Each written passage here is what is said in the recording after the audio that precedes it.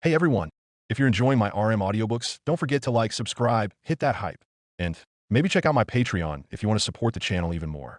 Your support means a lot and helps me keep these coming. Now, sit back and enjoy the story. Fate/Ultimate Antagonist. Chapter 20K. The dissuasion from the younger sister did not have any effect on the battle between men. On the contrary, it seemed to further stimulate his quarrelsome spirits. Thus, with wooden swords against a steel one, you directly brought down this youth to the point where he could barely straighten his back. Looking at the golden-haired youth lying breathless on the grass, he felt thoroughly bullied by you. Watching this guy in a miserable state, holding on to the belief of killing the heart, not the body, you extended your palm toward him. You could see that his body surrendered, but his heart did not. After turning away your hand, he struggled to get up on his own. Under the scorching sun, both on the body and the heart, this fight was making everyone a bit parched. Thinking about this, you, like Doraemon, reached into the shadow and took out a cup of fruit wine, handing it to him. Giving a nod to his adoptive sister, the blonde youth reluctantly took it over, frowned, took a small sip, and then revealed a surprised expression. Brewed with magecraft to control the temperature, this drink was naturally incomparable to the crude brewing techniques of this British village. Good wine when friends come, if the wolves come, welcome them with light cannons. Humming a strange exotic tune, you helped pick up the lunchbox the young man had dropped on the ground, looking at the rough dry food inside and feeling a bit choked. King Arthur at home, eats this. Well, I found the reason why they don't understand human hearts. This nutritional standard, no wonder it's so flat.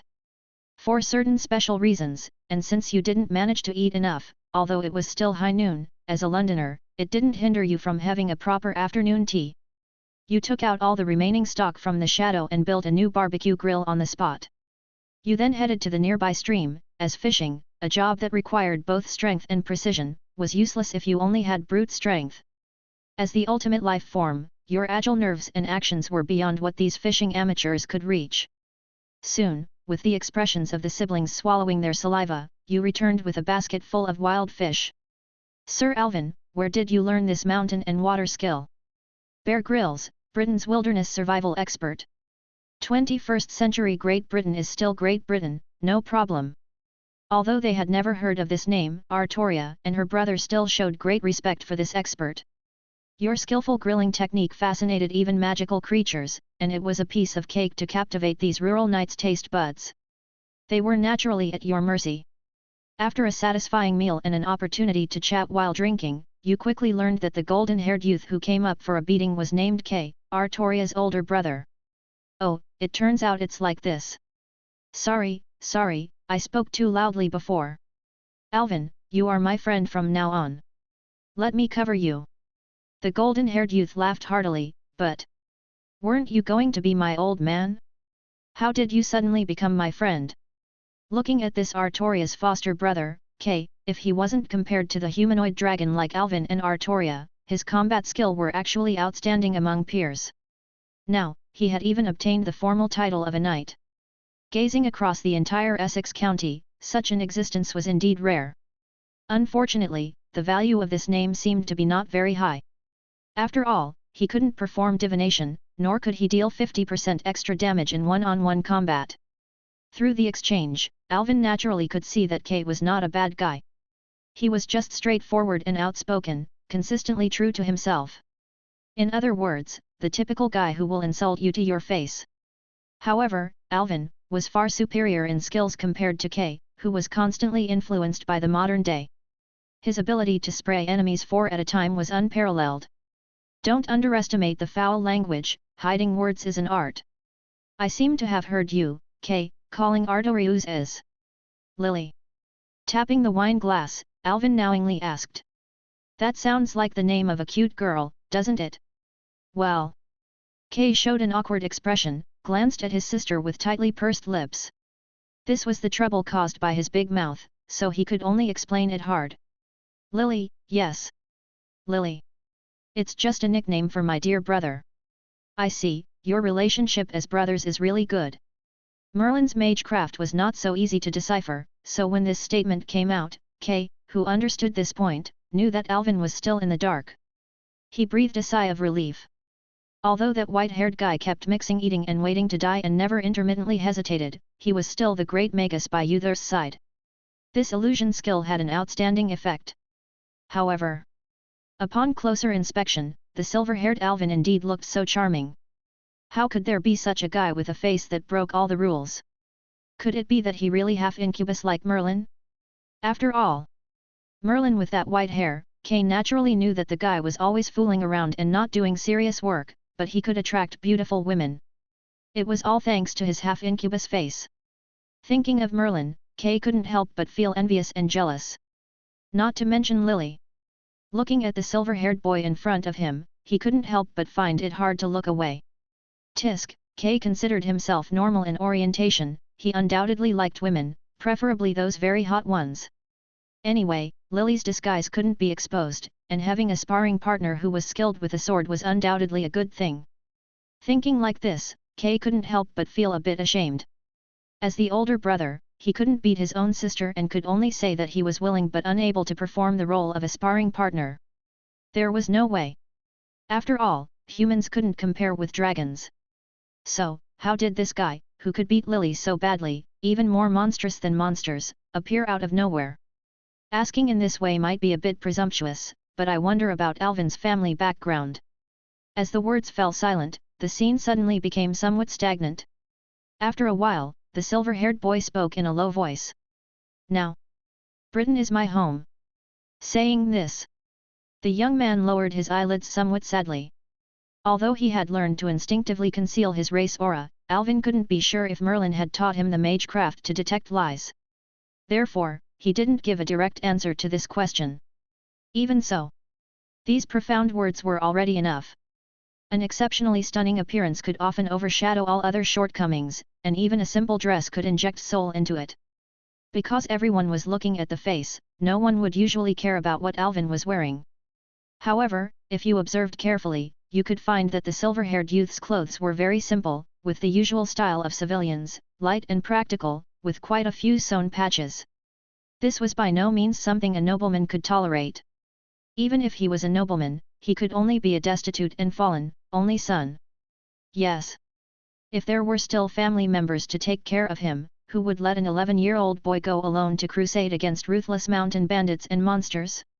This kind of talented teenager, which aristocratic family wouldn't cherish him like a treasure? Not to mention his face, just this combat talent was a natural genius. If he died prematurely, it would be a huge loss. Those exquisite survival skills in the wild, how did the boy master them, were self-evident. Looking at Alvin's dim, ashy eyes. Although he was still eating someone else's grilled fish and drinking someone else's fine wine, he still initially wanted to discipline this young man. Kay couldn't help but feel that he really wasn't a decent person. Chapter 21 Merlin. Touching upon such a sorrowful topic, you and your companions consciously chose to quickly move past it. Apologies, I might have overstepped, Alvin. If you don't mind, consider our home as your own in the future. Thank you for your kindness, but I'm used to a wandering life. Being without a fixed abode is the norm for me now. Facing Kay's kindness, you shook your head to politely refuse, then paused before smiling again. But in the future, I'm afraid I might become a frequent visitor. With superb culinary skills and the charm of a handsome youth, you quickly closed the gap between you and Kay. Soon, you became like brothers. After understanding your needs, he patted his chest, saying that such trivial matters were on him and not worth mentioning. You then set out for the small courtyard that the siblings built outside the town, where you met their father, Sir Ector.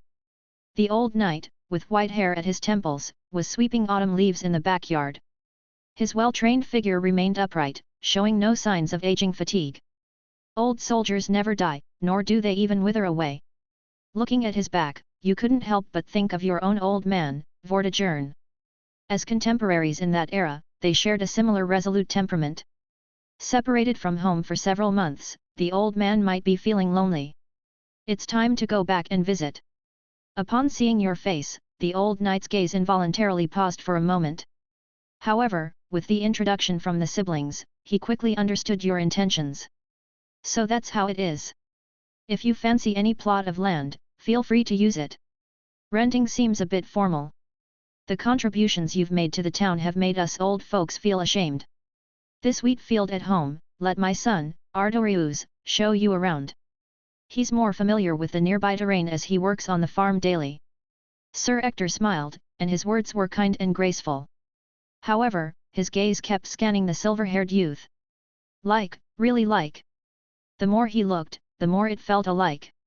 Recalling the past days when he served under Uther, Ector's expression seemed slightly trance-like.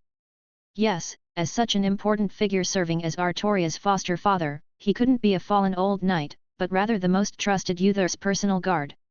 In fact, Ector didn't have any eccentric, reclusive personality.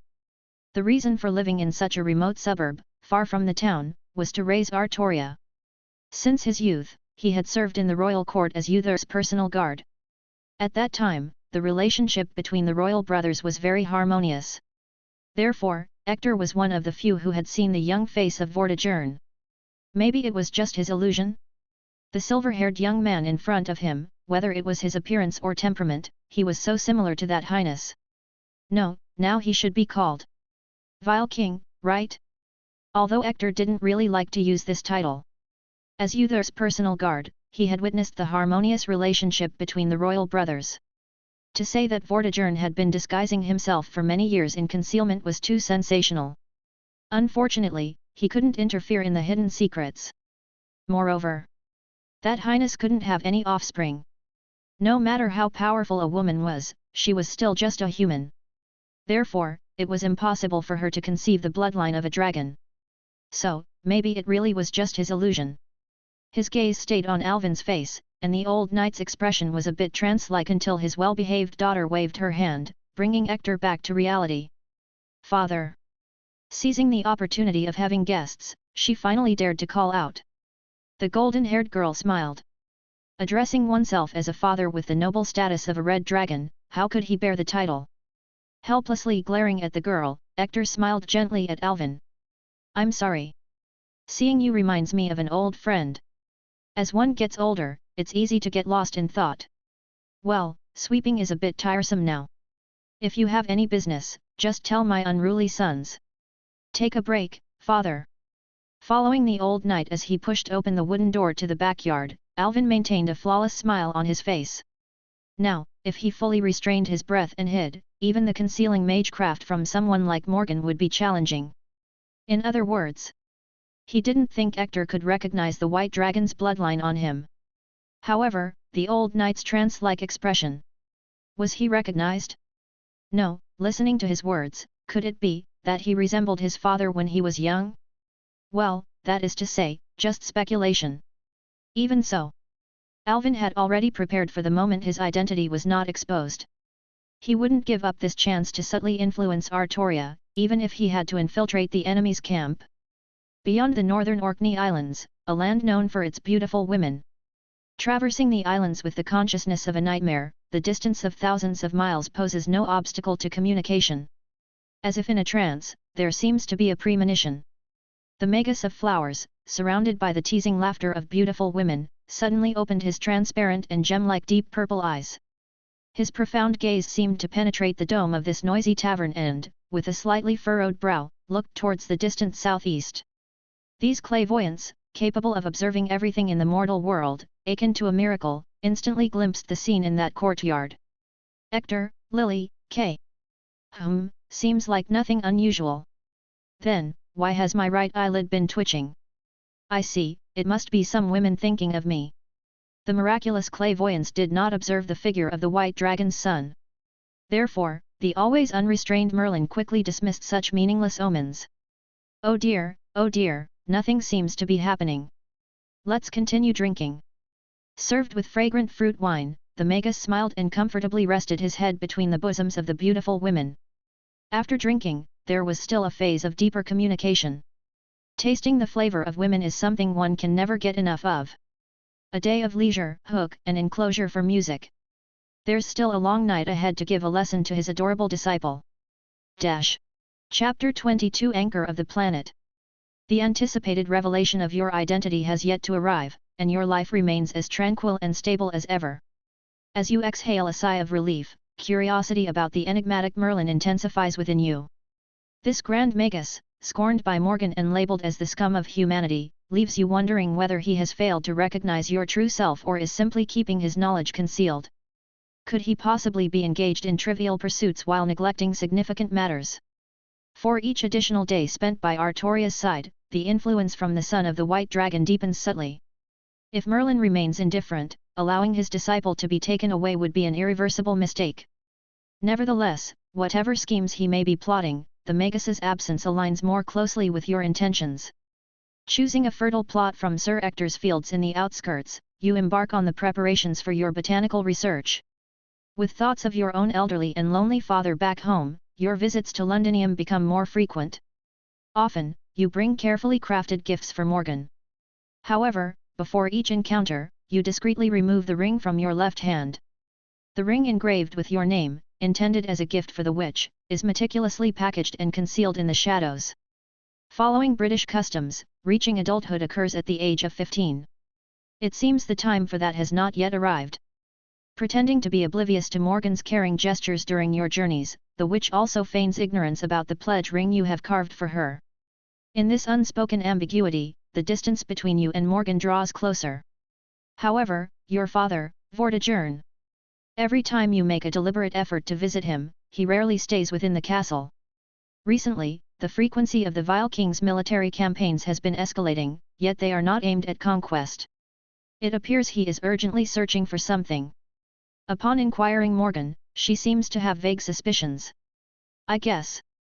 Morgan furrowed her brows slightly. He wants to find the coordinates to the anchor of the planet. Anchor of the planet. Hearing a concept he had never encountered before, Alvin couldn't help but ask, what is that? The laws of the world are not fixed but evolve with the ages, Morgan spoke softly. Since the beginning of the Common Era, the connection between humans and gods has been severed, marking the decline of the Age of Gods. The true ether on Gaia gradually receded back into the inner sea of the planet. You are familiar with this knowledge, Alvin? Alvin nodded. Since his birth, Morgan had taught him many aspects of the Age of Gods' magical knowledge that he had never heard of at the clock tower. In a universe where symmetry is considered beautiful, just as there is light, there is shadow, the world also has its reverse. This reverse is the inner sea of the planet. It shares the same coordinates as reality but is an entirely different realm, said to be vibrant and picturesque, like a blooming garden. It is also known as the reverse side of the world. Rather than a division like the Earth's crust, mantle, and core, it is closer to a spiritual or soul-like dimension within the realm of consciousness. Utopia, Eden, Avalon, Supreme Heaven, Promised Land. In different civilizations, the inner sea of the planet has many other names. According to Alvin's personal understanding, this thing is more or less what people call subspace. Furthermore, the laws of the world are not naturally occurring but, like a thin fabric, they cover the entire world, forming the various environments and rules we are accustomed to. Saying this, Morgan lifted her skirt, gently rubbing the delicate fabric between her fair fingertips. Then, she slightly punctured it. To prevent this fabric from drifting away, the laws were fixed to the surface like nails, and that is the anchor of the planet. Alvin was amazed. So, the physics of their moonlit world was like a piece of modesty cloth. This worldview is as fragile as glass. Alvin marveled at the low level of the moonlit world's setting. No wonder they often have some kind of world-ending crisis. The witch's explanation was straightforward and easy to understand. She was indeed a genius among geniuses. However, why does that old man want to find the anchor of the planet?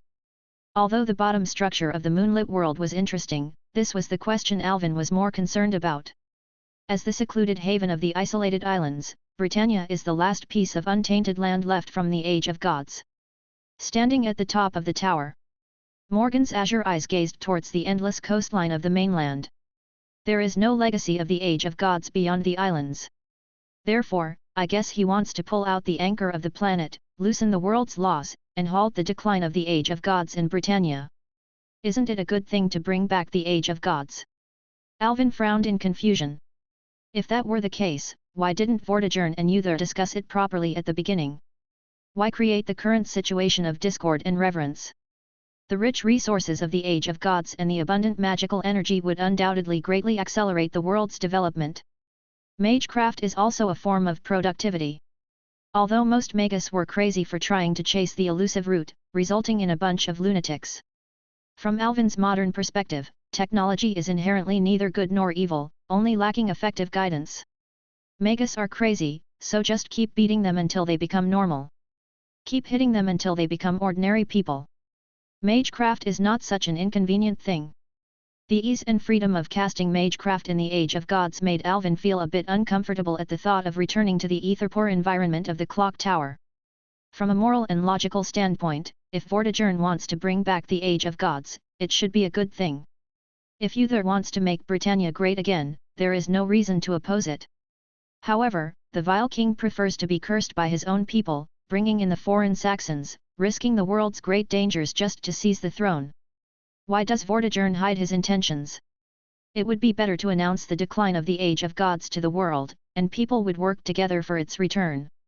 Alvin believed that there must be hidden factors in this matter. Who knows what my uncle is thinking? Well, I don't care at all. Morgan shook her head gently. Anyway, as long as Vortigern has a dispute with my dear father, I am willing to assist him. Facing her disciple, the witch's words were very sincere. She didn't care about what Vortigern wanted to do, she just wanted revenge against Uther, the stepfather who showed favoritism. How her mother, Igraine, became the vessel for the new king, and what kind of gloomy scene was her childhood. Morgan couldn't forget those pains, and no one had the right to ask her for forgiveness. And now, her vengeful attitude was somewhat fading, still remaining in the vile king's camp, or more precisely, mostly because of Alvin. Alvin Pendragon. Embarrassed to admit it, but she really couldn't do without this disciple. Moreover, Vortigern has no way to succeed, he knows it's nonsense, an utterly futile path. Recalling her conversation with the vile king, the witch couldn't help but feel emotional. The dream that the vile king pursued throughout his life was nothing more than a mirage, with a minuscule chance of realization. The so-called futile path.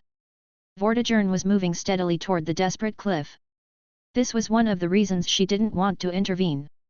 Morgan knew her uncle's temperament, and it was meaningless to dissuade him from pursuing that moth-to-flame journey. He was, after all, the white dragon born for Britannia. Chapter 23 Making her fall in love. Impossible to succeed.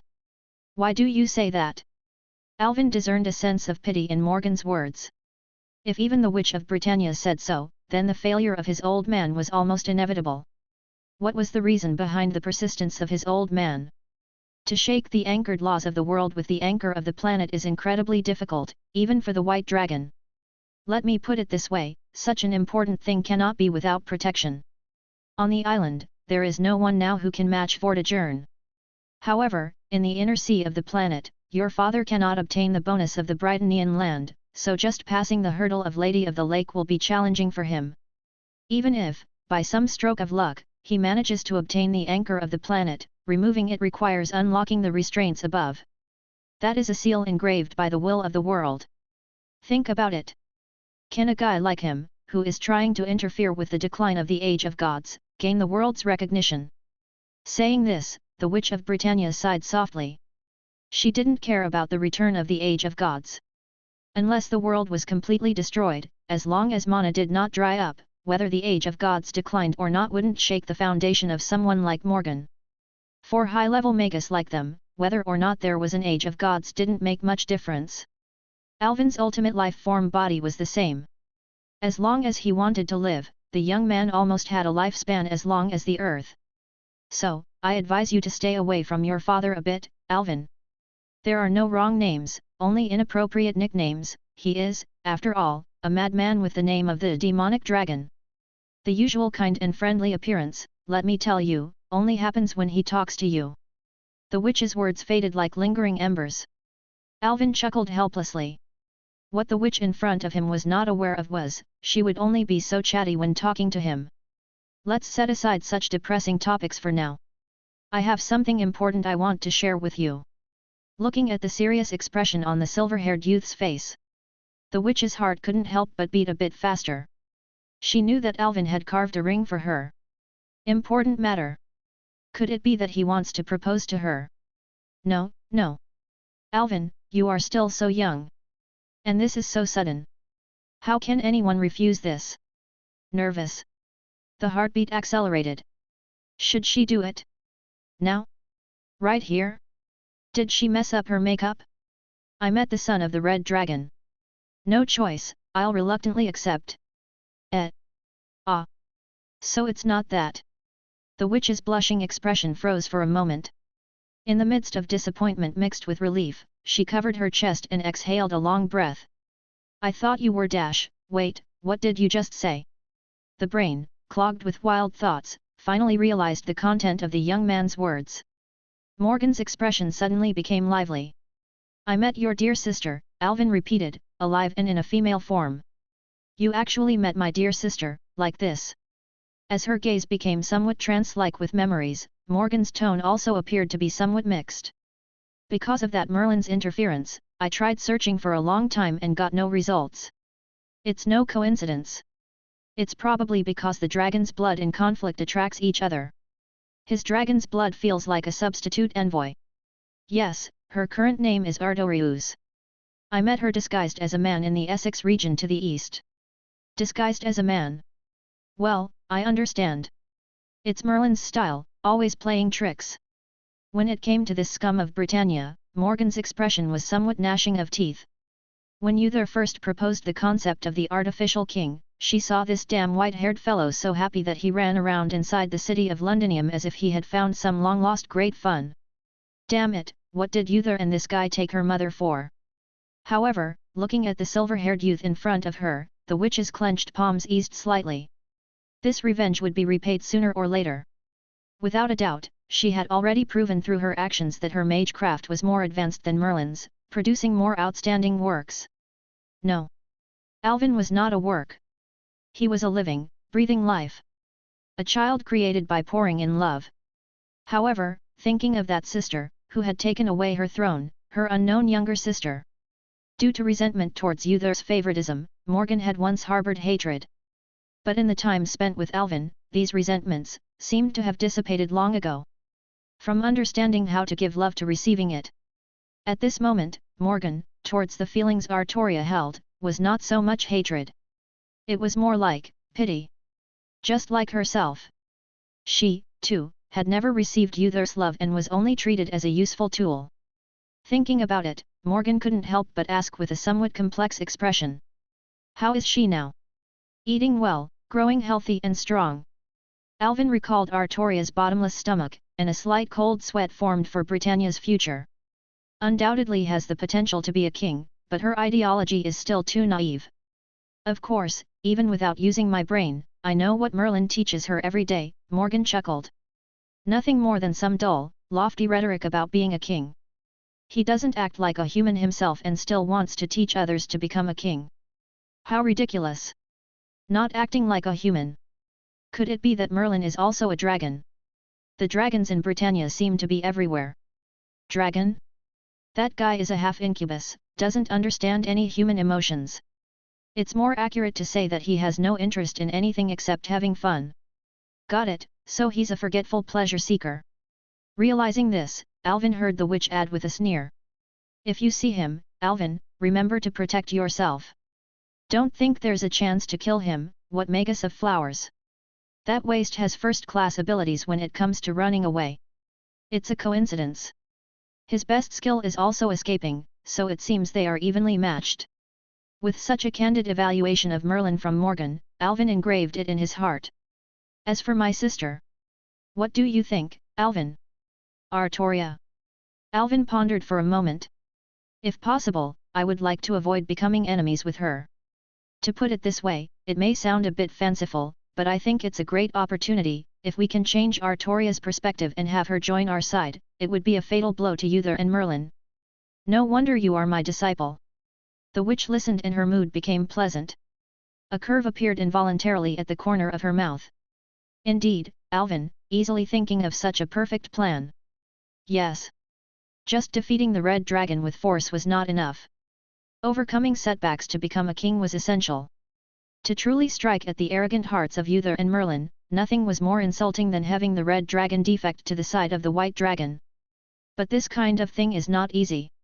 How do you plan to do it specifically? The great desires of man, the love of food and sex, are the same for dragons. The silver-haired youth paused, smiling. So, it's very simple. Make her fall in love with me. Chapter 24 I want to devour you, Alvin.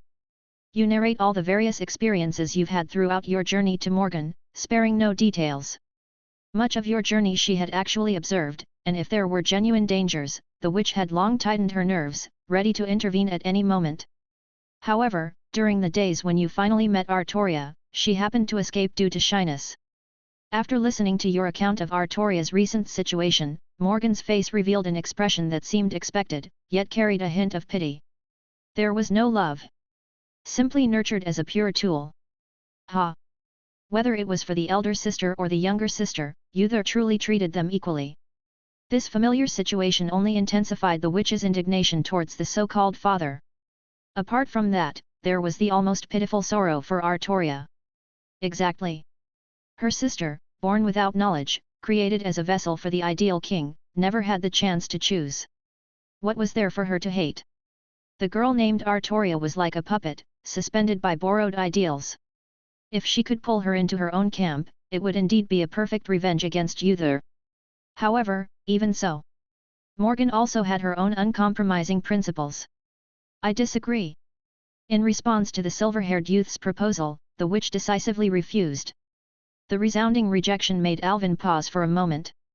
He knew how much Morgan hated Uther, to the point where wishing to devour his flesh and drink his blood was not an exaggeration. Why would she let go of such a perfect opportunity to strike at his heart? I don't oppose you contacting my sister, Alvin. Because of the attraction of dragon blood, you two will inevitably meet, and it's better sooner rather than later when she is still not fully in her element. Staring at her disciple, Morgan's complex gaze seemed to contain a myriad of emotions. The reason for my refusal is simple. Saying so, the witch lifted her fair hand. Then, she slowly and gently stroked the youth's face. The thin and deep blue lips slightly pursed. Through the contact with the skin, Alvin could feel her delicate fingertips trembling slightly. But soon, this inexplicable tension subsided with her breath. The witch looked directly at her dream, at her heart, without any hesitation. In such moments, she would never retreat again. However, the first time expressing it so unreservedly, it was somewhat embarrassing. The sky was clear, not a cloud in sight. The pleasant, warm autumn sunlight filtered through the window grates, caressing the shoulders. The radiant light illuminated the mountains and rivers with a dawn glow, and the blue and red autumn leaves reflected in Morgan's pale and translucent skin, spreading to her smooth neck.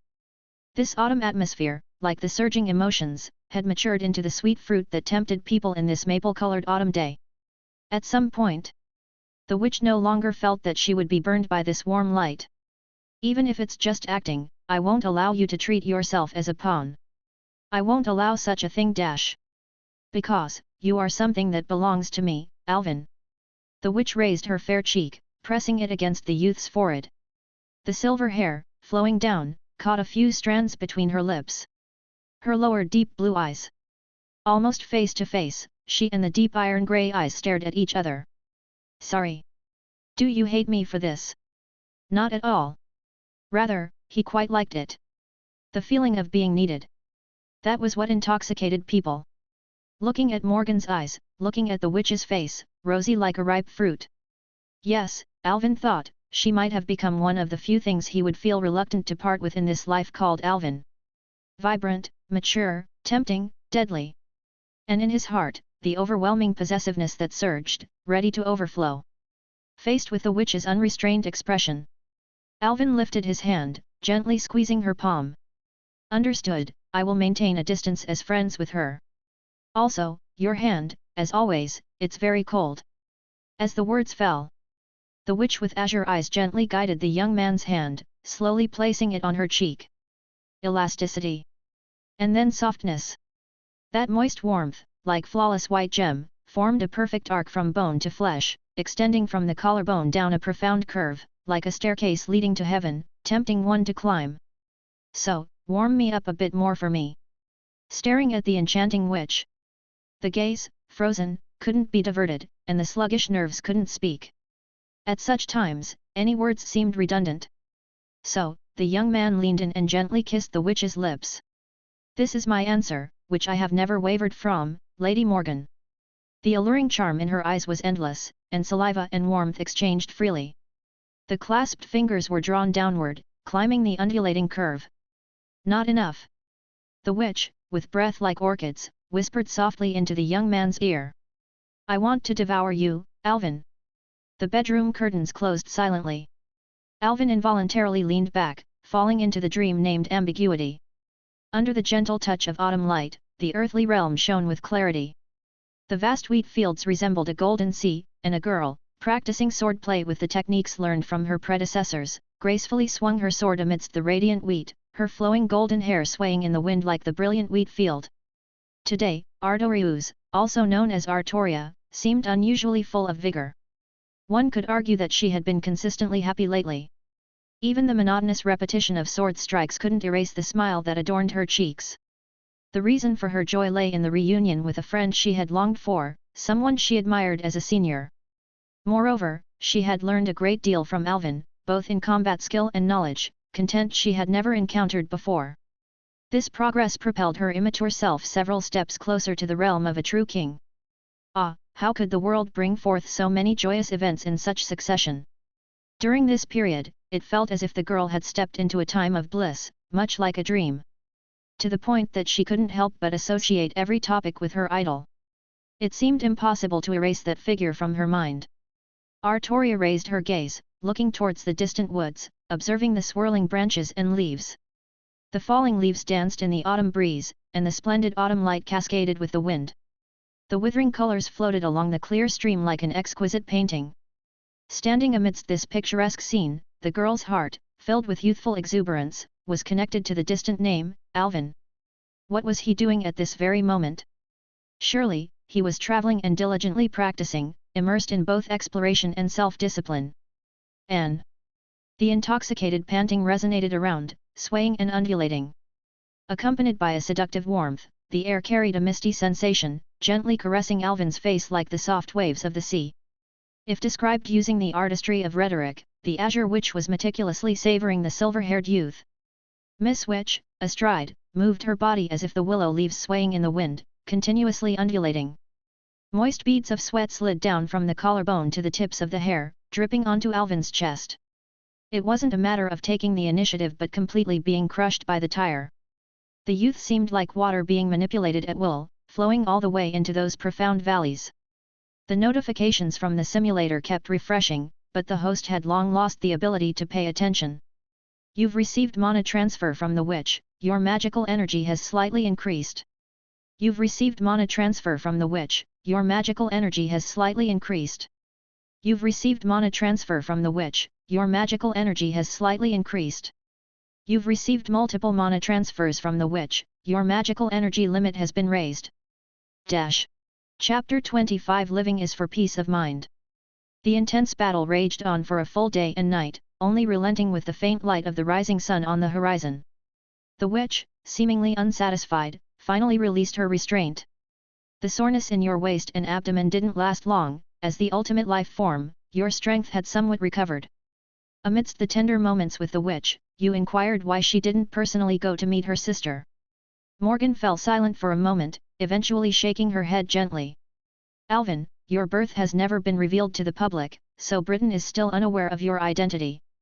Although I don't know why Merlin hasn't detected your white dragon blood, or what he's scheming, if I get close, that guy will surely become alert. Based on these considerations, Morgan decided it would be better for you to approach Artoria alone. Having personally experienced the endurance of your body, Morgan believed that few in Britain could pose a threat to your life, not even Merlin. So, before you leave, hold me a little longer. You embraced Morgan's usually cool body tightly, and soon, the tremors of the bed became even more intense than before. Without any romantic words, you responded to the witch's unrestrained demands with rough actions. As the long and fleeting moments passed, the witch finally lay satisfied and languid on the bed, her silky silver hair scattered on the damp sheets. After kissing her lips, you left the castle, never forgetting to come back and nourish the land-named witch with your presence. Time passed swiftly, and the weather in the Age of Gods was always favorable. Britain's winter was exceptionally short, quickly transitioning into this bright spring day. In the fertile fields already fertilized, you sowed carefully crafted crop seeds engraved with ethereal absorption runes and constructed an array to gather the ley lines of this land. In your view, the issue of food was often the foundation of a country. With the magecraft, you aimed to cultivate improved crop varieties during this age of gods, achieving a significant increase in yield. Feeding the people was the most crucial state affair. During the leisure of the farming season, it was the time for you and Artoria to engage in sword training. Practicing with such an excellent instructor as you seemed to stimulate the instinctual struggle within her dragon blood. She was rapidly becoming stronger at a pace of almost 1 step per day. Every passing day, the muscular strength contained in her red dragon body became more substantial. However, as the ultimate life form, your progress would only be higher, stronger, and more exaggerated than hers. Through the continuous battles between you, Artoria's sword skills were almost entirely seen through and mastered by you. In these months, she had never once gained even a slight advantage in your hands. The broken wooden swords on the ground became more and more. However, despite the predictable and overwhelming defeats each time, it seemed not to have affected her optimistic and positive mindset in the slightest. But, you were not in a hurry to succeed. After all, birds of a feather flock together. To let this pure dragon heart fall into darkness, you knew it required a long and profound influence. Days passed smoothly, and under your subtle influence, Artoria's swordsmanship gradually carried an edge that was not present before. With the lengthening of time, the friendship between you two became deeper and more profound. Apart from the topic of lineage, which you both tacitly avoided, you almost formed a relationship where nothing was off-limits. Your knowledge from 2 lifetimes surpassed even the great Magus Merlin, who was a half-incubus. Due to the limitations of this era, if we were to talk about teaching prowess, Merlin wouldn't hold a candle to you. Therefore, the questions that Artoria had been unable to understand for a long time, you could easily enlighten her with just a bit of guidance. You could significantly perceive that she was becoming more and more dependent on you. Spring's warm breeze brushed over the snow-capped mountains of the northern frozen plains, caressing the outskirts of towns with budding green grass. Britannia, favored by the age of gods, once again displayed a vibrant scene of flourishing life, a spectacle of all things thriving. On the wheat fields, the perplexed voice of the young girl echoed in the wind. Alvin, why do the lords hoard so many knights and horses but are unwilling to clear out bandits and magical beasts? Recalling Merlin's lesson on imperial arts from last night, the Magus of Flowers advised her to abandon human emotions and emulate her father, the king, to become an indifferent being, transcending everything, to grow into a qualified ruler. Is indifference and ruthlessness the path to kingship? The golden-haired girl pondered, unable to make sense of the logic here. She turned to Alvin for guidance. If people live in peace and prosperity, wouldn't the towns become more prosperous in turn? Town prosperity doesn't necessarily mean the lord's finances are abundant. Humans are selfish beings, no one willingly considers their hard-earned labor as taxes. Alvin glanced at the golden-haired girl and asked, Ardorius, have you ever thought, what is it that people live for? What people live for? The girl furrowed her brow, pondering for a moment. Isn't it to pursue goodness and righteousness? No, unfortunately, you're quite wrong, far off the mark. The silver-haired youth spoke softly, his words as elusive as the wind's whispers. It's for peace of mind. Peace of mind. The girl murmured, repeating the phrase. Yes, people live for peace of mind. Alvin shifted his gaze to the lush green expanse. 5 days after the beginning of spring, signs of spring were everywhere. The daylight gradually lengthened, and the azure clouds seemed ready to fall. Cracks in the remaining ice, vibrant red buds on new branches. Encountering everything, one feels joyful. Love for spring is not exclusive to oneself. Full of vitality, everything competes and thrives. Despite the apparent prosperity, the hardships of humanity, age of gods or not, remained unchanged. More food, greater wealth, stronger power, longer life. Even forming relationships, sacrifice, and even realizing ideal aspirations, all of it is merely to achieve peace of mind.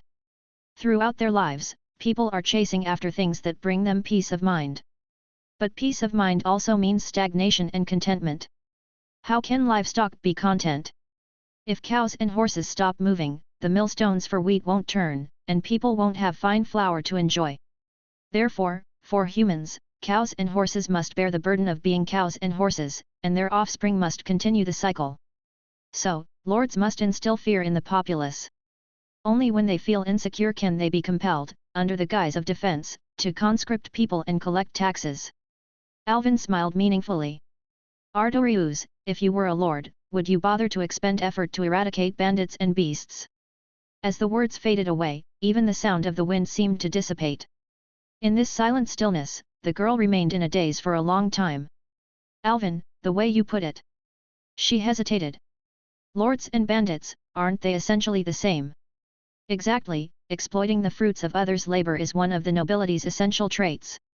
You understand this very insightfully, Ardorius. Alvin smiled. Human beings are creatures who, in pursuit of peace of mind, choose to indulge in desire. To attain peace of mind, they are willing to entrust their lives to more powerful entities, be it lords, gods, or that so-called thing called a king. What people truly want is an immaculate savior. However, in this world, where can one find a perfect and ideal ruler that satisfies everyone? It's nothing but a delusion. Chapter 26. Before becoming a king, become a human. Is the purpose of human existence peace of mind? The young girl silently digested the logic behind these words while leisurely half lying on the green and vibrant wheat field of this spring day. Alvin, with a mouthful of ancient camphor leaves he casually picked from the forest, chewed slowly, savoring the bitter taste. Have you heard it too? Ever since I haven't shown up in the town lately, the complaints from the people about Silver Star guiding the way. Broaching such a disheartening topic, the girl's expression couldn't help but darken. Alvin's collection of crop seeds had already reached completion, and so, Silver Star guiding the way disappeared from the people's view. After a brief lull, mountain bandits, like locusts, began to roam freely once they realized the silver-haired deathly youth seemed to have truly departed. Thieves couldn't be completely eradicated, and in times of turmoil, the line between refugees and bandits was often thin. Unable to receive Alvin's almost selfless help anymore, the murmurs of discontent among the people spread far and wide. They didn't dare to curse the Lord's private soldiers who neglected their duties because they would indeed retaliate. For good people, however, accusations could be freely made without fearing consequences.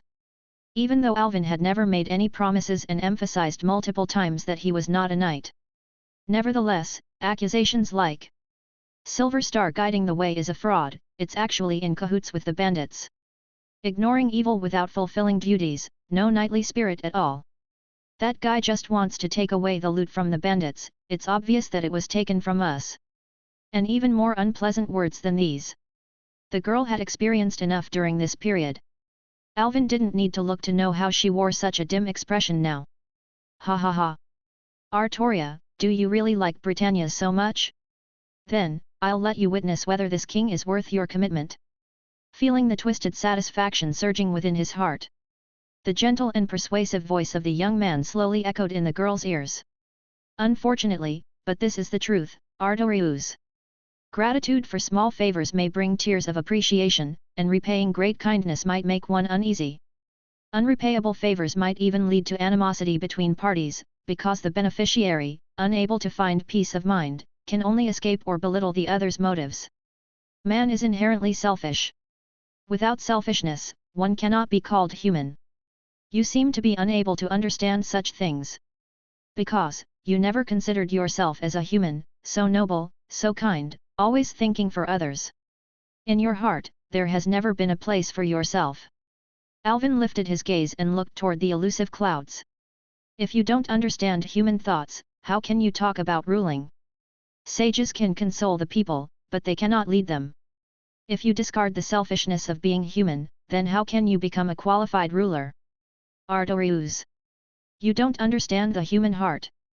The soft words struck like a heavy hammer, landing in the most confused inch of her heart.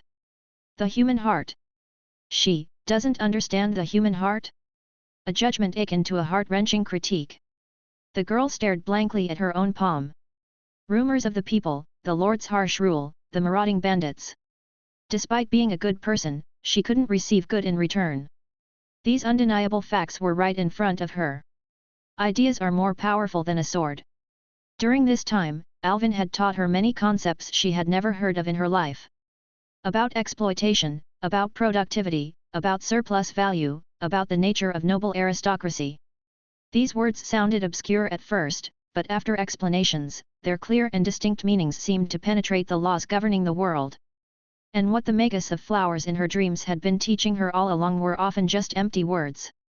To become a king, to wield a sword, to adhere to the knight's spirit, to learn, to be ruthless. Why should one be ruthless? Because with ruthlessness, you won't suffer. Why would becoming a king cause suffering? Leading the people forward isn't a noble act. When she asked herself such questions, the Magus of Flowers just sighed and couldn't answer her questions. But when it came to Alvin, he patiently explained everything, whether it was facts or logic, everything was so clear. So, the education she had received over the years about being a king. Could it be wrong? Not understanding the human heart. Just a few simple words. Finally, the girl began to have an indelible doubt and questioning of the worldview she had always adhered to. And at this moment, you want to become a king, right? A clear voice echoed in front of her. The girl raised her eyes in surprise, looking at the silver-haired youth in front of her. However, the youth didn't look at her, instead, he gazed into the distant horizon. Sir, how did you know? As soon as Merlin's prophecy came out, which knight on this island wouldn't want to become the king of Britannia? It's an open secret. Alvin spoke slowly, his words sounding gentle and ethereal. Do you remember when you asked me why I treated you with such extraordinary patience?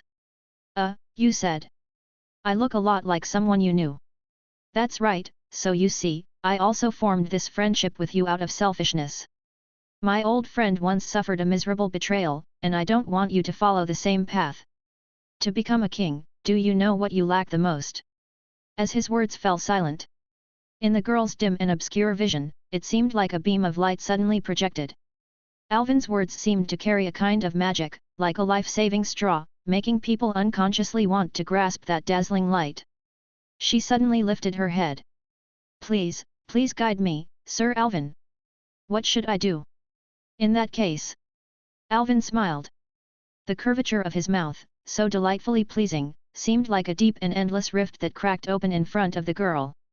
Try being a bit more selfish first, how about that? Selfish. Lower virtue from those elusive clouds, think about problems from a human perspective, politely refuse things you don't like, express your desires confidently when you want to try something, practice your own selfishness, only then can you understand the emotions of being human. No one is born with a specific purpose, no one is born to become a king, Ardorius. In other words, to pull her down from the divine seat formed by the multitude. Escape from such a tragic fate. As an innocent being, there's no need to bear such responsibilities. Embracing these thoughts that would lead her to evil. Under the bright sunlight, the silver-haired youth smiled at the girl word by word. Before becoming a king, first become a human. Chapter 27 I don't want to learn any more, Merlin. Shedding the old and embracing the new, the courtyard witnessed the arrival of spring without a single fallen leaf to sweep. In the evening glow, an elderly knight sat in the backyard, pouring a cup of homemade fruit wine for the silver-haired Magus in front of him. Magus, you've always been busy with affairs. Why did you personally come to visit today? Remarked the elderly knight, Hector. Traveling in this direction, I took the opportunity to visit Lily. Replied the gentleman with a smile, a man known as Merlin, the Magus of Flowers. His waist-length silver hair seemed to shimmer with a rainbow-like brilliance in the sunlight, complemented by an elegant robe that exuded an aristocratic air. With a face carved like a work of art, adorned with enchanting amethyst eyes, the combination presented a beauty seemingly beyond the realm of humanity.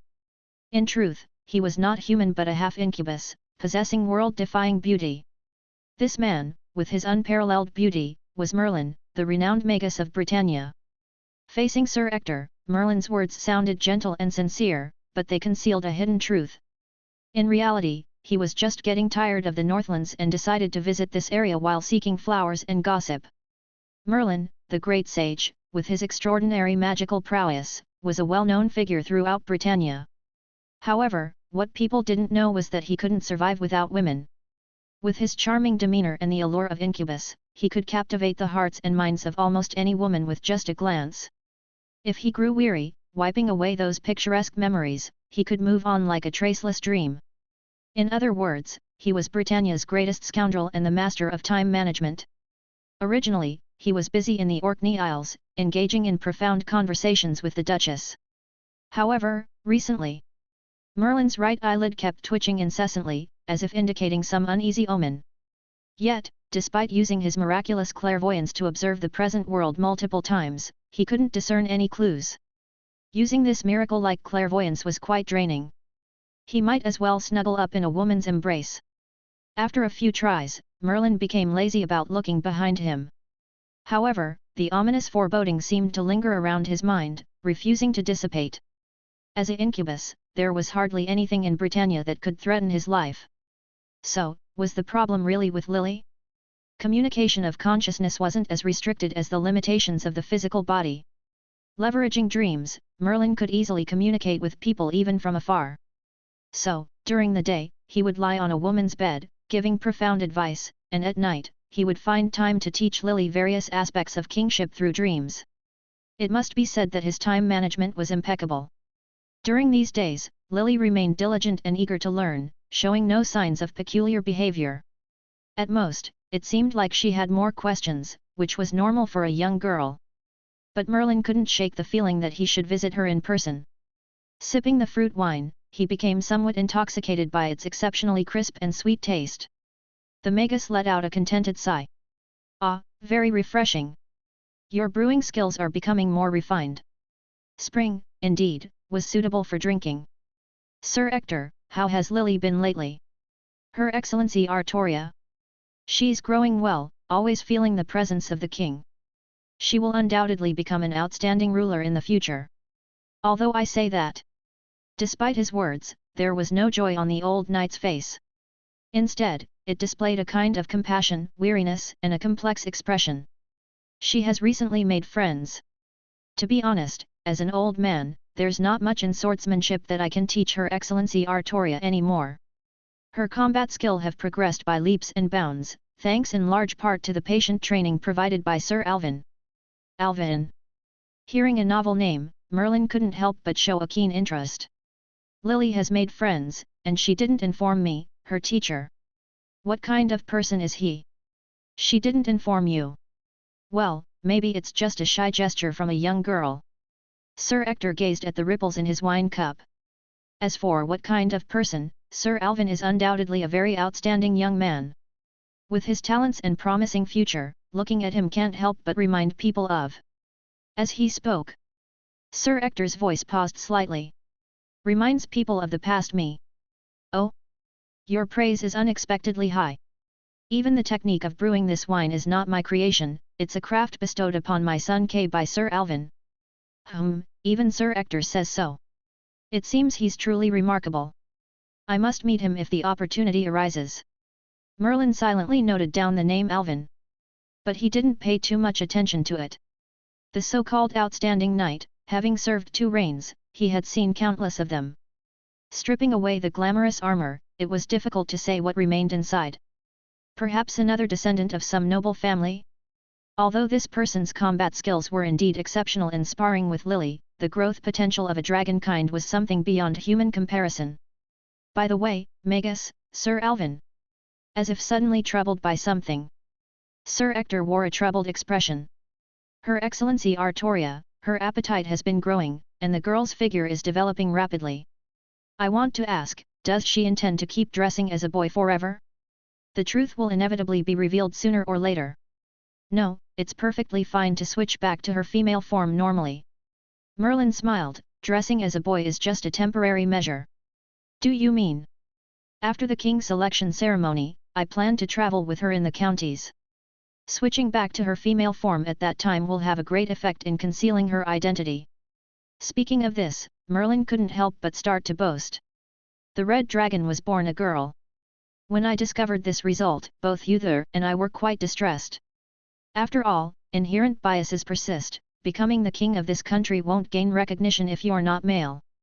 So, I came up with an idea on the spot, exerting great effort to create a 2-layer concept confusing illusion for her. I'm not bragging, its power is even enough to deceive the world. The first layer is, when she appears as Artoria, no one will see her as a man. The second layer is, when she appears as Artorius, no one will see her as a woman. Even if one understands one layer, they will be lost in this nested logic. Without magical perception comparable to that of a dragon, there is no possibility of unraveling it. Upon hearing this, Sir Ector's expression slightly stiffened for a moment. But considering that the Magus had come this far, he must have a method of judgment. The truth would soon become apparent, wouldn't it? Embracing a mindset of both anticipating the truth and fearing the outcome, the old knight's emotions were unexpectedly uneasy. If, indeed, she was the heir of that highness. Then Lily. It seems Lily is about to return. The white-haired Magus stood up with a smile, his gaze seemingly penetrating the gate, staring into the wilderness beyond the courtyard. In the evening, the lingering twilight between the clouds, the rippling sunset accompanying the continuous mountains, in the transparent purple eyes of the incubus, it seemed to reflect the magnificent crimson of the entire island. The golden-haired girl, amidst the blending of the setting sun and the autumn water, joyfully ran back. Merlin closed his eyes.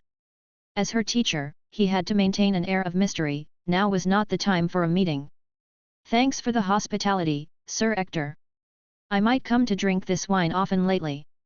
The grass underfoot was surrounded by dazzling flowers. The Magus's figure dispersed like dancing petals in the wind. Following that, outside the door, the cheerful voice of the girl's return rang out, brimming with vitality as usual. Father, I'm hungry. Today, let's study governance, Lily, specifically the chapter on consolidating taxation. This is a crucial topic for becoming a good ruler. In the courtyard adorned with colorful flowers, the Magus of Flowers and the young girl sat facing each other.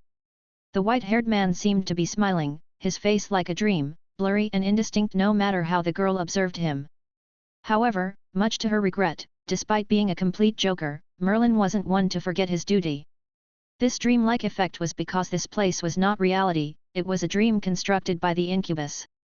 Every night, the great sage Merlin would teach the girl with the blood of the red dragon in her veins in her dreams, imparting knowledge about how to be a ruler. But today, after Merlin opened the book, the golden-haired girl didn't follow the usual routine of flipping through the pages. Instead, she sat upright with a serious and solemn expression on her face. What's wrong, Lily? Are you feeling uncomfortable somewhere? Merlin asked with a smile, his gentle voice like a refreshing breeze. However, the answer he received caused his smile to freeze on his face. I want to take a break, Merlin. Lily, what are you saying? Merlin, a person's energy has its limits. The girl spoke each word. In this long learning journey, I've gradually understood a fact, that is, the more you try to master something with all your might, the harder it becomes to achieve the goal. So, to become a ruler, you must surpass your originally narrow perspective. Lily, what exactly do you want to say? Which means? The girl declared loudly and confidently. I don't want to study today, Merlin. Why? The half-incubus was a bit flustered, scratching his head. Slacking off is not a virtue of a ruler. I have never experienced what it's like to have a good night's sleep, so I'm curious. The girl declared loudly, saying something that sounded absurd. However, it was indeed the truth. Almost all of her energy was spent on training and swordsmanship every day. Moreover, because she was worried about Ector's tired back, she voluntarily took on the labor of farming and feeding horses in her free time. The girl's daily sleep time hardly exceeded 3 hours. However, even in this meager time, she still had to receive Merlin's lessons about being a ruler even in her dreams. Even her foster brother Kay, at present, was unaware of this secret. If he found out, he would surely want to drag that white-haired Merlin out of her dreams and give him a good beating. Damn it, just be a person. From as far back as she could remember, the girl had never truly entered the realm of dreams. To the point where she had almost forgotten what sleep was like. I want to experience what it feels like to sleep. This perfectly reasonable request plunged the Magus into speechless silence. The half-incubus's heart didn't comprehend what guilt meant. However, for some reason, a sense of unease welled up within him, a feeling that he had done something wrong. So, let's rest today, Lily. Under the drive of this unease, Merlin chose to agree to her request. Immediately, the girl's words of gratitude plunged the Magus into even deeper contemplation. Thank you. Thinking like this. The girl's face brightened with a radiant smile. Teaching me about ruling every day, Merlin, you work so hard. Please remember to take a break too. To become a ruler, I should strive for an all-around development in virtue, intelligence, physical fitness, beauty, and labor. Like, taking a break every 5 days for 2 days. It's said that combining work and rest like this can lead to a better state. What are you saying? A sense of discord. Merlin felt a strong sense of discord. The girl's words were simply too unexpected. Although it was reasonable to want to take a break, combining work and rest, virtue, intelligence, physical fitness, beauty. This was definitely not the Artoria with a strong sense of mission she used to be. She would never question herself like this in the past. Interesting, who taught you such things, Lily? Could it be that? In the Magus's mind, a name flickered faintly. Alvin. Ah, so you've already met Sir Alvin? The girl exclaimed softly and then looked somewhat embarrassed. Yes, that's right. Teacher Merlin, I think what Sir Alvin said makes a lot of sense. As soon as this topic came up, her voice became even more lively. Merlin's expression, in turn, became more solemn. Shyness, a rosy flush, admiration, and the brilliance that shimmered in her eyes. Merlin was very familiar with such expressions. The women in the city would look at him with the same expression. Ah, his adorable Lily, has she really fallen in love? This could be troublesome. Lily, rest well tonight. I wish you sweet dreams. With a gentle wave of Merlin's hand, brilliant petals fluttered in the air. The golden-haired girl, sleeping in the stable, fell into a deep slumber in an instant. Merlin's figure appeared by her side, gently laying a grass mat for her. Quietly pushing open the door, he stepped out of the courtyard. Merlin lifted his head, contemplating the starry night sky as if lost in thought. Alvin, The half-incubus smiled gently. The subtle curvature of his lips seemed quite meaningful. You little thief! Chapter 28 You, white-haired one. As you sprint through the lush forest towards the direction of Londinium, you move like a silent and elusive shadow. The mere thought of the witch awaiting your return for nurturing at home has already transported your heart into the depths of that castle. With the imminent departure from this wooded realm, suddenly, you catch a whiff of a rich fragrance. Is it, the scent of flowers? Realizing this, you abruptly halt your steps, gazing ahead with a solemn expression. Hello, Alvin. Moonlight gently caresses, and shadows sway amid the trees. In this deep forest, a tender male voice suddenly echoes.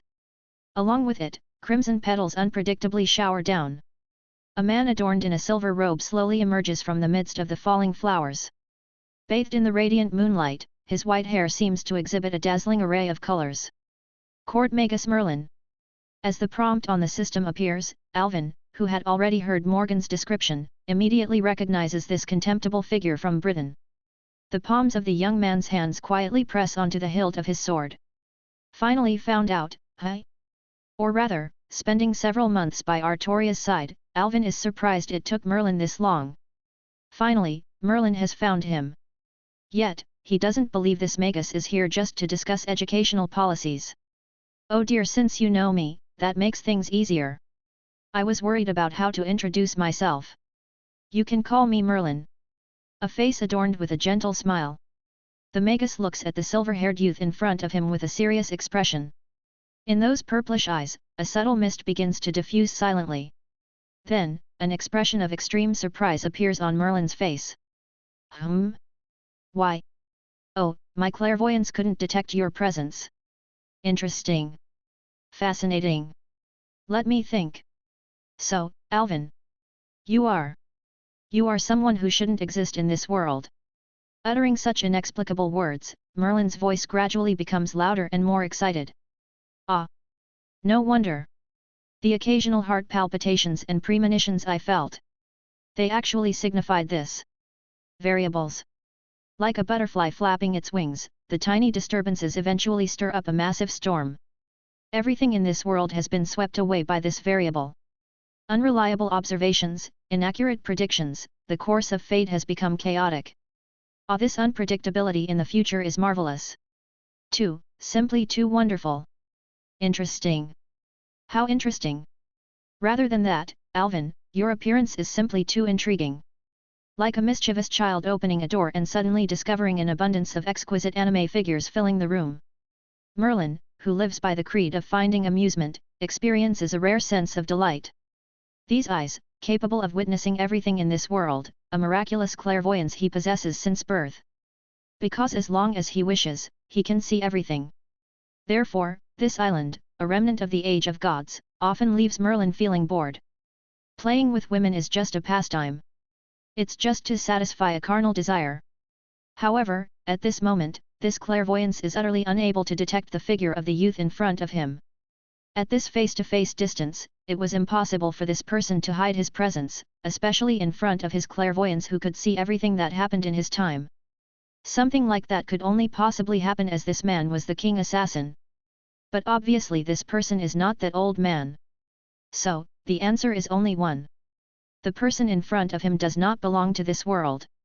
Not belonging to this world means that the clairvoyance, which observes everything in this world, naturally cannot perceive his presence. Spiritron transference? Or is it that true magic capable of traversing time and space? What is your identity? What methods have you used to arrive in this era? One question after another is thrown out. The Magus walks around in excitement, his thrilled expression now plainly visible. Unfortunately, such enthusiasm only receives a cold response from the young man. None of your damn business. Of course, Alvin would not reply. Through these fragmentary words, he has already understood what the other party is going on about. Is this clairvoyance just some common thing? Merlin unexpectedly has a similar type of talent. However, his eyes cannot see him. Although he doesn't know the specific reason, based on such details, this Magus of Flowers immediately discerns his identity. This guy is even more tricky than imagined. If you can call out my name, it means you already know. You didn't come here just to blabber, did you, Merlin? Tisk, don't be so distant, Alvin. The Magus smiles and walks towards this side. Immediately, his steps come to a perfect halt just outside the young man's shadow. Seeing this scene, Alvin's pupils involuntarily contract. If the other person takes one step forward, his shadow sword will unleash slashes. However, even such imperceptible magical energy fluctuations are detected by Merlin. Indeed, it is true. Examining Alvin from head to toe, and those exaggerated magic circuits. In front of this grand Magus, the immature ultimate life form, there are no secrets to be had. Tisk, this exaggerated physique, this attribute magical power, and this intoxicating appearance. Merlin gazes up and down at the young man in front of him, immediately grasping the truth. He says with a smile, so, you're actually the child of Vortigern. As the words fade away, Alvin slightly squints his eyes. The Magus continues talking to himself. Vortigern doesn't have any magical talent, and no woman can withstand his dragon's blood. Understand, this is Morgan's doing, right? Wow! The more I look, the more pleasantly surprised I become. What an astonishing masterpiece! Your performance is even on par with Lily's. No, it might even surpass hers. Looks like I've really angered the witch. Facing this creation called the ultimate life form, Merlin lets out a sincere admiration, and the smile on his face is consistently refreshing. However, Alvin feels no emotion within that smile. It contains no feelings but rather seems like a mask, because people like smiles, so it's something fabricated and pieced together. Filled with a strong, non-human sense of dissonance. Morgan was right. This guy is not human at all. The moonlight is lonely, and the shadows of the trees sway. At this moment, even though almost all secrets have been exposed, Alvin's emotions show no signs of panic. Slashing the flesh, severing the soul, he, who has trained his insight, will pursue that glimmer of hope even in the most dangerous situations. In moments that become even more perilous, his heart becomes even more calm. The lurking, unrevealed shadows become more silent and sharper. You've seen through everything, so are you satisfied now? No panic even when all secrets are exposed. The tone of the silver-haired youth is indifferent and unwavering. If you're satisfied, can you scram? You white-haired dash. He calls the Magus white-haired upon their first meeting. However, the guy called white-haired continues to wear a gentle and warm smile. Ah, even the way you address me is so harmonious, Alvin. Dash. Chapter 29 Screw Your Fate. Facing the legendary Magus of Flowers, a sage revered by everyone in Britannia, Reinhard, now named Alvin, had no flattering thoughts. Instead, his attitude appeared unusually indifferent. After all, his time with Artoria had made Alvin acutely aware of the girl's tumultuous background. The twisted moral perspective was undoubtedly the result of someone's misguided teachings. Therefore, Alvin harbored no goodwill towards Merlin, the half-incubus. Uther and Merlin were indeed two precious individuals. Alvin felt that they bore a significant responsibility for Artoria's warped personality. Things that were not human were playing with human emotions. Such actions were nauseating. "Oh dear, are you angry? Don't be mad, Alvin. I won't ask." The Magus chuckled with narrowed eyes. "After all, during this time, my lovely Lily has been under your care. You haven't harmed her, so naturally, I have no reason to harm you either." With these words, the Magus then put on an expression that seemed like a regretful sigh. "But, as Lily's teacher, I can't let you continue staying by her side.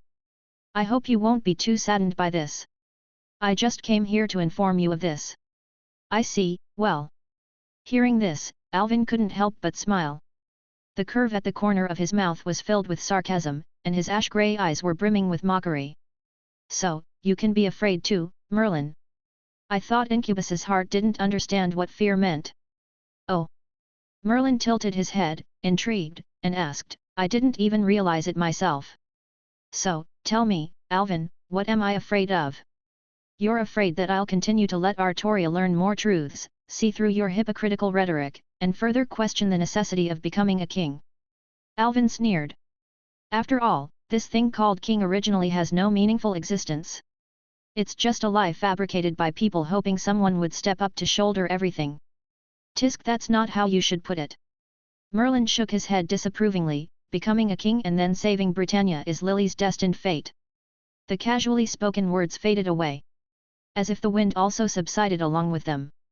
Looking at Merlin's smiling face, Alvin remained silent for a long time before repeating those two words, somewhat incredulous, skeptical, and softly spoken. "Fate? In your eyes, Merlin? This is fate." Before encountering Merlin, the former Alvin believed that perhaps the limitations of the times led to Artoria's tragedy. The narrow perspective of the heroic view only focused on the outcome of winning or losing. After all, it was the Middle Ages, so even the great sage Merlin might not understand that a suitable political system and doctrine were the true essentials for leading people forward. Wanting to obtain an ideal king, in the eyes of the people of this era, it was only natural. However, at this moment, knowing that Merlin, like himself, possessed the miraculous clairvoyance, the half-incubus uttered this word. Finally, Alvin felt the long-lost anger. "Fate? Only you, Merlin. Only you, the one Artoria trusts the most, is the least qualified to utter these two words. Hey hey! You can see it, right, Merlin?" Staring at this figure, the great Magus of Britannia, known as the Sage, Alvin spoke word by word, his voice low. Looking at the silver-haired young man with an expression as calm as in deep of ocean's well but with flames surging beneath the ice surface, Merlin's gaze gradually became solemn. The Magus seemed to sense something he couldn't comprehend, slowly emanating from the young man's body. To be crowned as a king. To be betrayed and die. To spend a lifetime chasing elusive hopes, attempting to save this dying kingdom, but never receiving any understanding or redemption throughout her life. The only thing left with her until death was endless loneliness. Hey hey, did you see that, Merlin? As her teacher, possessing clairvoyance, you must have seen it long ago. Saw her, persisting even when faced with everyone's misunderstanding, everyone's hostility and prejudice. Not understood by friends, and not loved by the people. Even so, Artoria, she still persevered. Did you see it? She still persevered. And you dare to call this fate? Unable to restrain the suppressed anger in his chest any longer, Alvin suddenly roared. The hidden gaps in the dense forest seemed to sway with the young man's loud voice. Screw your fate! Sacrificing everything for a girl to save a country, are you worthy to be her teacher? However, until the roar subsided, the lingering echoes faded away. Alvin kept staring at the expression on the sage's face. However, he was disappointed.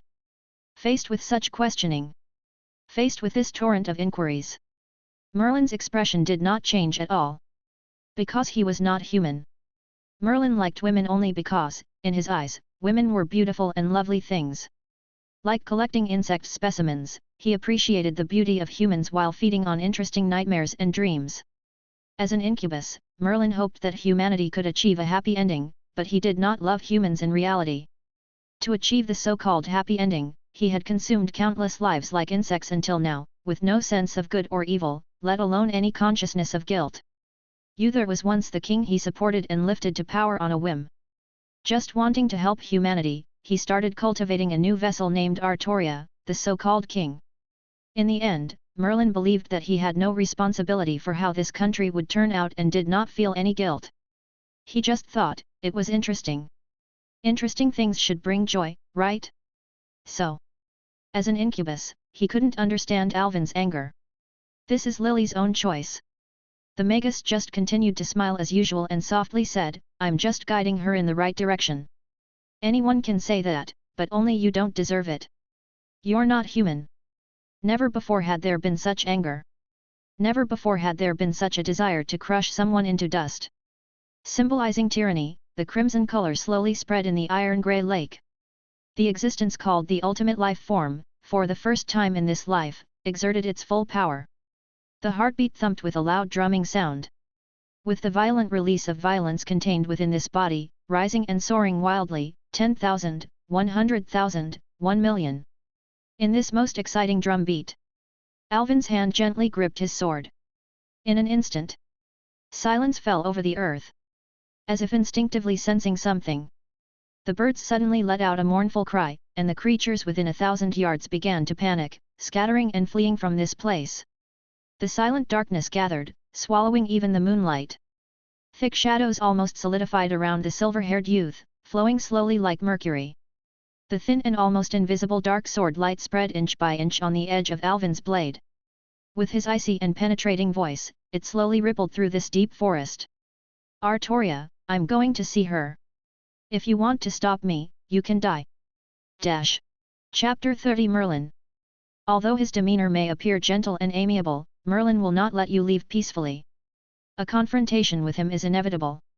The opponent is a half-incubus, a sage, a great magus, and every title since birth echoes gloriously in Britannia. He is Merlin. But, so what? You are, the ultimate life form. Beneath this vast moonlight, it is your absolute home ground. He wears human skin but is something inhuman, you possess a dragon's body yet harbor a clear human heart. In this most dangerous pass, your heart, on the contrary, becomes extremely relaxed. Where there is light, there is also accompanying shadow. If that light represents the thriving vitality of all things, then the shadow represents death. The shadows accompanying the night are quiet, extinguished, and murderous. You, manipulating the shadows, attempt to gift the other a present named death, an eternal tranquility. In the ethereal thoughts, your murderous intent gradually quiets, your nature gradually converges. You feel as if your body is constantly sinking, and in a trance, you seem to reach a certain extreme of dormancy. If there is light, it will be swallowed by that light. If there is no shadow, you yourself are the embodiment of shadow. You don't like to argue about victory or defeat, nor do you get entangled in the troubles of conflict, but you also cannot allow anyone to disrupt this peaceful life. The excess magical power absorbed during this period, combined with your enlightenment, has further pushed you beyond your limits and skills. Mana burst, shadow, rightward arrow mana burst, light devour. Mana burst, light devour A+. As the name implies, it is the ability to devour light. Vortigern is called the demonic dragon that devours light, and as one with the bloodline of a vile king, you inherit his shadow attribute. Understanding the unity of light and shadow, you can now take away the ubiquitous light on this vast land and convert it into your own magical power. With the blessing of the night, even the radiance emitted by noble phantasms can be easily devoured by you. Perhaps, only those legendary artifacts won't have their brilliant light consumed by you. With the light-devouring property, your magical power will be the pervasive, extremely dark fluctuation that corrodes everything. Phew! Ha! Inhale deeply, then exhale slowly. Alvin adjusted his breathing, and with the chilling cold spreading in the air, the light around him seemed to distort slightly. His 5 fingers pressed down, slowly gripping the sword hilt. Click! From extreme motion to extreme stillness, in this fleeting moment, all the concentrated power poured out, erupted. Buzz! In Merlin's eyes, the young man slowly swung the sword. It was not the sharp slashing he imagined, nor the swift agility pushed to the extreme. He swung the sword as if freely depicting with meticulous brush strokes. Slow, too slow. It couldn't even be called a slash at all. However, it was precisely this slow, almost stagnant movement that made the heart of the magus suddenly surge. No, it's just an illusion. Interesting. Rather, it's fascinating, truly fascinating. This guy, Alvin, actually cast an illusion on him, a master of the illusion. In an instant, Merlin comprehended the method Alvin used to release the illusion. This spell did not affect himself but influenced everything visible to the outside world, making it impossible to counter. Light is the essence of color. Thanks to his previous experience with AI Magecraft, Alvin had already reached the pinnacle in manipulating light and shadow. Under his meticulous control, this ultimate life form not only absorbed the light but also completely covered the incubus's vision with flowing shadows. The invisible blade is the deadliest. What the magus witnessed at this moment was no longer real. It was an illusion created by Alvin, a mirage. Before realizing it, the attack had already hit. Come, enumerate your sins, Merlin. This momentary beautiful thing is the funeral bloom for you. In the silent obliteration, hundreds and thousands of dark sword lights symbolizing death suddenly burst forth, like a beautiful rose quietly blooming in the twilight. In an instant, it shattered Merlin's figure in the center into a cluster of scattered petal fragments. Alvin silently watched the petals cut into pieces and falling to the ground, withering in an instant. Merlin, the half-incubus, had disappeared without a trace. Did he escape? Even though he had captured him in the spell in an instant and confirmed that it was his true body. This all-encompassing attack was actually dodged. Morgan was right. This guy is really slippery. Well, if he escaped, so be it. Alvin turned around, preparing to go to Sir Ector's house, to see Artoria, perhaps for the last time. Then, he saw Merlin's face, which was smiling disgustingly like a ghost, right in front of him. The silver-haired young man squinted his eyes slightly. Ah, dear me, what a terrifying move, Alvin. The power of the attack you just unleashed has even reached the level of a noble phantasm. Pfft! A dark sword light suddenly shot out from between the leaves, unexpectedly piercing through the magus's throat without warning. However, what flowed out of the fatal wound, which would be considered lethal for ordinary people, was not blood, but colorful and dazzling flower petals. How is it? Do you like it?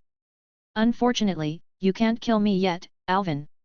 Humming an elegant and soothing tune, he casually sprinkled the bloody flowers that flowed from him towards the silver-haired young man, and the half-incubus seemed to be having a very happy time. Have you had enough? Not even the need to wave his movements. Alvin flicked his finger, and thousands of sword lights burst out again, piercing Merlin's figure. But petals. Petals. Still petals. Colorful and disorderly, the petals fell from the dense forest, creating a gorgeous scene under the cold moonlight. However, no matter who was watching, Alvin felt nauseous. Nauseous, thoroughly nauseous. He had never seen such a sticky guy in his life. Merlin, do you love flowers so much with your white hair? Well, there's nothing I can do after all, I am the mage of flowers. The interwoven and gentle voice echoed from all directions. From some unknown point in time, this forest was already filled with countless Merlins. Tearing him apart would summon another. Even if cut in half or beheaded, 2 new Merlins would grow under the clustering petals. The shadows surged like tides. Alvin held onto the sword hilt, breathing slightly heavier. The magical power of the ultimate life form could be described as vast and deep, but it wasn't something to be wasted. Yes, he had fallen into the illusion. When? From which step? Impossible to know. It might be possible that since the first time he saw this guy, he was already deeply entangled. Tricky indeed, the incubus's illusions were truly well-deserved. However, it didn't matter anymore. Because he also stood invincible. Just an illusion, it's meaningless if you can't kill me, Merlin. Alvin turned his head without hesitation. In just a few breaths, the young man's figure dissolved into the shadows of the deep forest. Can't win, then escape. No need to entangle with this idiot. This is my escape route, Merlin. Kill you? Indeed, I can't kill you. Watching the silver-haired youth leaving, all Merlins smiled gently, as if completely unconcerned with Alvin's tactical shift. But, you are quite ruthless in your actions, Alvin. Saying so, a deep wound slowly cracked open on the cheeks of all the Merlins, oozing dark purple blood. This caused the incubus's smile to lose its usual gentle demeanor and take on a somewhat sinister meaning. It wasn't as carefree and easygoing as it seemed on the surface. He was injured. How long had it been since he last bled? Merlin had already almost forgotten those distant days. Interesting, you're really interesting, Alvin. You're the most interesting person I've ever met. But unfortunately, you're right, I really can't let Lily continue to be in contact with you. This is also, for the sake of humanity's future. And, yes, I won't use any violence, that's too crude. But it's okay. As long as I can stop you. With muttered soliloquies, all the Merlins raised their wands. To show his respect, he decided to exert his full strength. This was the first time he cast this spell on a person. The name of the noble phantasm engraved in Merlin's fate had long been known to him. Although the time was not ripe yet, and the full power had not been unleashed. However, dealing with the immature son of the White Dragon was more than enough. All the Merlins chanted softly. From the inner sea of the planet, from the Tower of Insight. From the four corners of paradise, let them know. Their story is filled with blessings. Only those free of sin may pass. Garden of Avalon. With the Merlins rising and falling chants, crimson petals fell from the sky. In an instant, the world seemed to become completely different, yet at the same time, nothing had changed. Goodbye, Alvin. The Magus smiled and his figure quietly dispersed in the wind-blown flowers. The night dyed the moon, the beauty slowly groomed. Between the vermilion lips, a faint and gentle smile appeared. Morgan lazily lay on her side in front of the full-length mirror in the bedroom, examining her reflection. The toes, as moist as gem, slightly flexed in the black fabric. Above the witch's long and well-proportioned legs, the black stockings shone with a tempting luster. She even deliberately chose a pair of fluorescent high heels, gently swaying on the tips of her feet. The delicate high heels, adorned with a faint glow, twinkled like stars. The round and moist toes, wrapped in black fabric, lifted slightly, and the witch blushed, extending her arm to teasingly take off the shoes. This attire, it's really, really embarrassing. But, Alvin seems to, really like this style. Surprised by her disciple's outstanding creativity in clothing and attire, all these exquisite dresses were gifts personally woven and tailored by Alvin during these days. Their sizes naturally went through meticulous measurements by the hands of the young man, ensuring that every piece of fabric fit snugly. Thinking about how tonight would be another passionate and thrilling battle. A faint rosy hue appeared on Morgan's cheeks. Comparing her slender and well-proportioned body curves, the sapphire blue witch, full of anticipation, boldly selected various styles of daring lingerie from the wardrobe. But, without any warning, as if in a trance, a premonition seemed to emerge. The thin fabric, as if non-existent, quietly slipped from Morgan's hands. Alvin's presence disappeared. Morgan abruptly turned her head, looking towards the distant horizon under the night curtain. The bright candlelight in the room flickered and suddenly extinguished. The surrounding shadows silently flowed and gathered, inch by inch climbing onto her body, solidifying into substance. The witch was once again covered in that black veil that repelled people 1,000 miles away. Behind the curtain, the witch's voice, as deep as the eternal night, echoed bone-chillingly, desolate and silent. If there's any mishap with Alvin, I will hunt you to the ends of the earth, tearing your body into pieces. Merlin. Chapter 31. He is the son of the White Dragon, Vortigern. Running. A seemingly endless run. Utilizing your full strength, you swiftly navigate through the deep forest, sprinting towards the direction of Artoria's house like a wisp of shadow. Profound and flowing shadows cover your entire body, annihilating the air resistance, while your breath, like a winter cicada, remains restrained and dormant. You realize that, at this moment, Merlin can't kill you, but likewise, you can't kill him either, and that's enough. Under the influence of the Light Devour skill, you silently devour all the light reflected on you like a black hole. In this concealed state, even Merlin won't detect your presence. In this rapid movement, time seems to stretch. Everything around you blurs in your field of vision. The sounds you can hear gradually fade, as if even the sound of the wind dissipates. Silence. So quiet. No sound can be heard at all. However, busy with your journey, you don't notice this excessively eerie anomaly. In this excessively quiet environment, you, rushing at full speed, cover dozens of miles in just a few minutes. You burst out of the forest, and the ultimate life form's eyesight allows you to see the familiar courtyard from a considerable distance.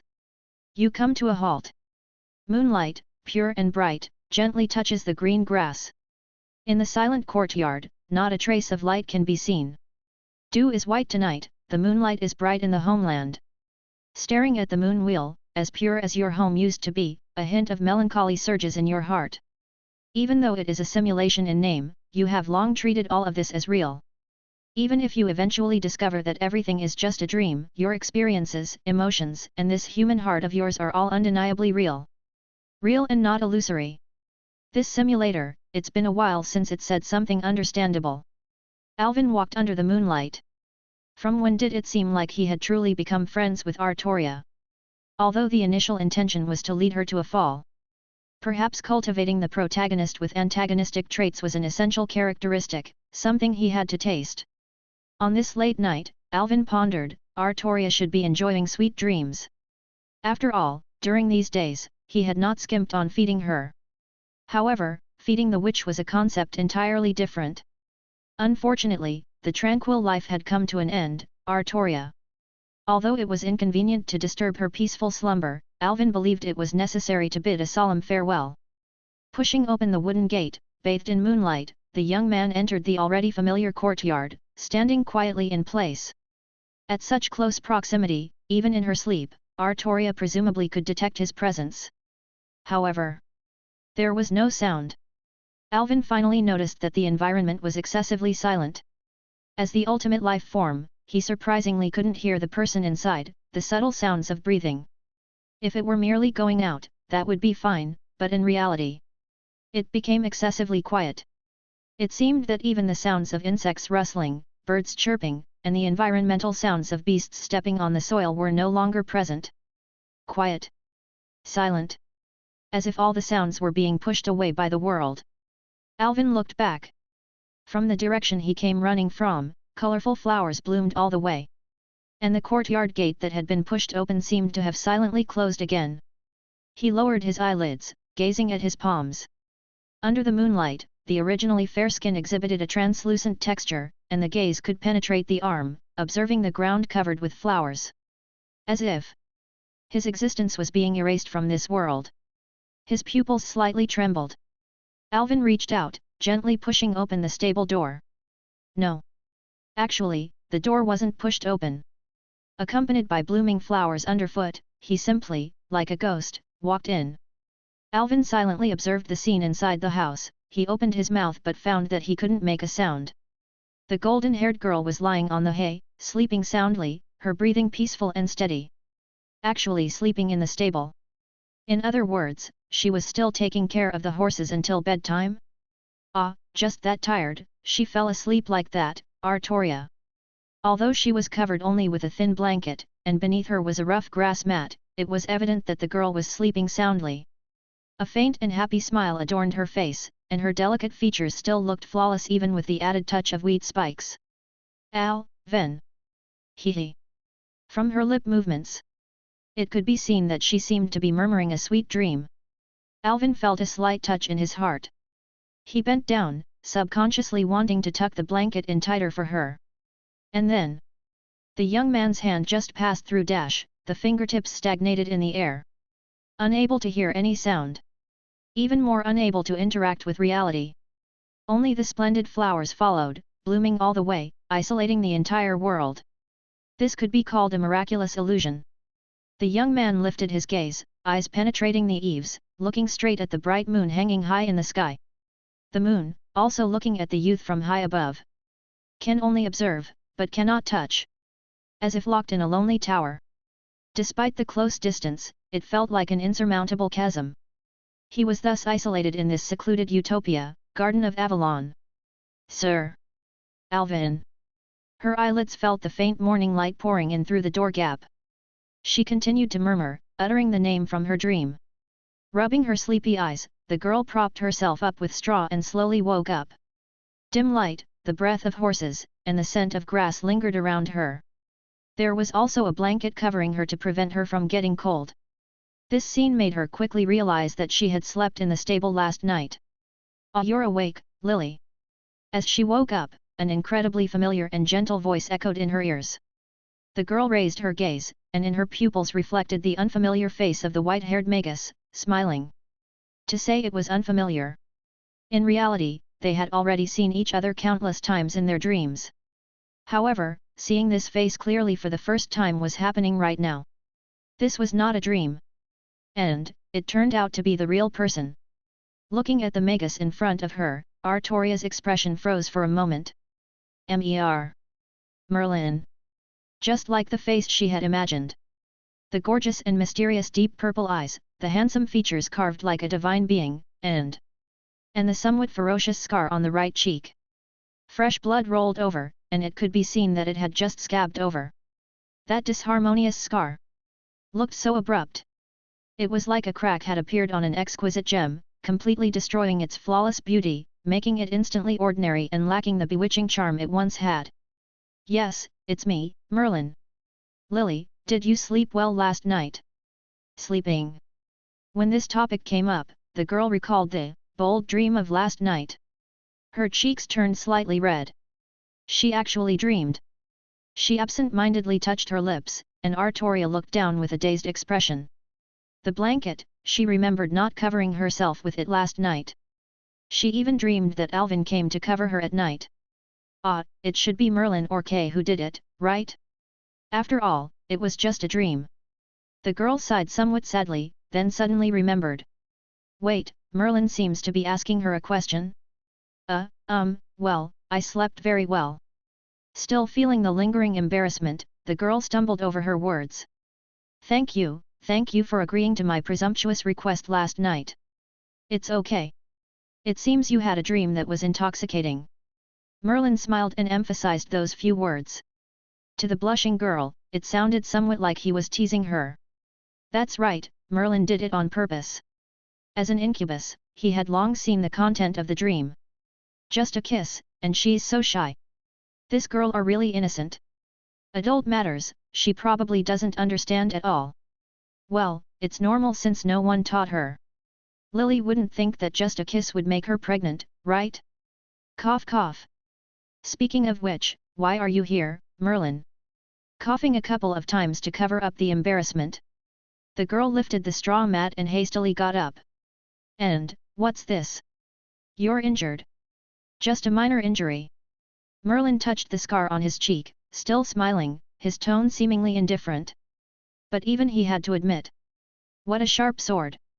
This sword wound was endowed with an extremely subtle, deadly concept, reaching the threshold of the assassin's extreme, making it impossible to be healed by magecraft. Really, there are too many surprises on this journey. Are you really a swordsman and not an assassin, Alvin? Even with the constitution of an incubus, Merlin would need some time to recover from this injury. Because there is a very urgent matter, Lily, so I personally came here. Let's talk about the details outside. The girl, somewhat bewildered, straightened herself up a bit and followed Merlin in pushing open the stable door. In the backyard, two people with different expressions were standing. Hector and Kay. Seeing the gaze of her sister fixed on him, the golden-haired youth sighed and silently shifted his gaze away.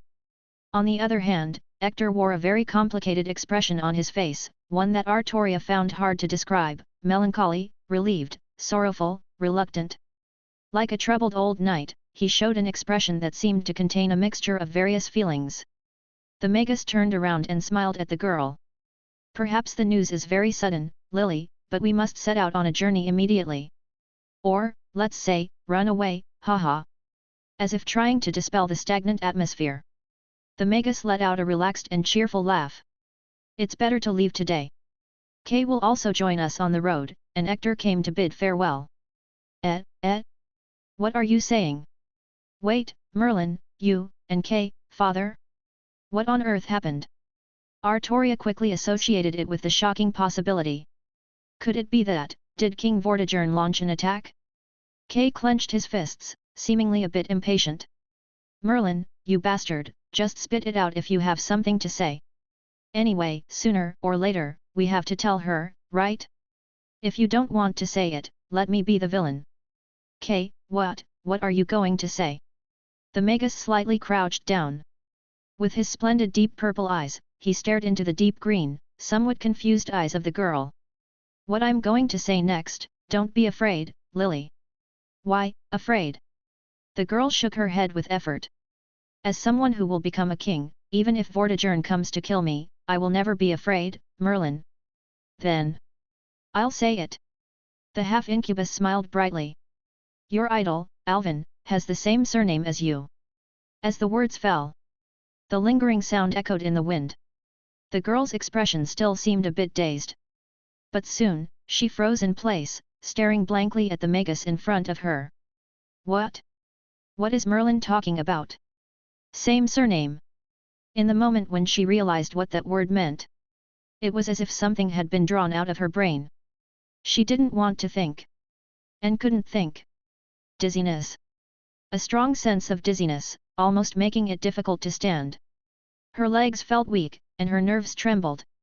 Artoria tried hard to say something, but when she opened her mouth, not a single word came out.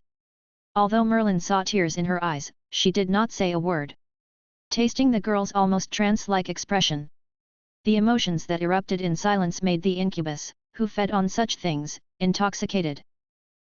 It's really getting more and more interesting. Attempting to make this silence burn even more vigorously. So, the incubus smiled and spoke. That's right, Lily.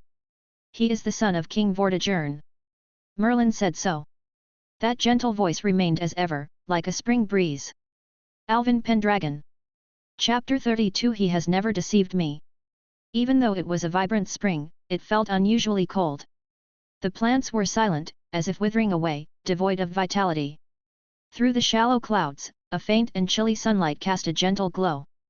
The girl stood in the green field, her deep green eyes gazing toward the distant horizon through the forest. Her soft golden hair, still as radiant as the once brilliant wheat fields, swayed in the wind. However, this time, there was no one to appreciate it. A sword. The girl named Artoria tightly gripped a sword in her hands. It was a wooden sword, covered with mottled scars. It was the one he often used. The traces of wear on the hilt had become smooth, and holding it now, she could almost feel the warmth left by the person who once used it. Even though she knew in her heart that it was an illusion. But she wanted to find that illusory comfort. Unlike the sword in her hands, which always broke. His sword had never broken. He continued to use this wooden sword every day, patiently teaching himself day after day. Artoria gently touched every notch on the sword. The rough texture, like the scars of days gone by. These are indeed my doing, but... I'm sorry, I'm not a knight, and I don't like being called a knight. Good person. Such a heavy word. In such this world, this is not a blessing that people can enjoy. We are peers, you can call me by my name directly. Just ordinary addressing is fine, just like that, try saying it directly. Alvin. Becoming a knight doesn't require anyone's recognition, Ardorius. If you grab a sword while admiring the virtues of others, you should ask your own heart first. What is it that you hope to protect by becoming a knight? A sword that cannot kill, don't even think about protecting people. If the path is wrong, persisting in it 1,000 times is a futile act.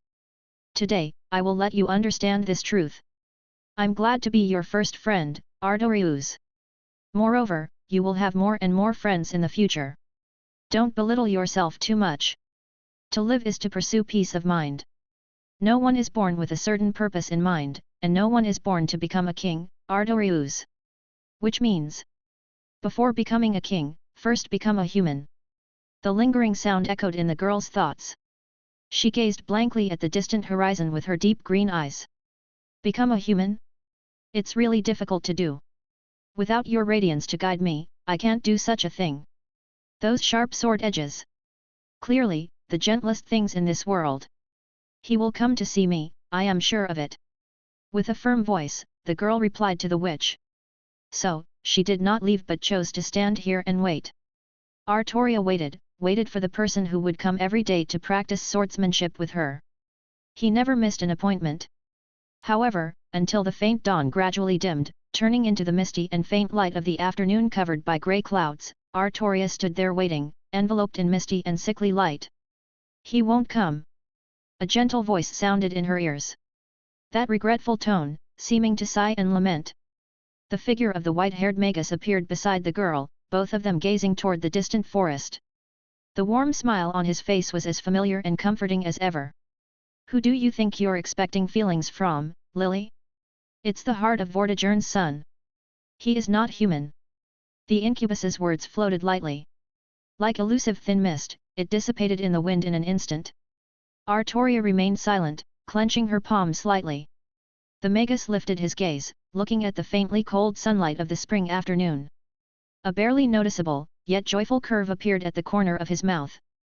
Soon after, that gentle and coaxing voice continued to resonate in the girl's ears. Alvin Pendragon. Last night, I tracked him, watched as he rushed westward.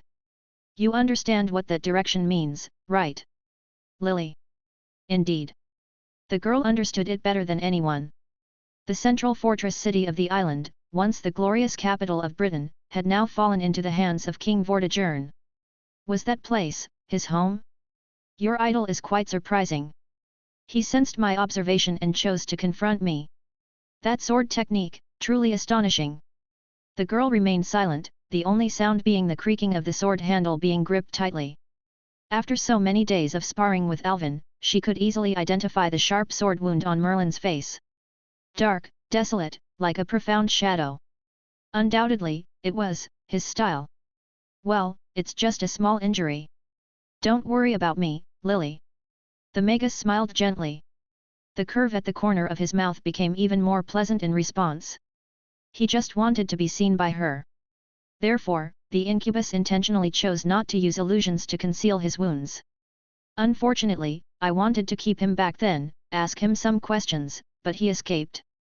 It's close to Londinium, and I couldn't pursue further. At this moment, he already knows he's exposed. With King Vortigern causing such chaos in Britain, if news spreads of the birth of the White Dragon's son, all the knights on the island will join forces to hunt him down. Alvin Pendragon. If you were him, Lily, would you come back to fall into the trap just to meet your archenemy? No, do you really think your idol, the Silver Star guiding the way, doesn't understand the stakes in such a foolish move? He might have already started gathering troops and is rushing towards us. Give up the illusion, Lily. The girl continued to be silent. The hesitation, the sorrow, the resentment. And the emotions rushing like tidal waves, wanting to question. All of it brewed in this silence. Like sour water, slowly seeping from the depths of her heart. She slowly, very slowly, closed her deep green eyes. Alvin, his goal. From beginning to end, it's always been you, Lily. To make her the ideal king. This harmless lie should be okay, right? Moreover, what he said was mostly true. Thinking this happily. On the surface, the incubus let out a soft sigh. The tone also correspondingly turned into a bitter and regretful lament. Do you think your meeting was a coincidence? Do you think anyone can spar with you, the daughter of the Red Dragon? Do you think why he was so patient with you? Do you think the words he instilled in you were for what purpose? With each questioning from Merlin, the words became more and more intense, and the content became sharper. Alvin Pendragon, that cunning guy, he wants to erode your will, make your spirit lazy, and crush your determination to become king, Lily. He wants to pull you into King Vortigern's camp. Can you recall? Recall how he deceived your feelings in those fragmented words. Recall? Suddenly looking back, the girl vaguely thought, indeed, she should have noticed it long ago. I'm not a good person. You'll regret thinking that way sooner or later. Regret. The implications in those words.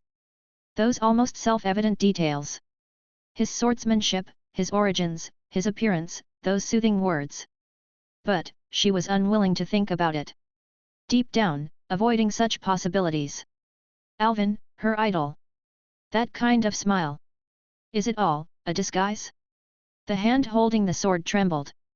Lily, face reality. The incubus sighed softly. In his deep purple eyes, there flowed a mist. Alvin Pendragon. Tasting the girl's rich despair and sorrow, like savoring the beauty of a flower. The incubus sighed with great joy and intoxication. He deceived you, he is a liar. Crack. The wooden sword held in her hand fell suddenly. The silver-haired youth reached out his hand, subconsciously trying to catch it. Then, the sword passed through his transparent wrist, gently falling to the ground, raising a cloud of dust. Merlin, do you know? The girl gently opened her eyes. Those translucent, gem-like eyes, as always, remained pure and clear. Her heart rippled slightly, as if it was about to overflow. But she diligently suppressed those hard-to-utter sorrows, like an approaching tide.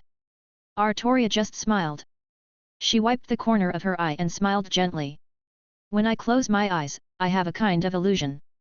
It's like my idol, just like before, standing in front of me.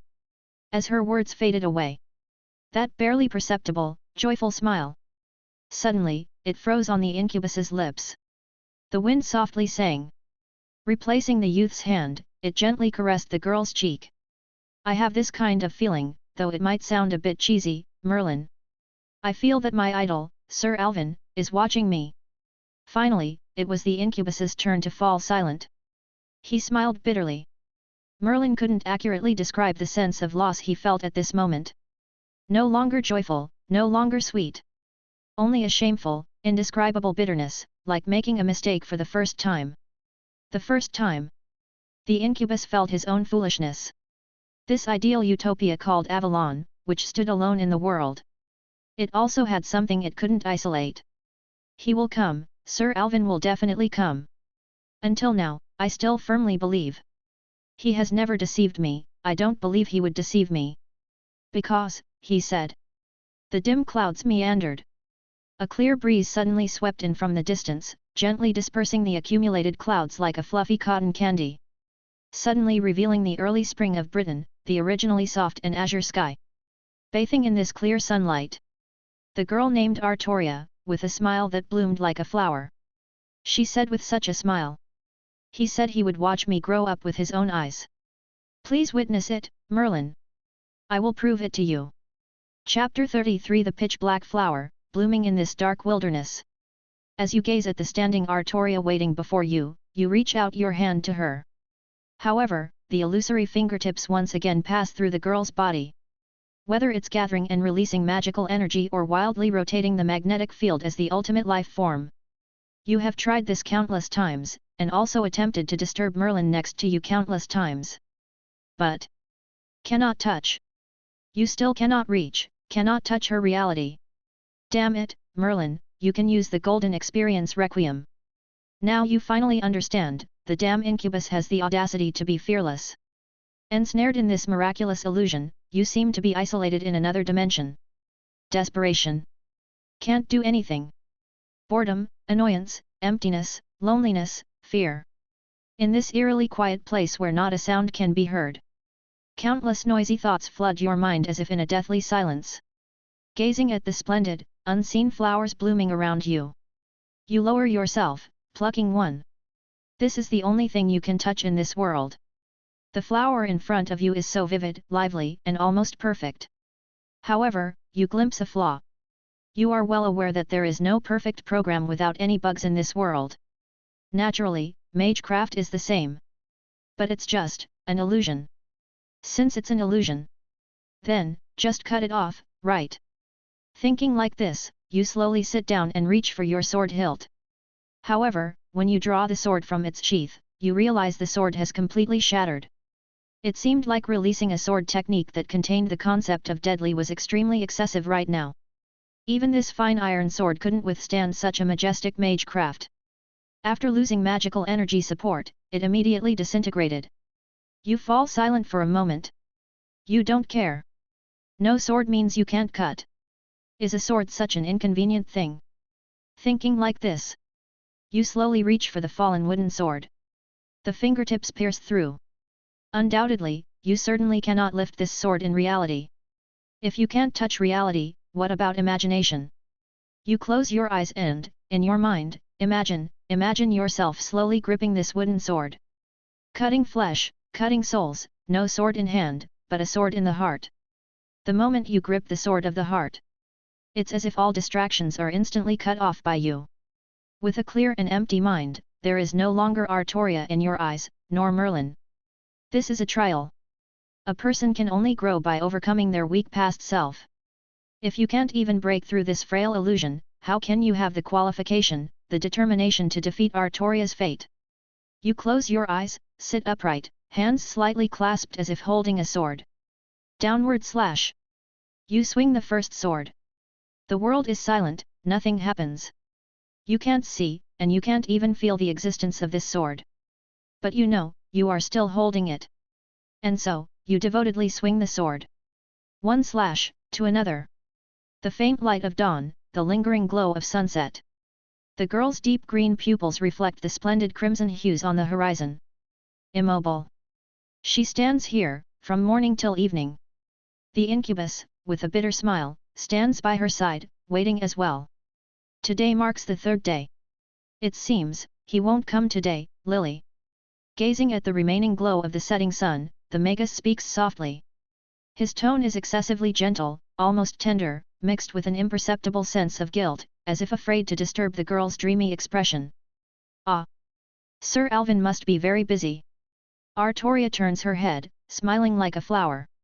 Upon that bright smile, there is no trace of disappointment. Let's go back, Merlin. We can come again tomorrow. You won't wait like this, Lily. Then I'll keep waiting. Do you think what you're waiting for is Alvin? Merlin laughs bitterly. Even if you wait another year, you won't get what you're waiting for. He dare not say such words. Merlin has used up half of his accumulated magical energy over the years, and the noble phantasm released effect is enough to last for an entire year. Alvin is right. He is indeed afraid. Lily is destined to become a king. Otherwise, the quantum time lock will detect the deviation of the world line, and then lead to the erasure of this world. Unfortunately, but also to save the world. So, despite the guilt, Merlin cannot release Alvin. If Vortigern comes, what will you do? It doesn't matter. The girl smiles faintly, her calm voice devoid of fluctuations. If Vortigern comes, I will question him about where Sir Alvin is. You can think like that, after all, you are the Red Dragon, favored by world, and can find opportunities in any chaotic world. His tone becomes slow and solemn. But Hector and those townspeople, what about them? Merlin knows better than anyone where Artoria's weakness lies. She is most vulnerable to this, moral coercion. The girl fell into silence. Along with the smile on her face, it slowly dissipated. She closed her eyes and gently opened them. The brilliance that was brewing in her deep heart suddenly dimmed. At this moment, cough, cough. Merlin suddenly covered his chest, a painful expression on his face, and he coughed up a pool of black blood. Merlin! Artoria panicked. What happened to you? My true body is being hunted by Morgan, your sister. Merlin said with a bitter smile. She cursed me. I'm sorry, Lily, but when I approached Londinium, she accidentally noticed me. Ah! Why didn't you say something so important earlier? I didn't want you to worry, Lily. Merlin weakly spoke, hoarse. Yeah, why didn't he say it earlier? Because, it's fake. After all, he was an incubus, how could he cough up blood? But, oh, being hunted is true. That crazy woman has already turned the land of fairies upside down. Ah, it's really terrifying. But finding oneself is not that easy. Merlin is very proficient in his illusion skills. Right now, he is running just as fast with his mind split in two.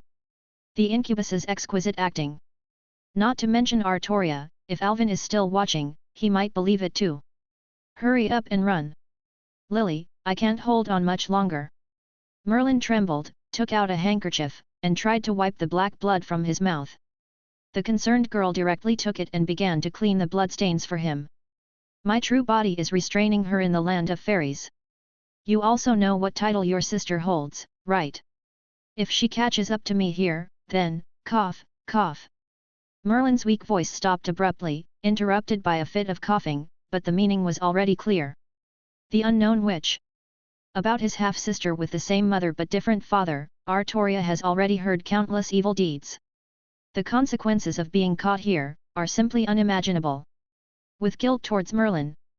With worry for her adoptive father and brother. Artoria finally took a last glance at his sword, lying on the ground. Slowly, expressionless. In the end, she withdrew her gaze. Let's go, Merlin. The girl's voice vanished in the wind, unexpectedly. Click. The wooden sword on the ground suddenly broke. Artoria turned around abruptly. However, at this moment, Merlin's large sleeves happened to brush across her field of vision. In this split second, the cracks on the sword's blade were instantly smoothed out by the magus using an illusion. What's wrong, Lily? The weakened incubus questioned, feigning ignorance. He glanced at the wooden sword on the ground. In those slightly narrowed, gorgeous, and mysterious purple eyes, a trace of incredible surprise emerged. Even though it was just a brief moment, he actually broke free from the constraints of Avalon. How much more surprise can you bring me, Alvin? Too bad. Whether it's Vortigern or you, it won't change the ending of this story. Looking at the sword on the ground, showing no signs of damage, the golden-haired girl lowered her eyelids dimly. No, nothing. Maybe it's just my illusion. Artoria has left. You gaze at the girl riding a horse, accompanied by Kay and Merlin, embarking on that journey of asceticism. Their figures quickly disappear at the edge of the horizon. You did not follow her. You know that with Merlin, the magus of flowers, you cannot possibly keep up with her footsteps. Her departure did not cause even the slightest ripple in your emotions. You only regret not bidding her a proper farewell. But, since there was no goodbye, it doesn't count as farewell. You are very clear that you will meet again. You still sit on the wild field of the wheat farm, seemingly swinging the sword endlessly. In this space, you have no food to consume, surviving solely on breathing magical energy. If you do nothing, the constitution of the ultimate life form can keep you alive for more than 10 years without dying. However, you continue to swing the sword with a clear mind. This is a burdensome task for both the mind and body. 1 day, 2 days. 1 week, 2 weeks. In this endless sword swinging, your body gradually weakens. In this silent and desolate tranquility, a chaotic noise faintly hums in your ears. It is not from the outside but from your heavily burdened mind. You have collapsed on the ground more than once, bleeding from your 7 orifices, and then, relying on the constitution of the ultimate life form, tremblingly climbed back up. You continue to swing the sword. Not enough, it's still not enough.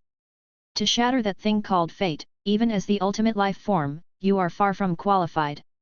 Your vision gradually turns pitch black, extreme fatigue prevents you from seeing anything. But you still swing the sword. Tremblingly, swinging the sword that seems to not exist. How long have you been swinging it? 10,000 times? 100,000 times? Or 1,000,000 times? You've almost lost count. So, you start counting. 41, 43, 47, 53. You count prime numbers in your mind, trying hard to maintain your already precarious sanity. Just like your determination, prime numbers are something that cannot be split or shaken by anyone. In this endless counting, although your body is already unbearable, you gradually calm down. Your heart has never been so calm. In this empty and pitch-black wilderness, you seem to have found a sanctuary called void. The so-called void is also peace of mind. Living in this world, one relies on things called happiness and peace of mind to sustain life. So, what is happiness? What is peace of mind? You ask yourself this way, and then, in an instant, you get the answer. Happiness is picking up, and peace of mind is letting go. If you want to pick up, pick up. If you want to let go, let go. Even if it's destined, so what? Everything is an illusion, so what? If it's fate, shatter it. If it's a delusion, turn it into reality. Those who are awakened are always happy. Use anything useful, pierce through anything obstructive. You are the ultimate antagonist with full evil, and antagonists are often best at subverting. In pursuit of your own happiness and peace of mind. From now on, nothing can shake your will. The brain is about to explode and crack, nerves are about to completely collapse, but your nature as a prime number remains unshakable. In the endless pain, your spirit and determination gradually approach the touchable reality. You seem to see, on this pitch-black and lightless wilderness, the path that belongs to you. The so-called dark will is also the will that completely burns oneself. Facing this vast world, you swing the final sword. The night sky was cloudless, adorned with brilliant stars. Suddenly, without any warning, a shattered sound resonated in the void. A deep, dark flower, unexpectedly spread and bloomed on the empty grassland, exuding a mesmerizing charm. A silver-haired youth, his eyes closed, slowly emerged from the cluster of flowers. He was naked, with skin so pale it seemed almost translucent. His exceptionally beautiful and otherworldly face possessed a captivating allure. Alvin casually pulled a piece of shadow, draping the stars and night sky over himself. Named the ultimate life form, the son of the white dragon, he gradually opened his eyes. Burning. In those iron-grey pupils, it seemed like tumultuous black flames were burning. No more hesitation, no more wandering, and absolutely no confusion. You have awakened the talent Dark Will. Dark Will, born from your perseverance, your determination, and your beliefs. The white dragon's son unfurled his full wings, and all of Britain will bow beneath your feet. Your will won't waver any more in pursuit of your goals. Like this land, extending from your hands. You gain near immunity to mental interference. You will shatter the so-called ridiculous fate that binds that girl. Chapter 34 Breaking her chains, toppling her fate. The night fell silent, the darkness resembling a tale. Next to the verdant valley, a bright bonfire crackled. The flickering flames danced upon the delicate face of a golden-haired girl. Without a word, she opened her mouth, tore a large piece of meat from her hand, and chewed it silently. No joy, no admiration, just an ordinary meal to fill her stomach, a taste that used to excite her immensely. After experiencing the culinary skills of someone, her own cooking now only felt like chewing wax. Chewing on the roasted meat in her hand, Artoria's gaze seemed somewhat distant. No matter how hard she tried to erase it, no matter how much she attempted to clear her mind, she couldn't help but associate it with that name. The team ate in silence, as if trying to break the eerie atmosphere. The blonde and white-haired youths exchanged glances, deciding to start a conversation. In Cornwall County, beasts seem to appear more frequently than in our Essex County. Is it because Vortigern drove people away? But he doesn't use it. Could it be some major illness? As the saying goes, the most dangerous place is the safest place. Adhering to this philosophy, the three-person team advanced southwest into Cornwall County, now the southwest of Britain, a territory once tread by Vortigern. The Celts here were driven away, but Vortigern didn't occupy it, quickly turning it into a paradise for beasts and fairies. The golden-haired youth counted the days on his fingers. It had been almost a month since they left home and went on this journey. During this time, they learned various survival skills from that person who couldn't be named. Now, they could recognize strange mushrooms and were not afraid of poisoning.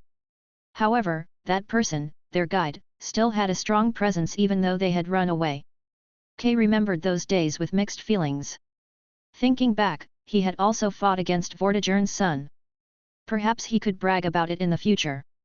Although this was Vortigern's territory, with Merlin covering them, Kay thought it was unlikely their whereabouts would be exposed. Moreover, looking at Lily now, dressed in pure white knightly armor, her flawless beauty was emphasized. This outfit, while a result of Merlin's strange taste, showcased Lily's immaculate charm. Although Kay couldn't help but want to see it too. Well, Lily, you're getting stronger and more exaggerated. You knocked down that beast with just one strike. The blonde youth glanced at the headless corpse of the giant wolf next to them, which they were currently roasting its thigh. This foolish creature attacked them, aiming to leave no one alive, but Lily beheaded it with a single sword strike, severing its spine. Kay thought that if he were to fight, it would take at least a dozen rounds to bring it down. In other words, one Lily was equivalent to 10 Ks. Damn, thinking about it makes him lose confidence. Well, Kay, eat more. The girl managed to force a smile, casually responding. As an older brother, Kay could naturally see the distracted state she was in. In this past month, Lily had changed so much. Not only was her swordsmanship sharper than ever before, but her once radiant smile was nowhere to be seen. Every day, besides eating and fighting beasts, she tirelessly practiced swordsmanship. It seemed like she was attempting to empty her mind through endless training. The tremendous violence now contained in her body. Kay shuddered at the thought of how they got the firewood for today. Damn it, Lily broke a tree with a single punch. What kind of knight is she? But, as a brother, he couldn't bear to see his sister's gloomy expression. Whenever she looked down, Kay's heart couldn't help but tighten, and couldn't help but curse. Alvin! You deceitful scoundrel! You made me and Lily miserable.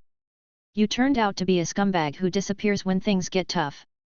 It's just because your identity got exposed, right? I, damn it, am loyal to the end, can't you believe that?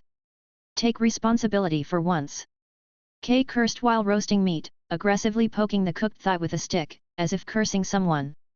The more he endured, the more he felt wronged, and the more he thought about it, the angrier he became. He slammed the stick onto the ground. Alvin! Damn it! I know your dad is Vortigern. But, not like this too. Come on, let's fight again. I'll crush you. Crush your teeth. If you're still a man, get the hell out.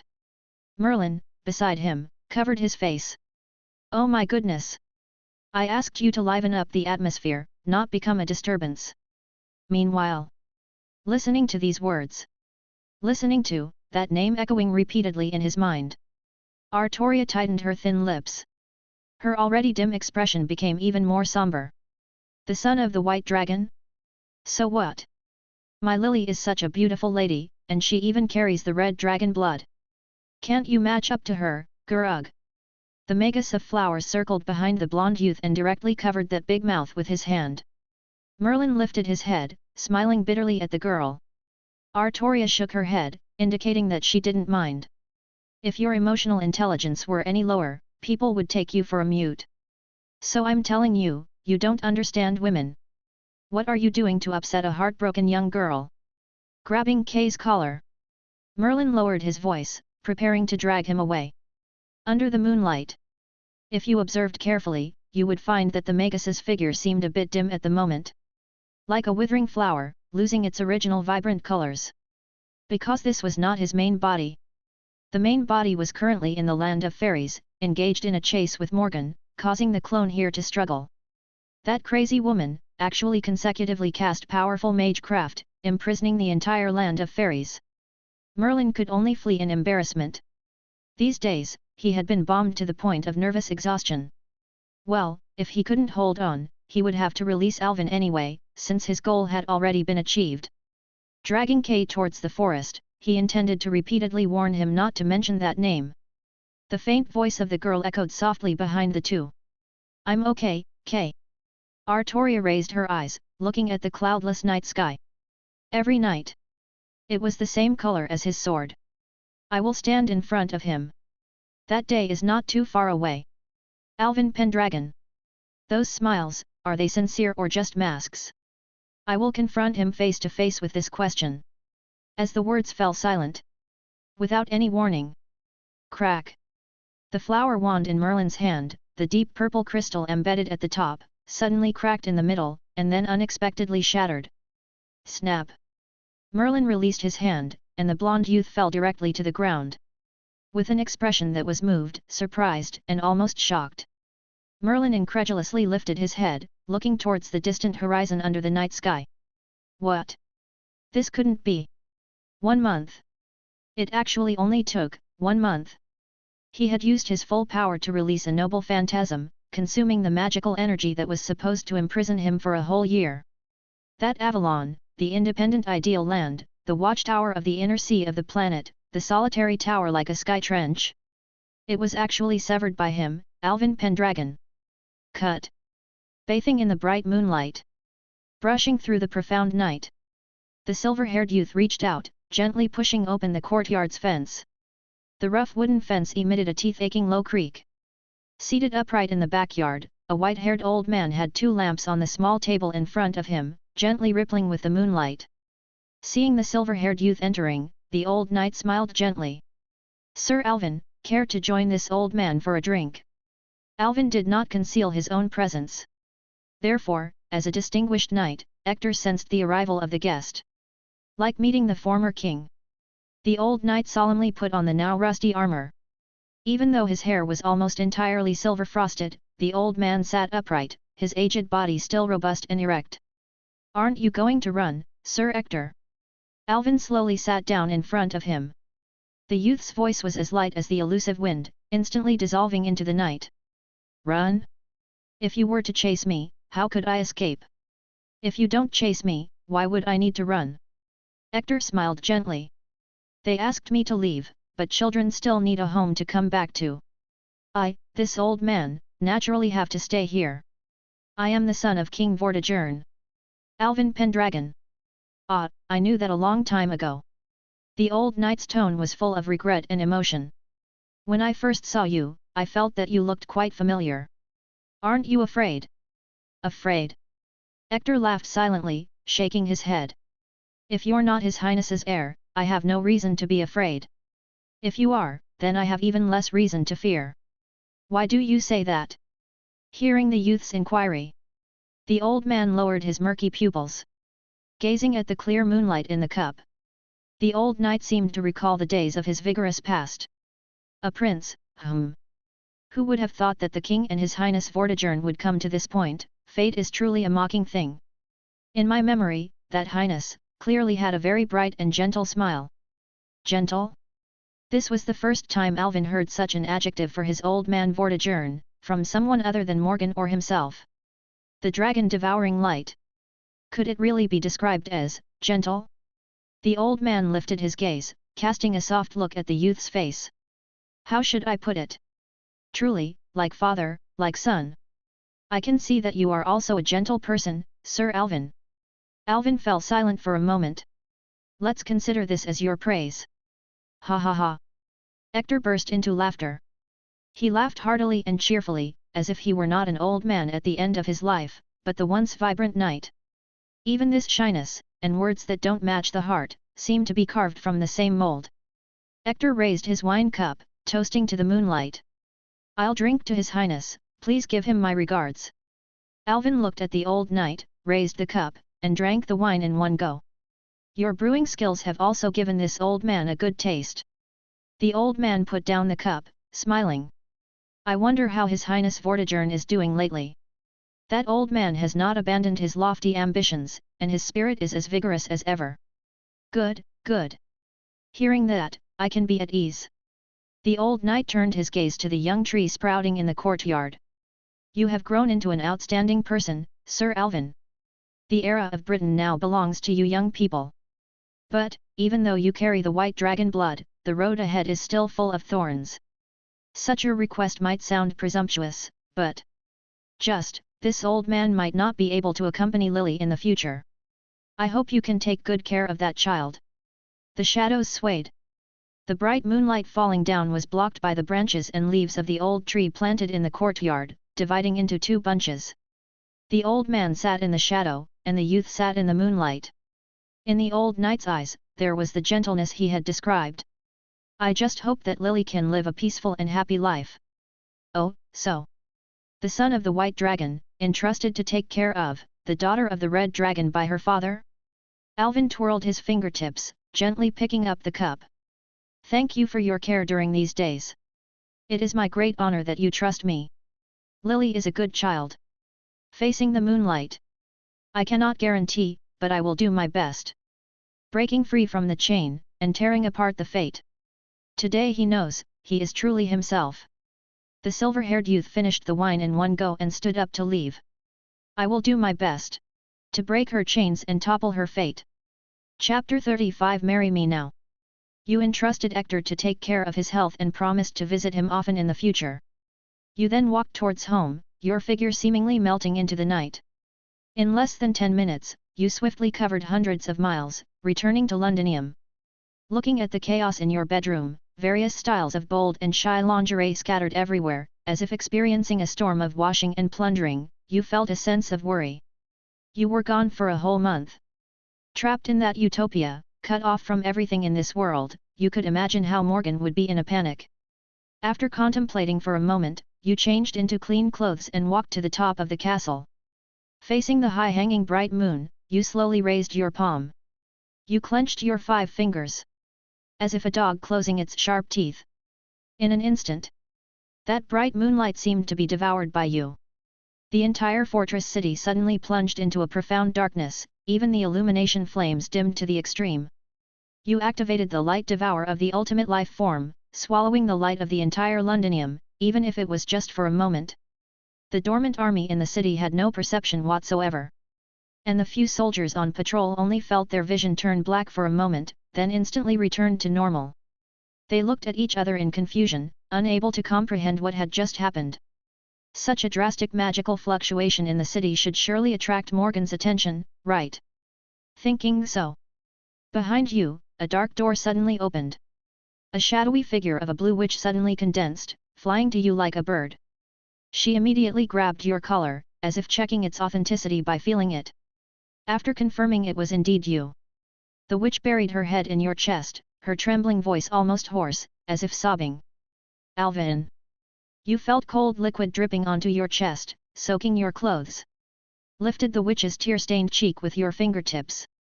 Sorry, I came home late. You said with a smile. The witch couldn't hold back her tears any longer. The blue lake overflowed, and those crystal-clear tears fell like broken pearl curtain strings. During these days, she almost turned the entire land of fairies upside down, but still couldn't find a trace of you. You disappeared suddenly. She almost thought she had lost you. If you didn't come back, she didn't know what crazy things Morgan would do. Comforting the witch in your arms. Your eyes gradually became cold. Merlin prevented you from bidding farewell to Artoria, but he didn't arouse this level of anger in you. Even though you pitied Saber's ending, how could Artoria compare to Morgan in your heart? Daring to make your own witch cry again. You buried this unforgettable hatred deep in your heart. No amount of torture would be enough to quell the fury of the ultimate life form, and you were about to inflict the ultimate insult and pain upon him. You've never seen the witch in such a disheveled state. Puffy eyes, disheveled hair, the delicate face covered in dust, even the once vivid blue lip color was no longer so vibrant. Her crying appearance was truly not that pleasant to look at, like a pitiful, abandoned puppy. Pinching her cheek, you gently adjusted her sobbing face, turning it towards yourself. Those teardrops on her cheeks turned into dried tear streaks in the cold night wind, appearing pitiful and lamentable. You took the witch's hand, smiling, and pressed her fair fingers against your own face. Your hands are still so cold, Lady Morgan. Then you should, warm me up more, Alvin. You lowered your gaze, kissing her lips. Tasting the salty bitterness on her soft skin. No need for any extra words, no need for any excess sentiment. With rough actions, you responded to her rough demands. All the restraints of reverence and forbidden feelings were silently broken, and all the accumulated or suppressed emotions began to silently release. On the top of the castle in the moonlight, clothes scattered on the ground. The witch's skin bathed in the bright moonlight, as if reflecting the warm and white colors of soft gem. You and her melted into each other, as if woven in the night, melting into the water. The quietude of this dark night couldn't conceal the burning hearts of the two. You brought her from the forbidden clouds to the mundane and fallen world. Since then, she was no longer a frightening monster but only a witch belonging to you. During the breaks in the passionate encounters, you carefully recounted the experiences of the past month to her. Hearing that you were trapped in Avalon, the witch's palm gradually clenched. Seizing the opportunity, you held her wrist, pressing her under the gentle moonlight. With the light devour skill in your grasp, your endurance was no longer comparable to the former you. No matter how demanding the witch was, you were confident in satisfying her appetite top and bottom. You exchanged heat with each other repeatedly, panting under the peeping moonlight, returning to bathe together in the bedroom, and finally sitting together on the loft of the castle to rest. The entire land seemed to be within your gaze, and the islands under the night sky were silent and peaceful. Morgan stared at the moonlight, her mouth carrying a long-lost, satisfied and happy smile. Indeed, you made the witch gain happiness. The moon was far away from her, but you were very close to her. You gazed at the witch's side face, the fair neck still carrying a blush, a very enticing aftertaste. You just told me not to risk my life anymore, not to practice so hard. Alvin said gently stroking the smooth silver hair of the witch. No matter how many times he had touched it before, it was always so irresistible. He shifted his gaze, looking out over the vast land below, and spoke softly. But, I don't find it hard. Just like Artoria, she also has something she pursues. You do too, and so does Old Man, even though I don't want to mention that name. Even Merlin, being an incubus, is the same. Everyone has their own happiness to protect, their own peace to pursue. And I, like them, am not exempt. I can sever the bonds of this land, unrelated to Artoria and even less to Merlin. It's just because within those rippling thoughts, there's a name that I've remembered from beginning to end. It is Morgan Le Fay. I think this significantly proves something. The silver-haired youth smiled and said, perhaps what truly makes people powerful is not the desire for conflict, nor conspiracies and bloodshed, but the determination to protect beautiful things. Looking at the brilliant smile on the face of the silver-haired youth, the Witch of Britain was lost in thought. This seemed to be something more dazzling than the bright moon in the night sky and the intense sun in the day. Just like Alvin Pendragon at this moment.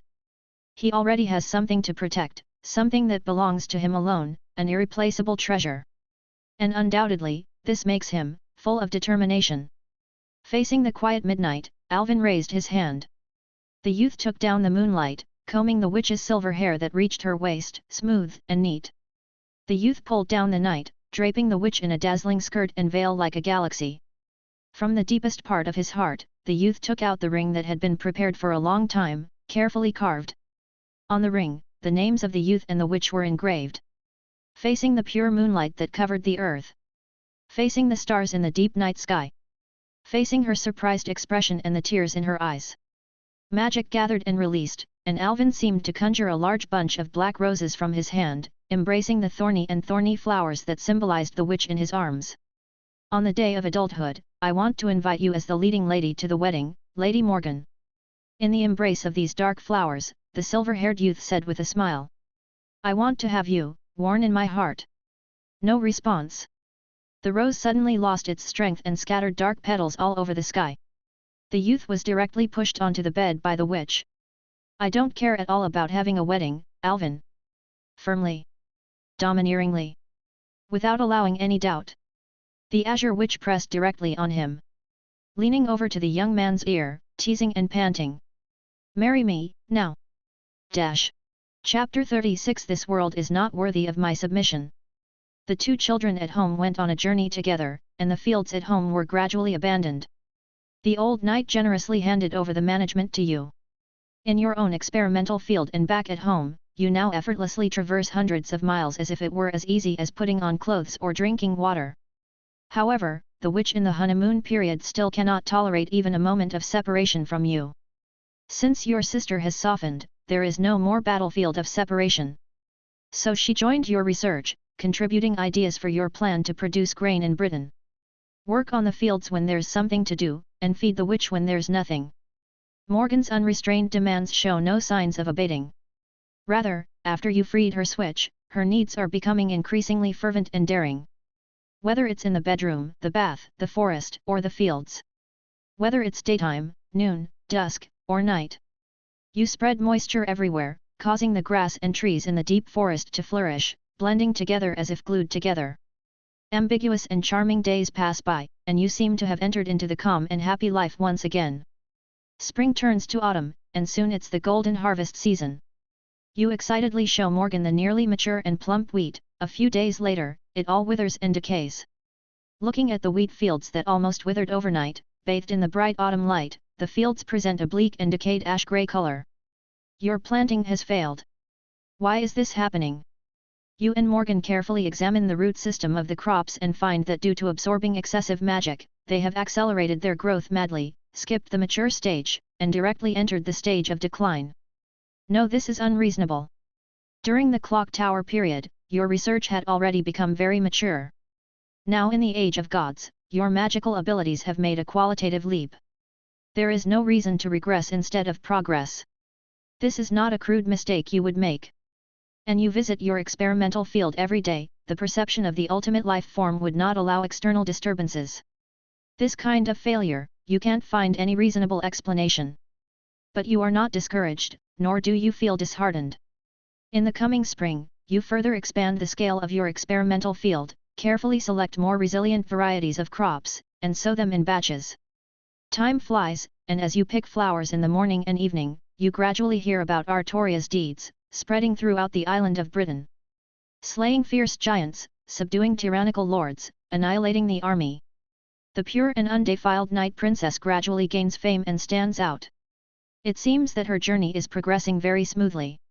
Suddenly, you are looking forward to the next meeting with her. What interesting scene will it be? Although the position of the Red Dragon's daughter in your heart cannot be compared with the witch, who is plowed by you every day, is most aware of this fact. On your clear determination, the name of Morgan Le Fay is engraved, and for Artoria, you have nothing more than pity. You can feel her feelings for you, but your intention to shoot down her fate comes from sympathy for someone in the same situation, not that thing called love. Just hope that in the next battle, she can withstand a few more swords. Autumn of the second year. Before the crops mature, they still all wither. You continue to improve your skills, even developing an all-weather temperature and humidity control system through the construction of Shadow Magecraft, making it impossible to have such superior farming conditions even in the 21st century. Autumn of the third year. The outcome remains unchanged. You silently gaze at the bodies of the fallen wheat spikes on the field, not uttering a word. The inexplicable failure of farming, the illogical phenomenon that attempts to create more fertile and productive age of God's varieties but inevitably decays before maturation, is something that cannot be explained by magic alone, but rather. Do not need to try any more, Alvin. Autumn light strokes, and the earthly scenery is clear. A babbling brook flows gently, red maple leaves flutter and fall. The autumn of the Isle of Britain remains as beautiful and enchanting as ever, like a timeless and magnificent painting. However, before Alvin, lies a scene of decay and demise. The British witch stands beside the increasingly tall silver-haired young man, her azure eyes gazing at the lifeless and ashen landscape before her. No need to blame yourself, you've done your best. This is not your fault. It's the existence of these crops that has been rejected. Rejected.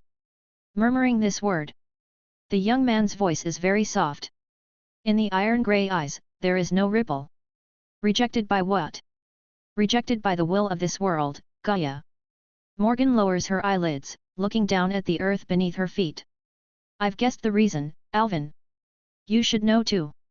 Britain is currently undergoing the decline of the Age of Gods. Since the beginning of the Common Era, the connection between humans and gods has been severed. This is the inevitable trend. In the coming decades, the true ether on this island will gradually recede back into the inner sea of the planet. This planet will not allow the appearance of crops that can continue the Age of Gods, defying fate. If your research succeeds, it will save countless lives on this island, predictably delaying the decline of the Age of Gods. So, by the will of the world itself. Your research has been rejected by it. I see. After the final gaze at the withering death before him, the young man holds the witch's hand, turns without looking back, and leaves. Let's go, Morgan, and see Hector. Next spring, we'll come again. I won't give up this research. The will of the world? Gaia. It is not worthy of my submission. You did not abandon your research but instead began seeking ways to break free from these fateful constraints. Similar to Merlin's seemingly perfect utopia, even the will of the world can never be a flawless entity. Proficient in debugging, you aimed to find the world's loopholes and inject the virus called the ultimate life form into it. As time passed, unlike you, the son of the white dragon hidden in the wild, Artoria's reputation was gradually becoming more and more prominent. Her various deeds kept reaching your ears. Rumors had it that she single-handedly repelled a surging tide of beasts and distributed the spoils to the suffering people. The pure and immaculate Night Princess traveled across the islands and counties of Britannia, warmly welcomed at every stop. Her noble virtues and outstanding achievements spread far and wide on this island, much like the infamous and wicked King Vortigern. Now, her fame was known to everyone. Many renowned knights admired her, and extraordinary individuals flocked to follow her, gathering behind her. Though only a 15-year-old girl, she gradually led a widely renowned knight brigade, upholding the ideal of equality for everyone at the Round Table, praised as the sacred and radiant Knights of the Round Table.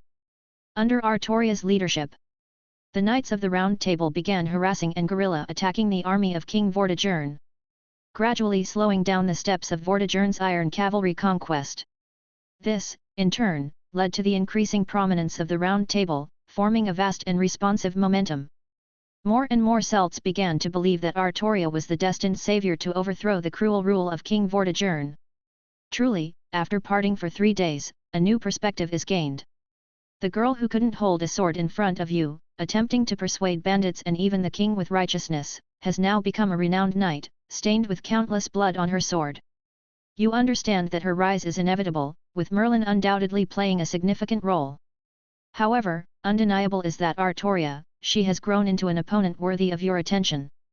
Facing the arch-nemesis, the daughter of the Red Dragon, who gathered the rolling tides of this era, what has your old man, King Vortigern, been busy with lately? He's been busy celebrating his son's birthday. Chapter 37. Have you ever disciplined me? Knights of the Round Table? Just a bunch of greenhorns. They dare to come, and I'll make sure they won't leave alive. As the devourer of light, how could Vortigern, the vile king, hold knights in high regard, especially those seeking fame and glory? A dead knight is a good knight. With the appearance of the Round Table knights, local lords and vassals gradually formed an alliance, and recent battle losses didn't look good. But, what does the army's casualties matter to Vortigern? He didn't care about the life or death of the Saxons people, losses were losses. It's like cutting chives, new shoots will grow. On the other side of the sea, the Germanic tribes coveted the fertile land of Britannia. The incoming Saxons people would continuously replenish the king's army. In the end, these plunder-loving barbarians were just useful tools in Vortigern's hands, livestock not worth cherishing. If they come to Londinium, I might consider them. Those disturbances are just mosquito bites, not worth mentioning. Vortigern sneered. Because your coming-of-age ceremony is approaching, I return to give you a gift. I retracted the army's defensive line for your sake, but they really think it's their achievement. Only in front of his son would the king speak so softly. Never mind, what's there to talk about with these small fries? The tall and straight silver-haired old man sat at the table, smiling gently, waving to the young man. Come, Alvin. It's been a while. Let your father have a look at you. A helpless smile appeared on his face. Alvin walked up, bowed, and his father rubbed his son's head. You've grown taller, Alvin. I'm almost an adult, old man. As a dragonkind, reaching 1 meter 80 is pretty normal, right? Vortigern's sturdy figure already exceeded 2 meters. Alvin, inheriting the blood of the white dragon, reached 1 meter 6 when he was 8. People and artificial beings couldn't be compared in physique. Vortigern assessed the young man in front of him. Now, sitting down, he even had to look up. How time flies! Time waits for no one. Father still remembers when you looked like a baby in swaddling clothes. 15 years have passed in the blink of an eye. The old man's grey eyes lowered slightly. In a few days, it will be your coming-of-age birthday. Is there any gift you want? In these years, father is sorry. I haven't had much time to accompany you. Rubbing his son's head, Vortigern smiled gently. Could it be that you want me, this old bone, to accompany you in sword practice? Long time no see your swordsmanship. I'm a bit eager. In Britannia, who could still surpass Alvin in swordsmanship now? Perhaps only his old man, the king, could do it. Is it 10 rounds now? Or is it evenly matched? Alvin felt the outcome was uncertain. However, let's talk about these entertaining matters later. I have 2 somewhat unpleasant requests. But feel free to say. Do you still need to be polite for your adult ceremony gift? Alvin smiled. I want to marry Lady Morgan. As the words fell, Vortigern was visibly stunned. The old man's expression froze for a moment. Then, with a somewhat ambiguous smile, he glanced at the witch sitting on the side. Good niece, you. Morgan tightened her thin lips, glancing away, somewhat guilty. Alvin, I asked you to inquire subtly, not to be so straightforward. But then she thought, what's wrong with herself? No, why should she feel guilty? The witch stared back at him intensely. What's wrong with me? Morgan emphasized that word. Do you have any objections, old man? For her good uncle, Morgan had no respect. The full of vices King Vortigern, she didn't spare him any curses. The 2 of them were old adversaries, constantly bickering without stopping. Now, Morgan didn't bother acting, directly calling him an old man. With 1 foot in the grave, there shouldn't be any problem. The witch still harbored resentment. How did this old guy break her strong defense back then? She was still pondering. How could she not remember? Her mind was preoccupied with figuring out how to squeeze Alvin dry in various ways. But, on the contrary, her armor seemed to be getting looser. How to put it, Alvin might be lacking parental love, so he liked to suck her. No, can't continue thinking about this. Once a year, I can't return home a few times. My son doesn't care anymore. Thinking about this, Morgan said without good temper. Firstly, you are a father, and then you are a king, right? Vortigern, you're quite shameless. Truly, my good uncle. This time, it was finally the dragon that couldn't hold back. Unable to refute, he chose not to refute. Pretend you didn't hear it. Vortigern made a tut-tut sound and looked away, glancing at his son. It doesn't matter how it's arranged. Just give me a word. To marry Morgan, as Alvin's only relative in Britannia, of course, he had to seek his old man's opinion. He did indeed regard Vortigern as his father, wholeheartedly. The old man, upon hearing this, had a somewhat ambiguous expression, a smile that seemed to be a mix of amusement and irony. Can I say no? It's useless to refuse. After all, he is a filial son. The witch seemed to have a mutual understanding with him. It's useless to disagree. Alvin is an adult now, you old man can't control him anymore. Morgan walked up, pulled the silver-haired youth away from Vortigern, and embraced him. Indeed. Even though she touched him everywhere every day, unconsciously, the little guy she once pinched had grown so tall. He's a head taller than Alvin. It's a bit difficult to hold him. Sensing her struggling to close her arms, Alvin reached back and embraced the witch. Being affectionate in front of Vortigern, Morgan, as a niece, felt a bit embarrassed. However, the witch attempted to struggle but couldn't break free, so she let the young man hold her, blushing, and turned her gaze away. In terms of physical strength, those who could surpass Alvin in Britannia were few. The witch experienced this every night. Well, speaking doesn't work on this old man. Vortigern smiled, stood up, walked over, and patted Alvin's shoulder. You chose it, and I can't do anything about it. Choose well and treat her well. Okay. Alvin nodded. Didn't we talk about two somewhat unpleasant requests? What's the other one? I have a question for you, old man. You said that when I grew up, you would answer me. As the words fell, a lingering echo filled the air. The smile disappeared from Vortigern's face. The atmosphere in the hall seemed to suddenly become cold and silent. The candlelight flickered but couldn't dispel the intense gaze of the young man. What exactly is the decline of the age of gods, father? He didn't call him old man, but father, because he was serious this time. No answer. The old man closed his eyes and fell into silence. Alvin just looked at him, quietly waiting. The witch clenched the young man's hand. The young man touched her smooth silver hair. The firelight flickered. But Alvin's determination never wavered. After a while, the old man slowly opened his hazy eyes, revealing a tired gaze. Not like the dragon. Just a father. Suddenly, the majestic aura of the so-called King Vortigern seemed to drain from his body. Do you really want to know, Alvin? You don't have to, actually.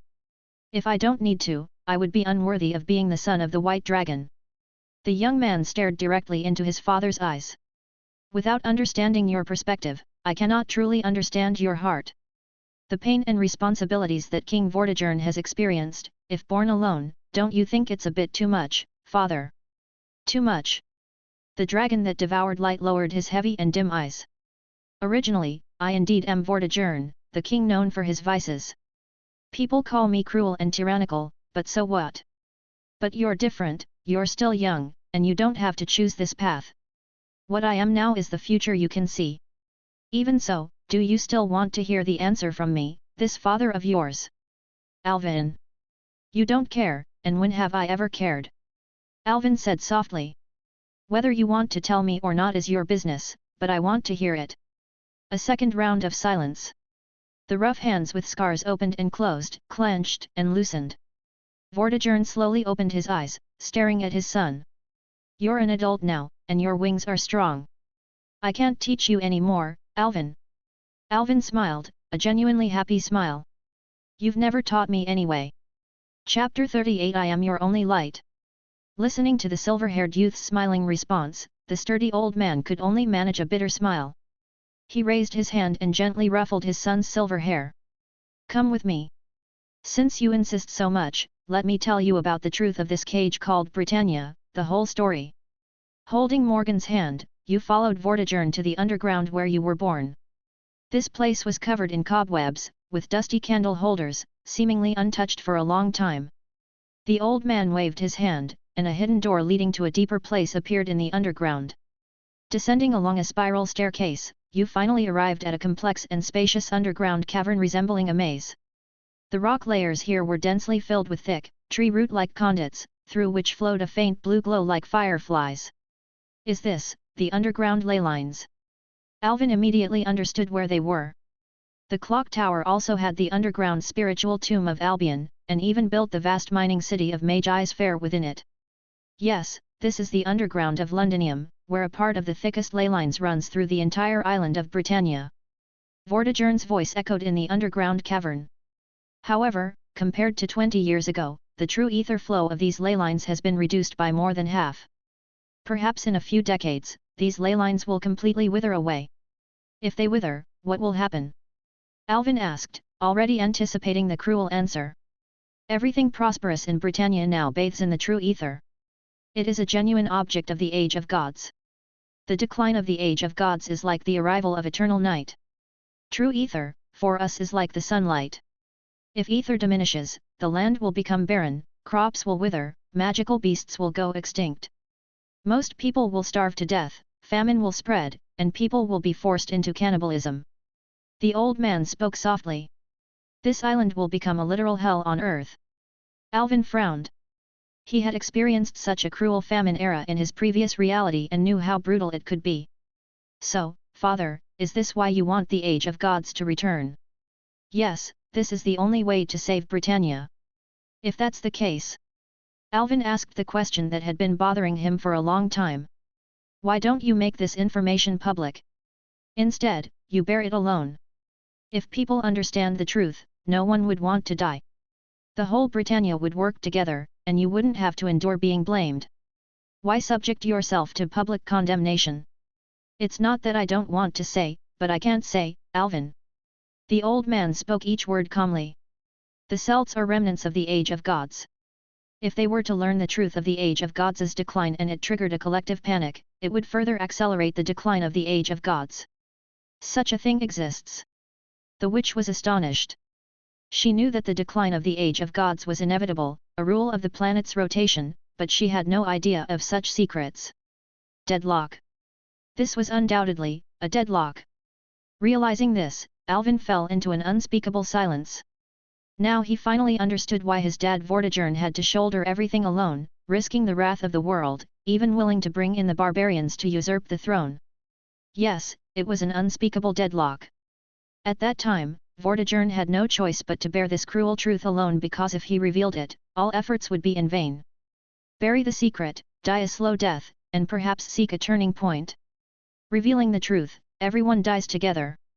It was a dilemma reminiscent of the trolley problem. Vortigern Pendragon. This man bore the weight of the entire era, enduring the cruel truth, bitterness, loneliness, growing in the shadows, honing fangs and claws. Misunderstanding. Resentment. Hatred. Prejudice. Even if he was pointed at by thousands, cursed by tens of thousands. Even if he was called the Vile King, the dragon that devoured light. The infamous name spread throughout the island, destined to stink for thousands of years, an indescribable infamy. Vortigern, he didn't care. He was the White Dragon of Britannia, possessing an unshakable will. You drove away the Celts for this reason too. Alvin said quietly. This is the central part of the island, where the decline of the Age of Gods is most intense. If I fail. Vortigern closed his eyes heavily. Running away a bit, they can live a bit longer. Silence. No music. Even breathing became difficult. The atmosphere in the underground cavern became nearly stagnant. Morgan stared blankly at her uncle. Though usually at odds, at this moment, she felt that this person was so unfamiliar. A sorrowful figure. She opened her mouth, wanting to call him, uncle. But nothing came out. Alvin stepped forward, gently patting his father's shoulder. You should have told us earlier, Dad.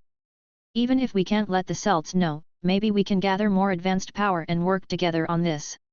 Alvin had realized the turning point in all of this. If most people had to be kept in the dark, what about a small group? With such a position, perhaps the Red Dragon and the White Dragon can set aside their grievances and work together to save Britannia from peril. It's not that simple, Alvin. If it's just that, why did I have to fight with you there, my brother who is indifferent but not unreasonable?" The old man opened his dim eyes, sounding somewhat weary. "The birth of the red dragon is the will of the world." "The will of the world." Alvin heard the eyebrow-furrowing term once again. But he remained silent, just listening quietly. Listening to the tired voice of the old man. The quantum time lock of the world records the collective of all events on the timeline. In other words, those destined key points have long been engraved on the fabric of time. Because of human development, the rules on this planet will gradually evolve into ones more suitable for human survival. The decline of the Age of Gods is a destined event. The birth of the Red Dragon is also so. What if we change the mind of the Red Dragon? Under the interference of the world's will, even if she wavers, a new Red Dragon will be born again. If the flow of history deviates, our world will be pruned, abandoned, and stopped, at the end of that eternal night, a sunlight without any hope. In other words, the entire Britannia is imprisoned in this tragic cage called history. The old man's words were like the flickering remnants of a fire. In the depths of Britannia's underground, they burned. "Alvin, this world demands us to offer our necks, demands us to die. Who would want to die? However, when the world wants you to die, you have no choice but to die.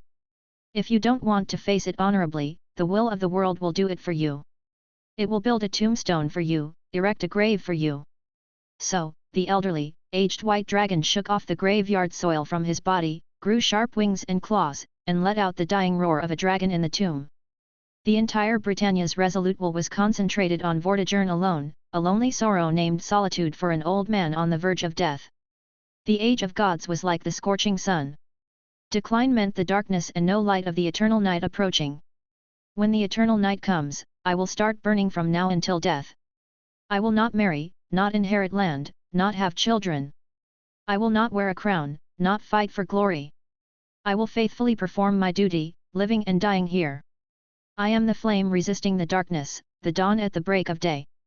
I am the dying ember of the Age of Gods, the last line of defense for this island. I will dedicate my life and honor to Britannia. Today and every day." In this dire situation of the approaching eternal night, an old man engraved the oath of a guardian in his heart.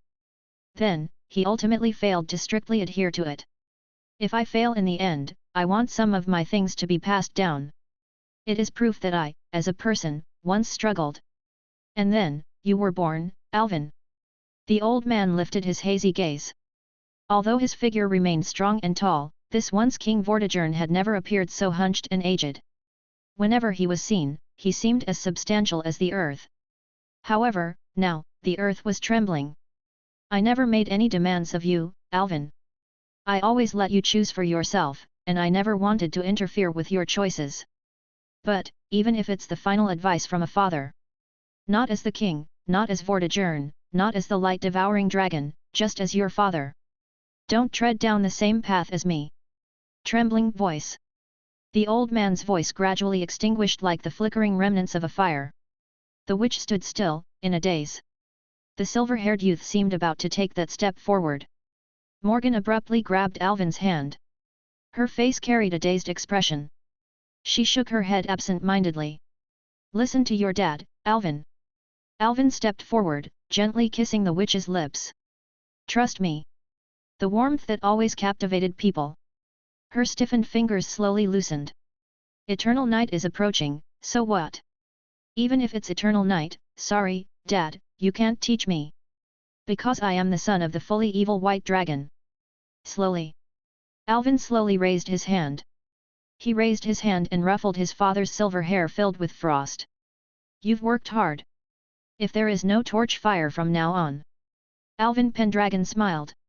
"Well then, I am your only light." Chapter 39 The Best Gift in the World. Stepping out of the spiral staircase in the underground, everything seen and heard before felt like a hazy dream. You chatted and laughed with your father and the witch, yet the atmosphere in the banquet hall remained somewhat stagnant and silent. He had understood your beliefs and comprehended your determination, but he still couldn't accept it. What father could watch his child embark on such a perilous path, challenging the world itself? However, Vortigern knew he couldn't stop you, the stubborn individual with wings. A bitter smile, reminiscent of an old father, hung on his face as he closed his eyes, remaining silent. With age comes a decline in appetite. Even though you personally prepared the meal, your old man found himself unable to eat. You beckoned, and a broken wooden sword instantly flew through the air, effortlessly erasing the cracks with a casual swipe of your hand. It was the sword you and Vortigern often practiced with during your childhood. Preserved with great care by you. Old man not feeling up to the meal, how about loosening up those joints a bit? You suggested, lifting the sword and pointing it at your father, Vortigern. Facing your provocation, Vortigern gazed at the mottled marks on the wooden sword, chuckling with a hint of dumbfoundedness. Seems like there's been a lack of discipline, otherwise, it wouldn't have come to this. Let me properly discipline you today, Alvin. The candlelight dimmed for a moment. The light-devouring dragon slowly stood up. Perhaps, father shouldn't have let you practice swordsmanship. The robust figure of an old man stood on the combat field, holding a wooden sword. His hands naturally hung down, and his whole body exuded a suppressed aura, towering like an unmovable earth. There's no regret medicine in this world, old man. Alvin held the sword high with one hand, facing Vortigern with a sideways stance that seemed full of flaws. Using the sword posture I taught you, thinking you can surpass me? You're too arrogant, my son. Besides strengthening your weapon, I'll teach you a lesson without using magecraft. No magecraft? Old man, you're still playing tough. Arrogant or not, give it a try, old man. Then I'll test your mettle, Alvin. As the words fell silent, King Vortigern took a step forward. Thud. Despite being an incredibly casual movement, it suddenly produced a heavy roar. The step seemed to hit not on the training ground but in the depths of a person's heart. Crushed stones scattered, and the massive figure of the old man vanished in an instant. At the same moment, a ferocious slash, almost making a sound of breaking the wind, abruptly aimed at the silver-haired youth's neck. Then, it passed through. Vortigern's strike only hit the afterimage of Alvin. Without any warning. The daylight in the training ground was suddenly swallowed, as if plunged into a deep and dark night, enveloped in a gloomy and profound atmosphere. Light devour. Good, my son. Witnessing this scene, Vortigern's eyes revealed a hint of admiration. This skill, even as a white dragon, he understood the principles behind it. It took him until the age of 60, sitting in the polar night, to finally master it. The name of the light-devouring dragon began to surface from that time. Come. Yet, this alone is not enough to defeat your father. HMN. With the humming and singing voice accompanying. 8 figures appeared in an instant. The silver-haired youth's figure suddenly split, and in the blink of an eye, it simultaneously slashed at Vortigern from 8 directions. The sword in his hand emitted a solemn and mysterious sword light, slender and sharp like shadows. The interweaving of light and shadow made each figure seem incredibly real. The ultimate life form's supreme speed allowed Alvin to switch between truth and illusion in an instant. This is a technique he used before against Merlin. A momentary brilliance woven together by illusion and swordsmanship, called the instant bloom of death. However, this kind of petty trick was far from enough to deceive the light-devouring dragon, also known as the White Dragon of Britain. In an instant, he recognized the true body, and Vortigern abruptly raised his sword, slashing at the figure he was certain of. A sharp sound erupted again. Sizzle. Even without using magecraft, even with just the physical body. The violent strength of the White Dragon, now towering like the earth, was not something a not yet adult ultimate life form could shake. However, Alvin completely did not dodge or avoid, facing the raging airflow and slash, the sword light directly targeted the weakest joint in the dragon's defense. Watching his sword tip, getting closer and closer to his son's forehead. Closer and closer. With Alvin's speed, he could undoubtedly form a prolonged stalemate, yet he still had no intention of avoiding. He wanted to exchange injury for injury. A slight tremor in Vortigern's heart, he suddenly tilted the blade, the sinking sword directly hitting Alvin's sword. This was a flaw. Hundreds of dark sword lights erupted suddenly, like a silent black rose blooming. Clang! A teeth-aching explosion, the figures of both sides passed each other. Morgan, who was standing on the balcony observing, was so nervous that she almost held her breath, gazing at the result of this father-son battle. Hiss! A bloody trace silently opened on the face of the silver-haired youth, and viscous red oozed out slowly.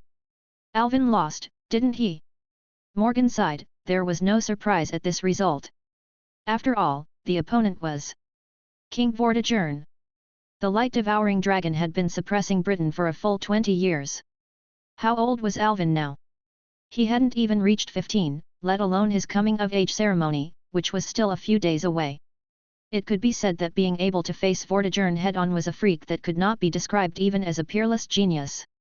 I lost. The slow voice of the old man echoed, surprising the witch. Snap!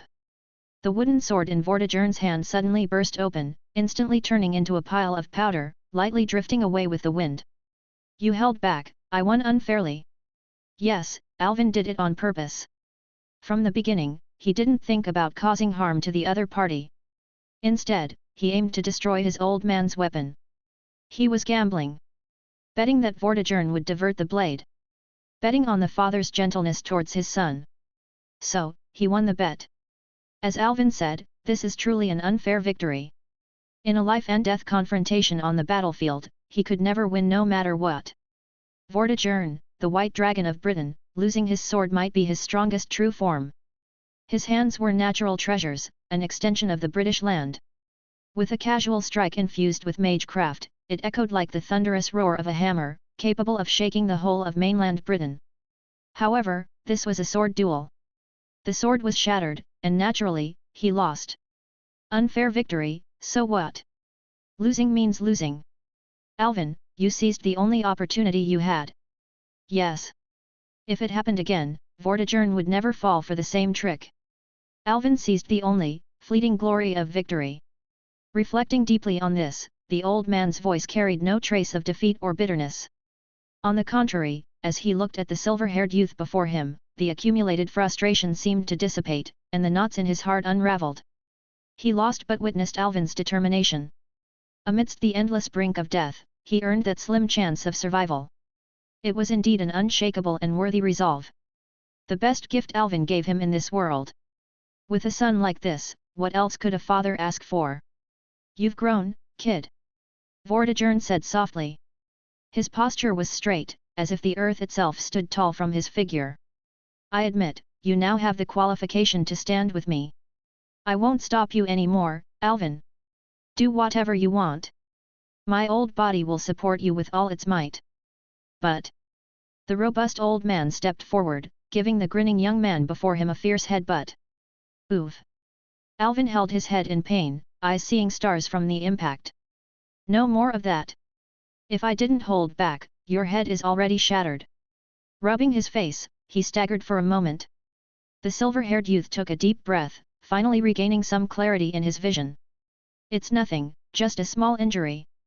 He smiled, wiping away the bloodstains on his face with his fingertips.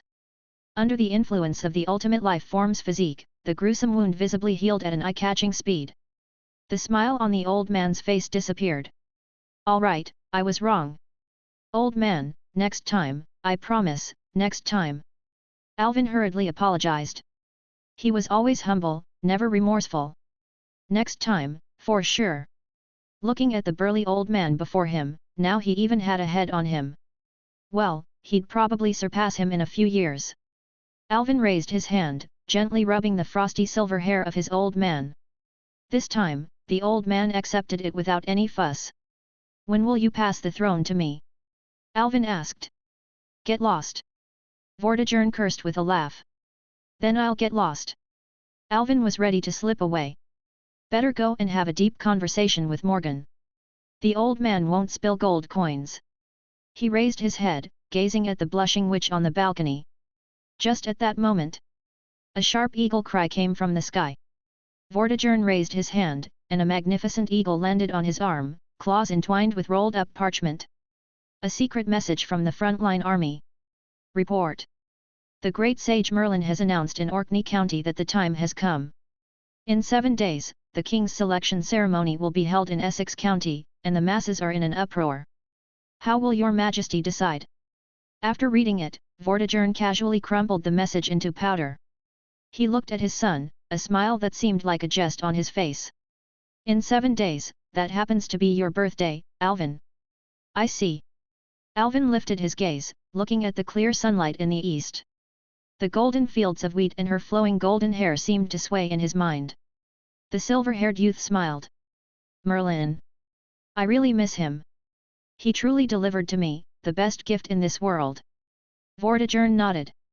Such a grand ceremony, no need to think, all the named or unnamed knights in all of Britannia will gather in Essex County. How many troops do you want, Alvin? Your father will allocate an entire legion to you. No need, Dad. Facing the bright sunlight, the son of the White Dragon gently raised his hand. With his iron-grey eyes hollow, in those blooming feather-like pupils, it seemed like black flames were burning fiercely. Alvin spread his 5 fingers. Slowly, he slowly squeezed that sundae into the palm of his hand. I alone am enough. Chapter 40 Disturbed Fate. The autumn light caressed, and colorful flags fluttered. It was still a softly lit morning. The border town in Essex County was already bustling. Or rather, it had never been so lively before. The news of the great sage Merlin conducting the king's selection ceremony here had spread, and the large square in front of the town's temple was already crowded with people. Some even climbed onto the roofs of surrounding houses for a broader view, just to catch a glimpse of the extraordinary demeanor of the future king. Countless renowned knights from all over Britannia gathered, their armor reflecting dazzling light under the sunlight, almost blinding the eyes of the residents. People chatted animatedly about the king's selection ceremony. No one worried about a sudden attack from Vortigern in such a gathering. Because all the talented individuals from the entire island were now gathered here, and the numerous knights provided people with a sense of security. Before them stood an impenetrable wall of Britannia. Even the vile king's armies would undoubtedly be defeated. The pupils of the people shone with the light of anticipation, but also, out of fear that this expectation might be shattered, they held their breath deeply. Suddenly, without any warning, a myriad of petals fell from the sky. The figure of the Magus emerged from the shower of flowers. Merlin! An unexpected call echoed, and instantly, the crowd became noisy. It's Merlin! The great sage Merlin has really appeared. Finally, is today the day we choose the king? The Magus, walking out from the cluster of flowers, smiled gently, his violet eyes shining like exquisite gemstones. And the incredibly handsome face brought by the mixed blood of Incubus made the faces of the women around the square flush. However, if one were observant, they would notice a faint, almost imperceptible scar on the magician's right cheek. Though not significant, it slightly marred his otherwise flawless beauty. Hello, everyone, that's right, I am the Magus of flowers everyone likes, Merlin. The conditions for today's king selection ceremony are very simple, and any knight can participate. Even apprentice knights are treated equally. Standing in the square, Merlin smiled while loudly announcing, once again stirring the crowd into fervent discussion. Then, as if materializing from thin air, he produced a luxurious sword engraved with Celtic inscriptions from his hands. With both hands exerting force, he forcefully inserted it into the massive rock in front of the square. Whoever pulls out this sword shall be the king of Britannia. His words echoed and lingered. The Magus's figure then dispersed into the wind along with the fluttering petals. Countless eager knights surged forward, hoping that they might be the chosen savior. The square instantly became chaotic, and people wanted to rush to pull out the sword, even starting to shove and fight. However, countless hands touched and pulled, but the sword in the stone remained unmoved. As time passed, more and more people failed. Witnessing those who failed with hands and feet, gritting their teeth, and flushed faces while pulling the sword, it did not budge even a bit. Disheartened faces appeared one after another. I know you're anxious, but don't be hasty, pulling the sword from the stone is not that easy. The remaining knights seemed to finally realize this truth, willing to follow basic order and form a long queue on the town's streets. However, until the soft morning sunlight gradually became intense, turning into the dazzling and scorching rays of noon, the sweating knights still had no success. Although the queue remained vast and mighty. Seeing the failure of countless people, the knights began to feel a bit exhausted, and their initially fervent hearts cooled down slightly. After all, becoming the king was just their wishful thinking, right? At this moment, cheers from the crowd suddenly resounded. It's Lady Artoria. The Knights of the Round Table has arrived. It's pure and undefiled Knight Princess. Lady Artoria. If it's Lady Artoria, she can definitely pull out the sword of selection. In waves of cheers, the queue of knights began to disperse spontaneously. Artoria. They had all heard of her illustrious reputation. Whether they liked it or not, they had to admit that if Britannia had to choose one savior now, it could only be her. People gazed as, at the end of the town street, a group of knights bathed in sunlight began to slowly approach the square. The leading golden-haired girl rode a magnificent white horse, and her delicate face showed no expression. Her eyelids were lowered, and her deep green eyes seemed to be permeated with indifference to everything in the world. She was draped in a luxurious azure cape, complemented by a pure white shoulder wrap. The conspicuous golden hair strand fluttered in the wind. Behind her head, the high-hanging sun burst into a holy and brilliant glow, highlighting her majestic presence, as if she were the descent of a savior. Artoria. People cheered for this name. Now, she was the well-known Night Princess of Britannia. Engulfed in cheers, the golden-haired girl lowered her indifferent eyelids. Since the beginning of her journey, she never concealed her gender, even letting Merlin dispel all illusions about her. If I have to disguise myself for recognition, then I'd rather not be a false king. To rally behind me as a king but reject my gender, a ruler born from such deception will ultimately collapse in the midst of lies. Looking at the resounding girl before him, Merlin, with a bitter smile, respected her request. Yes, she was a woman, but so what? If not acknowledged, then prove it with facts, achievements, and virtues to gain recognition. It just meant putting in more effort. What she lacked the least was precisely that. Compared to indulging in lies, Artoria chose to respect the truth. For some reason, she strongly resisted falsehoods. The journey had indeed been arduous and difficult, but so what? In this world, nothing was more cruel than someone leaving without a word. Having experienced hell. Afterward, all the narrow-minded, prejudiced emotions couldn't touch her heart. Relying on this female body, she eventually gained the followers and admiration of the Knights of the Round Table. Even those who once scorned her gender eventually submitted to her sword and noble conduct. Victory, then dominance. This was the journey of the Night Princess named Artoria. Whether knights or residents, people spontaneously moved aside to create a wide path on both sides, immediately making way for the girl on the white horse. The golden-haired girl rode smoothly to the center of the square, followed by the knights behind her, each with a name that sparked waves of cheers from the crowd. The Holy Knight, Lord Percival. Rumor has it that his long spear can pierce through a city wall in one blow. The Giant Slayer, Lord K. Heard he killed a giant with just his words, and he's even Lady Artoria's older brother. The Wolf Watcher, Lady Gareth. Transformed into a magical beast, she tore apart an entire army of invaders. The Knight of the Sun, Gawain. Said to be invincible when standing under sunlight. Agravain, who feels no pain. The Lamenting Tristan. The procession of the Knights of the Round Table caused waves of admiration each time a knight's face was seen. These knights, renowned throughout Britannia, each had extraordinary abilities, unique skills, and their willpower and endurance amazed everyone. In these days, they provided the unexpected surprises to the invading forces of the Vortigern. However, at this moment, these legendary knights, each known far and wide, all followed behind Artoria. Concealed by illusions on the rooftop, the incubus gazed at the dazzling golden-haired girl, feeling deeply emotional for a moment. Lily has really grown up. And she had grown up somewhat too fast, far beyond his expectations. That's right. These Knights of the Round Table were not supposed to appear here originally. However, the fate of destiny had already been disturbed. Such things were truly interesting. Merlin thought with great pleasure. His clairvoyance could still observe everything in this world, but now he couldn't accurately predict the future. Because he couldn't see Alvin Pendragon. Britannia had gained such a variable. The birth of the son of the White Dragon. It eventually led to a series of subsequent chain reactions.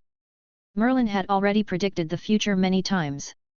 According to the past historical trajectory, these knights were supposed to gradually emerge and join the Round Table after Lily pulled out the sword, several years later. However, at this moment, before Lily had even pulled the sword, they had already gathered under her command.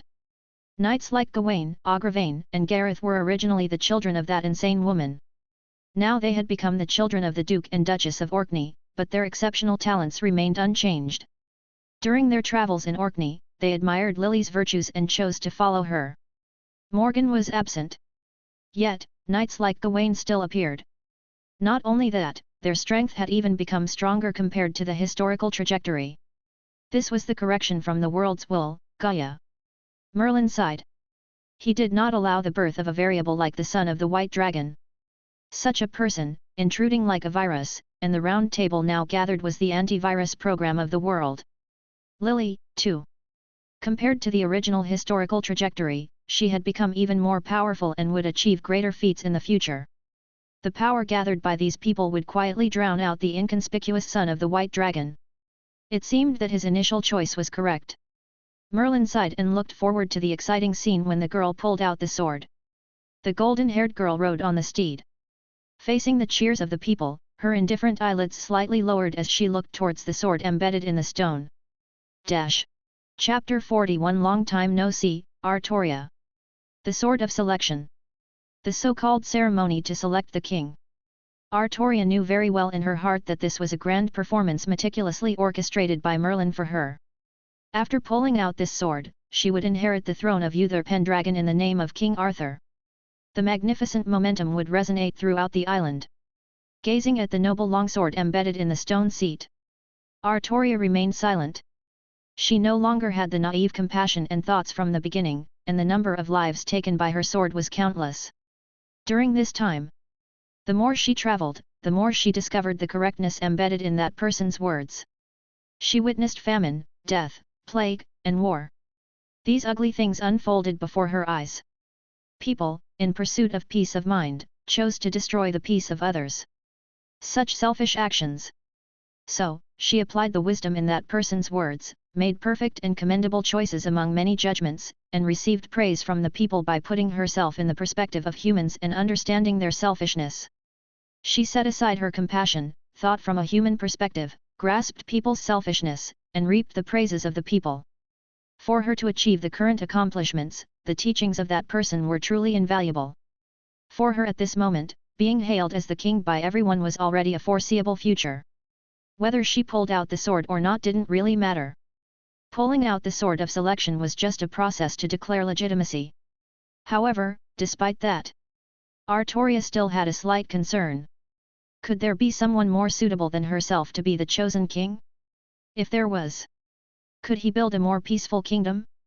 No one is born just to become a king, Ardorius. That person's words suddenly echoed in her mind. However, on this occasion, he was not here. Artoria, who was somewhat looking forward to it, felt a hint of disappointment in her heart. But soon, she felt a little relieved. Yes, this is better. It's better if he doesn't come with so many knights. What if his identity is exposed on the spot? In that case, she might not be able to save his life. Lady Artoria, please draw the sword. The Knight of the Sun Gawain, behind her, walked to the forefront of the lineup. The handsome, golden-haired young man knelt on one knee, raised his hand in a standard gentleman's salute, and welcomed the girl on the steed. No one questions your qualifications. Please prove to Britain that you have the qualities of a king. No, Sir Gawain.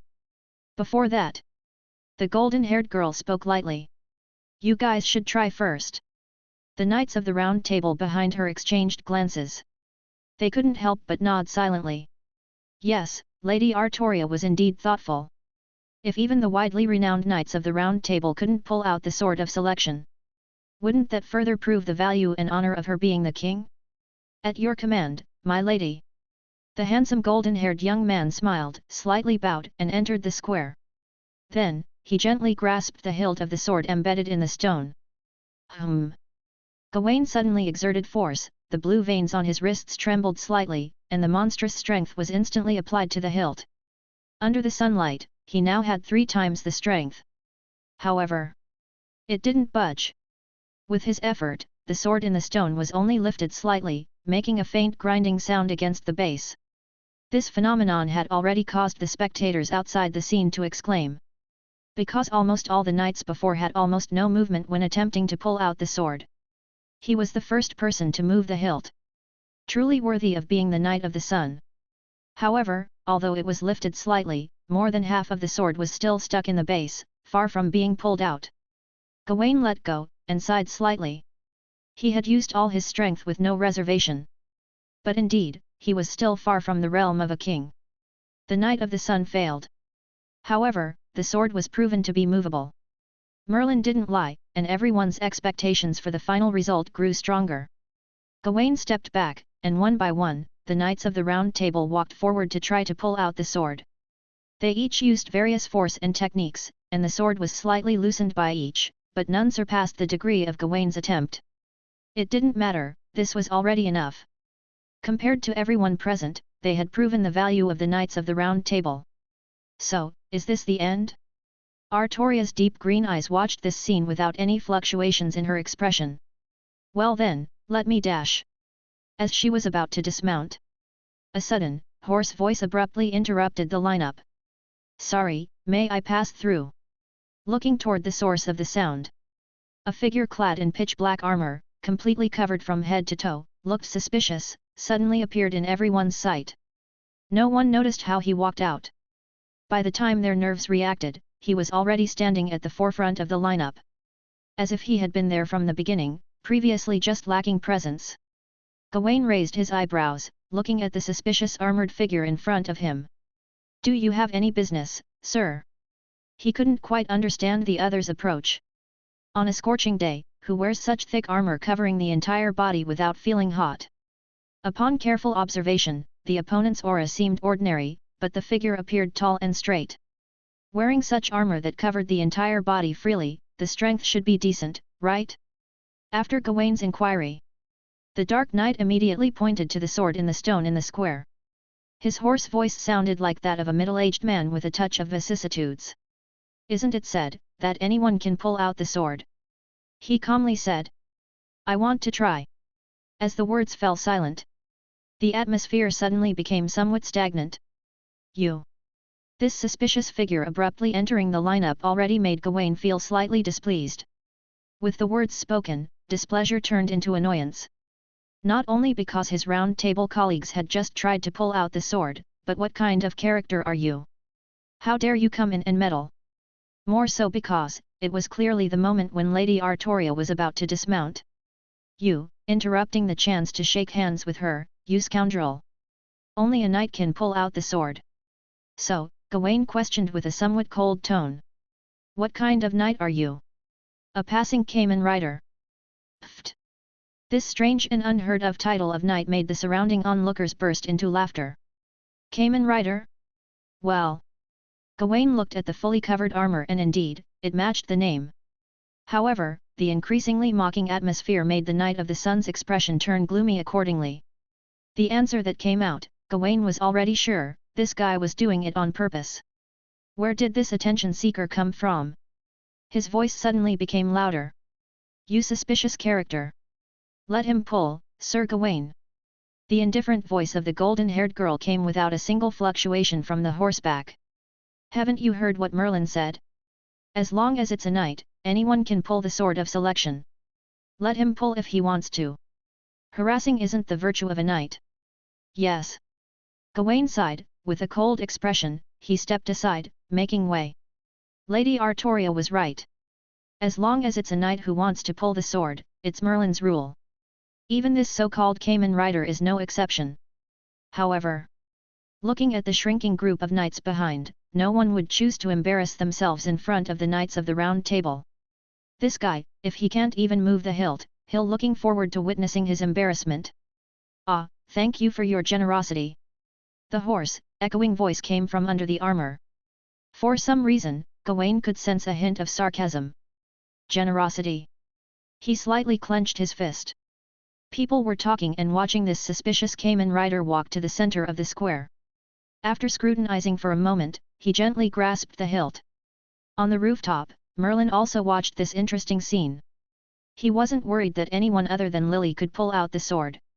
Unconsciously, he had manipulated it. This sword was forged by the fairies. To pull out this sword, it was irrelevant to strength. The main requirements were: not only must one have dragon blood, but also possess the virtues worthy of ruling Britain, those of a king. This virtue referred to the knight's conduct, justice, mercy, humility, sacrifice, and the like. In other words, characters like the tyrant Vortigern, despite having dragon blood, were impossible to pull out the sword. As for Alvin, that guy, who was prone to killing and easily angered, no matter how skilled he was in swordsmanship, it was impossible for the Sword of Selection to recognize him. There was no doubt. If it were only the second condition, perhaps a few could be chosen from among these people. But adding the restriction of the first condition, among those present, only Lily could possibly pull. With a clang of metallic friction, the prestigious Sword of Selection was gripped by the mysterious Dark Knight. And then, he nonchalantly pulled it out. Clang!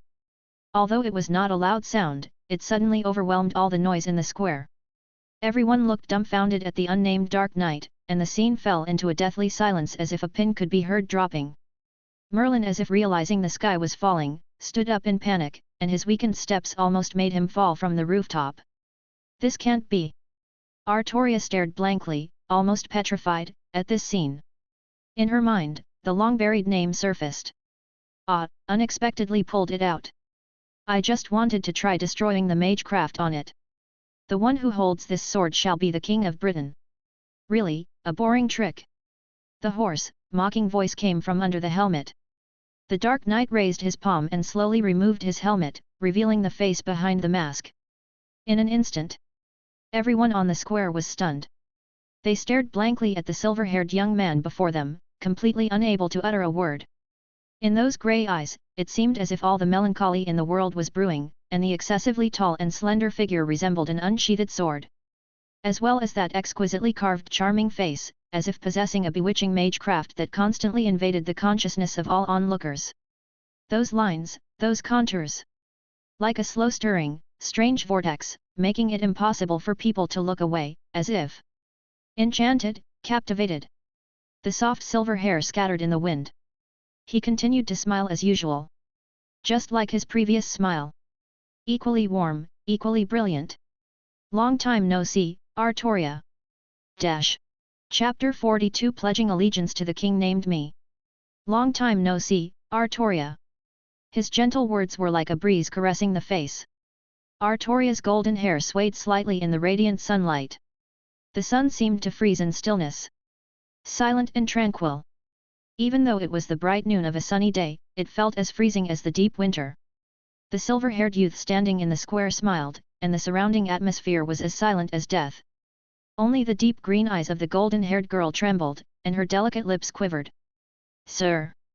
She muttered this title in a daze. Anyone could hear the tremor in her voice. It was like a vibration of heartstrings, producing a dull hum. For a long time, the resonance lingered. Her thoughts struggled to the end. Artoria still couldn't bring herself to call that name. Was it still unbelievable? Or was she afraid that after shouting that name, just like the countless nights of shattered illusions in these days, it would awaken her again from the dream? So, this is not a dream. As if seeing through all her thoughts. That person, he said with a smiling expression. You have grown into a very outstanding person, Artoria. Your journey has been tough. As the words fell silent, the lingering sound seemed to echo in the wind. Alvin raised his hand. Instead of his fingertips, a gentle breeze gently touched the girl's cheek. This familiar touch. It made Artoria's heart, for a moment, return to that swaying wheat field. She was waiting like this. Waiting in the clear sunlight. Waiting for such a person to come to her, punctually, keeping the appointment, gently caressing her cheek. He was there. He really was there. It wasn't an illusion. The moment she realized this, her heart rippled slightly. Did you deceive me? Never. No need for any extra words. No need for any unnecessary expressions. Her eyes asked like this, and his eyes answered like this. Knowing his intentions. It was as if, in the abyss called numbness, he suddenly glimpsed a dazzling light. So, unable to stop, those accumulated bitter feelings overflowed. Unable to stop, the surging bitterness flooded like a tide. All the strong, indifferent determination. All the masked disguises and lies. All the silent and sorrowful emotions throughout the journey that had no one to confide in. Only in front of him, only in front of this person, almost as if shattered, shed, and revealed in an instant, the girl could finally begin to vent the pain and grievances accumulated in her heart. Sir! Alvin! No need to restrain any more, no need to brew any more, no need to suppress any more. The deep green lake overflowed just like that. Clear and pure like morning dew, dripping like a pearl curtain. The girl named Artoria shed tears. Everyone stared blankly at this scene. Not only were the onlookers trembling in their pupils. The knights of the round table behind her were already dumbfounded. Except for Kay, who showed a bitter expression on his face. The knights had never seen their savior, whom they had sworn allegiance to, showing such a bewildered and dazed expression before. Not to mention, crying. Lady Artoria. Whether on the battlefield of fierce combat or in everyday conduct. Her figure, her expression, had always been indifferent and as holy as a deity, making people irresistibly want to admire that dazzling radiance.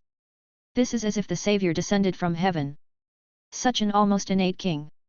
Would he even shed tears? You. A deep voice suddenly rang out, accompanied by a grinding of teeth like a lion. Who the hell are you? The surging anger finally broke through that mesmerizing vortex. Gawain issued his inquiry. He absolutely couldn't tolerate it. As a knight of the sun who supports the savior, he absolutely couldn't tolerate anyone causing Lady Artoria to cry. Tell me your name. Audacious madman. My holy sword has never been swung at the insignificant unknown.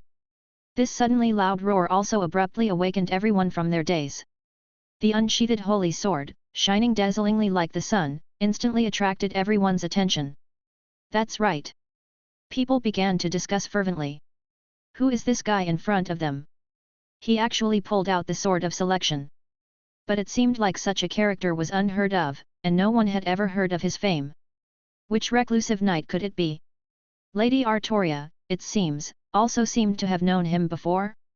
Even shed tears for him. Mysterious and unpredictable. Shrouded in mist. This abruptly appearing dark knight instantly became the focus of everyone's attention. Some of the townspeople watching vaguely felt that this face was somewhat familiar, but several years had passed, and the once young boy had grown into the present youth, making it difficult for them to remember where they had seen him. Unknown nobody. Listening to the handsome young man in front of him, that high-pitched inquiry. Alvin just smiled indifferently, raised the sword of selection slightly, and held it casually in his hand. Perhaps I am indeed just an audacious nobody. He lightly raised the sword, pinching it between his fingers and swaying it casually. Anyone could see that this guy had no regard for this sword at all. But now, Alvin said with a smile. I've already pulled out the sword of selection, Sir Gawain. Don't call my name like that. You. The audacious one is you, right? Alvin said lightly. Although his voice was not loud, it suddenly suppressed Gawain's roar, and even clearly reached the ears of everyone present. As soon as these words were spoken, Gawain's expression froze for a moment. I have pulled out the sword in the stone. Alvin still smiled, his tone still calm. As stated by the wise Merlin, I am now the unquestionable king of Britain. Saying so, Alvin looked towards the magus of flowers peeking from the roof and showed a knowing smile. Alvin, could he really see me? A strong palpitation suddenly surged in Merlin's chest, almost making him unsteady on his feet. However, when he looked at the silver-haired youth with suspicion, he had already withdrawn his gaze. It made people feel that the just now fleeting glance seemed like an illusion. Audacious? Madman? Be mindful of your words. Alvin tilted his head. In such an interested manner, he interrogated him. Sir Gawain, where is your respect? Where is your reverence? You, who shout and yell in front of the king like this, are clearly the one being audacious, right? So, as I said. The smile disappeared. The silver-haired youth raised the sword of selection expressionlessly, and the sharp tip of the sword pointed directly at the Sun Knight's face. You should, to me, your king. His voice suddenly became indifferent, as if the sunlight also became cold with his words.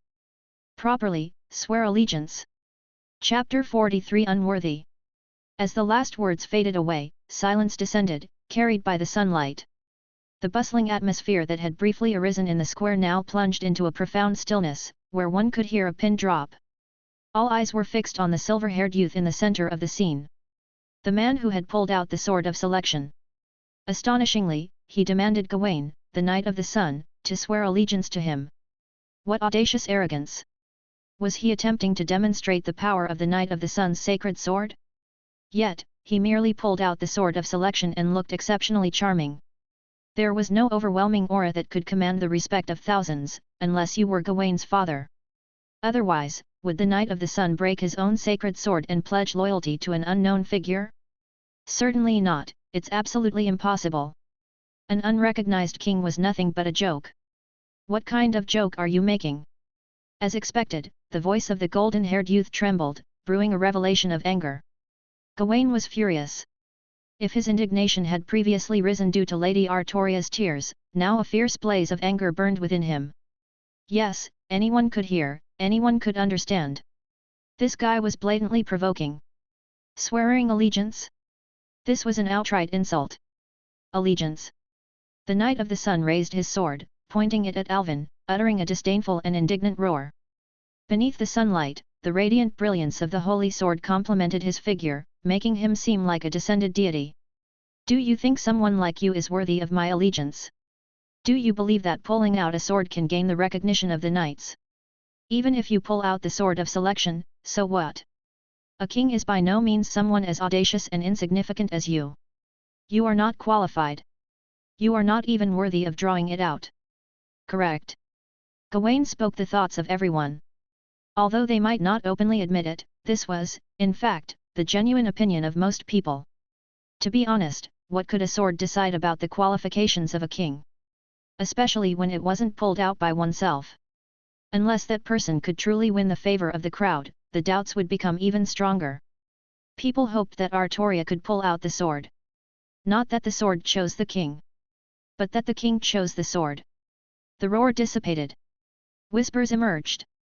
The scene, at first glance, appeared as if Alvin, who had pulled out the sword, had been depreciated to worthlessness. However, this was exactly the answer he wanted to hear.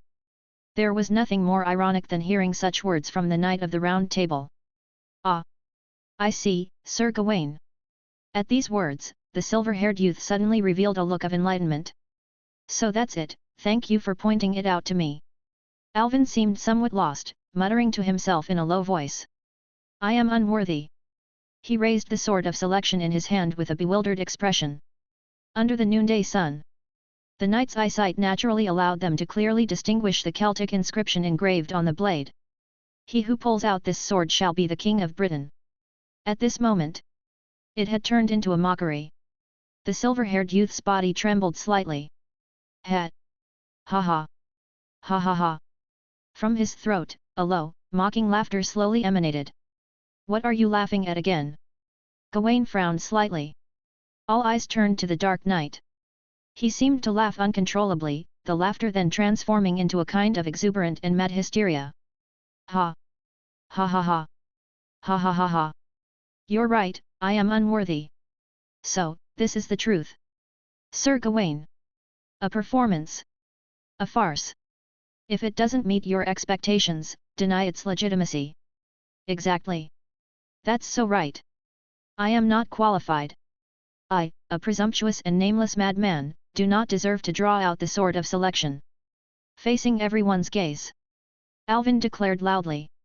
So, who determined the qualifications? Lifting the exquisite and flawless sword of selection, he issued a torrent of inquiries. If one is covered in filth, are they not allowed to yearn for purification? If born in darkness, can they not pursue the dazzling light? What if I have this sword of selection? If it is not recognized, am I not worthy of aspiring to be the king of knights? Alvin suddenly dropped the sword's tip, pointing it from a distance at the golden-haired girl who was staring at him in astonishment. Artoria finally realized. For what reason did he appear here? She, Artoria, are you all anticipating her? The Dark Knight sneered. He laughed arrogantly and mockingly. Without restraint, he mocked everyone present. Are you all anticipating her, pulling out this sword, becoming the savior that descended from the heavens? Artoria is here, and Britain will be at peace. Artoria is here, and there will be a clear sky. So. His voice suddenly lowered. Have any of you asked her? Have any of you cared about her true thoughts? He queried expressionlessly, questioning a question that no one dared to answer. Alvin surveyed the crowd. Every knight he stared at unconsciously averted their gaze. No, you don't care, you only care about yourselves. You bunch of worthless, cowardly, rubbish. Piling everyone's hopes onto one person's shoulders. Are you even worthy to call yourselves knights?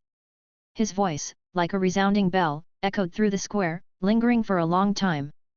The heart-wrenching words struck each knight's heart like a heavy hammer. They were scolded.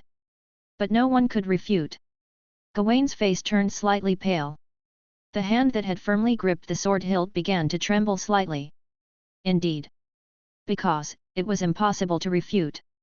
What the other person said was indisputable, a cruel reality that everyone subconsciously concealed. Originally, the ritual of choosing a king by pulling out the sword already violated the righteousness of a knight's sacrifice. The method didn't matter. People just needed a savior. They didn't dare to face the dragon directly. And who could defeat that guy, Vortigern? Even Gawain, the invincible knight of the sun under the sunlight, who was born with the companion of the sacred sword, had almost lost confidence after witnessing the tyrannical figure of the vile king turning into a dragon and devouring the light on the battlefield. It was definitely not a monster that he could vanquish. But if it's the king, there might be a chance? Everyone thought so. Through the ritual of choosing a king, the person would be elevated to the status of a god. Then, they wouldn't have to work so hard. Perhaps, they wouldn't have to bear such great pressure and responsibility. Because, with the king in front, they could handle it. A dream called the ideal king, built by everyone's selfishness and conflicts. It was mercilessly torn apart by the Black Knight before their eyes. Revealing the inside, the bloody truth. The knights remained silent. That bitter taste. The shame of having their wounds exposed. It left them speechless. No wind, no music. In this deathly silence. Towards the tearful golden-haired girl on the majestic horse. Slowly, Alvin slowly raised his palm. I will dismantle your idol. I will break your sacred sword. I will let you witness the lies piled up on this island just to let you die. Finally, I reached out my hand to you. Take my hand, Artoria. I will take you, breaking free from this fate. What we lost is just the chains, and what we will gain is the entire world. Artoria. He said gently, his words like a light breeze. Follow me back. Shut up, Alvin. Crimson petals fluttered down. The half-incubus's figure quietly emerged amidst the falling flowers. A bounded field suddenly unfolded, cutting off everyone outside of the round table and Alvin. The noisy crowd could only witness the silence within. Merlin's expression had never been so solemn. Even when he was enveloped in Alvin's sword technique, his face still bore a light and joyful smile. However, at this moment, Merlin's expression finally turned serious because he truly felt the immense danger. Having an unpredictable variable was amusing, but now it seemed to be getting too much. He could clearly see Artoria's trance-like state at this moment. If, in front of everyone's eyes, the red dragon betrayed and joined the white dragon's side, it would be an extremely heavy blow to the morale of all of Britain. And that was just a minor matter. The more important thing was that if the crucial moment of Artoria becoming king was disturbed, then, in the next century, the predetermined events would almost inevitably be triggered. It would lead to the destruction of the entire world. Alvin, you're causing endless trouble. Lily, don't believe this scammer. The half-incubus spoke coldly. Have you forgotten how he abandoned you in the first place? Merlin, only you, the trash among the trash, disgust me the most. It was just a little bit more, and she would have been pulled down from that throne. Although it was expected to be interrupted. However, those words made Alvin almost burst into laughter due to anger. When you tried to imprison me in your illusion for a whole year, I broke it with insight in just 1 month. I watched, as you traveled with Kay and Artoria, and you dare to call me a scammer. You really have a thick skin, Merlin. I really want to peel off your face and see how many faces are inside. What? Sir Alvin is saying, what? The moment the dull nerves finally realized the content. The brain seemed to surge with dizziness. Breathing became obstructed, and vision began to blur. Merlin, he used illusions to trap Sir Alvin. So, that's why Sir Alvin has been missing for so long. She raised her eyes in disbelief, looking at the Magus's magnificent figure, and almost tremblingly pronounced that name. Merlin. Don't believe his nonsense, Lily. The Magus said so, with an indifferent expression that showed no emotion. Ridiculous, Alvin. Do you think your words have any credibility? Chapter 44 Step forward and face your death. Even if exposed, what did it matter? Merlin remained unmoved. When he employed his cunning tactics, he was mentally prepared to be exposed one day. Illusions, by their nature, left no traces. As a master of illusions, Merlin was adept at leaving no evidence behind. So, Merlin was highly confident that Alvin had no proof. Moreover, this fellow had a fatal weakness. A misty vapor emanated from the incubus's deep purple eyes. He had long confirmed with clairvoyance that the forces of the Vile King had not laid an ambush nearby, and even Vortigern himself did not come. However, Morgan, also a great magus, was not as easily detected as Merlin. But at least Incubus could judge whether she was nearby or not. Merlin, upon receiving the results, couldn't help but be somewhat surprised. I originally thought you had some incredible reliance. But, to my amazement, Alvin, you actually dared to appear here alone. Could it be that the madwoman followed you here? Is she your trump card? However, she definitely isn't within a 20-mile radius, and it will take some time for her to arrive if she intends to come. If you leave now, return the chosen sword, I can pretend you never appeared, Alvin. The situation gradually fell into Merlin's control. Consequently, his words began to soften accordingly. On Incubus's face, that disdainful smile appeared, making Alvin feel disgusted. Otherwise, if I expose your identity here and now, do you think, within this circle of thousands of nights, you can walk out? Merlin, don't! Artoria's anxious voice interrupted. The girl's gaze moved back and forth between the two, feeling as if her brain had turned into a twisted mess. Lies, truths. It was impossible to distinguish. Not to mention, both sides were people of great importance to her, and she was unwilling to doubt either party's honesty. How could she make a choice? Even if she made a choice, how could she be certain that her choice was right? Her thin lips trembled, her palms clenched into fists, nails deeply embedded in the flesh. Her breathing became rapid and oppressive, as if something heavy was pressing on her chest. Artoria didn't know what to do or how to proceed. In her entire life, she had never faced such a perplexing and helpless situation. Hesitation, uncertainty, dilemma. Pain. The knights of the Round Table were silent and stagnant. Kay sighed faintly. Gawain even crunched the hilt of his sword until his knuckles made cracking sounds. He couldn't understand the relationship between Artoria and the guy in front of him, which could cause her such great distress. In the midst of this complicated brewing, Merlin's mood became increasingly gloomy. Ah, the state of everyone's hearts, everyone's tension, emitted a fragrant, rich aroma. Merlin felt that he already had the victory in his hands. Yes, the identity of the son of the White Dragon was Alvin's fatal weakness. As the son of the Vile King, he played such a despised and hated role. Even if Lily was willing to believe him, would his words have any credibility in the eyes of others? On one side was the Sage of Britain, and on the other side was the son of Vortigern. Whose words were more believable, whom people were willing to believe, was self-evident. There were so many knights here, Merlin certainly didn't want to conflict with Morgan. That would only result in a mutually destructive outcome. I'll give you 10 minutes to consider, Alvin. If you don't leave, I will immediately lift the barrier and announce your identity. Have you finished your nonsense? There was no imagined hesitation or anxiety. Merlin's words were suddenly interrupted by the indifferent silver-haired youth. Alvin lowered his eyelids, and in the iron-grey pupils, a profound sense of desolation seemed to permeate. Staring at Merlin. He seemed to be looking at a dead man. Gazing into the silver-haired youth's pupils. Such palpitations, such unease, seemed to surge out of Merlin's chest again. He suddenly shivered. You got one thing wrong, Merlin. Completely wrong. That is, why I dared to come alone. Whether Lily believes me or not, I don't care. I just want to tell her the truth. As for my identity, there's no need for you to announce it, I will showcase my reputation myself. The silver-haired youth lifted his gaze. In those profound pupils, it seemed as if a dark flame was burning. Just, before that. There's a debt to settle between you and me. You carefully planned the ritual to choose the king, right?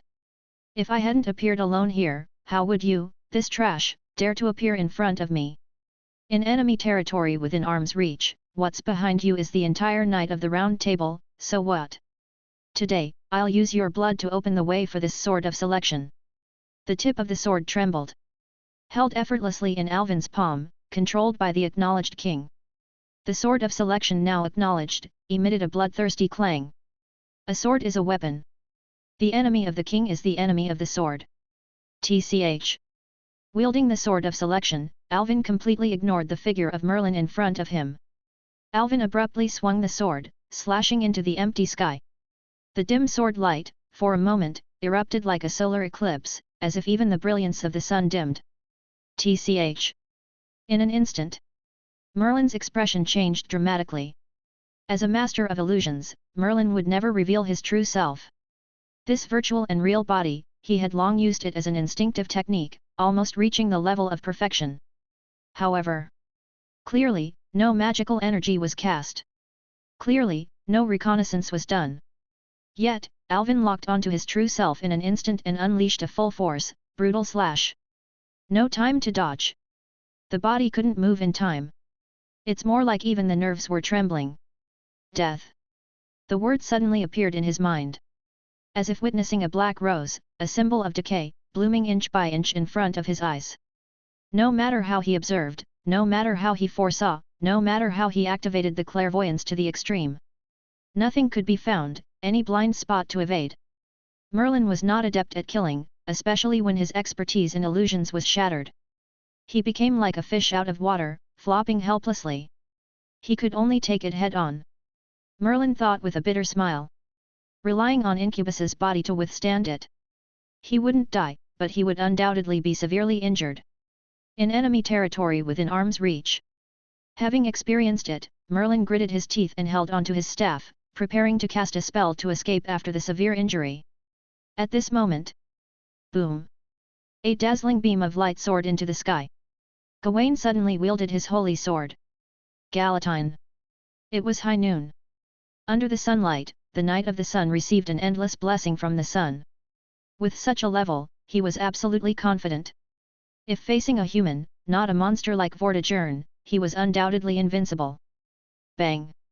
In an instant collision of shadow and radiance, they intertwined and began to annihilate each other. What? In Gawain's shocked expression. The radiance emitted by his holy sword was actually suppressed and devoured by that shadow. This, damn it, what is this? Gawain recognized that Alvin possessed the power of devouring light, and his light attribute should clearly counter the shadow attribute. His holy sword's radiance was completely swallowed, but fortunately, the opponent's attack was also deflected by the holy sword, grazing the Magus' cheek, piercing through the soundproof barrier. Tch. With the property of devouring light attached, Merlin's half-face was instantly corroded into a bloody and fleshy mess, looking incredibly horrifying. His figure also rapidly dissipated into the wind. Ah, the guy who runs away when things get tough. Watching Merlin fleeing, Alvin raised his eyes slightly. He hadn't expected this strike to kill Merlin, but just making him show his true self was not enough to settle the debt. Gawain, well done. You did well. Alvin's gaze suddenly lowered.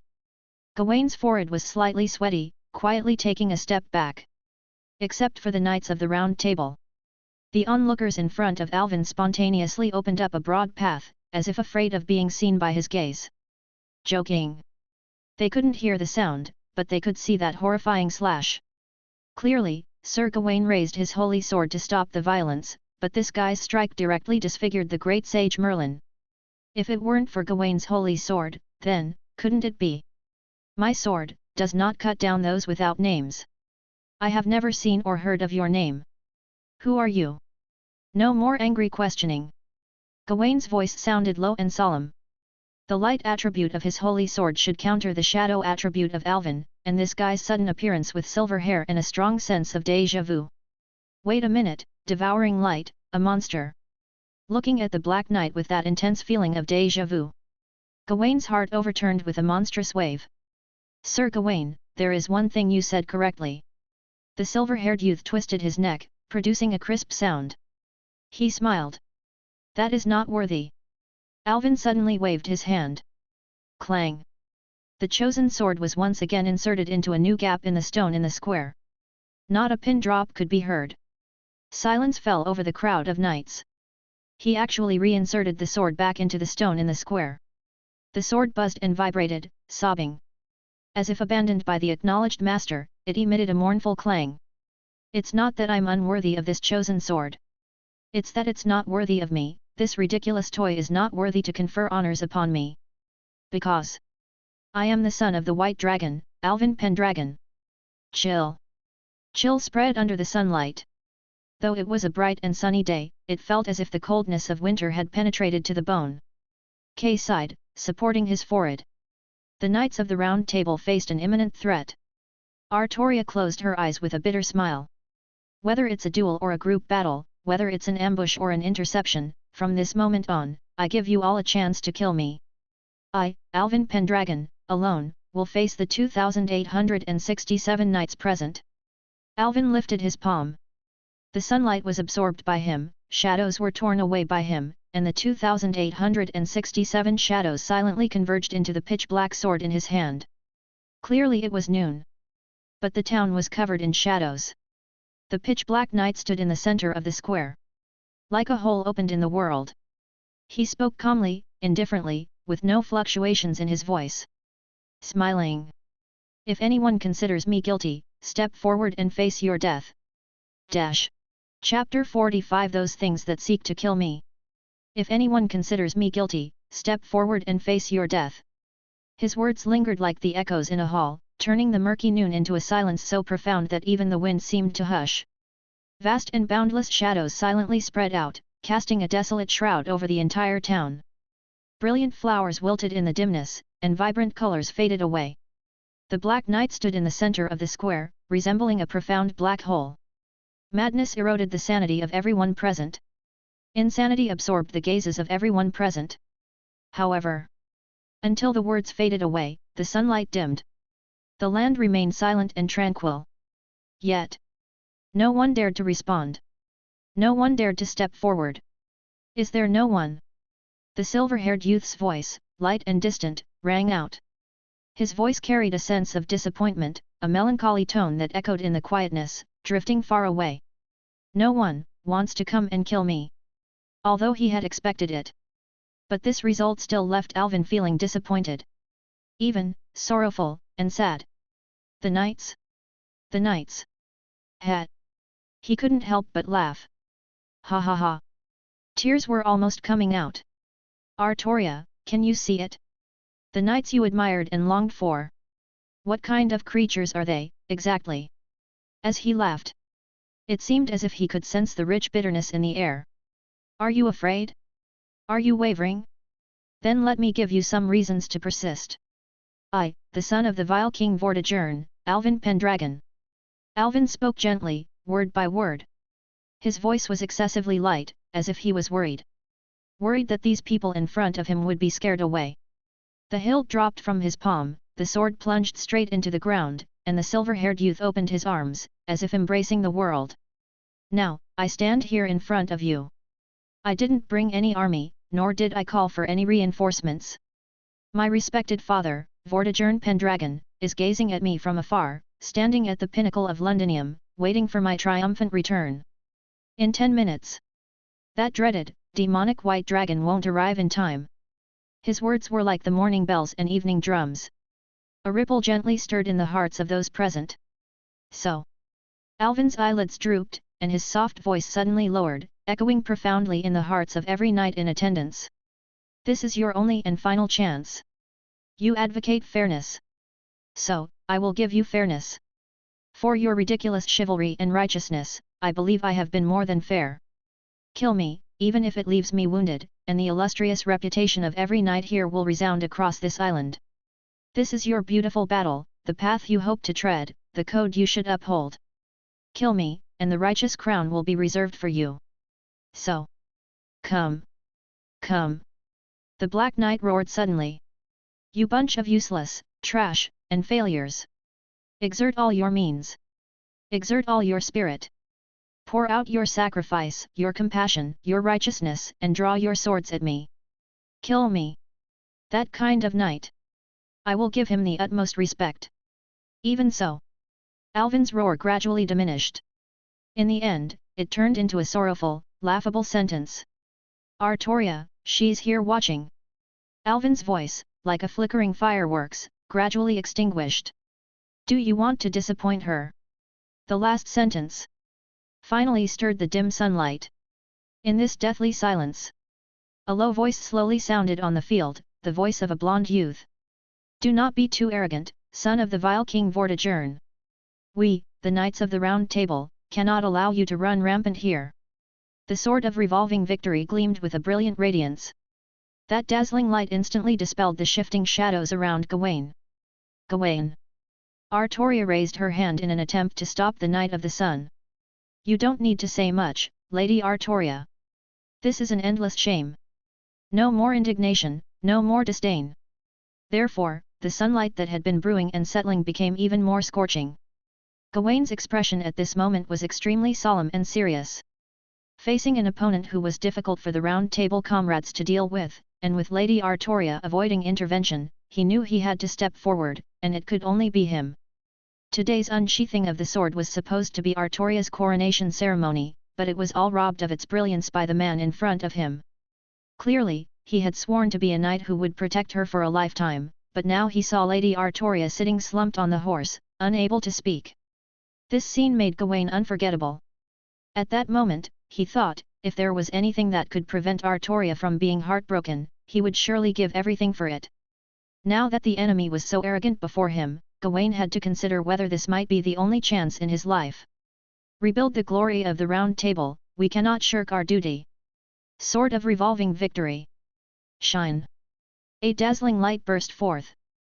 Holding the radiant glow of the holy sword as expected by everyone, Gawain walked slowly forward, standing in front of Alvin. Just defeating the opponent or even killing him, Gawain knew that was far from enough. Since you have crushed the hearts of all the knights, then, I will go and crush your heart. Indeed, you are resolute and eloquent. Indeed, you speak the truth. But, you have no standing to say these things. Even if you should speak, it's not your turn. Your identity is your greatest flaw. You are right, Alvin Pendragon. The golden-haired youth's voice was deep and solemn. I acknowledge the sharpness of your words, piercing the hearts of us knights. But, so what? Gawain calmly spoke. Being human, I apologize, but since we are human, who has not had dark and filthy emotions? Wanting to avoid one's own responsibilities, wanting someone to lead the way, wanting to bear less pressure, yes, these thoughts may indeed be shameful for the knight's spirit. However, admitting mistakes and repenting for them is essential. Even if it is the enemy, if you speak the truth, I acknowledge your reasoning. This is the justice that a knight should uphold. No need for the sword's proof, everyone can pursue becoming the king of knights. You have awakened me, Alvin, from now on, I will no longer fear the shadows of that dragon. But... Gawain narrowed his eyes and spoke sternly. As a son of the dragon, what standing do you have to criticize us? Are you a knight? You are not. On the contrary, you are even the enemy of all of us knights. For the criticism of the enemy, we can humbly accept it, but we don't need to take it to heart. Because you just want to destroy our morale. Today, here in Britannia without Lady Artoria intervening, I, Knight of the Sun Gawain, representing the Round Table, challenge you to a duel. He suddenly shouted. Kill you first. Then I will go to subdue your father, who is full of evil. These powerful and resounding words. As if, like the dazzling sunlight, it instantly dispelled the accumulated shadows in the hearts of the knights caused by that man. Exactly. Gawain is right. Being human, who hasn't had conflicting and selfish thoughts? Fear, retreat, and apprehension. Should we be condemned for that? Alvin Pendragon, as the son of the vile King Vortigern, have you never been afraid or avoided? Originally, before revealing his identity, what he said made sense and evoked a sense of guilt. However, being so full of evil and sinful, what right does he have to condemn us? It's like a boss criticizing employees for not working hard enough, or humans complaining that cattle and horses are not diligent enough, which is laughable. You call me ugly. Whether we repent or not, that can be discussed later, but the simplest and most direct solution is not to deal with you first. Kill him. The murmurs of resentment, like self-talk, came from the mouth of a certain knight. Then, as if a virus, it spread and diffused. In just a moment, it burned into a raging flame of resentment. One by one, the knights roared, one after another sword unsheathed, cold light spilled, emitting a series of clanging sounds. With a backbone, they seemed to have gained courage. Kill him! Sir Gawain! Kill this guy who is so full of evil! As the son of the Vil King Vortigern, you dare appear before us? What fucking qualifications do you have to criticize us? At least, as knights, we have done good deeds, and cherishing life is just human nature. What about you? You evil person! You only talk big. Get out! Stop acting crazy here! Kill him! Kill him! Kill him! Kill him! Kill him! Chapter 46 Pronouncing Judgment on the Evil filled me. The knight's roars echoed through the heavens and the earth. Bathed in the accusations of the multitude, a smile gradually appeared on the face of the silver-haired youth. Such a joyful, brilliant, chilling smile. Smile. Why would he still smile? What right does he have to smile? Such provocations only fueled the knight's growing anger. Bathed in the overwhelming fury of the knights, Gawain felt his momentum rising as if climbing steadily. The holy sword in his hand erupted with intense flames of anger. Within the round table, everyone was outstanding, possessing exceptional talents. However, all of that brilliance was overshadowed by the radiance of the red dragon. Under this majestic pressure, with the support of the crowd, Gawain, he further broke through his limits. Boom! In an instant, the Knight of the Sun's aura erupted, and the radiance of the holy sword became even more powerful and glorious than ever before. Like sunlight, sweeping away the darkness. Bright and radiant, illuminating my heart. At this moment, he was no longer the tripled Gawain but 10 times. Excellent! All thoughts are my thoughts, all hearts are my heart. I have understood everyone's killing intent. I have understood everyone's determination. Our spirits are unified. Son of the White Dragon Vortigern, if there is hatred, it is because you have aroused the anger of everyone. This is everyone's disdain and rejection for your villainy and ugliness. This is the final judgment against you, filled with evil. Bang! The brilliance of the sun exploded in front of Alvin's eyes. The Knight of the Sun raised the holy sword, roaring its name. For the expulsion of the seen evil and filth, shine brilliantly. Excalibur Galatine. In this inflamed emotional state, in this multitude's cursing, in the radiant brilliance brewed by the holy sword, an incredibly abrupt, panicked and anxious female voice resounded from the crowd, gripping everyone's hearts. No, don't! Noble knight, please stop! Alvin, who had raised his sword, hesitated slightly. Gawain's holy sword, about to descend, also suddenly paused. The knight's angry shouts were momentarily silenced. Soon, everyone followed the sound to look at the unexpected intruder. Not Artoria, whom Alvin was familiar with before revealing his identity, but a woman. An ordinary-looking middle-aged woman dressed in simple peasant clothing, appearing ordinary and common. Her hands were rough from years of hard work, and her crude farmer's clothes had carefully sewn patches. Her peasant-like face lacked any delicate features, and her not-so-fair skin was excessively rough. She seemed like just an ordinary townsfolk. Some people in the crowd were surprised to call out her name, which was an unusually common surname. Anne, what are you doing? Come back! Because of the knight's fear, a path was cleared. So, the woman was eventually able to run out from the dispersing crowd, panting heavily. Facing the burning gazes of the people, she timidly and shrinkingly moved her neck. But after swallowing a mouthful of saliva, the woman still gathered courage, nervously and stumblingly walked to Gawain, and made a gesture of praying and blessing towards the radiant Knight of the Sun. What do you want? This is not an occasion for you town folks to meddle in. That guy is dangerous. Leave here quickly. In a solemn and heavy tone, Gawain spoke. Not to harm the innocent, this was the most basic knight's code. However, facing the son of the White Dragon filled with evil, if he took the townspeople here as hostages, it would inevitably lead to a bloody massacre. Although he seemed to have no such intention for now. But who could predict for sure? The silver-haired youth held the sword with a black and lifeless blade, his hands naturally hanging down, seemingly full of flaws. But even so, the radiance of the holy sword had been swallowed by him, already putting immense psychological pressure on Gawain. How this guy went crazy, laughing and cursing, all the knights present had already witnessed. No one could guess his thoughts. Therefore, some people had already organized the townspeople to start evacuating in an orderly manner. The woman suddenly ran out from the evacuating crowd. This must be a misunderstanding. Noble Knight of the Sun. I recognize that gentleman. When I heard his name, I finally recognized who he is. She trembled, looking at the somewhat dazed Alvin. Seeing his charming and somewhat strange face from this distance, she became more certain of her guess. Sir Alvin, he is, the Silver Star guiding the way. He saved my life and my daughter's from the hands of bandits. He is not a bad person. There must be some misunderstanding here. Sir Alvin has done many good things for the town. He saved many people, he even distributed food to us. The woman spoke somewhat incoherently and nervously. The scene fell silent for a moment.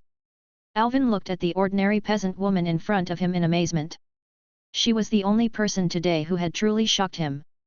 Alvin did not remember her appearance. He had rescued many lives from the bandits' stronghold, but how could he remember the face of each one? But she remembered him. Being saved. So, she gratefully remembered the name of her benefactor. At this moment, when everyone pointed their fingers at him, risking their lives and facing the danger of being hostile by all the knights, this woman ran out, desperately pleading with the radiant Knight of the Sun. Her slightly trembling words floated in the wind. Even the radiant sunlight emitted by the holy sword seemed to become silent and stagnant. Silver Star guiding the way.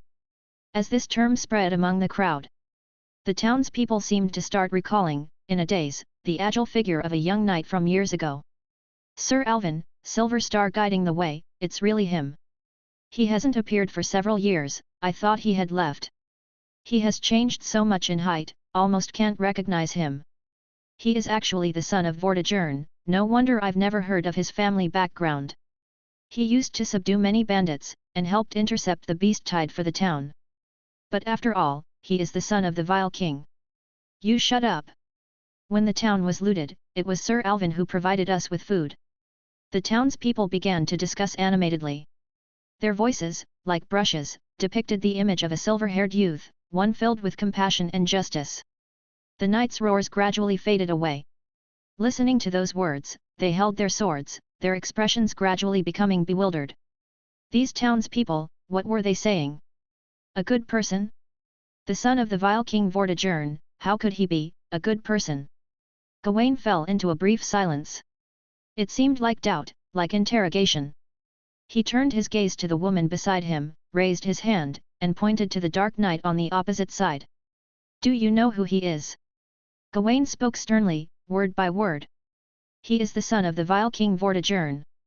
As if lamenting his unfortunate fate and angrily disputing. His voice suddenly rose. Haven't you heard, woman? Don't you know who Vortigern is? The entire Britain is in such turmoil now, all because of the monstrous calamity caused by that evil-filled dragon. Even so, are you still going to defend and speak for someone like him? I know, noble Knight of the Sun, I heard it all. The woman answered tremblingly, her eyes burning with fear under the Knight of the Sun's questioning gaze. But he also saved my life. Like a wound-up puppet. Gawain's expression froze on his face. This woman. She didn't understand what the king's selection ceremony truly represented. She didn't grasp the fighting and struggles involved. She couldn't even read. But she knew, very clearly, what the son of the vile King Vortigern represented. Even so, she still stepped forward. Among the thousands of people, she was the only one pleading for him. Sir Alvin, he's a good person. Her trembling voice floated in the wind. Alvin felt like something in his chest was touched. Crack, it broke. Something seeped out. It was the deepest, softest part of his heart. The handle of the Knight of the Sun's sword creaked as it was gripped tightly, and his holy sword radiated rounds of dazzling sunlight. He suddenly looked up at Alvin, wanting to question if this was another scheme of the opponent's villainy. However, listening to the discussions and countless detailed memories of the townspeople, if one person could be bribed, then, what about everyone else? You should leave.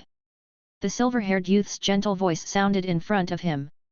Gawain suddenly lifted his head, and the other person had somehow already stood in front of him.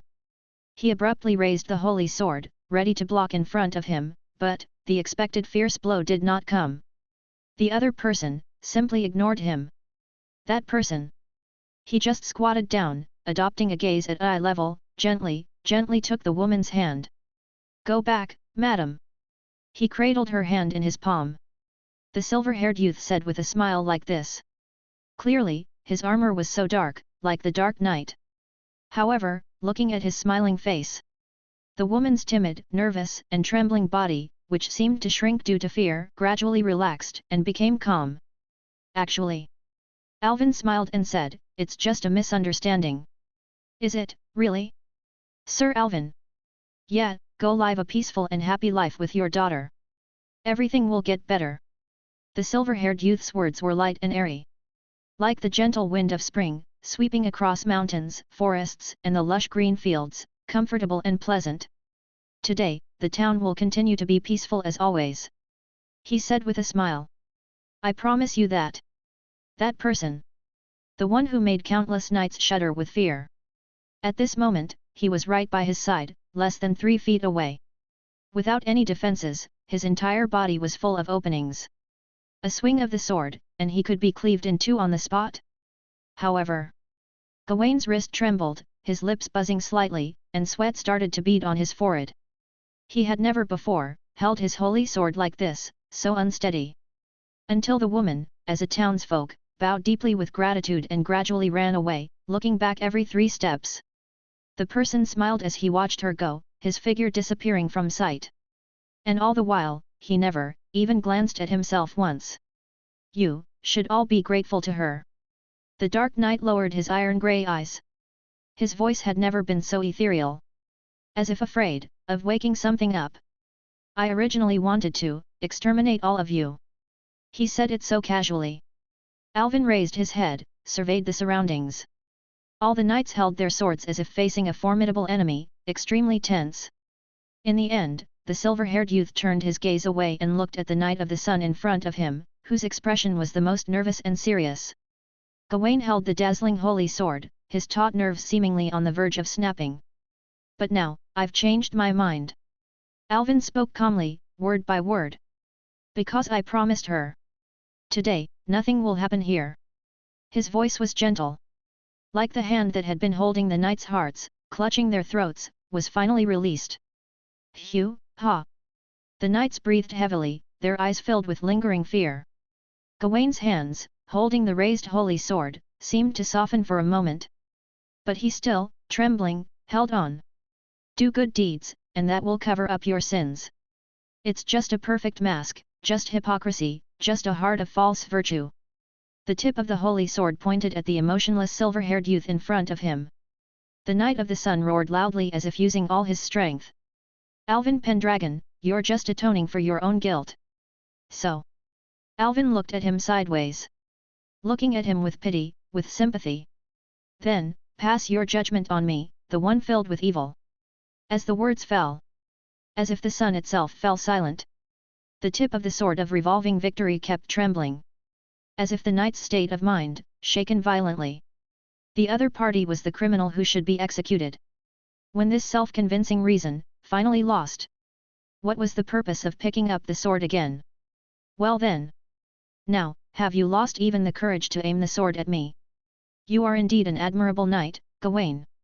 You deserve my respect because you still have principles, a conscience.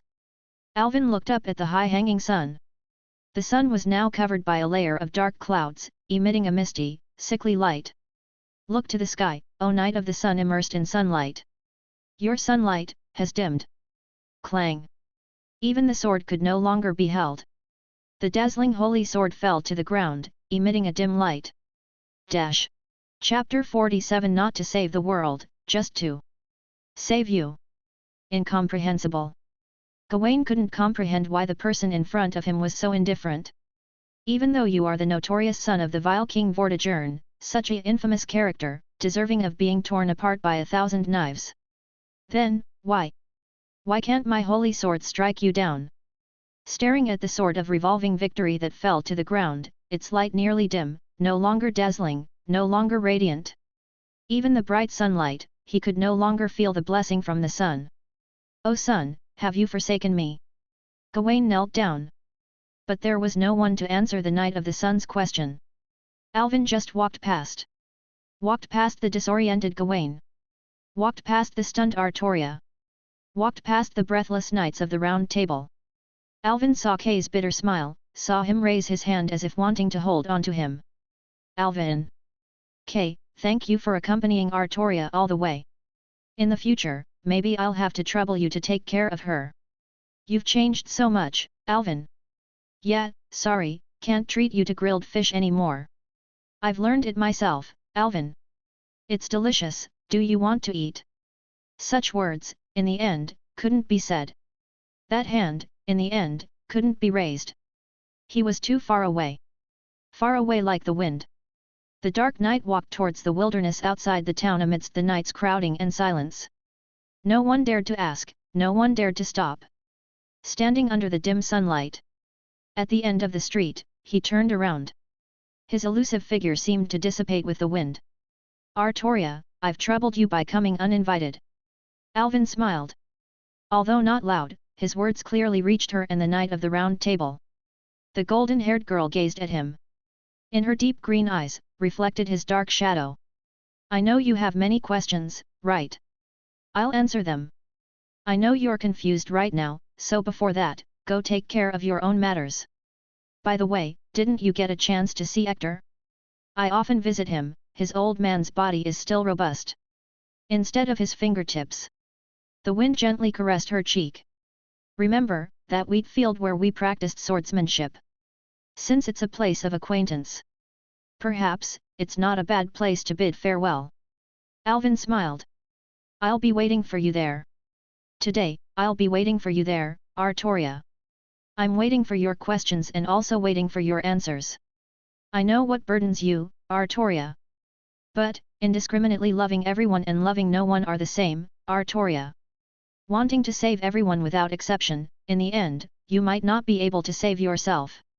If you're scared, then come and hold my hand. If you're lost, then don't draw that sword. As the words faded away, his shadow seemed to melt in the sunlight. Facing the knight's myriad of complex gazes, the attention-grabbing golden-haired girl, she fell from the magnificent horse in a daze. With a bewildered expression. Slowly, step by step, she approached the sword of selection. She used to be extremely fearful of this thing before her. Because she was always told that to become a king, one must be ruthless.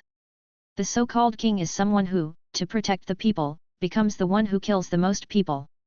When she was a child, every night she would think about such things, her body trembling from extreme fear, unable to stop until dawn. Not a day went by that she wasn't afraid of becoming a king. But at this moment, standing in front of the sword, it was as if she was in a daze, feeling nothing. No numbness, no fear, and no the hesitation she imagined. During the journey, Merlin had already explained in detail the responsibilities she bore and the outcome she would face in the future. She had known long ago. She was born to save the world. The girl named Artoria was naturally born for such a purpose, born as the vessel of the ideal king. She must draw the sword. Because it was an important point inscribed in history. If there was a deviation, it would trigger trimming measures, leading to the destruction of the world 100 years later. So, her fate was already predetermined. If she picked up that sword, no matter how she struggled, she would eventually meet a lonely and extremely tragic death. Why did Merlin have to tell her? Why bother to tell her such a cruel thing? He shouldn't be worried, he would only scare her away, right? Perhaps, Artoria thought, she was the kind of person who would foolishly walk toward death. Everyone was looking forward to her becoming a king. Alvin was the only one who told her to become a person. So, from that point on, she had her own selfishness, became a person, and began to think selfishly. From then on, she had something to protect. What Alvin wanted to do, she had long understood, she had already seen it. All his words today, in fact, were for her ears alone. Sir Alvin wanted to shoot down her fate. But, that was impossible. Impossible. Because, you will die. You will die along with the destroyed world, Sir Alvin. Artoria was afraid of such a thing. Don't do this for me. I'm not worth doing such a thing. So, let me protect you. By becoming a king, the world will not be destroyed, and I can protect him. It doesn't matter if she dies alone. Because, in that case, he can live on. The girl named Artoria gently grasped the sword of selection. The hilt fit astonishingly well. It seemed to still retain his warmth. Up until now, something indescribable, like something wanting to burst from the inside of her body, seemed to be drawn into the sword, and her body felt lighter and lighter. Pulling out the sword, becoming someone else. Turning everything she had been afraid of into the past. This was the ritual of killing herself. If she still had a fearful heart, she couldn't protect that person as a king. Lily, to protect the smiles of the people, pull out the sword. Merlin's gentle voice seemed to resonate in her ears, as if saying this could inspire her passion and dispel her fear. However, at this point, Merlin was wrong. Completely wrong. Even that person was wrong. The girl actually had her own selfishness. Whether it was an inevitable outcome waiting for her or a lonely destruction. Not to protect smiles, not to create happiness, and not to save the world. Just for you, Sir Alvin, I want to save you. For this, even if she had to kill herself, it didn't matter. Because this was what she sought as peace of mind. Under the clear sunlight. Facing the long-suppressed and now erupting cheers of the knights, like a tide. The sword was pulled out just like that. Even if, in the future, she would be avoided, feared and betrayed countless times, her selfishness would never change. Not to save the world. Just to save you. I want to save you, Alvin Pendragon. From now on. With an indifferent, emotionless, almost icy voice. The golden-haired girl raised high the proof that meant killing herself. I am King Arthur. Chapter 48 I am soloing him. Even though the sword of selection ceremony had concluded. The knights had not dispersed. As if to dispel the gloom brought by that person. In the town, a lively celebration was held. On the square, barbecue, bread, and fruit wine were all laid out. Under the sunlight, knights laughed and toasted, reveling in merriment. As if in tacit understanding.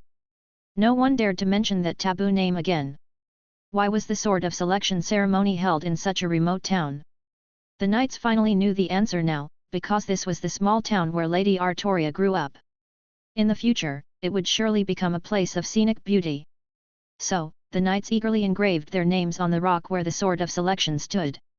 It was also a form of leaving an eternal mark. Although the most regrettable thing was, the heroine of the celebration was not present. I'm going to find Merlin, Kay, and check on his injuries. Looking at his sister, who had now declared herself as the king, still smiling gently and speaking softly, just like before. Compared to the past, it seemed like there was no change. However, Kay, staring into her eyes, keenly sensed the sorrow and exhaustion rippling in the deep green lakes. Don't go, Lily, rest for a while. Kay couldn't help but advise. That idiot with white hair brought this upon himself. Thinking about how much trouble Merlin had caused in recent years and how many times he and Lily had covered for him. Kay felt the urge to swear. Damn, he dared to sleep with the Duchess, and not only did he sleep with her, he even used his name.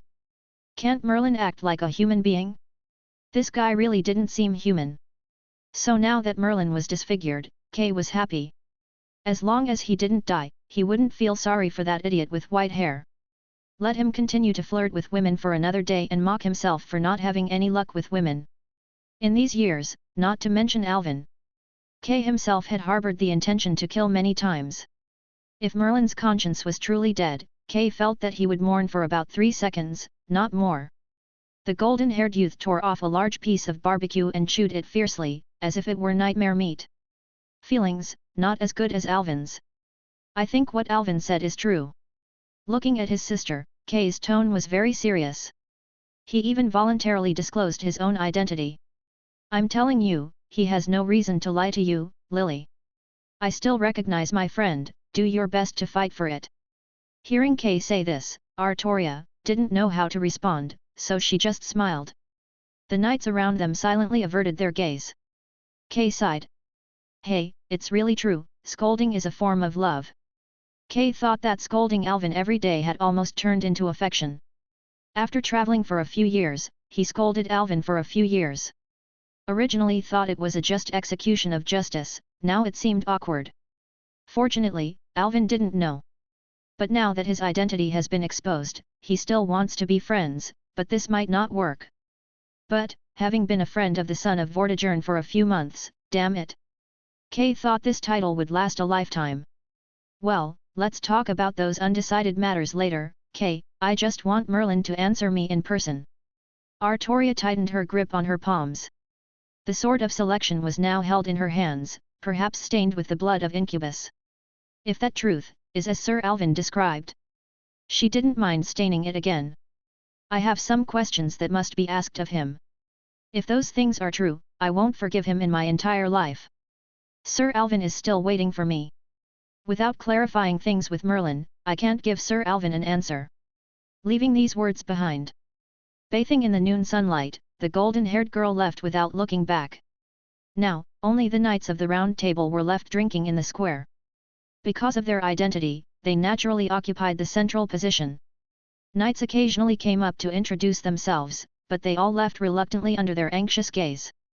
Just using alcohol to dispel sorrow. All the Knights of the Round Table were thinking about that person. Earlier, when that person walked through the crowd. The Knights of the Round Table, who held their breath, heard the conversation between Kay and that person. And the dialogue between him and Lady Artoria was also heard. The relationship between them made people's minds wander. The oldest in the group, Percival, couldn't help but speak up. He's the son of the Vile King. Kay, have you known him for a long time? He's my lil brother. Dash. The wine that the Knights of the Round Table had just drunk spurted out, splashing each other. Damn, you take the son of the White Dragon as a lil bro, you're more awesome than Vortigern. Strong, invincible, Kay. Gareth gave him a thumbs up, you dare to brag about this, aren't you afraid of Vortigern cursing you? I really didn't brag, you guys just don't believe it. Kay remembered the calm and comfortable time back then and couldn't help but sigh. Kay has been friends with him for a long time, and besides, he's younger than him, so it's not wrong to call him a lil bro, right? Damn, he really wants to eat the meal cooked by Alvin. Listening to his solemn tone, it actually didn't seem like he was pretending. The Knights of the Round Table couldn't help but start asking for details. We agreed to be friends first, and after a while, we became sworn brothers. I often flaunted his grilled fish back then. Kay described the scene when he first met Alvin, of course, omitting the part where he was beaten up. As he recalled, those melancholic things couldn't help but well up in his heart. That peaceful life could never be returned. Thinking about such things, Kay couldn't help but sigh, holding his forehead. He hasn't suffered much, but Lily. She is the one who has been hurt the most. I see. After listening to Kay's simple narrative, the usually silent Agravain suddenly spoke. So, since you guys are so familiar, how strong is Alvin exactly? Do you have any idea, Kay? That's right.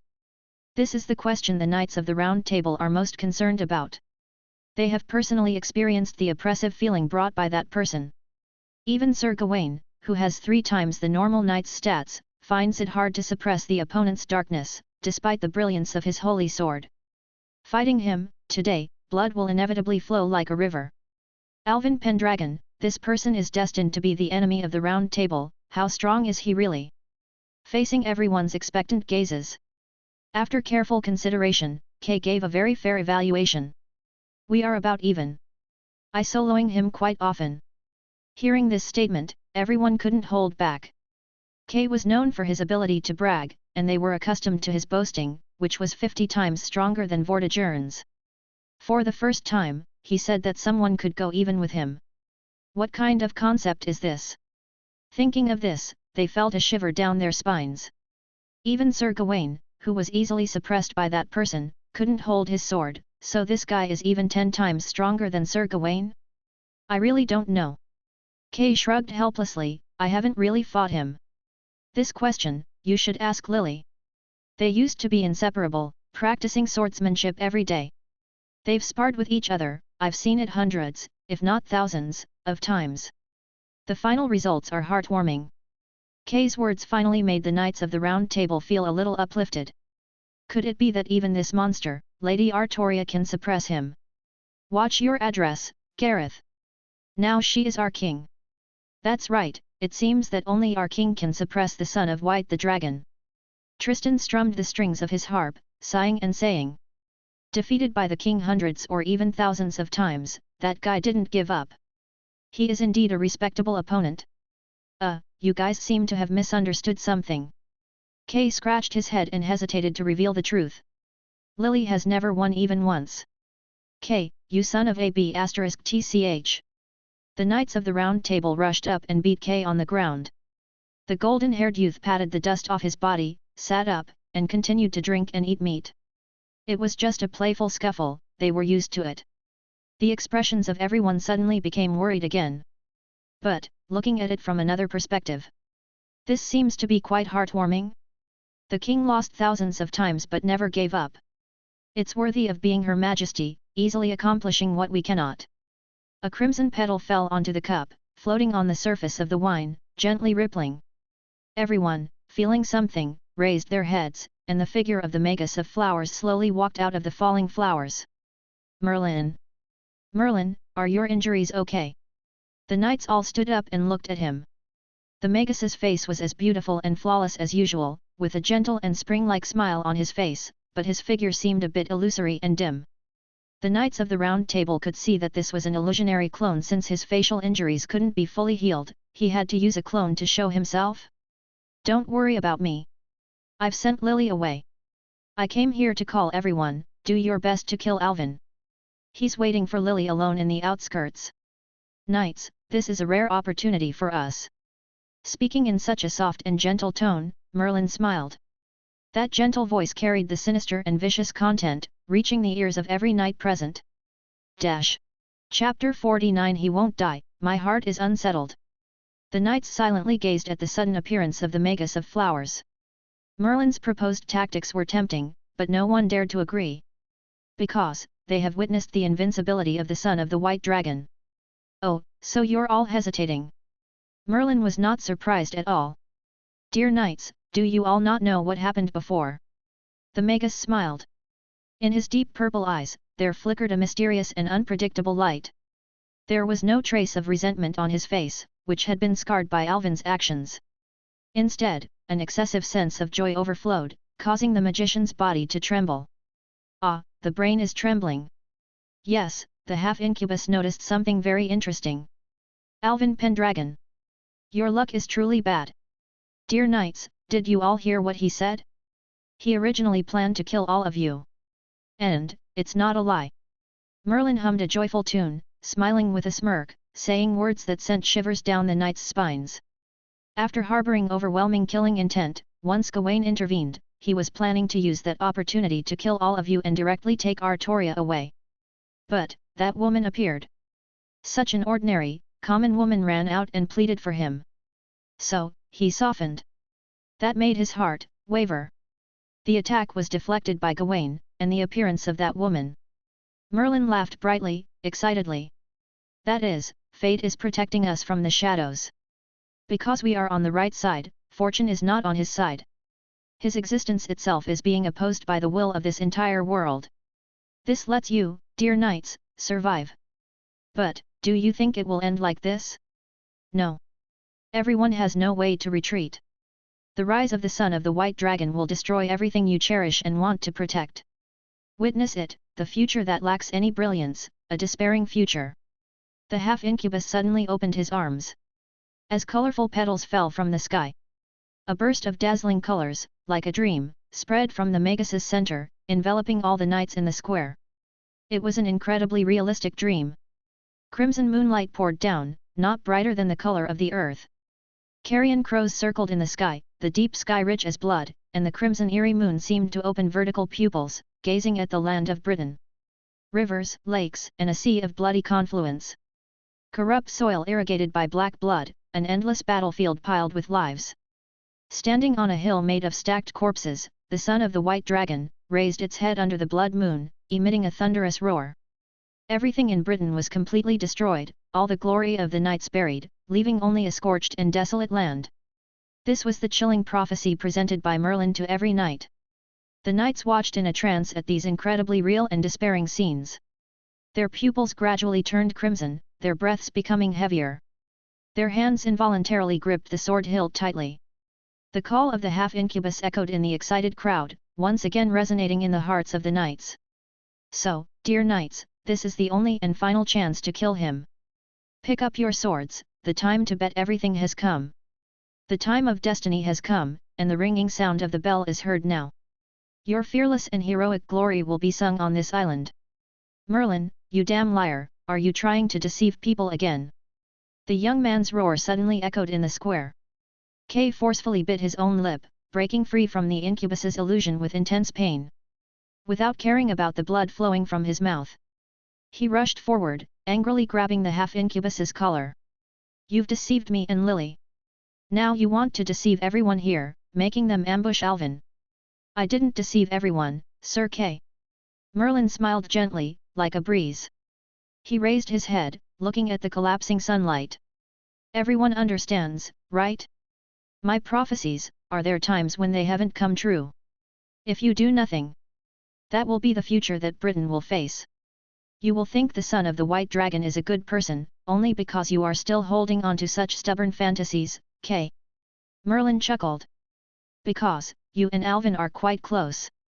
I can understand, because people are selfish. Go to hell.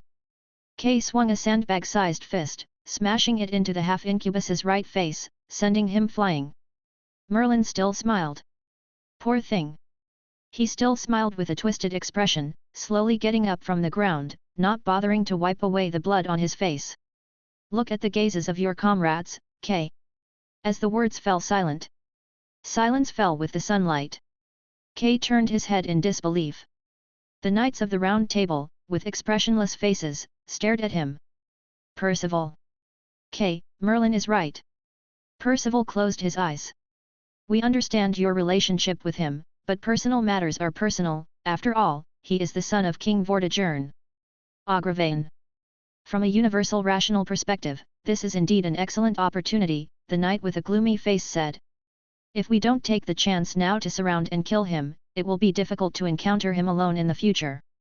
Gareth. Tristan. Kay, don't look at me. Gareth averted his gaze, I'll follow everyone's lead. We can understand your sorrow. Kay, your grieving expression, truly heart-wrenching, there's nothing more I can say, I can only play a tune for you. The melancholic tune of the lyre began. Kay, finally, almost tremblingly, looked towards the most dazzling and silent person in the team. Gawain, you, who confronted Alvin before, you should understand, right? The bewildered Knight of the Sun slowly raised his gaze. His words caused Kay to freeze completely. Merlin, he's right. Gawain, you. Kay, I'm sorry. The Knight of the Sun gently gripped the hilt of his sword. The radiance of the holy sword, in that manner, dimly dispersed, gradually began to intensify. It must be now. And it must be today. Alvin, he's right. I have too much conscience, and too many principles. Faced with such an opponent, I can't allow even the slightest hesitation.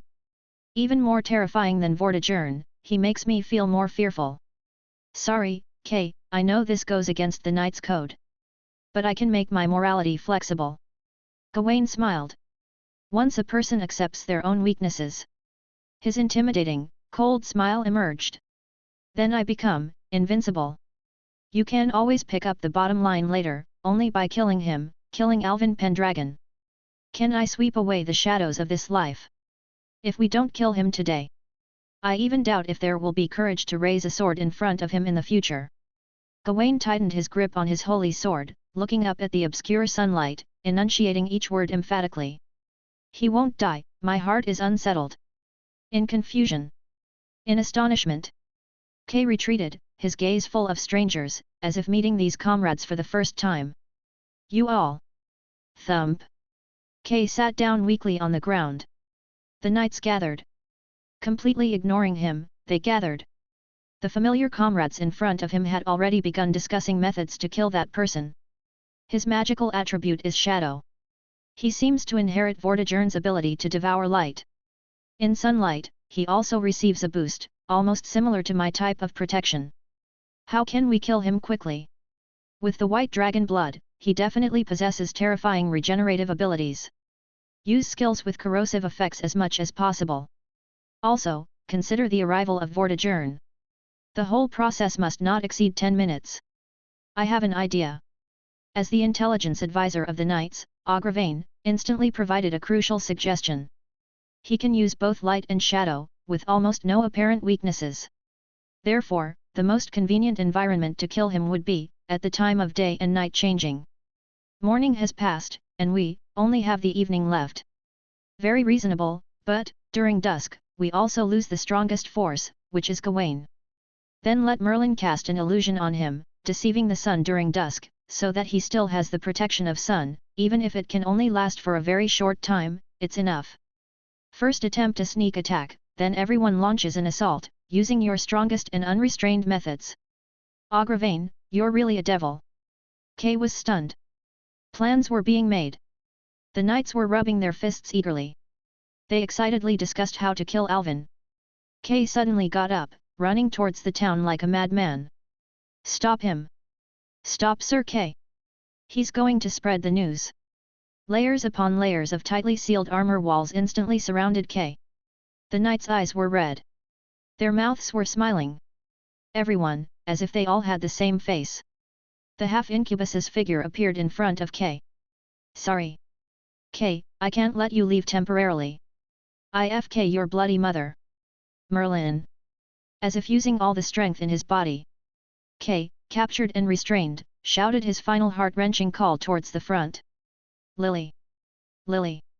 In the enchanting and blossoming land of fairies, like a dream, where flowers bloomed everywhere. As if hearing someone calling her name, the golden-haired girl turned her head in a daze, looking towards the distant and separated realm. I'm here, Lily. A gentle voice came from in front. The half-incubus figure stood by the quiet lake. The horrific wounds on his face had now miraculously healed, rough and terrifying scars covering half of his face. His right eye, shrouded in shadows, only had a greyish-white, constantly wriggling pupil remaining. By his side stood an elegant and seemingly noble silver-haired fairy, resembling Morgan in appearance, but devoid of any darkness, exuding an aura that made people feel sacred and inviolable. Merlin raised his hand. With a terrifying smile, he softly called. Come here, my Lily. I will tell you all the truths. In front of Kay's eyes, covered by colorful petals. Artoria gripped the sword tightly and walked forward steadily. Chapter 50 Burning in this eternal night. You stand by the golden wheat fields, gazing towards the direction of the town. You have cleared your failed experimental fields, replanting them with normal wheat seeds. So, in this season of harvest, you once again see this vast expanse of golden wheat fields. Just like her silky golden hair. This brilliant wheat field sways incessantly in the wind. But, you still haven't seen her. You wait quietly and patiently. Today, you will wait for her, you believe she will come back. The world is filled with the sound of the wind, desolate and tranquil. You stand in this wheat field, from the radiant noon until the dusk of evening. As the evening sun casts its glow between the clouds, reflecting on the rippling sunset accompanied by the continuous mountain ranges. You gaze at the distant mountains and waters, and your eyes seem to mirror the splendid crimson hues of the entire island. And then, you see a dazzling and intense white light ignite on the horizon, continuously enlarging and approaching in your field of vision. Scoff. Layers of airwaves unfolded, and the brilliant tail flames whinnied. On the distant horizon, a dazzling spear of intense white light suddenly lit up, like a dazzling lightning bolt piercing through the air, annihilating everything along the way in the extreme daylight. The fierce spear of light rushed in an instant. Straight through the almost stagnant pupils of the silver-haired youth. To hit. What? The exhilarating voices of the knights abruptly froze, emitting incredulous gasps. Just like in that moment, the spear of light was frozen. How is this possible? Everyone saw it. Alvin raised his hand and directly grabbed the tip of this spear of light. The trembling tip of the spear was less than an inch from his forehead. The lingering sound continued incessantly. Outrageous! He actually caught Sir Percival's strike with his hands. Is he still human? He was never human. Charge with me. So, this is your choice. 100 meters apart. That person's voice echoed slowly in the ears. Unfortunately. Compared to swordsmanship. Alvin shook his palm, and 5 fingers grabbed the shaft of the light spear. Using his whole body, he forcefully threw it towards its origin. I am actually more suited for using a spear. Danger! Get out of the way! Boom! Airwaves 10 times more violent than before suddenly burst forth. The light spear, like a thunderbolt, instantly penetrated into the deep forest, erupting in a brilliant white light. The knights hiding there stumbled out of the woods in embarrassment. Seeing that they had been exposed, the ambushers hidden on all sides, drawing their swords, slowly closed in on this golden wheat field. Alvin, the son of Vortigern. I advise you to surrender, you have been surrounded by over 1,000 knights. The Knight of the Sun Gawain walked out slowly from the surrounding crowd, wielding the galatine, radiating dazzling brilliance, as if he had entered the protection of sun. Alvin looked up at the splendid twilight and instantly understood his current state. No sun, I see. Merlin, that trash released an illusion for you, allowing sunlight to still favor you. Exactly Alvin, are you well dash? The Magus of Flowers' figure appeared on the golden wheat field, and then... Pfft! The wheat field swayed with the wind, a dark sword light burst out, instantly piercing Merlin's throat. Only daring to show a decoy, it's cheap to spoil your looks. My true self will never appear in front of you again, so you can't kill me. Smiling like this, Merlin's figure dissipated among the petals. At this moment, at dusk, you can neither devour light nor borrow shadows. Gawain swung the galatine towards him. In this battle, he was the main force against the son of the White Dragon. Alvin, you are surrounded, your defeat is inevitable. Defeat? Surrounded? Alvin made a disdainful sneer. His face mask suddenly closed, and he was enveloped in a pitch-black helmet and armor. The shadow at his side silently opened, revealing a finely crafted iron sword. Gawain, you trash! Sorry, I'm not targeting you. But every one of you is trash. Defeat? It's you bunch of insignificant people who are going to be defeated. Surrounded? I, alone, surrounded all of you. Alvin raised the sword high. Suddenly, as if a momentary night had descended, the twilight, which was already in decline, instantly became incredibly dark and dim. The vision of the knights fell into a confused darkness. Careful! It's the light devouring. I can't see dash. Pfft! Blood blossomed incessantly. Countless shadows began to flow quietly. Above the wheat field, in the swaying shadows, each flicker claimed the life of a knight. Thief, don't be arrogant. Galatine! A brilliant light suddenly burst forth. Gawain unleashed the radiance of his sword. With a sweep of his arm, he instantly swept away the thick shadows, making them much thinner. His magical energy is already insufficient, and at this moment, it's difficult to sustain, definitely not enough to support killing so many people. Everyone, finish it quickly. Vortigern will surely be rushing here. The half-incubus lurking on the battlefield, his shadowy figure, blew a flurry of petals, falling onto the bodies of countless knights. They fell into a daze, their senses trapped, murderous intent surged, and they charged towards the dark and lightless night. Alvin, during the changing of day and night, it's your weakest moment. Even if you are the son of the White Dragon, how can one resist the ceaseless attacks of these knights? I admit you are outstanding, but, farewell. Clang! The collision of sword bodies echoed each other. Losing the shelter of shadows, the advantage of the home field vision was instantly lost. Alvin swept his sword horizontally, and the dim sword light extinguished explosively, beheading dozens of knights. However, this was far from enough. These knights with red glows in their eyes charged fearlessly. Illusion. Alvin frowned slightly. Under the hypnosis of the illusion, even death and injury seemed no longer terrifying. Merlin's illusions no longer affected his dark will, but it didn't prevent the half-incubus from strengthening the team from the side. Fighting and killing were not Merlin's strong suits, he was always a support rather than a main damage per second. Dangerous. It seemed that there had never been a more dangerous situation in his entire life. His father Vortigern had sensed the threat. Transforming into a dragon, he descended like a falling meteor, but it would take at least 10 minutes to reach the battlefield. As for Morgan, she had already been waiting by Alvin's side. Idiot Merlin, did you really think I wouldn't bring bodyguards? Alvin grinned and shouted loudly, my dear. Alvin! With a slightly flushed face, the witch's figure appeared by the side of the Dark Knight, holding onto his shoulder. A weakening curse spread from her as the center, causing the knights hit by it to become confused and weak, their limbs powerless. Unexpectedly, behind Morgan, a burst of radiant light suddenly cracked open. A beautiful silver-haired fairy, radiating brilliance, reached out and grabbed the witch's arm. Vivian. The witch's expression was filled with extreme surprise. Sorry, Morgan, the birth of the white dragon's son is not allowed by the world, so I had to intervene. You get lost. The woman's angry curse instantly disappeared, the radiant light closed in an instant, pulling the witch into the land of fairies. Merlin, I can hold her for at most 10 minutes. Lady of the Lake's enchanting voice echoed in the half-incubus's ears, slowly dissipating. That's enough, Vivian. The person manipulated by the other side was resolved. Alvin looked at the scene with vacant eyes, and the half-incubus appeared to be looking at him with a smile that wasn't a smile. The world line was on the verge of collapse, and the situation was urgent. Even Vivian was persuaded by Merlin, which was almost impossible in the past. Even Artoria was temporarily held in the land of fairies. Alvin, this is world wanting to destroy you. The situation suddenly took a turn for the worse.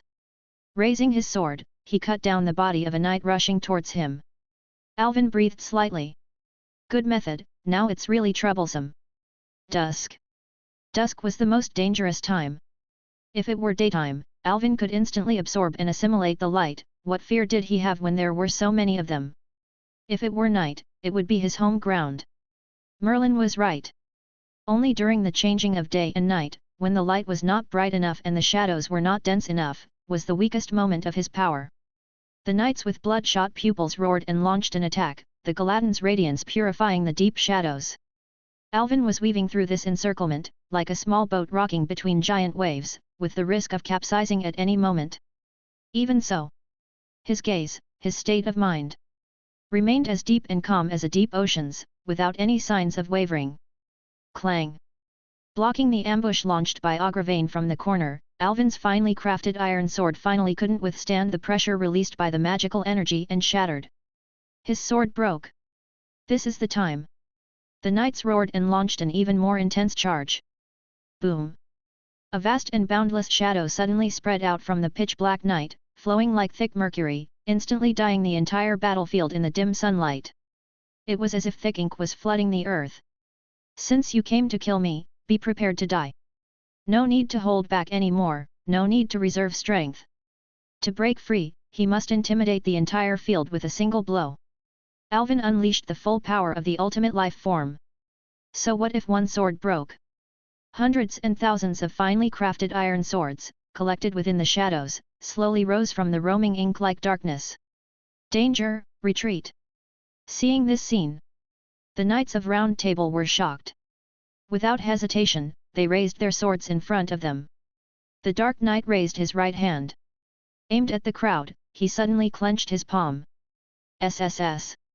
Suddenly, this entire battlefield of slaughter seemed to freeze for a moment. Pfft! Blood splattered. Countless vanishing dark sword lights intertwined into a net, disappearing in the dim sunlight of the evening. Gawain hadn't seen any movements clearly. The galatine in his hand suddenly radiated a dazzling light, followed by a sharp sound of golden iron collision. Then, as if there was an endlessly sharp wire mesh swiftly passing over the entire battlefield, countless knights on the wheat field were cut into irregular shapes. Human bodies, like building blocks, collapsing and falling, blossoming into countless brilliant blood flowers. What? What is this? The Knights of the Round Table stared in shock at this sticky mountain of corpses and blood, their bodies also sprayed with countless blood. One strike. It slaughtered hundreds of knights.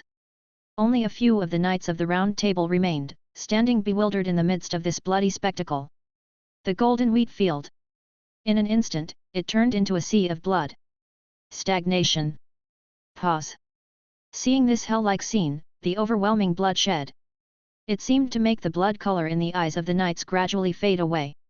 Monster, monster! A knight dropped his sword and, like mad, began to flee. Even though there were still over 1,000 living knights, even though most of the knights were unharmed at this moment. But, faced with this monster that could not be defeated by human power alone, they still felt fear. One knight turned and fled, followed by 2, 3. Hundreds of knights seemed to have shattered and disintegrated minds. In that way, they abandoned their swords, turned around, and fled in a panic. At this moment, The half-incubus's gentle and ethereal voice echoed faintly across the entire battlefield. Don't be deceived, noble knights. That son of the dragon, that was his powerful strike just now. He's already exhausted. Merlin, you damn bastard! As if following the words of the half-incubus. There was no need to maintain the false appearance with all his might. The thousands of finely crafted iron swords emerging from the shadows trembled, hummed, and then shattered completely. The footsteps of the fleeing knights suddenly paused. Gawain wiped the blood from his face, endured the pain from countless bloodstains on his body, and looked towards the Dark Knight who was half kneeling on the ground. His helmet was already shattered, revealing the silver hair fluttering in the wind and the blood-stained grey eyes. The pitch-black armor covering his body was full of mottled cracks, continuously oscillating, collapsing piece by piece. He half knelt in a pool of blood. Using the last broken sword in his hand, he struggled to support his trembling body, refusing to fall.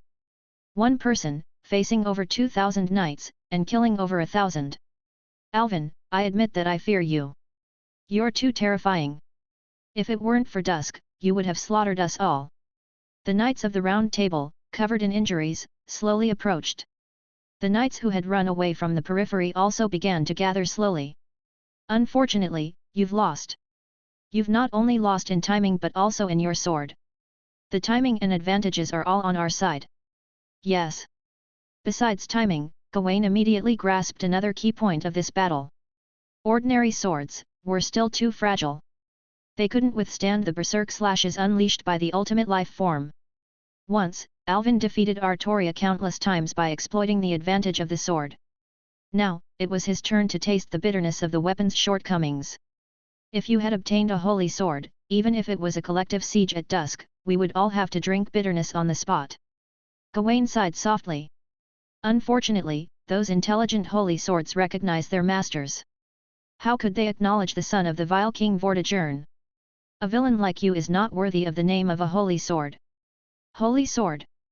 Alvin, laboring and gasping for breath, lifted his eyes and looked at the dim light of the Galatine in front of him. The protection of the sun had already ended for the injured Gawain, making this his weakest state. But, even so, at this moment, Alvin was like a spent arrow at the end of its flight. He couldn't even lift one hand. How could he continue to battle the remaining over 1,000 knights and the almost intact knights of the Round Table? Yes, you've lost to my Galatine. Ha, cough, cough, holy sword. The Dark Knight coughed up blood and chuckled weakly. This thing is not worthy of me. You say it's not worthy, then it's not worthy. The Knight of the Sun Gawain, never one for sentimental nonsense, stood up, raised his sword, and swung it down directly. Farewell, Al Dash. Stop. Gawain. In the void. As if a heart-wrenching cry echoed. Gawain's holy sword froze in midair for a moment. Because the voice of the shout was not someone else, but his king. I'm sorry, my king. This is the only thing I can't follow your orders on. Gawain exerted force with both hands, bringing the sword down. However, it was this momentary hesitation that gave the Dark Knight the only lifeline. Swish! Galatine passed through the body of the White Dragon's son, like passing through a pitch-black shadow, shattering illusions. What? The pupils of the Knight of the Round Table slightly contracted. It seemed like the last glimmer of strength was returning. Alvin dodged this sword strike. With great difficulty, limping and staggering, he walked towards the setting sun. This was the villain at the end of a life, a once-in-a-lifetime flash. The shadowy figure projected onto the blood-soaked ground seemed to be melting into it. Even though it was still dusk. The sky, however, suddenly dimmed. A murky cloud happened to cover the rosy glow of the sunset, bringing a majestic shadow. I don't need wild joy. Conversely, there is no deep despair. I don't like being fixated on victory or defeat. Similarly, I don't want to be entangled in troubles. The voice of the silver-haired youth echoed faintly in this bloody dusk. I just want a peaceful life. I'm about to die, I don't have the strength to find you anymore. But if you agree with my ideals, if you're willing to follow my righteousness, then come. Come into my hands and become my sword. I, Alvin Pendragon, swear in the name of Alvin Pendragon. I will not disgrace your name. Fear. Cowardice. as if emanating from the depths of his heart, shrouded in fear. Gawain's galati in his hand trembled incessantly, emitting a resounding mournful cry. He lifted his head with a dazed expression, looking towards the dark night. Everyone, quickly! The Knight of the Sun had never screamed in terror like this before. Stop him, quickly! The knights trampled through the pools of their comrades' blood, rushing forward. Hundreds, thousands. Charging towards the solitary figure in the middle of the battlefield. Cough, cough. The strained, bloodied cough echoed. The Dark Knight raised his hand unsteadily, as if reaching out to touch the brilliant afterglow of the sunset. Exhausting his last bit of strength. He closed his fingers, gripping the sword ruler. In an instant, all the swords held by the knights dropped from their hands, flying towards the center of the battlefield. Gawain's held galatine fell to the ground, its dim light fading away. The colors of the sky gathered. Countless swords descended like rain. A coiled black longsword fell directly from the sky, piercing through the dying knight in front of it, ringing out with a clear sound. Alvin shivered as he raised his hand, firmly grasping the hilt of the sword. The name of the sword appeared in his mind. You have obtained the fire-linked great sword. Like darkness. Yet, like flickering flames. The profound aura, akin to a prison, slowly emanated from the Dark Knight. Facing the world, it declared the death of that fate. Noble phantasm unlocked. Burning in this eternal night, the dark soul over the heaven. Chapter 51 The Arrogant One. The dark soul over the heaven. Burning in this eternal night. Rank, X. Type, Anti-World Noble Phantasm. Range. Maximum targets. Life and death, an endless cycle. This is the fire-linked great sword, bringing hope and death to all things in the world. The so-called dark will is the determination to burn oneself completely. The dark will, formed by your perseverance, your beliefs, and your determination, responded to the desperate call at the brink of death, ultimately gaining this response from the sword of an otherworldly realm. Eternal night is shadow, and the ember is light. Eternal night is tranquil death, and the ember is the burning hope. With the fire-linked great sword in your hand, you are both the last glimmer of light in the twilight of the age of gods and the eternal night that brings tranquility and annihilation to your enemies. If the will of the world seeks to obstruct you, you must let that will of the world drown in the eternal and annihilating death. In death, ignite hope. Hundreds of long swords fell like rain, clanging as they hit the blood-stained wheat field. Gripping the peculiarly shaped coiled sword, the silver-haired youth's entire body, previously shrouded in dark and profound shadows like mercury, now danced like flames. Knights who lost their weapons stared at their empty palms, frozen in place, momentarily bewildered. It's dark magic. The son of the white dragon has exhausted his strength. Everyone, follow me and take his head. There were still those unyielding, willing to fight and charge forward, stepping into the flickering shadows. Then, in the bewildered gazes of the onlookers, they fell. Like harvested sheaves of wheat, they collapsed, one after another. Knights, who moments ago fought valiantly, now silently and without fanfare, met their demise. Those who dared to trespass into the dragon's territory all perished.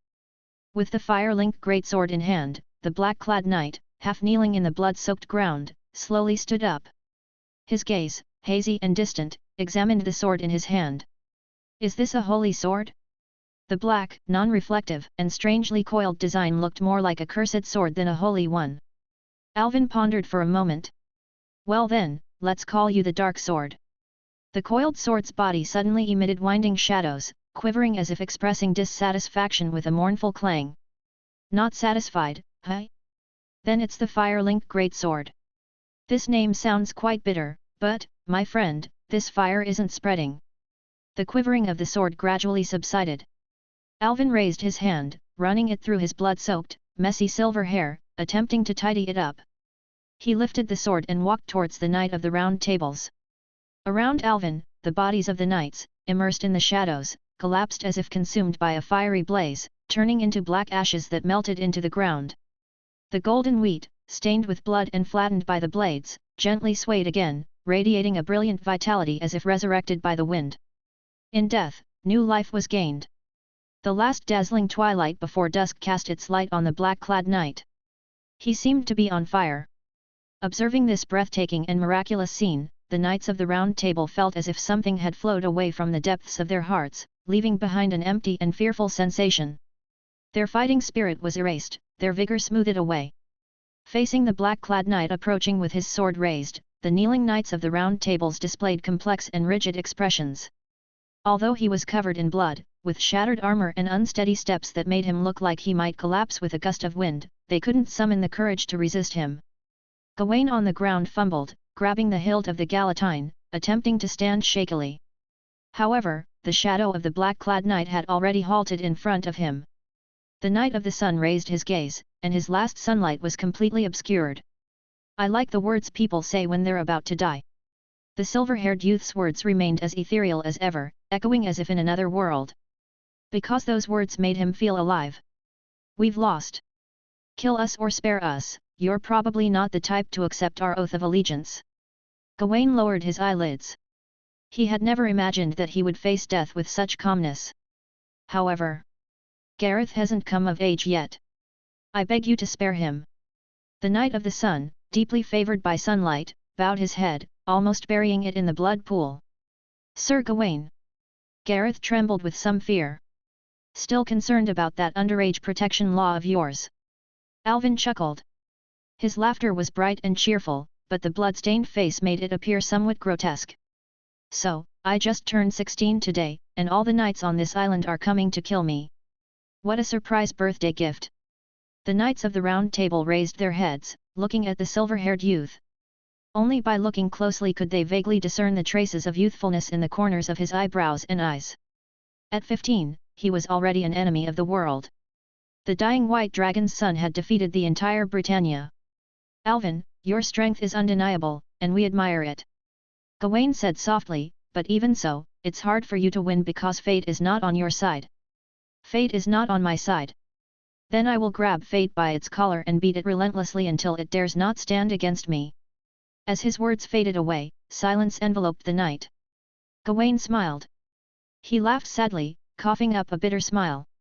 "If it's you, perhaps you can really do it." "I'm sorry, Alvin. As a farewell, it's not very qualified. I hate repentance. Die peacefully with a calm heart." The Knights of the Round Table closed their eyes. Alvin slowly raised the sword. But he did not swing it. Because, a figure walked out from the wheat field. As if gently lifting the thin veil of the world, she emerged from the side filled with the fragrance of birds and flowers. She held the sword of selection, stained with blood, and the dripping dark purple blood reflected a brilliant hue under the setting sun. Her expression was sad and frozen, her gentle golden hair swaying in the wind like the wheat field. Alvin finally waited for her. And she finally saw, her idol covered in blood, like a demon, enveloped in broken black armor. "Sir Alvin." "Good evening." Alvin said, "Artoria." There was no smile on the blood-stained face. Because Alvin had realized. At this moment, a smile was only grim. The tenderness that once made Artoria feel as if bathed in a spring breeze. Now, only indifference remained. From the armor, silver hair, and face, dense red blood like drops began to fall. It also made the golden-haired girl seem like her heart was being twisted. "Can you spare them?" Artoria said with bitterness. "Even if I beg you?" "Seeing that the situation is lost, Merlin released you, hi." Alvin lowered his eyelids. "Do you know that he just wanted you to beg me?" "I know, but dash. They want to kill me." Alvin lightly interrupted her. "If it weren't for your call, Artoria, I would be a dead man by now." Artoria closed her eyes. Perhaps it was her inherently kind nature that led her to be embraced by the throne. Alvin suddenly swung the coiled sword. Hiss! A wave of dark sword light rippled, and all the Knight of the Round Tables immediately emitted painful groans. 6 right arms were completely severed, and the concepts of death attached to those wounds almost declared the end of their knight careers. "You saved my life, so I only took their right hands, there won't be a next time." He indifferently lowered his iron-grey eyes and glanced at the blood-stained sword in her hand. Undoubtedly, it was Merlin's blood. "Is there anything else?" Silence. Time stagnated in the silence. "Don't proceed," she said in a daze, "Sir." "What?" "You will die, Alvin Pendragon." Artoria gazed sadly at the black-clad knight covered in blood. The decline of the age of gods is the will of the world, just like Arthur's reign.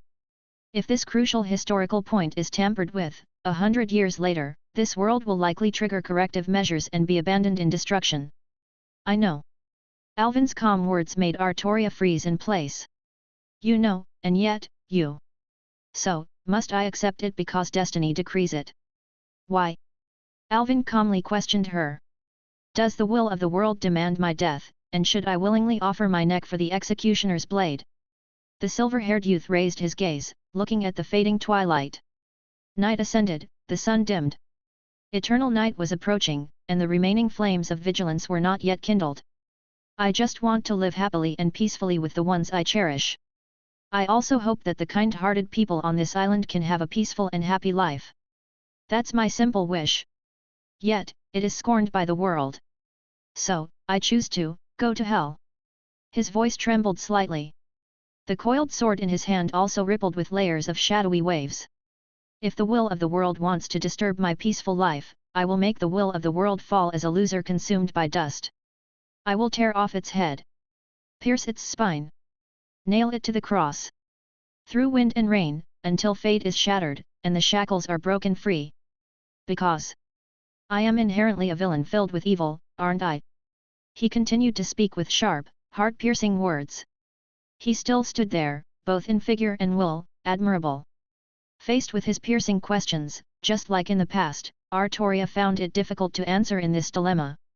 Moreover, Artoria, with the decline of the age of gods, the people you cherish will eventually die, and the desolation of this island will swallow everyone in Britannia. When you drew the sword, you had already foreseen such an ending, right? Alvin spoke softly. She's really, really stubborn. So stubborn that it's infuriating. Despite using all means to try to hold on to her, she still walked towards that miserable loneliness. Annoyance. Alvin felt annoyance towards this person's stubbornness. She willingly sacrificed herself for the survival of humanity. This was the girl named Artoria, carrying the hopes of the people, who ultimately ascended to the lonely throne of death. You want to protect the future of this world, but if you can't protect the present, what's the point? Such irrefutable words received a response. You're wrong, Sir Alvin. Artoria, with determination, gripped the sword of selection. I don't want to protect the world. The resolute words of the girl made Alvin momentarily stunned. She raised her gaze. Her deep green eyes, like lakes, were as clear and pure as ever. I only want to save you, Alvin. As her words fell silent. As if even the wind ceased. Alvin stared at her, dumbfounded. Staring at her in silence and stupor. He never thought he would hear such an unexpected and shocking answer from Artoria's mouth. The knights of the round table all looked up at the back of the king, unable to believe their eyes. Those figures, that radiance, that admired resolution. Were they all just a facade? In front of this person. She finally took off the mask she had never taken off in front of anyone. The real Artoria. Do you still remember the teachings you once gave me? Staring at Alvin's bewildered face. She slowly recounted. You told me that living is about finding peace of mind, right? You told me that before becoming a king, I must first become a human, right? No one wanted me to be a human, everyone wanted me to be a king. Except for you, Alvin. You told me to become a human first. So, I worked hard to learn how to be a human. So, I found my peace of mind. It's you. It's you, Alvin. The girl named Artoria tightly held the sword of selection in her hands. The deep green lake-like eyes seemed to be surging with layers of sorrowful ripples. I don't want to continue the world. I don't want to protect Britannia. I don't care about the joys and sorrows of those people. I don't care whether they laugh or cry. The continuation of the race has nothing to do with me. I want to save you, Alvin. Alvin Pendragon, regardless of the world, I just want to save you alone. As long as I die, obeying the will of the world, and die in such loneliness. Even if the age of gods declines, I know you, Alvin, will definitely live on. The world will no longer be against you. You won't suffer so much hostility. You don't have to break free from shackles, topple fate. You can live peacefully, obtain the calm life you desire. Just let go of my hand, Alvin. Let it go, and let me die alone. Finally releasing the pent-up emotions, she trembled. Not only did her body tremble, but her voice also trembled. Like the strings she plucked. The sad melody played by the weeping Tristan with his remaining left hand resounded. Ah, the painful tones, the melancholic melody, what a desperate yet beautiful emotion. In this world, there is no sadder scene than what I see before me. Removing all masks, the revealed sentiments. The son of the White Dragon of Britain, the pure and white Night Princess. She stood so close to him. Yet, it seemed as if she were so far away from him. Facing the silver-haired youth in front of her, the peace of mind she desired. She earnestly spoke, almost pleading. Sir! Alvin Pendragon! You will die. Don't go any further. For the first time, Alvin felt his own foolishness. He was truly a foolish person. When did it start becoming like this, even though he was maintaining a proper distance between friends? Unaware.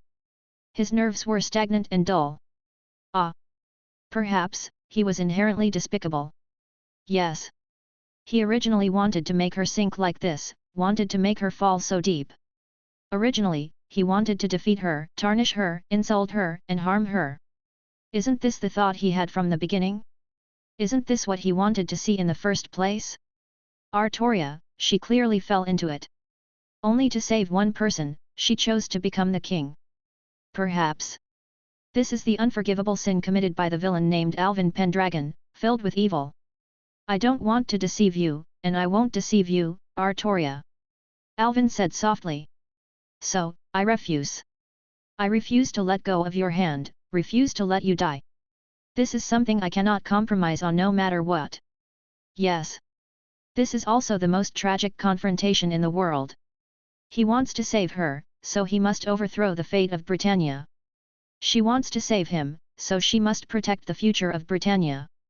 They stand at the two ends of the balance, in the light and darkness where they reach out but cannot touch each other, observing each other, never giving up. Cough. Cough cough. Even if you want the return of the Age of Gods, it's not that easy, Alvin Pendragon. Agravain, who had been silent, covered in wounds, coughed up blood and spoke with a complicated expression.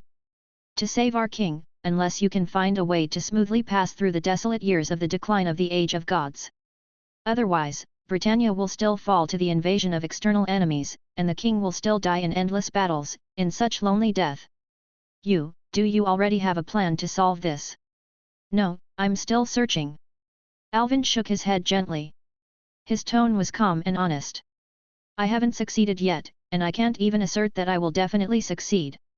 So, for that slim chance, are you willing to face the hostility of the world? Supported by his remaining left hand, Gawain struggled to stand up, coughing blood.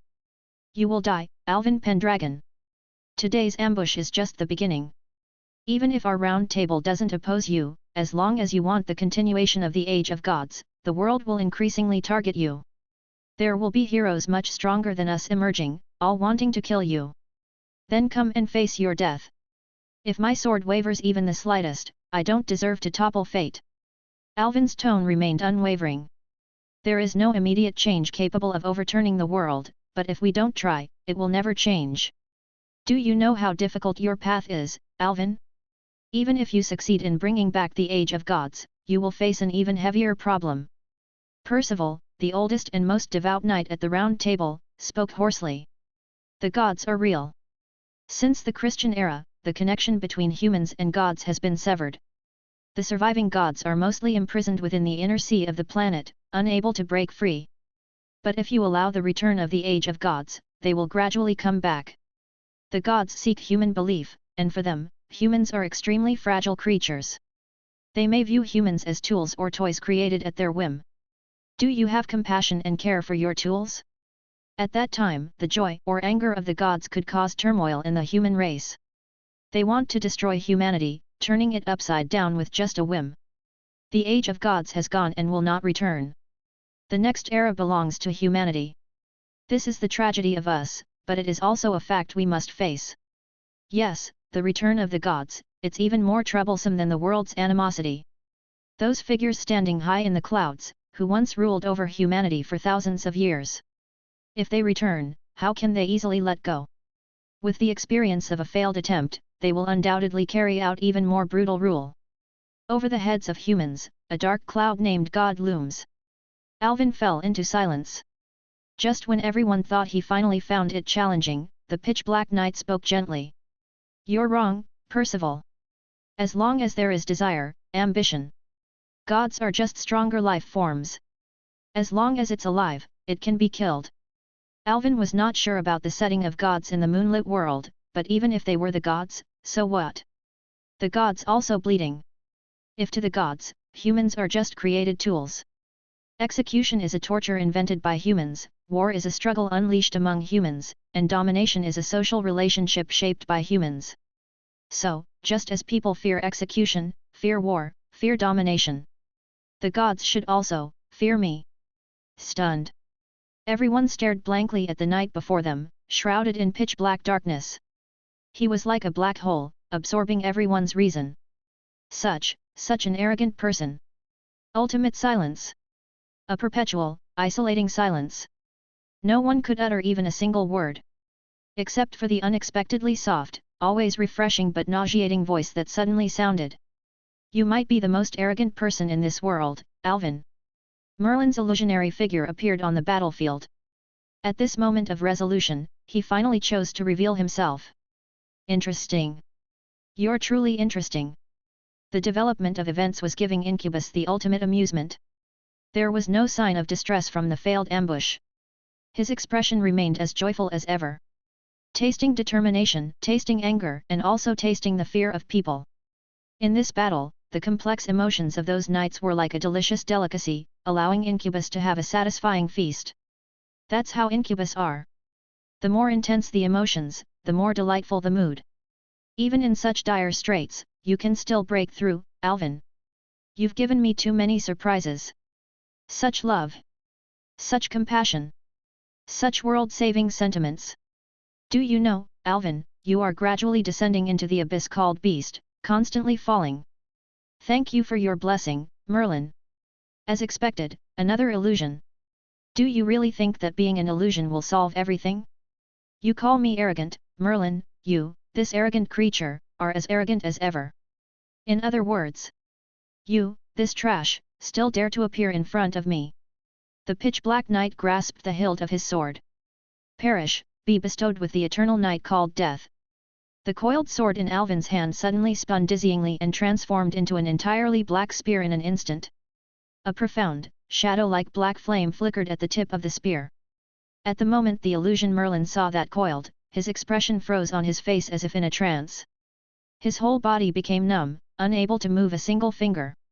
This is... Struggling to speak with great difficulty. When the nerves finally reacted. Splurt! That strange and inexplicable coiled spear had already been thrown forcefully by Alvin, piercing through his eye socket. The illusion Merlin did not shatter, nor did it disperse into petals. Instead, from the wound sprayed, a dark purple blood. Immortal? Incubus?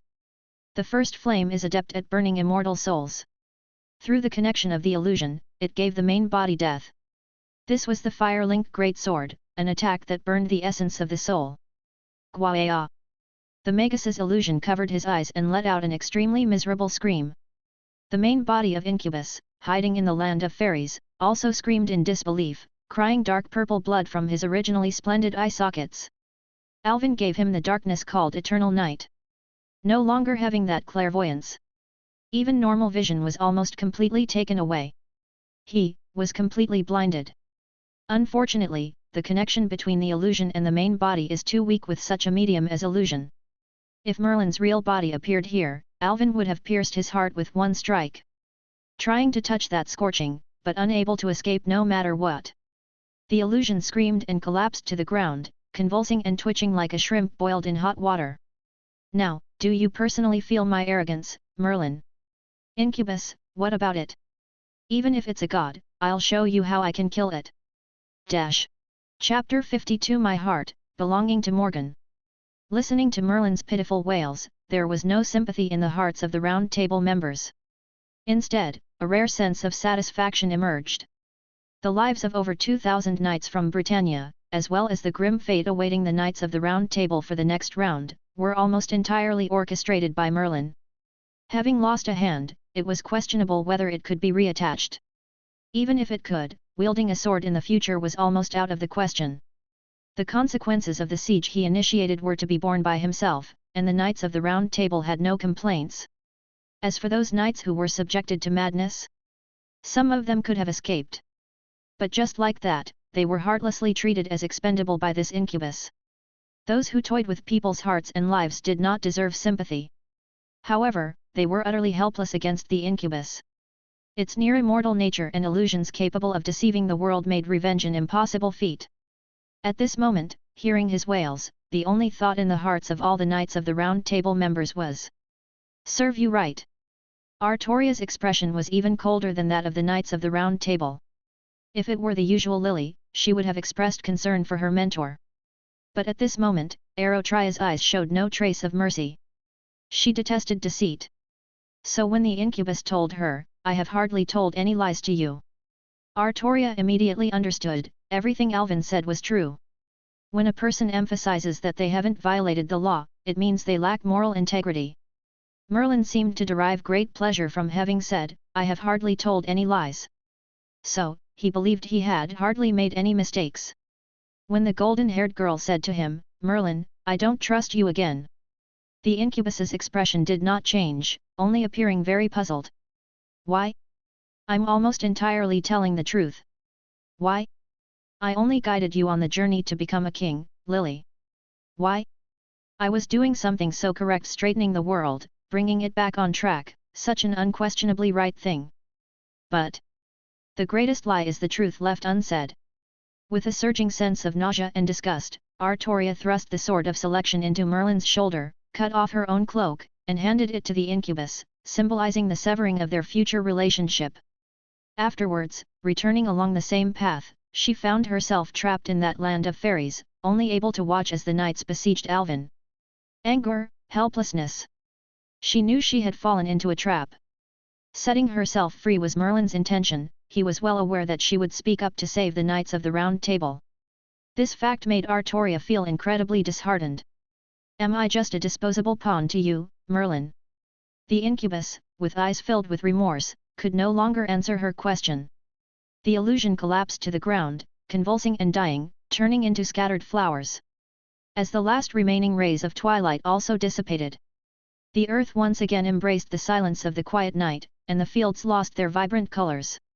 Alvin, carrying the sword, walked through the battlefield, burning all the bodies of the fallen knights. Ashes to ashes, dust to dust. Everything related to Britannia also returned to Britannia. The gentle autumn breeze lightly brushed his silver hair but couldn't erase the blood stains. Finally, Alvin stood in front of the weathered wooden stake in the training ground. Every few days when he was farming, he would come to this training ground and stand quietly for a while, running his hand over the rough sword marks, as if he could feel the persistence of the swordsman day after day. "It's time to say goodbye, Artoria." The blonde girl's lips trembled as she spoke. Indeed. What words of retention could there be, to make him stay? What regretful words could be said, to convince him? She was King Arthur, the King of Britannia, the son of the vile King Vortigern. Over 2,000 knights died in the fields, and all the Knights of the Round Table lost an arm. After today, the name Alvin Pendragon's reputation will resound throughout this island, shaking all of Britannia.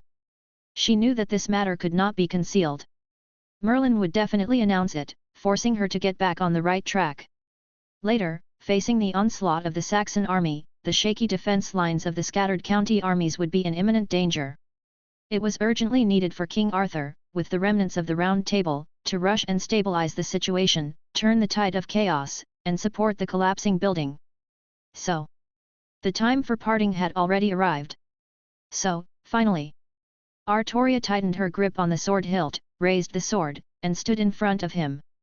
"What if I defeat you, Sir Alvin?" Her words began with a tremor. As she continued, they became more and more resolute. "Even if you are injured now, even if I win unfairly, I will still stop you. I want to prove to you. If I defeat you, then I am stronger than you. You don't need to go to hell. I can free myself from that fate." She had also grown a lot. She had also experienced countless setbacks. From an innocent and naive girl, she had grown into the renowned ruler of the island today. Alvin could see it. The current Artoria is much stronger than the entire Knights of the Round Table combined. Even under the sunlight's threefold power and with the advantage of the Galatine, Gawain is still not her match. It is the will of the world, blessing the Red Dragon. Her growth rate is almost catching up with her ultimate form. I have seen your determination, I have heard about your reputation. I have been watching you.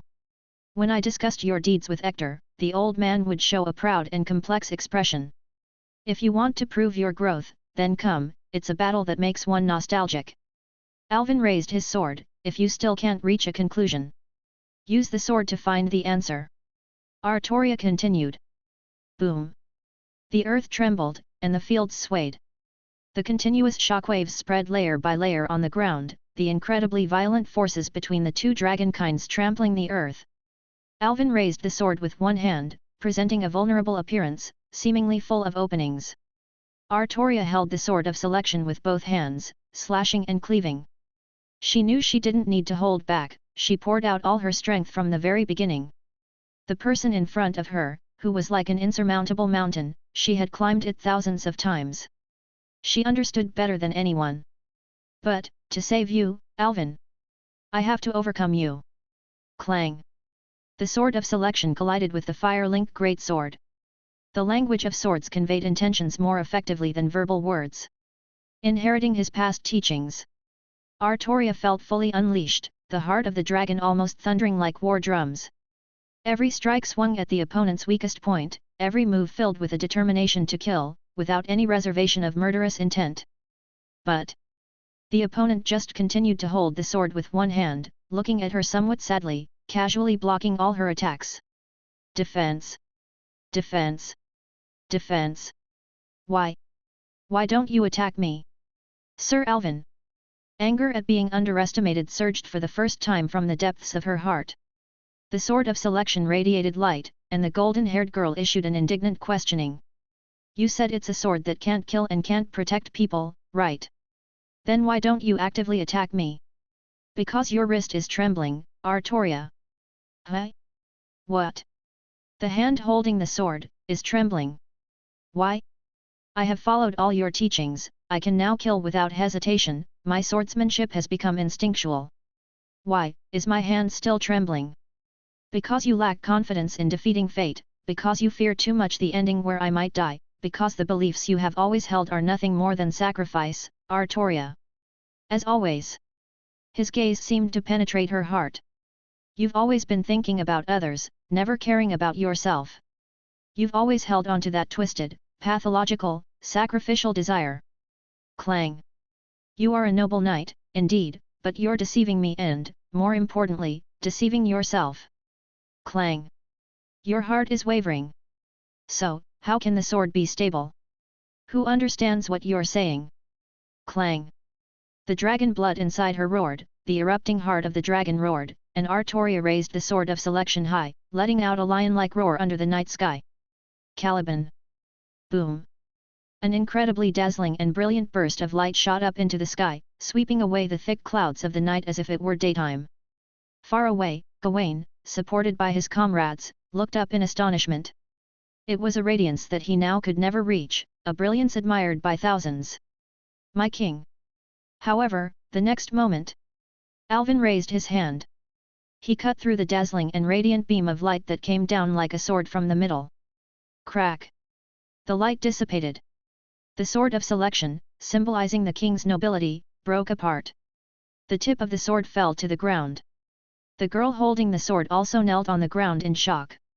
The sword of selection was broken. The sword that was just pulled out in the morning broke in the evening. Your heart is wavering, so the sword is trembling, Artoria, you have lost. You don't think you can oppose the will of the world. You just want to sacrifice yourself to save me. But I firmly believe in my righteousness. I won't deliberately seek sacrifice, and I won't think about hurting myself. Because I want to live happily and peacefully with the people I cherish. Even if it's the will of the world, Gaia. I will confront it, head held high. The dark night passed slowly from the kneeling, bewildered, and dazed golden-haired girl. Goodbye, Artoria. I will surely save you. Sir. Alvin, don't. Artoria reached out her hand. She grabbed him like that. Because she didn't want him to head towards hell. The girl almost tremblingly issued the final, pale and powerless plea. I love you. Click. The arm gauntlet, already shattered, was torn off abruptly and fell to the ground. Afterward, his blood-drenched left hand was revealed. Looking at the ring on the ring finger, Artoria's gaze almost froze, with a complex expression. Alvin's iron-grey eyes stared at her, and he said softly, I'm sorry, I'm already engaged. The stars dimly flickered. The night seemed to be disturbed. Alvin lifted his head, sensing something. Above his head, a dark shadow suddenly tore apart, and from it emerged the familiar, soft figure of the witch. Alvin! I escaped to help you. I was so annoyed by that dead fairy, Vivian Dash. Alvin raised his hand and gently caught her. Are you okay? Ah! Why is there so much blood on your face? Did you get seriously injured? Alvin, I'll heal you now. Morgan anxiously touched the silver-haired youth's wounds all over, as if she were an ant on a hot pan. Such a flustered witch. It looked particularly cute. Alvin smiled like that, gazing gently into her iron-grey eyes. Finally, the witch realized. Huh? The battle is already over. Yet. Alvin gently lowered his eyes and kissed her soft lips. It's over now. I took Merlin's clairvoyance. It's a wedding gift I give to you. Alvin. The incubus escaped a great disaster, something that should have been extremely happy, but Morgan didn't care at all. Seeing Alvin's bloodied appearance, she knew how fierce the battle he had gone through was. Damn it! Where's that old thing, Vortigern? Has he gone senile? It's been so long and he still hasn't caught up. Morgan was upset. She was at least released, and her father seemed to be excluded. Light-devouring dragon. He might as well change the name to Late Dragon. Well, that's not entirely inaccurate. The airflow began to surge. A sturdy and huge white dragon descended slowly from the sky, landing on the wheat field. Vortigern in dragon form folded his overwhelming wings that seemed like a mountain, and the dragon scales covering his entire body slightly opened and closed, presenting a jade-like color under the moonlight. I saw a false image, that was Merlin's illusion. I was too careless. I'm sorry, Alvin, for your father's late arrival. The vertical pupils emitted a majestic golden light. The white dragon let out a self-reproachful sigh. Your sword is. It's okay, it's all over now, old man. Let's talk later. Alvin knew that Morgan couldn't be blamed, and even more so, Vortigern couldn't be blamed. Through various subtle manipulations, the world did its best to create an opportunity for this ambush. Even if it wasn't this time, there would be another time. I'll be more careful in the future, rest assured. The family of three finally gathered together. Vortigern's dragon body crouched down, using his body as a backrest for the two. Morgan took out a handkerchief and carefully wiped the blood from Alvin's face. The atmosphere was oddly harmonious. However, Alvin couldn't help feeling that something seemed to be missing. One person, one dragon, one witch. The three pairs of eyes all turned to look at the kneeling, dazed, and disheveled golden-haired girl on the ground. Red Dragon. Vortigern's dragon pupils narrowed slightly. Yet, Alvin didn't know what expression to make. Well, just smile, right? Morgan was also a little stunned for a moment. Looking at the girl in front of her, whose face almost mirrored hers, she never expected to meet her sister in such a situation. But what's with the kneeling and disheveled posture? Her eyes seemed to be teary, and she appeared somewhat swollen. Looking at her appearance, she seemed like an unwanted, pitiful little dog. Alvin, did you bully her? Bully. Alvin somewhat complicatedly shifted his gaze away, looking at the Artoria in front of him who was kneeling dazedly. Sort of. Artoria. Lily, right. Morgan walked forward, squatting down with a compassionate expression, and wiped away the tears on the golden-haired girl's face. Artoria raised her gaze in a daze, looking somewhat puzzled at the face in front of her, that was almost identical to hers. She knew she had a sister. That cunning and deceitful witch? A bit unfamiliar, right? Nice to meet you, Lily, I'm your sister, Morgan. Didn't expect to meet under these circumstances. Morgan sighed quietly. Because she was afraid of being noticed by Merlin initially, which might affect Alvin's overall plan, she had deliberately avoided her sister all this time. After thinking about it, Morgan took out a small mirror from her pocket. It was a carefully crafted mystic code with beautifying and anti-aging effects, and she stuffed it into the golden-haired girl's pocket. Don't be polite, just a little welcome gift. Lily, how's your father? You there, how is he? Father. Artoria muttered the term somewhat unfamiliarly and answered in a daze. Merlin said, he passed away 3 years ago. I see. The vindictive emotions were not as strong as before. Morgan learned about the death of the former king. The witch realized that she didn't feel relieved, happy, or any sadness at all. She just heard this information and responded with a casual I see. Then she realized that he had finally died. Because she no longer cared about him. This could be considered the most ruthless revenge. Compared to the news of Uther's death, what Morgan was more concerned about was. Come to think of it, wasn't her sister an orphan from a young age? Ah, this is just too pitiful. Morgan opened her arms and embraced her, pressing the face of the golden-haired girl onto her ample chest. This is the cunning and deceitful witch? Certainly, she was dangerous, and quite large. Feeling the warmth on her face. It was a motherly love that Artoria had never experienced before, soft, gentle, and caring. Because it was too comfortable. Even the hairs on her head couldn't help but curl up. Now that everyone is a family, feel free to visit often. Sorry, I forgot. When Morgan thought about where her home was, she suddenly felt a bit awkward. Inviting King Arthur to Londinium for a visit, wasn't this a grand occasion? Right, why are you kneeling here? The witch sighed, pulled up her little sister who seemed to be kneeling for some reason, and casually released a flowing shadow to cleanse the dirt on her body. Yeah, why kneel here? Did Alvin bully her? The witch thought about Alvin's subtle expression and the current situation. She understood. This was a farewell. Morgan suddenly retreated a few steps awkwardly, subconsciously grabbing Alvin's hand. Sorry, sister, I was a bit confused just now. Artoria looked at her in a daze. Looking at this witch, with the oath ring on her right hand in a style similar to her idol's. Alvin held Morgan in his arms directly, and her body was covered in blood. Morgan licked his blood. He kissed the witch's lips. Sorry. Artoria, that's how things are. Alvin didn't know how to explain this cruel truth for her. However, breaking up is often more damaging to both parties. I am already engaged.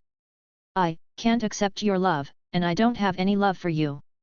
If there is any emotion, I have already said it, that is, admiration and pity. My heart has long belonged to Morgan. We will have our wedding at home tomorrow. Alvin held the witch's hand, and their rings rubbed against each other. Artoria stood there dazedly. She stood there motionless on the wheat field, like a stiff wooden stake.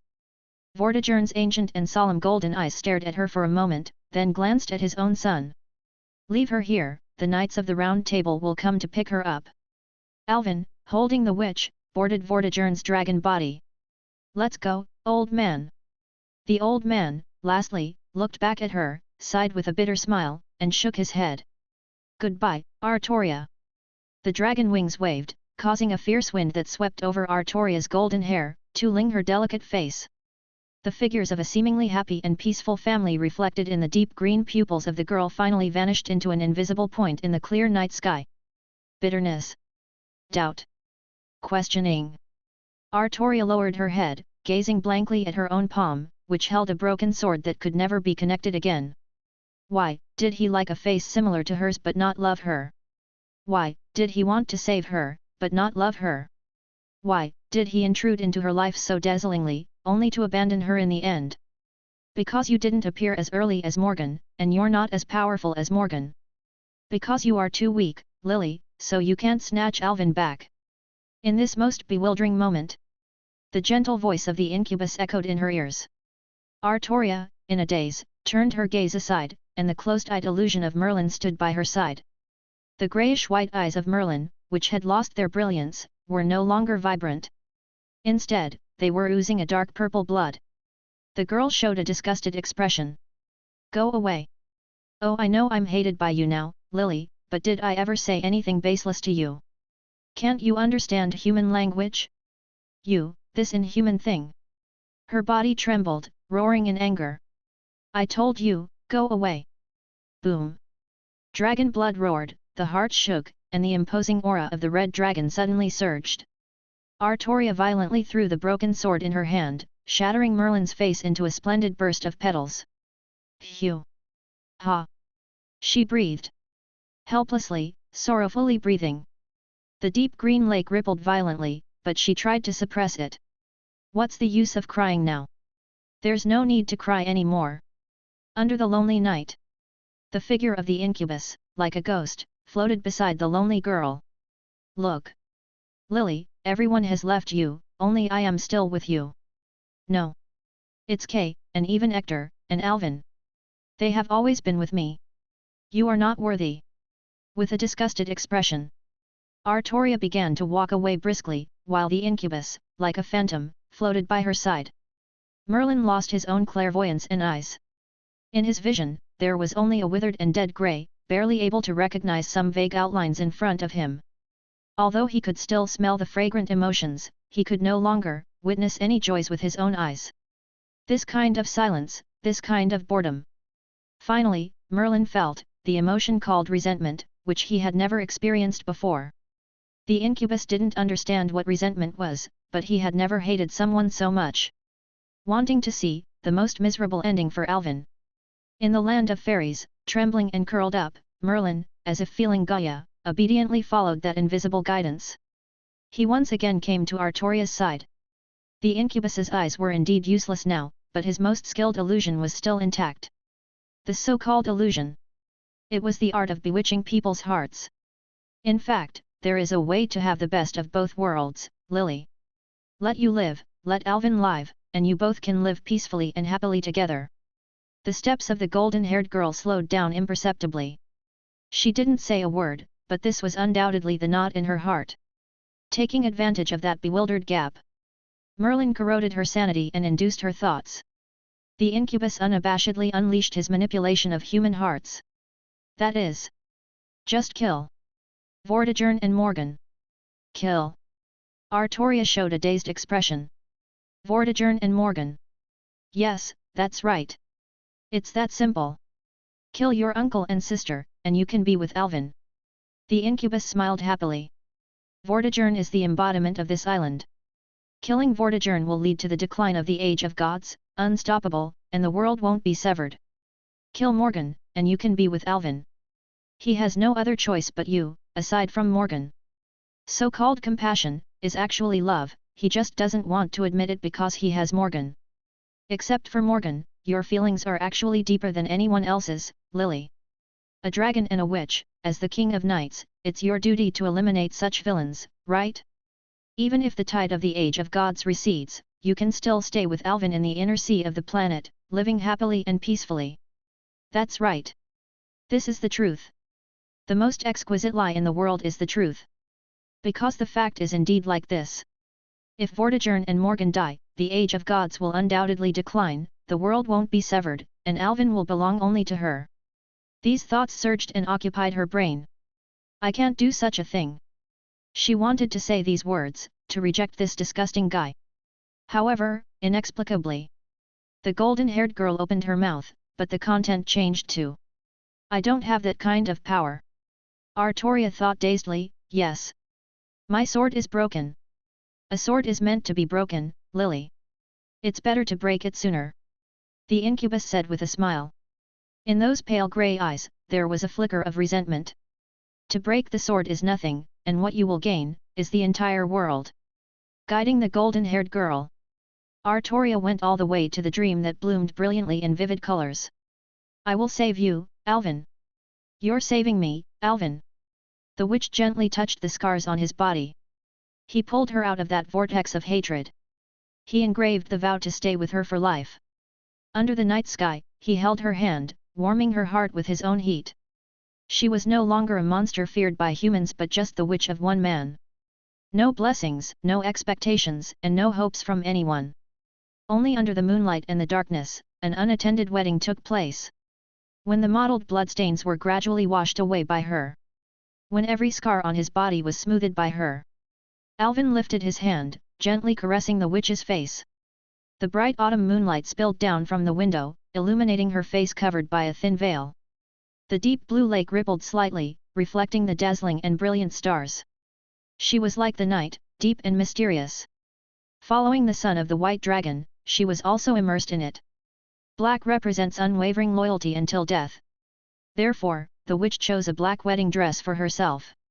The textured and exquisite long skirt draped over the couch, with the black veil wrapped around her fair skin like flawless soft gem, tempting people to reach out and touch. The side-slit dress revealed the perfect curve of her long and straight legs, leading along this breathtaking path, seeming to lead to the profound depth. The serene blue lake, the colored pupils, vigorous, mature, shy. Like a snake and scorpion, forbidden, tempting, deadly. Those lines, those contours. Those well-defined curves.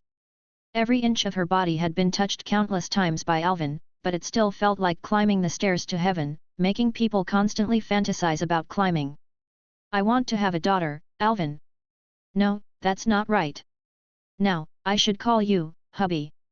A soft and slightly panting voice in the ear. The witch leaned forward on the couch, lifting her own black skirt towards this side. Underneath that profound night-like fabric was the earthly paradise with nothing. The witch turned her head and smiled at her husband. Alvin muttered to himself. Let me die. Chapter 53 You are important to me. In order to make Morgan beg for mercy, you diligently cultivated this land named the fertile soil of the witch. First day. Second day. Alvin, oh Alvin, how could you fall so far? Where has your determination and will gone? Are you going to indulge in the gentle land of the witch like this, unable to extricate yourself? This can't go on. Third day. For 3 days and nights, none of you stepped out of the bedroom. Even though you now possess A+ stamina, you still felt a moment of weakness and softness when you went out. You realized a truth. Only Morgan gets tired, the land is never exhausted. In these few days, you haven't withdrawn because, for the sake of contributing essence to your daughter, you can no longer replenish magic from the witch. The daily irrigation is to make even the ultimate life form feel exaggerated consumption. Nourished by you, her face gradually became more rosy, and the patterns on her lower abdomen also brightened, evolving towards the direction of deep blue. Eating, pampering the witch, eating, pampering the witch. A plain and unremarkable yet kidney-damaging and calm life continued like this. While experiencing pain and happiness at the same time, you also felt that the tranquility was a bit too much. It's like, the calm before the storm. 3 days later, only the one-armed knights of the Round Table were left, finally being driven out of Orkney like dogs. You slaughtered more than 2,000 knights alone, cutting the knights of the Round Table's hands, and the news spread like wildfire. The whole country was shocked. Like adding fuel to the raging fire, the son of the White Dragon quickly became known throughout the island. Your presence became known to everyone, and the momentum of Alvin Pendragon swept every inch of Britannia's corners. Your brutal reputation temporarily overshadowed even your old man, the White Dragon Vortigern. Merlin's prophecy gradually spread, indicating that this island is facing the crisis of destruction by you.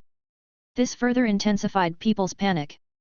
The majority of knights in Britannia had their power wiped out by you in one battle. Each island and county immediately fell into chaos, and morale plummeted. Knowing the deeds of you, the king's son, the armies under the vile king were corresponding's reign, with their morale boosted. You gained the talent Tyrant Aura. Tyrant Aura, from Londinium to Orkney, from the land of fairies to the wizard's tower, your notorious name is known to everyone on this island.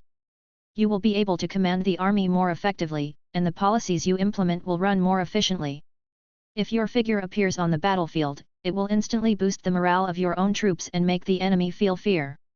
Vortigern gradually began to hand over the military power to you, and he looked pleased as he watched his son gain such a full-fledged reputation.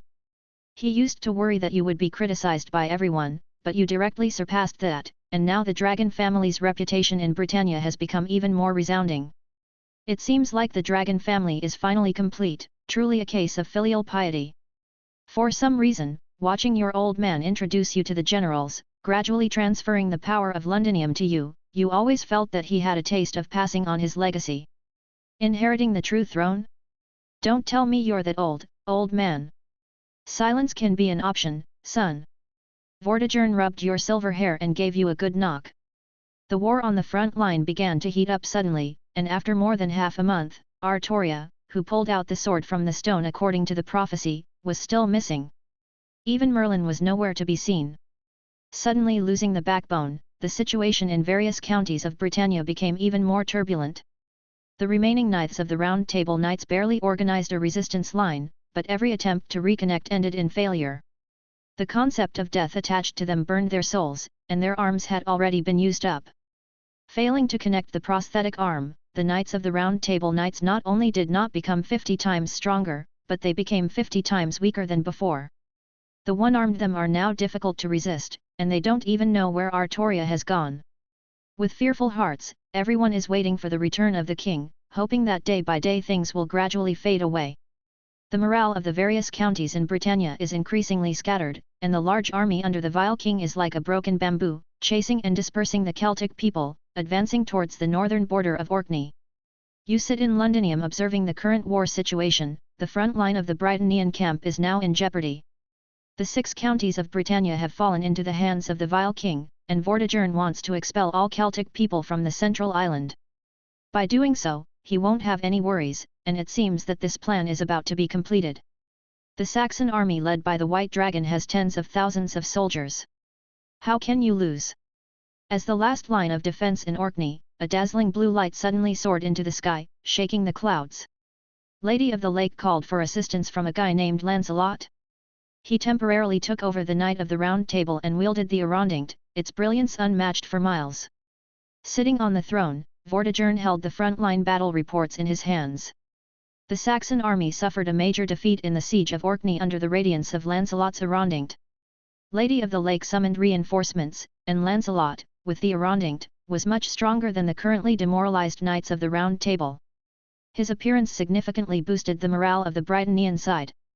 All the remaining resistance forces in Britannia gathered towards Orkney, a desperate struggle for the Celtic people, making these islands even more challenging to conquer in the future. Faced with such a huge defeat, Vortigern's expression showed no sign of disappointment. On the contrary, a smile appeared on the old man's face. Good news, Alvin. Defeated, yet it's considered good news? Although the old man is of such an age, being a dragon, he shouldn't suffer from senility. Alvin pondered and thought about the timing of Lancelot's appearance. Is it Artoria?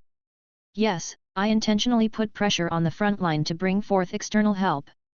The number of casualties among the Saxons people doesn't matter.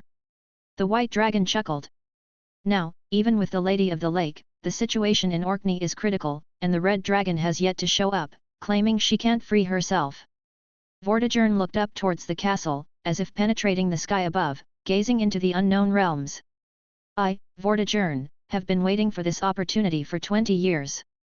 Alvin, don't move in Londinium in these next few days, the crucial time is approaching.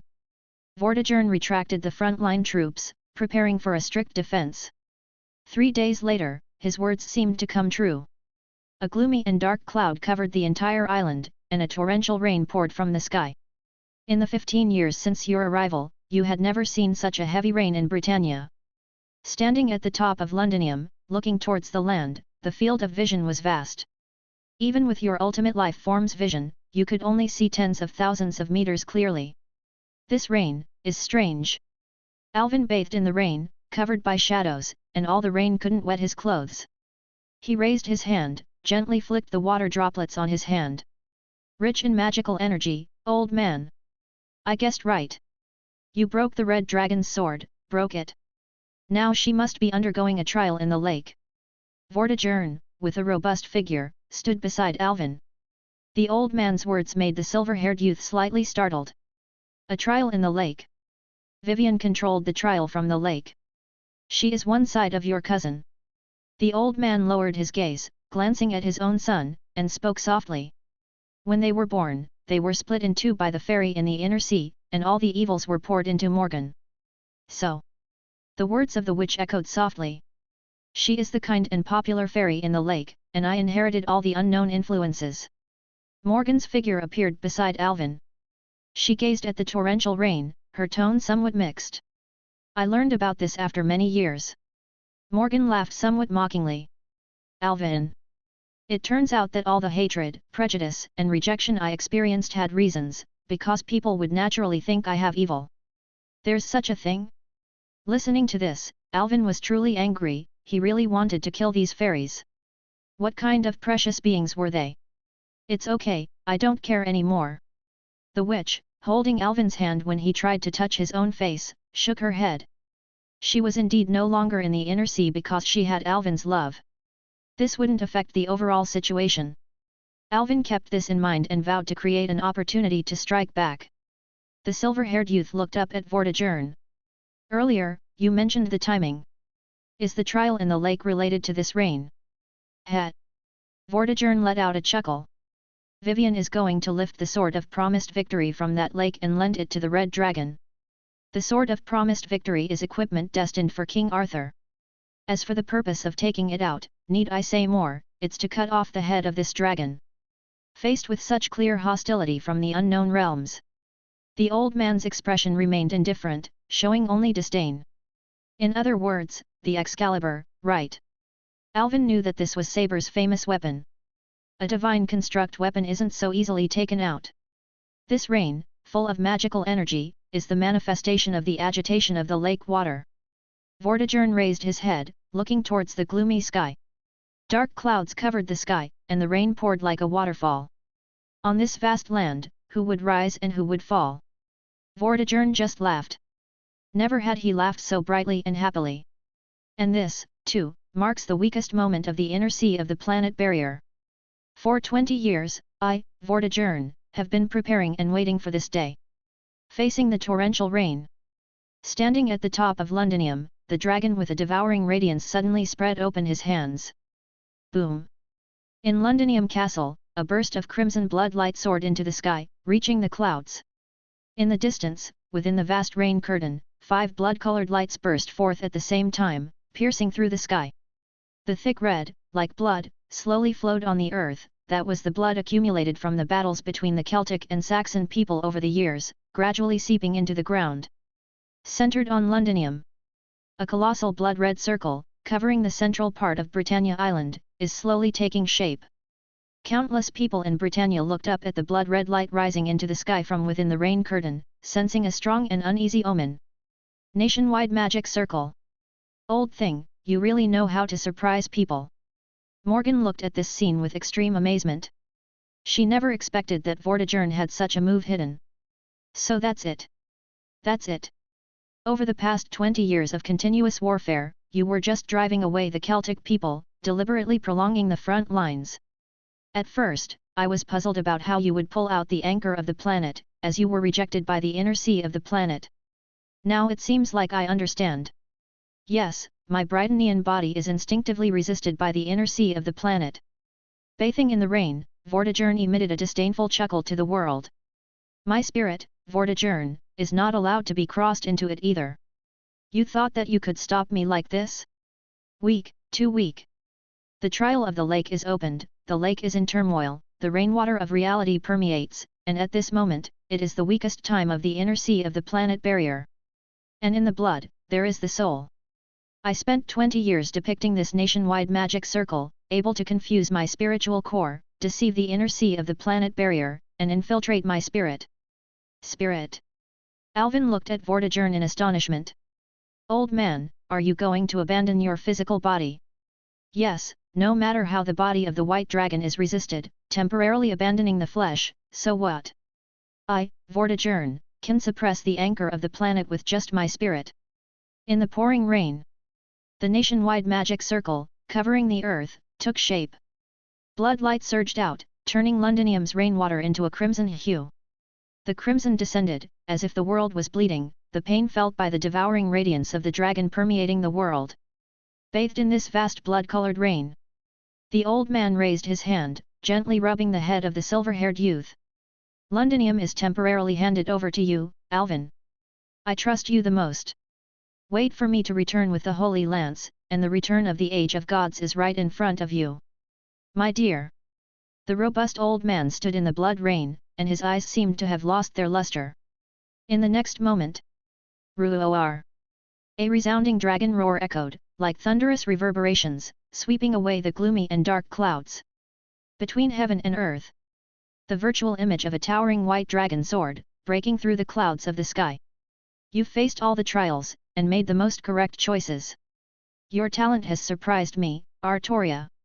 On a vast and quiet lake, filled with the fragrance of flowers and the songs of birds, seemingly isolated from the world, Lady of the Lake, Vivian, gazed at the golden-haired girl before her, and even her flawlessly beautiful face couldn't hide the expression of deep emotion. Artoria, she had passed through all the trials in the lake with unstoppable momentum. Various tests, various questions, various choices testing human nature, she had almost handed in a perfect answer sheet. Even when faced with the illusion of Alvin confessing his love to her. Confronted with such a probing inner conflict, she showed no hesitation, swung her sword and dispelled it into fragments. I don't need to know if it's an illusion, she said indifferently, with an unwavering tone. I only know that the Alvin who can be defeated by me in that way is not him. It was astonishing. Understanding human hearts, possessing divinity, and the determination displayed that made people turn their heads. You undoubtedly have become an outstanding ruler, Artoria. I admit that you qualify to wield the Excalibur. The lake water rippled, and a noble sword slowly floated up, held in the graceful hands of the lake's fairy. However, before I bestow it upon you, you must answer one final question. Sword and scabbard, who do you think is more important? The answer to this question actually didn't matter. No matter how Artoria answered, Vivian would give her both the sword and the scabbard. This was essentially a psychological test. The sword symbolized struggle, while the scabbard symbolized protection. Choosing the sword indicated a determination to open up a new path. Choosing the scabbard indicated a desire to protect the people. The answer to this question would allow Vivian to understand the ruler's mentality and provide her with targeted advice. However, both are not important. She didn't pick up the sword or take the scabbard. The golden-haired girl's decisive and resounding answer left the Lady of the Lake dumbfounded. She had thought of countless answers. Choosing the sword, choosing the scabbard, explaining her reasons, or even following human greed and choosing I want both. But you said. Vivian confirmed in disbelief, what? Sword and scabbard, both are not important. Vivian stared in disbelief, glancing at the aegis of flowers squatting on the lakeside. What the hell did you teach this girl? The blindfolded half-incubus showed an incredibly complex expression. Sorry, I can't do that for you, Vivian. Because I can't be her teacher anymore. Well, Vivian couldn't help but ask. What is important, Artoria? I don't need this ridiculous ritual. What's important to me is... Artoria gripped her palms together. As she walked to the edge of the fairy lake, she became aware of Merlin's guidance while still in a dream. Yes, the trial of the lake had already begun, and she had no reason to retreat. She wanted that person to face her determination. She wanted to prove that she, too, could overturn fate. She wanted to rescue Alvin from the path to hell. I don't need to become a king to decide whether or not to accept a sword, she declared resoundingly. But, only if the sword recognizes me as the one destined to become a king, can it truly embody its value as a sword. Without any hesitation, Artoria, without taking the sword or scabbard, just took a turn and walked back towards the lake shore. The magus of flowers stood up in shock. Lily, you can't do this, you can't do this. None of your business. She was leaving. She had already demonstrated her determination to become a king, and that was enough. Alvin Pendragon was right. If you're prepared to resist fate, you don't need to fear death. She would, with her own hands, reverse the tragic future of Britannia. Stunned, Vivian almost stared blankly at the departing figure of the golden-haired girl. Even though she, as the fairy of the lake, possessed a calm temperament, she felt an indescribable shock at this moment. Not the sword, rejecting her. It was she, showing disdain for picking up the sword. What kind of ruler? The sword and scabbard in Vivian's hands suddenly emitted a tremor.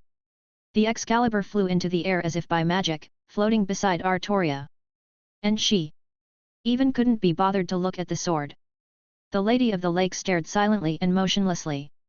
Staring at the Excalibur, a divine construct, behaving like an extremely flattering dog following its master. Alvin, I will save you. Her figure disappeared into the mist on the lake shore. Chapter 54 Alvin Pendragon. King Vortigern. His sturdy figure with silver hair, had his eyes closed. His expression, calm and indifferent, exuded a silent but imposing aura as he sat on the throne in the castle's grand hall. A thick mist, as crimson as blood, crystallized and extended from the ground, enveloping almost half of his body. Vortigern's spirit penetrated into the inner sea of the planet, and what remained in Londinium was now his physical form. Beside this throne, a silver-haired youth, draped in dark armor, stood quietly by his father's side. Despite it being noon, sunlight streamed in from the dome's sides, illuminating him. However, it failed to reflect any bright colors from his body. He seemed like a black hole. Whether sunlight or gazes, he crazily absorbed every bit of light in the world. Oppression. An intense feeling of oppression covered the hearts of everyone present. Standing in front of him, it felt as if they were tightly gripped by some deep, invisible hand, making it difficult to breathe. His iron-grey eyes were slightly lowered. The silver-haired youth coldly looked down. Looking down on the generals under the steps who dared not to breathe. Interesting. Alvin expected there would be few people, but he didn't expect it to be this few. The Saxon people and Vortigern were not on the same page. Sitting together on a boat was merely a mutually beneficial arrangement. Vortigern treated them as tools, and they were happy to be treated that way, benefiting each other. However, that was in the past. For more than 20 years, the Saxon people had branched out on this island, and internal stratification had begun among them. If you wanted people to sacrifice their lives, you had to reward them based on their merits. So, similar to the feudal system of ennoblement and land grants, Vortigern began ennobling and granting lands to stabilize military morale, establishing the current Saxon kingdom. With a structure in place, it was easier to govern and continuously absorb the various foreign tribes that came overseas.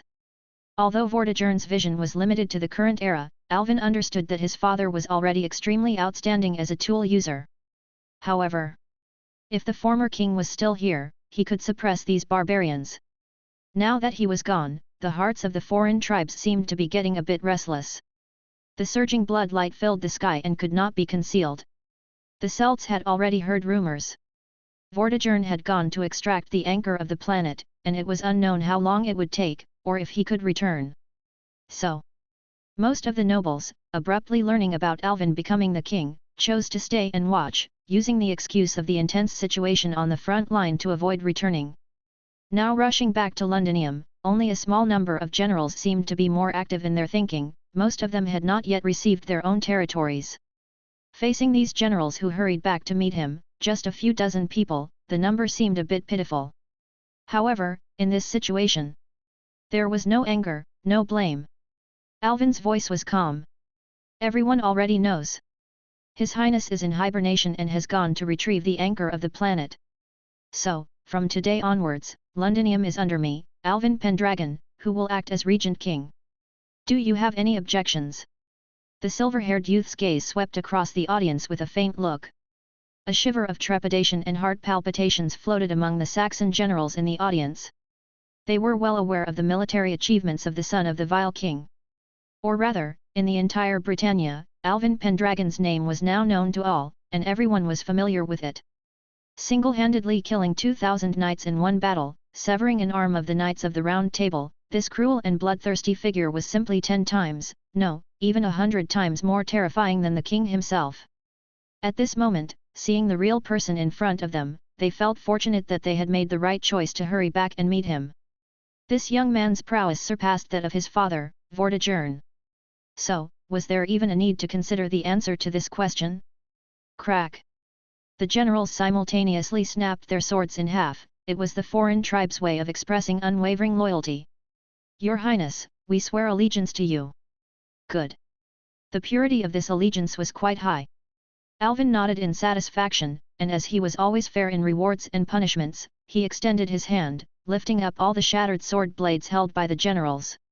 Shadows burned and surged, melting more than a dozen broken swords into an equal number of dark, lightless regal swords, shimmering with a profound and intimidating aura. Clang! The refined sword blades fell in front of the generals. As a gift for you, I forged a set of royal swords. Let's consider it a welcoming present. I won't say much more, I know why you all came here. If you want food, I'll give you food. If you want territory, I'll give you territory. If you want treasures, I'll give you treasures. I've never been stingy with my rewards. On the battlefield, swords have no eyes, and warriors die gloriously.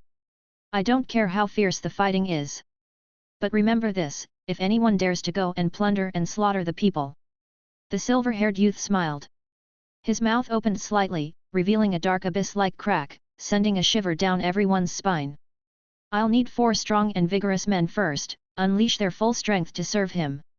Then, take the red-hot iron tongs from him and forcefully stuff it into his mouth. Next, hang him on Londinium's flagpole, exposed to the wind and sun, for everyone to see. Finally, have someone heal him, and then repeat this ultimate insult process. Gruesome. The generals below turned pale. Thinking about such an ultimate insult, just imagining that scene would make their legs unconsciously tremble. This son of the White Dragon was not just 100 times more terrifying than Vortigern, he was clearly 1,000 times. 10,000 times. Spread my words, I, Alvin Pendragon, always speak and act decisively. Bathed in the shadow of the White Dragon's son. All the trembling generals retreated. Your father, Vortigern, burst out piles of gold coins and handed over the throne of Londinium to you. You took over all the military power, and the warning of the ultimate insult quickly spread throughout the kingdom, causing countless people to tremble with fear. What a ruthless little devil, what a malicious punishment! The vile king abruptly retreated to the background, and you, arriving for the first time, took over all the authorities so openly, even threatening the entire army. This has made the nobles extremely dissatisfied. Is this meant to kill 2 birds with 1 stone? Killing 2,000 knights means nothing. They acknowledge your bravery in battle, but how can a mere youth understand commanding an army? The kingdom's army now numbers over several 100,000, and you'll have to rely on them to conquer and expand. For this sudden emergence of a regent king like you, the frontline foreign tribal leaders have some words of discontent. The solidified factions of the nobles, more than a dozen of them, show disdain towards you. With the vile king no longer present, and Britannia showing signs of a resurgence, as the son of the White Dragon, do you want to cut off your foundation? There are rumors circulating that the vile king is old and bedridden, already senile. Londinium is empty and powerless, forced to be governed by the 10-year-old, and inexperienced. Worse news has come. After a long disappearance, Artoria's figure suddenly appeared in Orkney County, instantly suppressing the entire scene. Rumors say she has obtained the Excalibur, whose edge is unparalleled. On that day, she subdued the proud-hearted knight, Lancelot, making him bow his head willingly and swear allegiance. King Lot abdicated, making way for her. Artoria officially took control of the kingdom.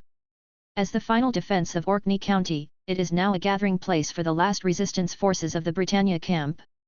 While you lack Vortigern's presence, this piece of news that couldn't be concealed has long been known to the Britannia side. Under Artoria's leadership, they launched a fierce counterattack. With no leader, none of the Saxon army is willing to march forward into the Excalibur Radiant. The thoughts of the frontline leaders are diverse, and the previously advancing front lines have begun to retreat continuously, losing territories they had gained. The situation in Britannia has once again become like a pot of boiling porridge. Both sides are deadlocked, and the situation has even subtly balanced itself. In the face of such an excellent opportunity, you initiated the Grand Purge. This batch of you is considered my personal army, and I have always been clear in rewards and punishments, rewarding based on merits. You are well aware of this. The castle's shadowy darkness loomed. The initial dozens of Saxon generals who came to meet him quietly half-knelt in the darkness, facing the dark and shadowy regent king. They deeply bowed their heads. In my eyes, I tolerate minor indiscretions. As long as you don't cross my bottom line, I won't bother. Since this batch was relatively loyal, Alvin transferred them from the front lines to be his personal guards. This shadow is the magic I infused into you. When necessary, it can assist you. In 3 days, I want to see your sincerity. Dismissed. Under the night sky of Britannia, the courtyard bloomed with roses, silently displaying a crimson color as if soaked in blood. 3 days later, holding a stack of investigation reports, Alvin revealed an interested smile. The Minister of Supplies embezzled rations for several years, causing frontline soldiers to suffer from cold and hunger? Arrest him, skin him, and plant grass. Cut off the head of this insubordinate and display it on the city wall for everyone to see. No evidence? You can't hide mismanagement of food. Do you want me to issue a search warrant? Now, immediately search their homes. Kill if you find evidence, continue to the next house if not. Worried that such actions will disperse military morale. I am the military morale. You don't dare to search? Then, let me do it for you. Get lost. The next day, the terrified head of a fat Saxon man, a duke, hung lifelessly from the Londinium city wall. Nationwide shock. Duke surprised? Surprise, my ass. If Vortigern could grant him a ducal title, I, Alvin Pendragon, can take it back. Coming across the sea, posing as bandits, thinking highly of themselves? Oh, not you guys, you're loyal, and I like that. Slandering the Regent King must be the work of spies. Investigate. I don't believe he reached this position without corruption. Do I have to teach you how to list the charges one by one? Arrest them. Don't spare a single friend or family member, not mass extermination, that's too wasteful. Assign them to the front lines, useless trash. I've contributed to the kingdom. I've shed blood for His Highness. You can't treat me like this. I want to see the Regent King. Dragged out, the Duke, a robust Saxon man, in elegant attire stained with blood, struggled and roared. Though he had only been a duke for a few years, he exuded the arrogance of the nobility. In the grip of the shadow guards, he was then slapped to the ground, leaving him in a sorry state. The once magnificent castle, built in just 3 days, became eerily empty, quiet as a haunted mansion in the vast night. Army commanders secretly forming factions, calling for resistance against the draconic tyranny. The kingdom belongs to everyone. This kingdom belongs to only one person, and his name is Vortigern Pendragon. Old man is old, can't stand the bloodshed. His heart is too soft, too kind to these people. Assembled over 1,000 elite soldiers, wanting to attack Londinium. I haven't even installed the city defense cannons yet. Well, I'll personally stretch my muscles. No traces of any conflict. The rebel army gathered in the camp, and after one night, everyone died silently. Fearful expressions adorned their faces, as if their souls were burning. The scene, tranquil yet carrying an eerie hellish atmosphere, cast a chilling shadow over the entire kingdom. Now understand how to listen? Just listen. Organize the list of anti-regime noble names, you handle it. Associating with these vermin, how can you govern the kingdom well? Tomorrow morning, I want to see their heads hanging on the city wall, publicize it widely, let the entire kingdom know their miserable fate. Tyrannical, bloodthirsty, wickedness to the extreme. No, can't they be a bit more creative? I'm tired of these terms. I really need to rectify these matters, they are pure framing, fake news, stereotypical impressions. Looking at the shadow guards before him, the silver-haired youth smiled gently and warmly, as if enjoying a pleasant breeze. Though I am full of rationality, sincerity, and reputation. Kill when needed, no mercy. I am also very passionate about love and peace. Wipe out vermin, enslave idiots, cleanse heretics, control population. I haven't embraced any of these policies yet. I even like discussing philosophy with people, like loyalty is not absolute, absolute loyalty is not loyalty. Have you understood and comprehended? Watching the shadow guards shrinking back in fear, trembling, Alvin continued. Behind him, the witch seemed to have stars twinkling in her eyes and gently began to massage his shoulders. Alvin sure knows a lot. In these days, she has been truly enlightened. He efficiently handled each report, almost instantly discerning the key conflicts. If there were fabrications or lies, he could expose them in an instant. His dark agents spread across the island, known as the Judgment Court Shadow Guards. Now, every noble regarded them as an indelible terror, as nobles were frequently thrown into prison, publicly tried in the square. Following what he described as the principles of gathering a group, cultivating a group, suppressing a group. Regardless of how arrogant and unruly the original Saxon factions were, after Alvin's governance for over 2 months, they had become incredibly loyal, without secrets. The old man Vortigern spent 20 years accumulating a glorious name and reputation. In 2 months, Alvin instantly overturned it all. Of course. In these 2 months, the number of Saxon people killed exceeded even Vortigern's 20 years of rule. Now on the island, what was being celebrated was the brutal reputation of the White Dragon's son, and the old King Vortigern seemed to have become a distant historical figure.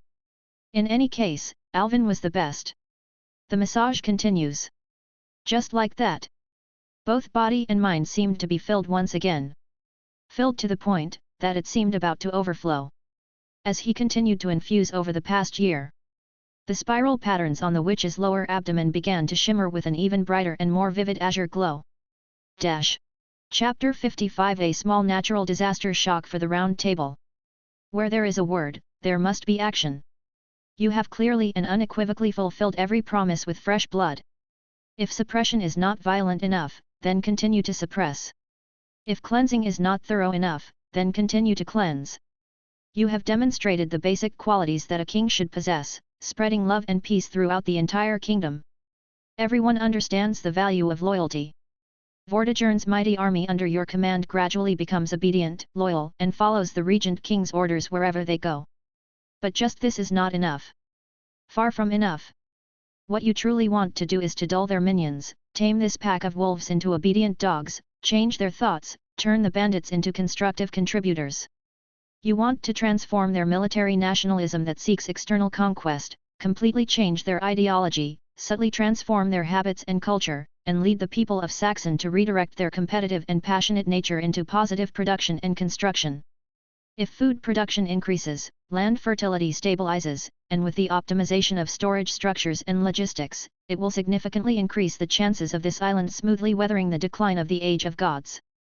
What does the hostility of the world matter? To live peacefully and secure your survival, you will not let any possible vitality slip away.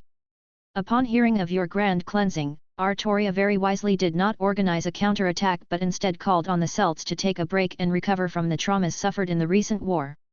The southern kingdom of Anglo-Saxon and the northern kingdom of the Celts are now in a standoff, each occupying half of the territory of Britannia. It seems that a delicate balance has formed between them. After several decades of continuous warfare in this vast archipelago, it finally seems to usher in a long-awaited period of peace. You've done very well, Alvin, far beyond what I expected, even. Do your best to stabilize the situation. I am currently absorbing the radiance of the anchor of the planet. Morgan's hand pressed on the old man's still body, establishing a connection through the powerful sense of the witch, repeating Vortigern's words in this fragmented and cryptic content. The content of the prophecy was intermittent and obscure. It took Morgan a considerable amount of time to piece together a few complete sentences. This process will take me 3 to 10 days, but, in reality, it may take even longer. Even longer.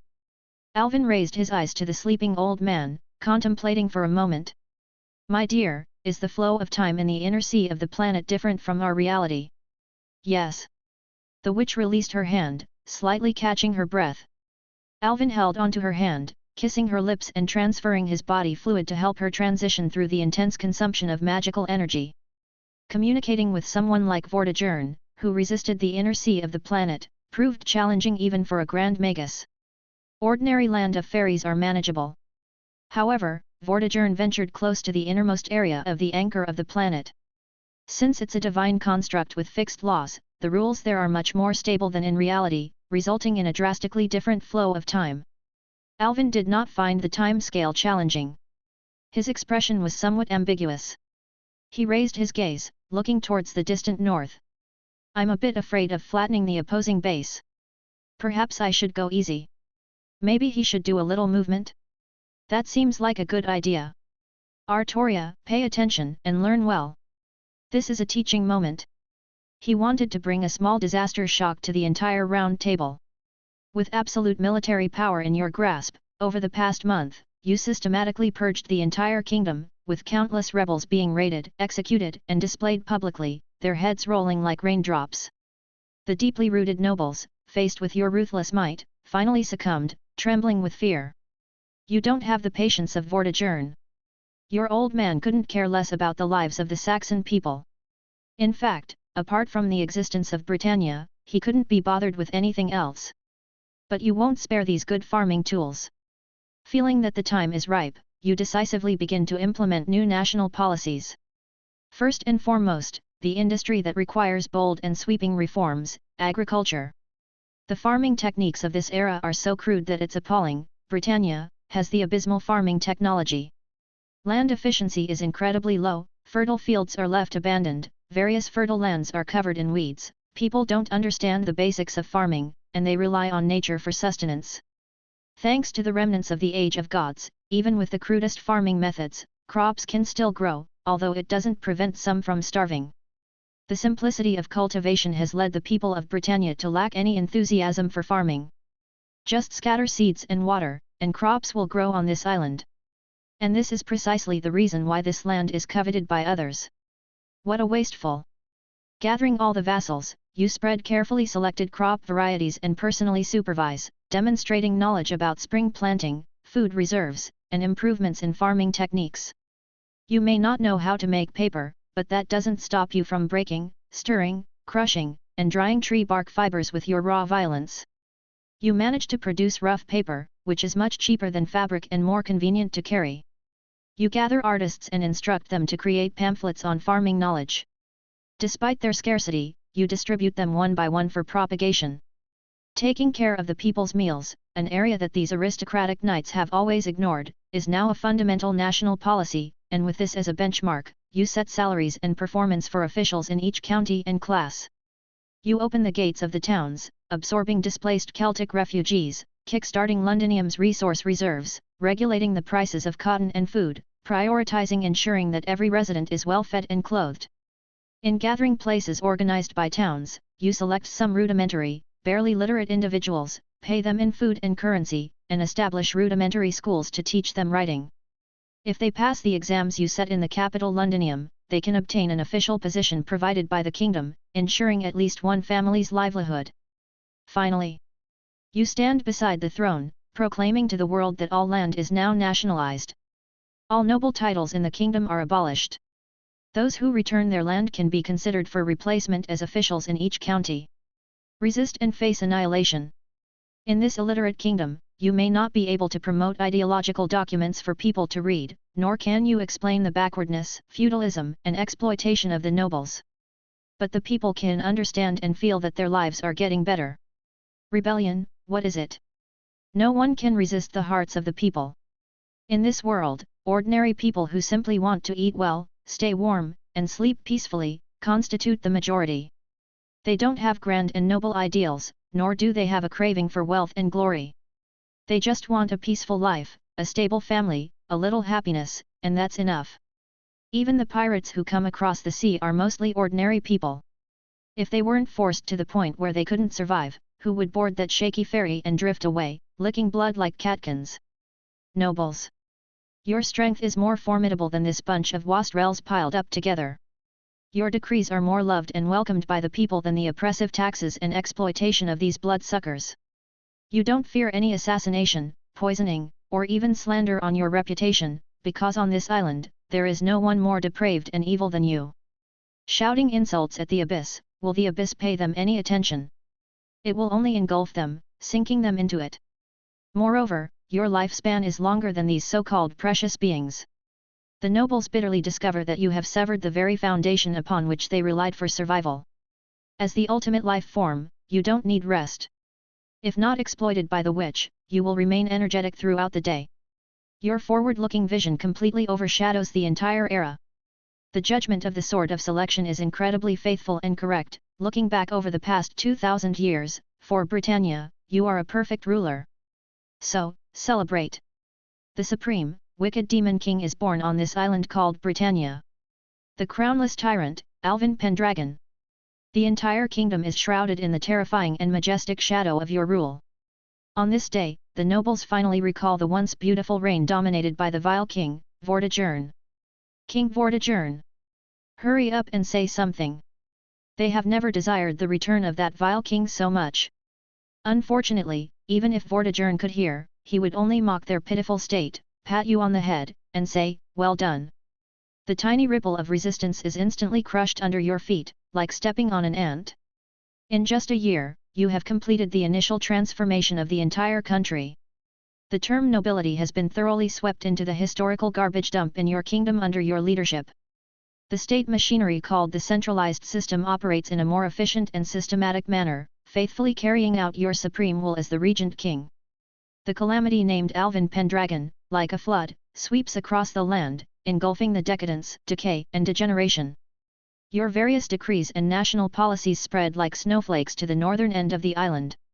The Celtic kingdom, keenly watching various movements of the Saxon people, is shaken like a violent earthquake has erupted. Chapter 56 Dragon and Fairy. Inside the magnificent castle of Orkney County, the former King Lot has abdicated, making way for the exclusive palace of King Arthur, Artoria. On the flawless round table crafted by the fairies, a circle of knights adorned in luxurious armor passionately discusses various matters.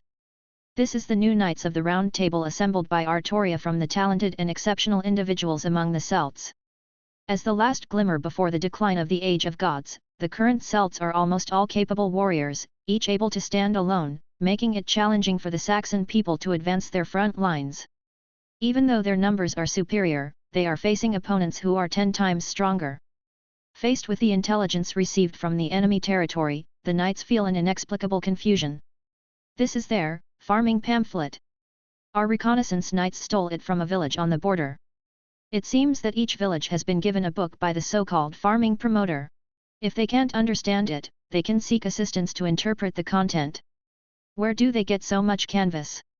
The material quality of this canvas seems a bit too crude.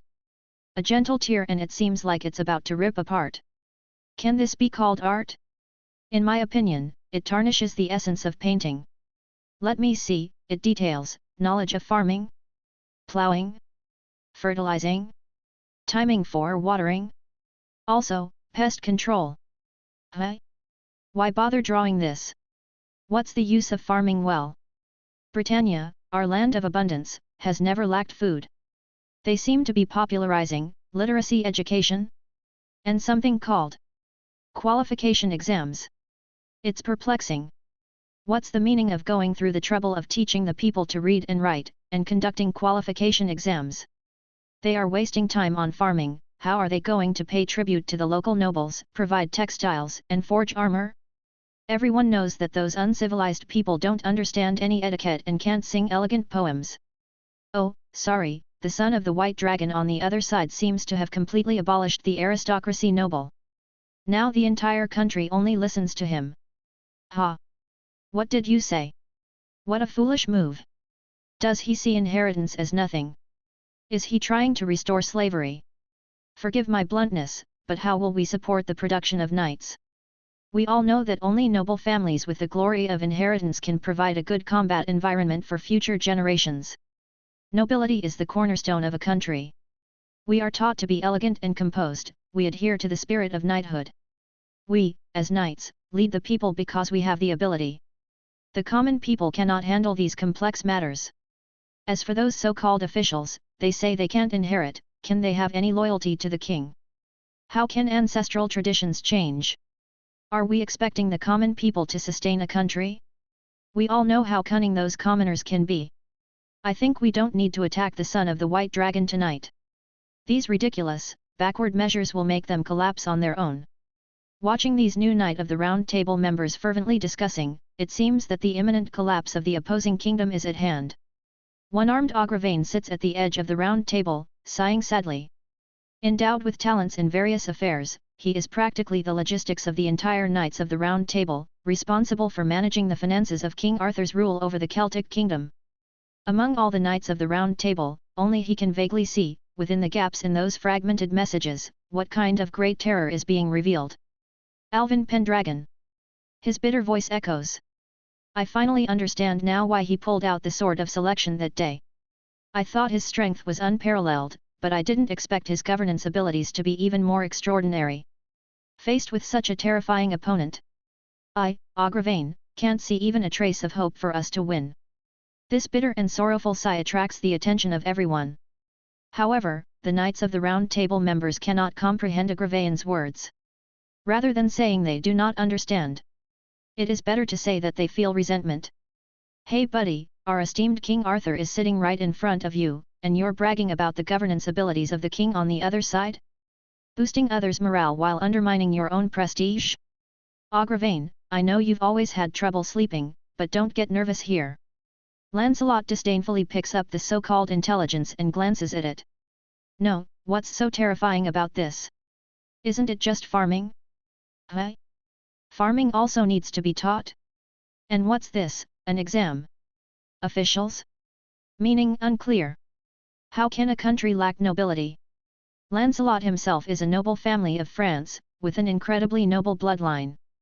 Agravain's words make him feel extremely uncomfortable. In fact, within the entire Knights of the Round Table, the only one who could truly impress the proud Knights of the Lake was the king herself. From the first glance at Orkney, Lancelot was already awestruck by the radiant brilliance of the golden-haired girl. After being defeated under her Excalibur, he couldn't help but admire this exceptional queen. He could never believe that there could be someone with a more regal demeanor than the king he served. To be honest, I can't see the significance of these things. Can farming and literacy make a country stronger? Hee. Lancelot let out a disdainful sneer, his tone suddenly rising. Then what are knights for? Why don't we all just go and farm? Everyone couldn't help but nod in agreement. Lancelot's words were actually the sentiments of most knights of the Round Table. Those gathered here are mostly of noble birth. How comfortable could they be hearing that nobility across the sea has been abolished? On the other side of the sea is the enemy. How can we approve of the actions of the enemy? You don't understand at all, Lancelot. You, who is also a noble of France, can't comprehend the terror hidden behind these events. It's a country operating completely differently. I don't understand? Hee. Agravain, you should understand the most. You always claim to understand everything. If you understand so much, why do you look miserable now? Lancelot has long found Agravain unpleasant. Or rather, the entire Knights of the Round Table generally dislikes this gloomy figure. He often admonishes everyone not to pursue enjoyment, to conserve energy, adhere to moderation, and avoid excessive extravagance. Why bother? We've become Knight of the Round Table, can't we enjoy ourselves a bit? The virtues of a knight do not include frugality. Instead, those present have been educated since childhood to strive for honor, to be distinguished among others, to proclaim the glory and reputation of their own family. Who likes being lectured? Even if your hand is severed, you still want to play the wise man here, pointing fingers. That's enough. Lancelot's words are unapologetic. Dragging your gloomy face around every day, Agravain, as if others owe you money. If you understand so much, where did your hand go? Was it thrown away on the road? His expression gradually revealed a mocking smile. I know the son of the White Dragon cut off your arm, and you fear him, but just because you're afraid doesn't mean we are. Agravain, if I were a cripple like you, I would have rolled out of the Round Table a long time ago. Lancelot, you dash. The 6 of the old knights of the Round Table look at Lancelot with displeasure. This Knight of the Lake, undaunted, sneers and meets their gaze. Now, he is the second strongest under the king, mastering incomparable swordsmanship. These 6 knights with severed right arms combined still can't match his Arondinct. Lancelot has the confidence and strength to challenge the old knights of the Round Table. Apart from the king, the new knights of the Round Table also vaguely considers him the leader. In this confrontation, there is also a third party who remains indifferent, a blonde youth even more silent than Agravain. Kay, sitting in the corner, observes the tense atmosphere before him with unmatched sarcasm. He never speaks, never participates in any battles.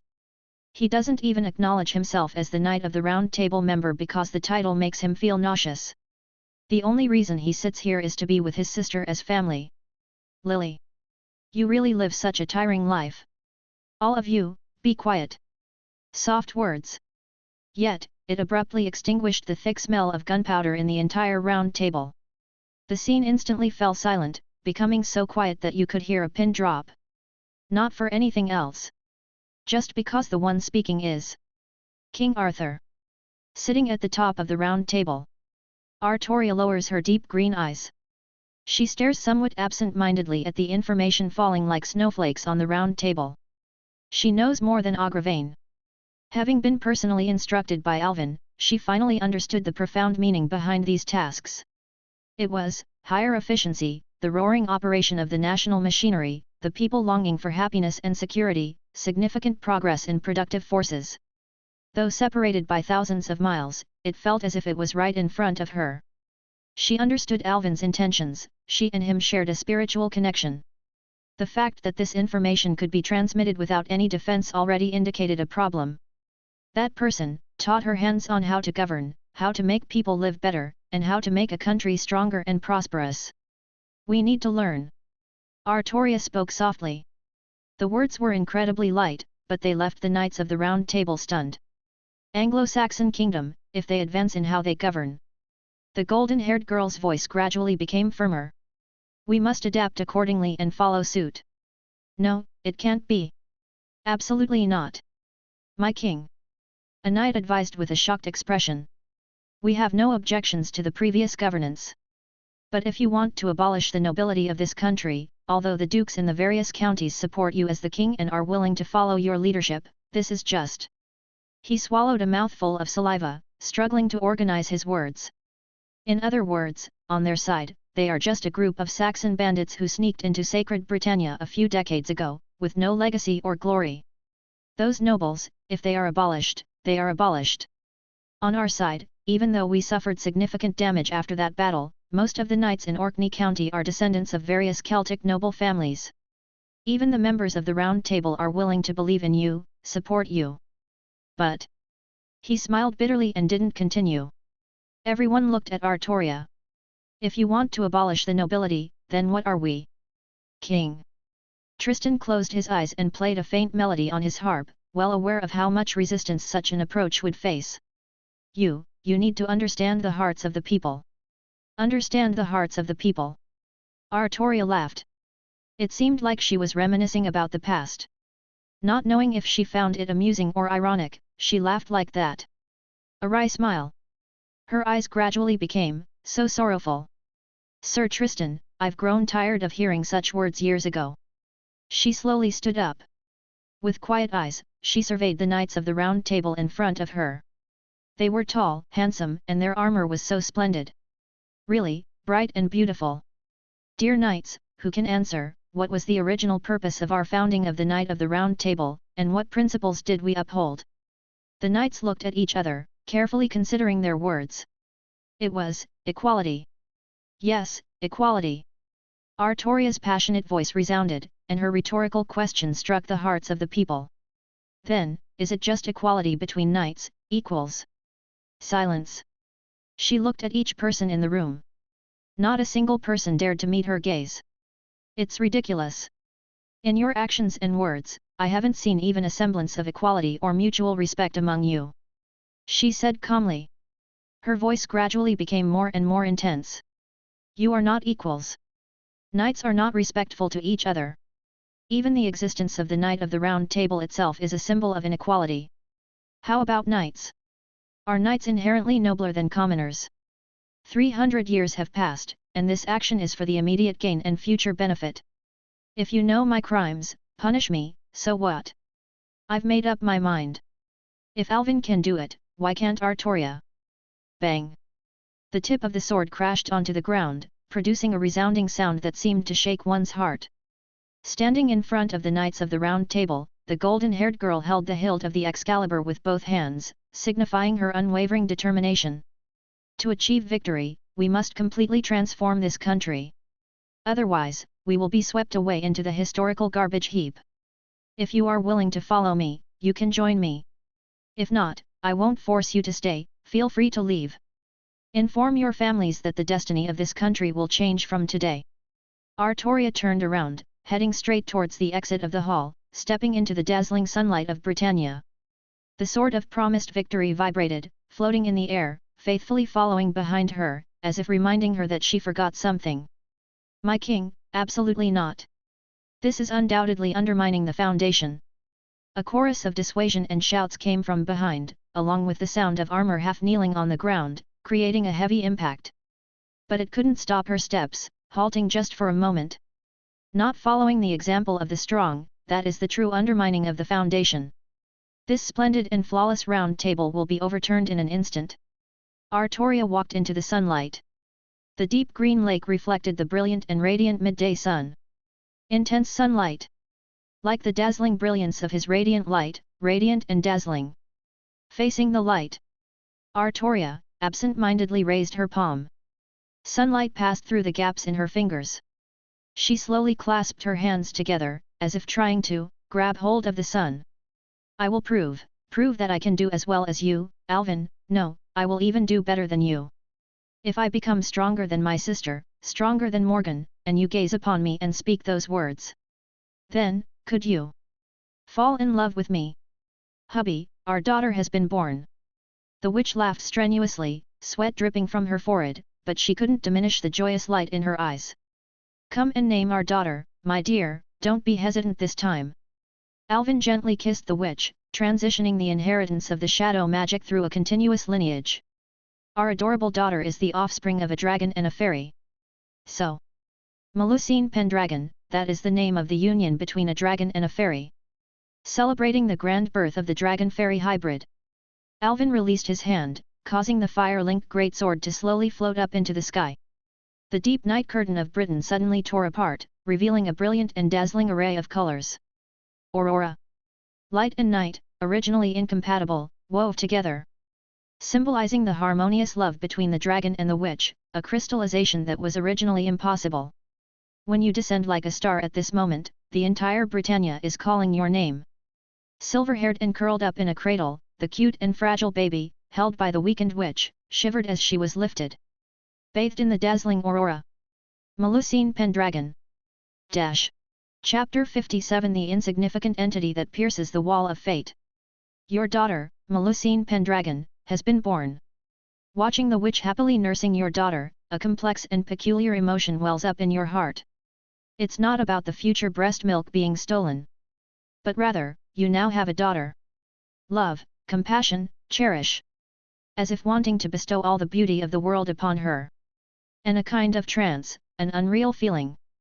Being a father at 16, it sounds harsh, indeed very harsh. But your soul has accumulated to 40, even considered a latecomer as a parent. Morgan hands the daughter to you, and you gently receive her. Looking at the small and lively life in the swaddling clothes, a palpitation stirs in your heart. Small. Yet, full of vitality. Your inspiration suddenly surges. You abruptly realize a remarkable enlightenment, perhaps able to bypass the barriers of the world's will. After replenishing the magical energy for the witch, who slept contentedly, you head to the underground laboratory where you were born. The spiritual aura here is the most abundant and will become your experimental lab for implementing your ideas in the future. You travel to the forest outside under the night sky, returning with a full load in no time. You set down the things you've stored in the shadows, various mushrooms, fungi, and decaying branches and leaves. You grip the fire-linked greatsword, now storing the souls of thousands of humans, the result of your recent efforts to stabilize the kingdom. With the support of the sword, your focus and spirit continue to concentrate, gradually concentrating into the subtle depths. You glimpse the basic cellular structure of living beings, the various invisible bacteria and fungi. Compared to humans, or any visible animals or plants, the volume of these single-celled organisms is minuscule, nearly negligible. At the same time, their souls are also incredibly light. Therefore, if you use the effect of the sword to influence and transform these single-celled organisms, the consumption is almost negligible. Under your intense concentration, you begin to use the special effect of your sword flame to modify the internal structure of these single-celled organisms, allowing them to grow runes that absorb true ether inside their bodies. The consumption for your magical energy and soul is not significant, but the burden on your spirit is substantial. In this tireless manner, you begin to try and modify various types of bacteria, fungi, and single-celled organisms. Gradually, you fall into a drowsy state. You feel that in the darkness, someone gently covers you with a blanket, and you grab her hand, the familiar and soft touch immediately meeting your lips, your inspirations linking with each other. You open your eyes, and before you is the witch with her brilliantly glowing blue eyes. After giving birth, her figure seems to have become more voluptuous, exuding a kind of maternal love, as well as a captivating and mature charm. With a charming blush on her face, she leans down and presses your face against her ample chest, and her silky thin nightgown soon slides down. Hubby, it's time for me to replenish magical energy. Red heart. Amidst the applause. A dreamless night. Artoria vigorously promoted various political reforms in her kingdom, abolishing nobility, transforming various bureaucratic regions, and shattering titles into a bureaucratic system, striving for the benefit of the common people. Based on the policies you implemented, she also made various optimizations according to the local conditions. Hearing such news, you felt very gratified. The teaching indeed had an effect. King Arthur, wielding the Excalibur, couldn't be defeated by the entire Knight of the Round Table. Who would dare to resist her will among those lords? And wherever she went, the Excalibur floated behind her, undoubtedly a tremendous deterrent. Assets confiscated, territories merged, the nobles and knights who had their family lines overturned were bitter but didn't dare to blame the sacred King Arthur. They feared that Artoria would really destroy their homes. So, the knights blamed all the sins on you, the mastermind behind these reforms. Damn it, it must be Alvin Pendragon. They accused you of being a disaster, an unknown entity, a terrifying shadow that corrupted the king's mind and tarnished the saintly radiance. You gained a new title, the disaster son of the White Dragon. The citizens of Saxon laughed in silence. Is this the best they can do in cursing?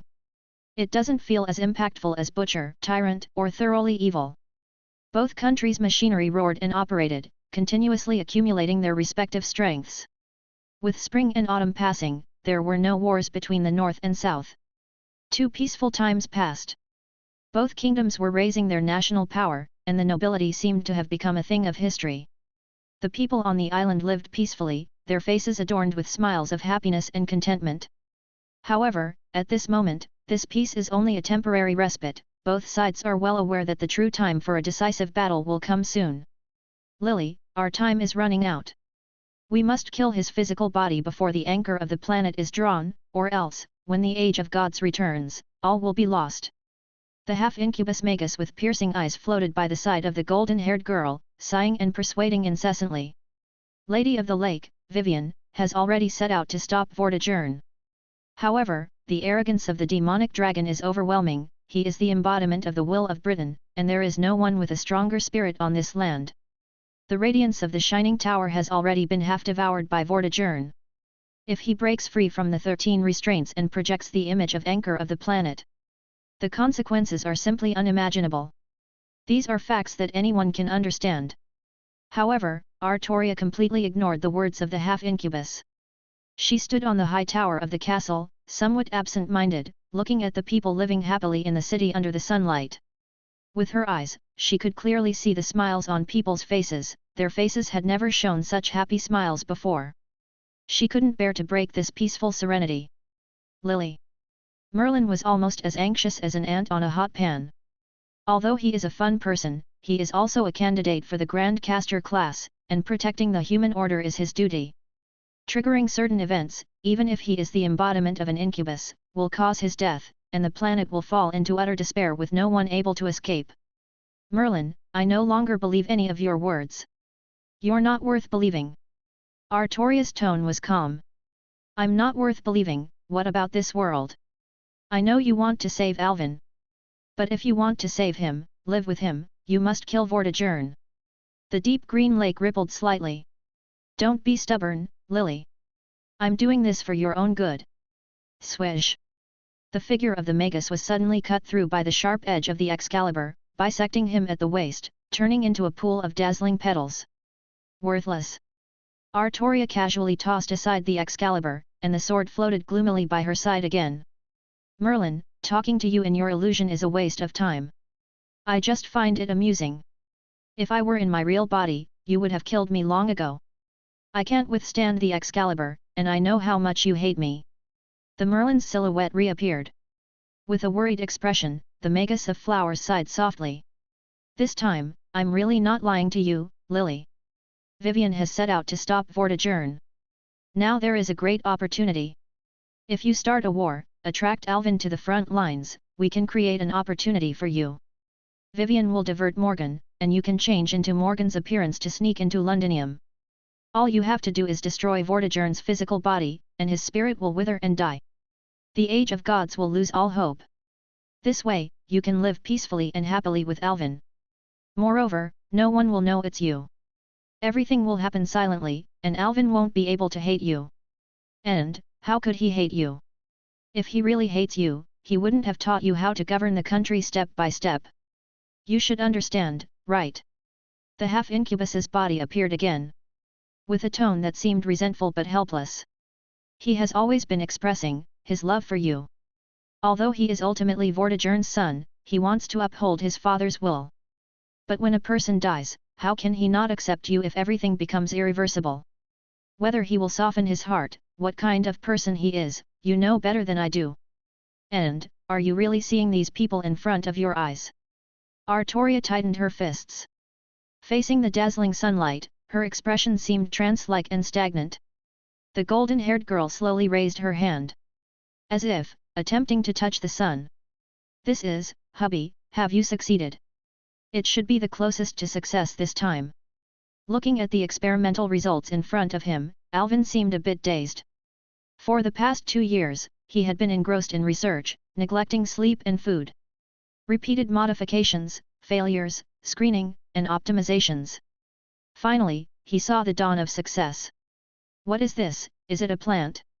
The witch looked at the pot of dark green water in front of her, unable to figure out what it was. This is microalgae. What? A type of algae, perhaps one of the earliest life forms on this planet, easily found in fresh water. Oh! The witch suddenly realized, is it the reason why the lakes are sometimes green? Yes, it has all the advantages I want: widespread distribution, easy cultivation, growth relying on light, and extremely fast reproduction. Alvin caressed the witch's silver hair and said with a smile. Most importantly, it's edible. The witch's expression froze. She looked at the pot of dark green water. For someone who tasted Alvin's cooking every day, drinking this green water, she would rather go hungry. In times of scarcity, as long as it keeps people alive, any food is good, not to mention the high nutritional value of this thing. Alvin sighed. Yes, this was a perfect food to overcome the decline of the Age of Gods. Thriving possibilities. It was imbued with the color of hope. I modified the structure of this pot of microalgae. While they reproduce, they can also absorb true ether from the air. It has almost no soul, and even Gaia cannot let it wither naturally. As descendants of the Age of Gods, the Celts can eat it. Perhaps it can barely help them survive and adapt to the environment after the decline of the Age of Gods. And even on the most barren land, it can reproduce and grow freely. All of this, for these unremarkable algae? Surprisingly possessing such magical effects. Morgan only half understood Alvin's words, but that didn't hinder her from realizing how shocking this research was. This was a product of defying fate. Hubby! You're the best in the world! The witch pounced on the silver-haired youth, and her full chest instinctively pressed against his face. Since having a daughter, she had become more and more fond of being affectionately touched like this. Thanks to you, my dear. It's you who saved Britain. Listening to her husband's words, the witch tilted her head. Alvin hugged her, and their figures melted into the shadows, appearing in the bedroom in an instant. Looking down from the high balcony, you could see the lively princess running around in the garden, her silver hair fluttering, delicate fingertips holding flowers but reluctant to pick them, her face showing innocence and charm. Only 2 years. She had grown into an exquisite little girl. Or should I say, it's our daughter who provided me with inspiration. When she was born, she was really cute, so small, sucking her thumb curled up in the swaddle. Small, yet full of vitality. The silver-haired youth's gaze seemed a bit absent. As long as you give me 10 years, let me gradually transform the ecological environment of this island. Even if the Age of Gods doesn't return, I have confidence in solving Britain's future famine and ensuring that the majority of people survive. 10 years. Hearing this number, Morgan suddenly felt a bit worried. Do we still have 10 years, hubby? Vortigern can awaken the anchor of the planet in at most 2 or 3 years. At that time, we will face a choice. I don't know, but at least, now we have a new hope. The sprouting of hope, seemingly causing this island to start blooming. However, at this moment, an unexpected message comes from the front lines. Sensing that the time is approaching, Artoria leads her army in a fierce counterattack, the sharpness of the Excalibur in her hand almost sweeping away the Anglo-Saxon troops on the front lines. Except for you and Morgan, there is no one here to stop her. Looking at the frontline reports, this defeat will only take 3 months to reach Londinium. You instruct Morgan to guard Vortigern's physical body, put on your armor, appear on the battlefield, and in an instant, darkness envelopes the entire sky. The Celtic army is disheartened, defeated, and returns under your overwhelming victory. However, Artoria always avoids you on the battlefield, and you understand her complex emotions.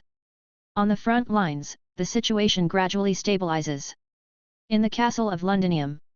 On the dark throne, a sudden crisp sound echoed. Crack! A crack suddenly appeared on the blood-red crystal that covered half of Vortigern's body, reflecting an image of a lake. Morgan, alert, quickly understood the situation and immediately guessed the origin of the trouble. Vivian. An angry expression appeared on her face, and her figure abruptly disappeared into the shadows. This time, I'll settle the score. In the chaotic-colored space. The towering anchor of the planet, connecting the inner and outer sides of the world, had its radiance dimmed by half.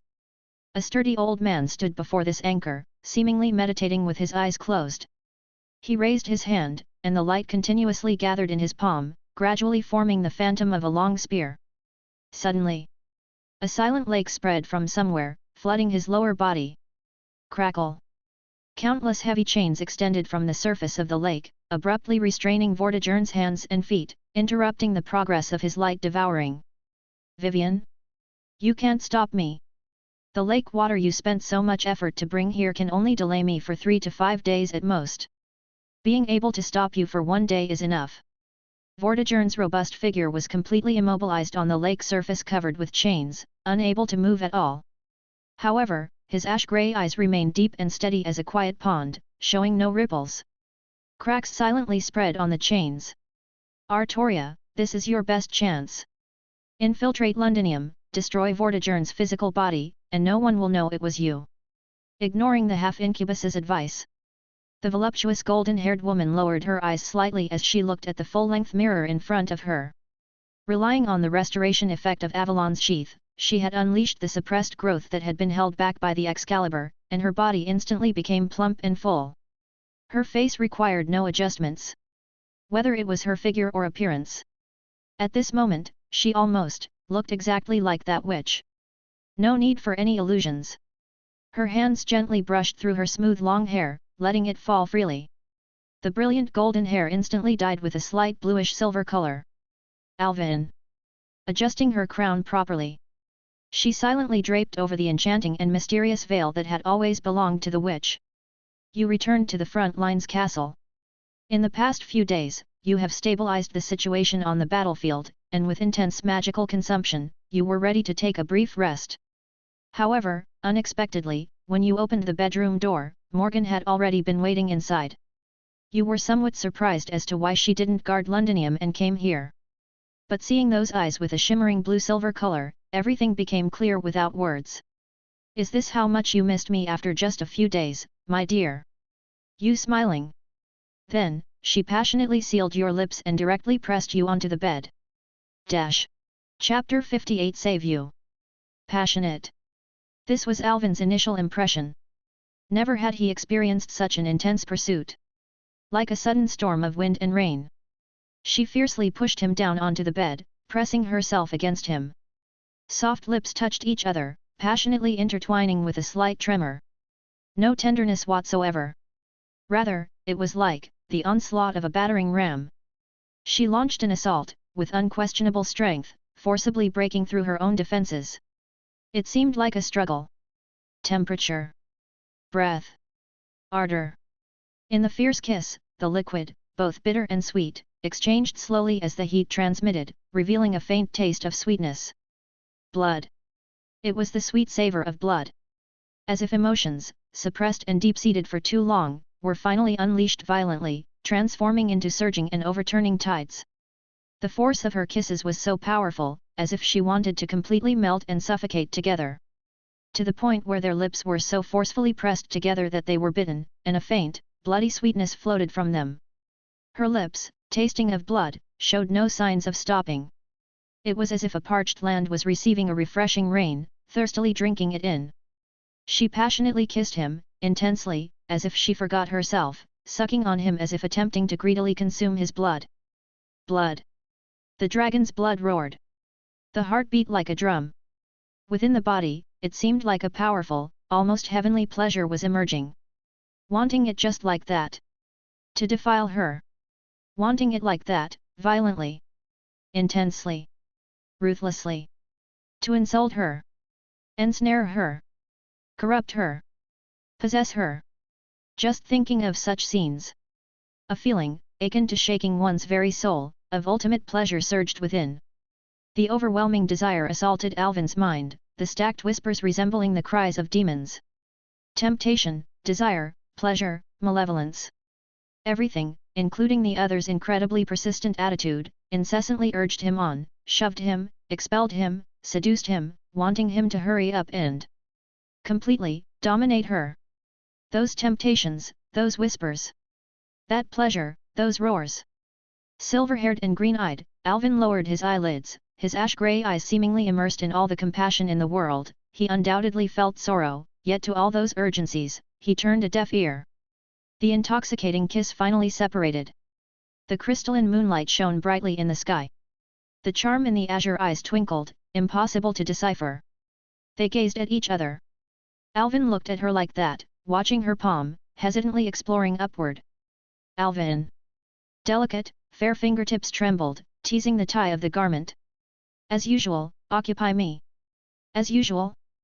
But we are not as we used to be. There is no need for the rustling of dragon's blood inside. There is no need for the reminder of surging desires. As if due to fatigue, his nerves were still somewhat sluggish. So, in the next moment that hand groped its way up. Alvin already, thoroughly recognized the truth. He stared at her. She really was like his dear witch.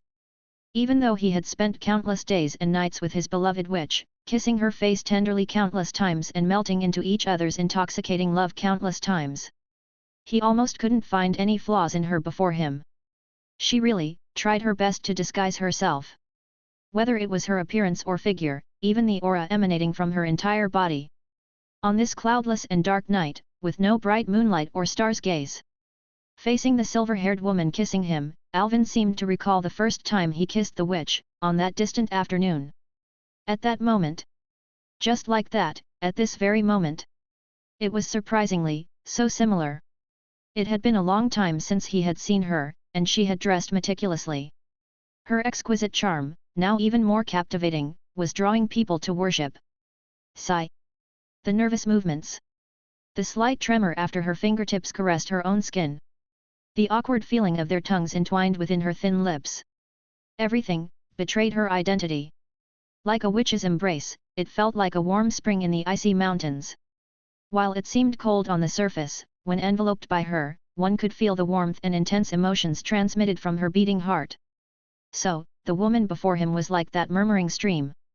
Flowing through the clear and pure valley, it was clear, trembling, and tender. Alvin, possess me. Facing the silver-haired woman before him, with a gaze almost drowning and glittering.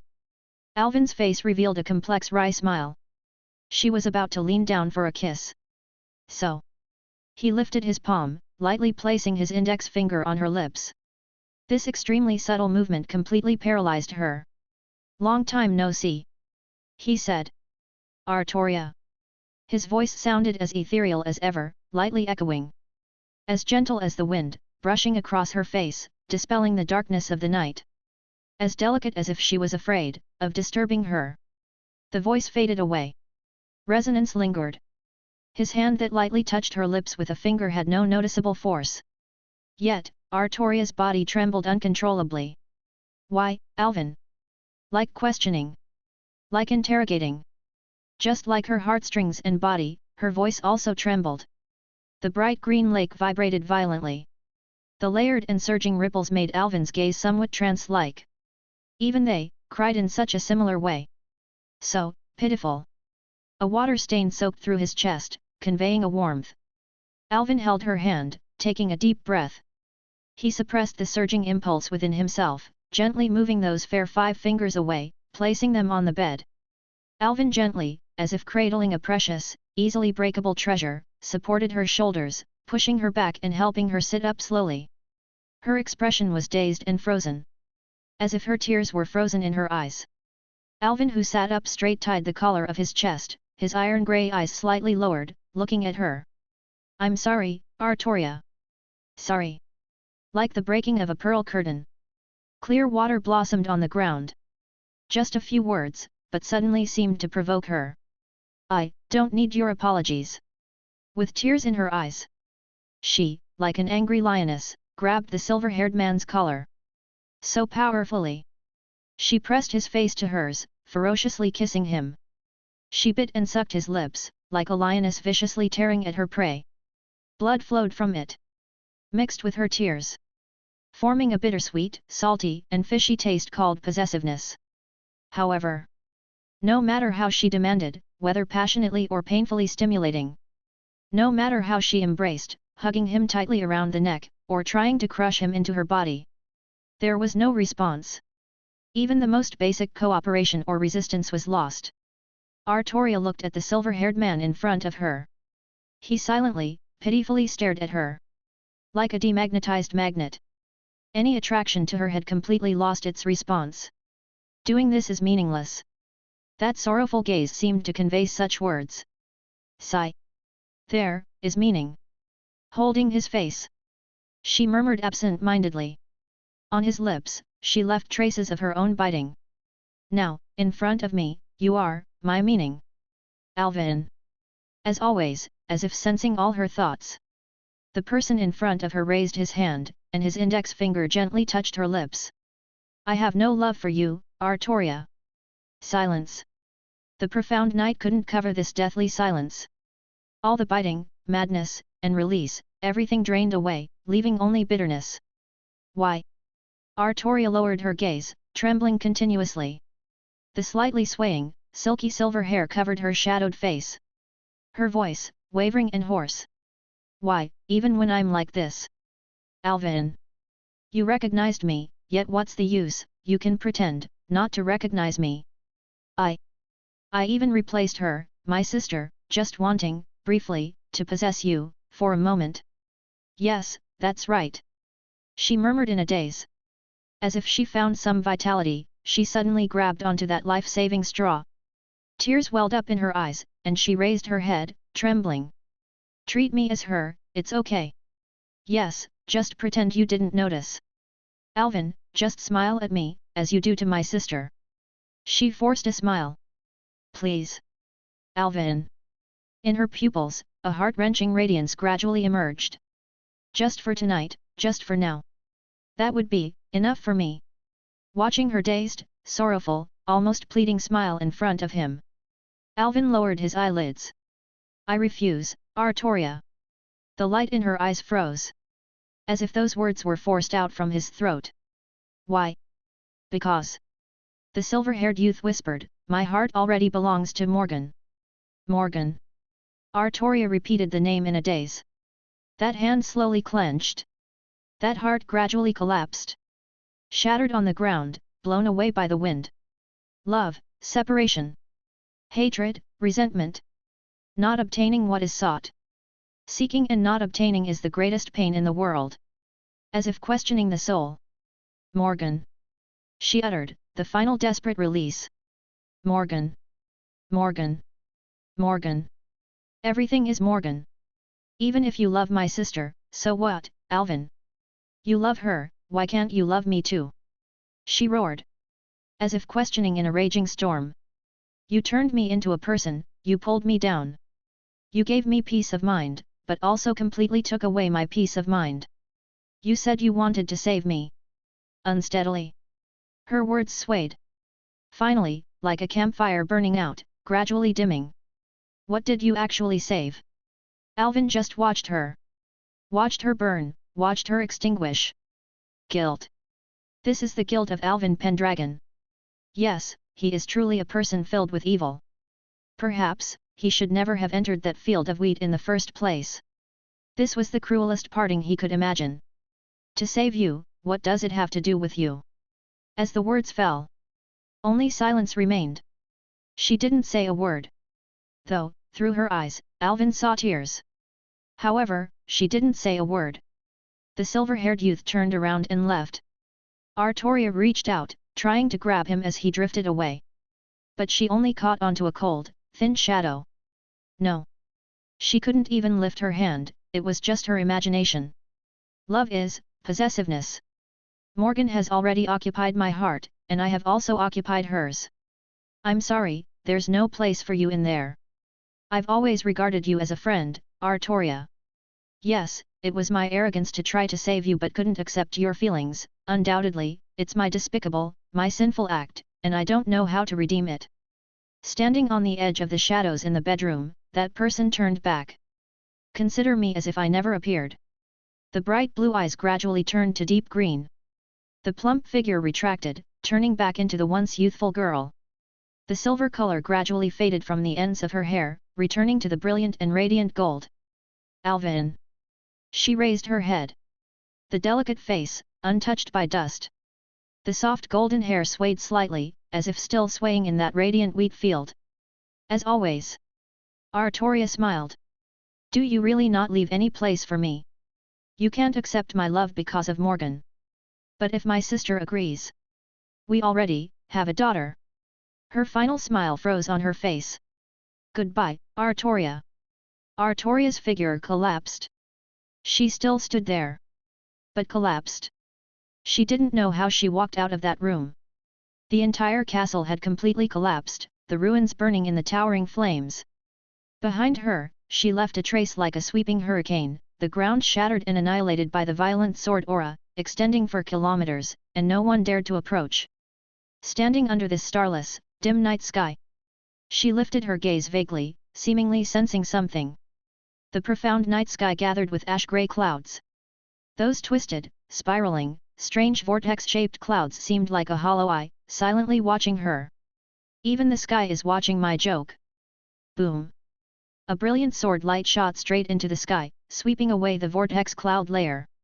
However, those strange, spiraling cloud shadows did not disperse, but slowly gathered again into a vortex-like eye. Quietly, silently watching her. Inexplicably. Ha, he, ha ha ha ha ha. As if hearing the voice in her heart, the disheveled golden-haired girl burst into laughter, a wild and hoarse laughter. I understand, I completely understand. You were hinting at me. Love is possessiveness. And I, selfishly love you. So, I want to possess you. If you don't love me, what does it matter? As long as I'm the only one left for you to love, you can love me, right? To save you, what does it have to do with you? Yes, even if you hate me, dislike me, distance yourself from me. I still want to let you live. I want to take you back. As if suddenly remembering something. Her murmurs suddenly, hesitantly, paused for a moment. Daughter.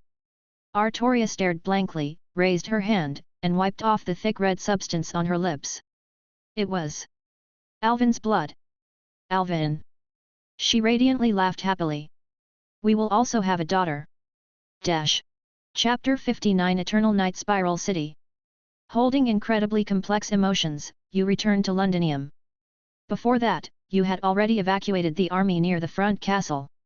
You knew very well the despair Artoria would fall into, but you couldn't accept her love no matter what, at least, not as Alvin. Because, everyone except you loves her. Saying such words sounded exceptionally ironic, but, she lacked no shortage of that kind of love. However, you are the only one who loves the witch. Except for you, no one loves her. Alvin Pendragon's heart was long given to Morgan Le Fay, a vow made under the night unseen by anyone, an unwavering oath until death. You returned to the castle hall, having received Morgan's message left to assist Vortigern. Due to the violent time flow near the anchor of the planet domain, it might take her months to return to reality. Suddenly, you realized this was a ploy to lure the tiger down the mountain. You understood why Artoria chose to impersonate Morgan. Because only in that way could she infiltrate the castle. Now, Londinium was filled with shadows, hidden watchers, and traps everywhere. Except for the lack of castle cannons, the defense had long been turned into an unyielding fortress under your management. Even if the blind Merlin sneaked in, he would be immediately detected, and with his non-attack magecraft, he couldn't harm Vortigern's physical form, his magecraft had no offensive capabilities. If the Knights of the Round Table attacked, you could instantly swoop back and make them regret their decision.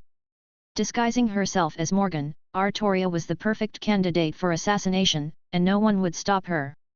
Ironically, she didn't choose to kill Vortigern, but instead, she came to see you. You took a glance at your daughter, who was already deeply asleep in the bedroom.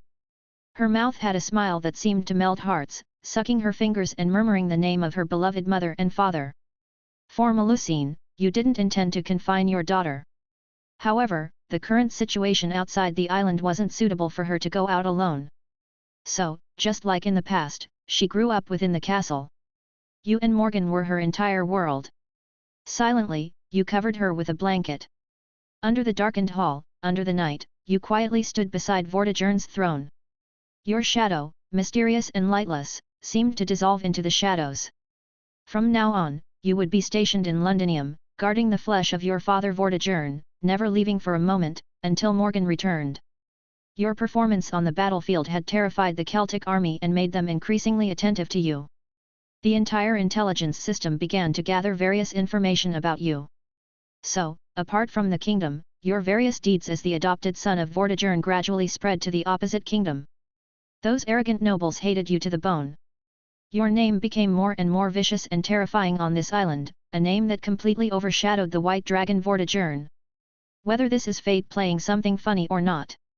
Combined with your appearance on the battlefield, enveloped in flames while wielding the fire-linked greatsword, they gradually began to call you the Ember King, meaning a king who burns all of the wood, enemy. You find amusement in your new title, as it's reminiscent of the nickname fans give to the final boss in games. The incarnation of Kings, Soul of Cinder, is precisely the final boss of the main storyline of Dark Souls 3, perhaps subtly implying that you are the ultimate villain in this process of Age of Gods decline. Ember King, Alvin Pendragon, you are already an enemy to the world. No one in this world understands you, except for the White Dragon and the Witch. Defying Gaia, you undoubtedly become the villains who resist fate, their savior. Your talents Beautiful Youth and Tyrant Aura have undergone a transformation. Beautiful Youth and Tyrant Aura rightward arrow Savior of Villains. Savior of Villains, X. Sinking into the abyss, looking up at heaven, you are the savior of villains. If you are evil, why speak of redemption? If pursuing a peaceful life is also a kind of evil, then evil is your justice. Your character, will, and determination make villains bow before you. People who meet you for the first time are naturally attracted to your charismatic personality. For characters with chaotic or evil attributes, you gain a significantly high favorability bonus. While giving orders to shrink the army and prepare for the battle formation, you took care of your cute daughter at home. You silently guarded Londinium, as the final line of defense for Vortigern.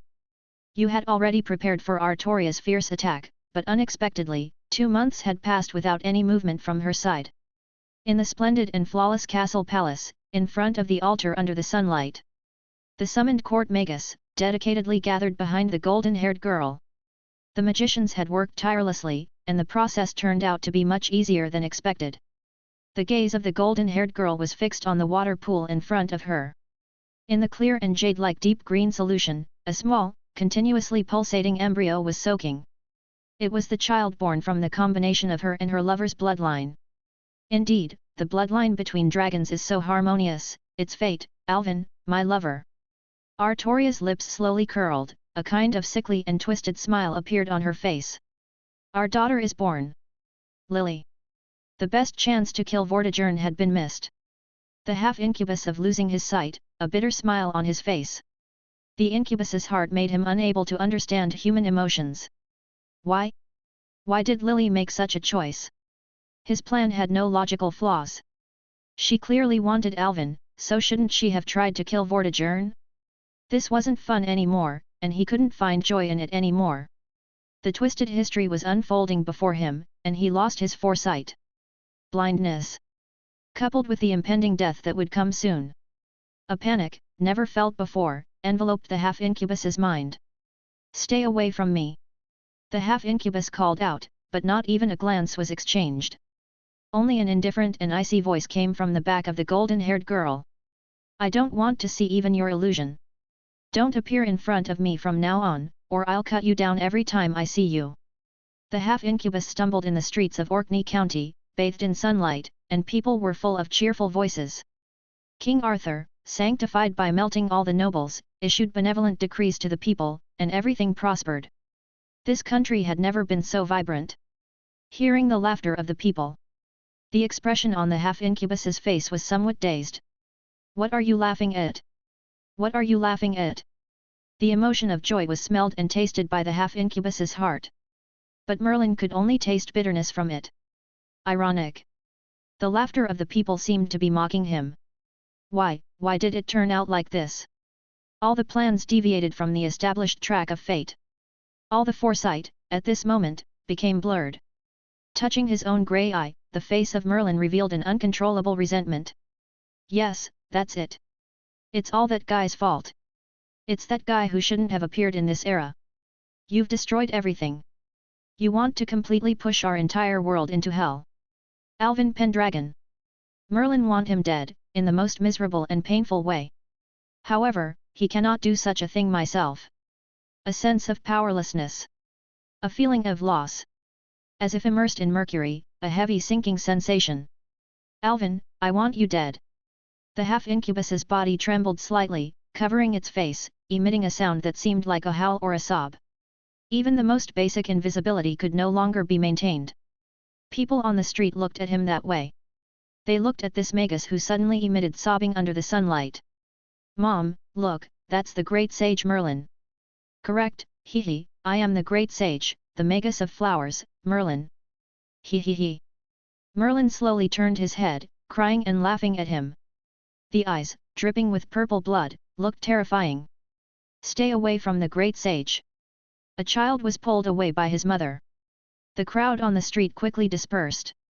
The eccentric sage, anyone could tell he wasn't in the right state of mind. Ordinary people wouldn't dare to provoke a magus. Hearing the discussions around, the whispers gradually fading away, the noisy and bustling voices. They were all mocking him. He. Emitting strange sounds, whether it was a sob or joy. Swinging his steps, it seemed like he had lost his soul. You are all laughing at me, all laughing at me. I can taste it, it's all that guy's fault. Under the cloudless sky. Under the bright and beautiful sunlight. Merlin, seemingly feeling something, raised his head, the grey and lifeless pupils looking at the sun hanging high in the sky. A dark cloud happened to float by. The brilliant sunlight projected through the cracks in the cloud, splitting the golden light like a cold vertical pupil. Unexplainably. Once again, he heard the voice from the depths of his heart. In Merlin's seemingly absent-minded expression, a faint smile gradually appeared. It's coming, like this. Alvin, what you have done has completely formed a singularity in this era. The world will do its best to kill you, and the ultimate judgment is about to come. Merlin received this message. As if catching a glimpse of the dawn of hope. He laughed hoarsely and madly. In response to the existence of beast, they will definitely summon those people here. Alvin, you have fallen and become a beast. On the serene surface of the lake, ripples continued to undulate. A burly old man was shackled on the lake, unable to move. However, his gaze remained as deep as the oceans, without any fluctuations. Cracks were spreading on those chains, continuously. Standing before the old man was an elegant and sacred silver-haired fairy, exuding exquisite beauty reminiscent of the witch. Vivian's forehead was slightly sweating. Even as the great mother of the inner sea of planet Britain born in Avalon, trying to restrain the white dragon, Vortigern, was not an easy task. Vortigern's will was the incarnation of Britannia. To oppose him was to oppose the entire island. Although he had abandoned his physical body, his spirit remained incredibly resilient. It was the unwavering determination possessed by the dragon that devoured light. Even with the arrival of this lake, Vivian was well aware that she could only delay him for a few more days at most, which, in reality, meant a few more years. She could only hope that Vortigern's physical body would be destroyed first. Moreover, if the radiance of the anchor of the planet was consumed, the Holy Lance would be projected, the anchor would be raised, and the return of the Age of Gods would be something the world couldn't tolerate. Hence, the world would completely activate the mechanism for the extermination of Vortigern. According to our generation, you still have to call me Uncle, Vivian. It was extremely reluctant for me to meet you. Why do we have to go through this unnecessary encounter? Vortigern's expression remained calm as if he sighed with emotion.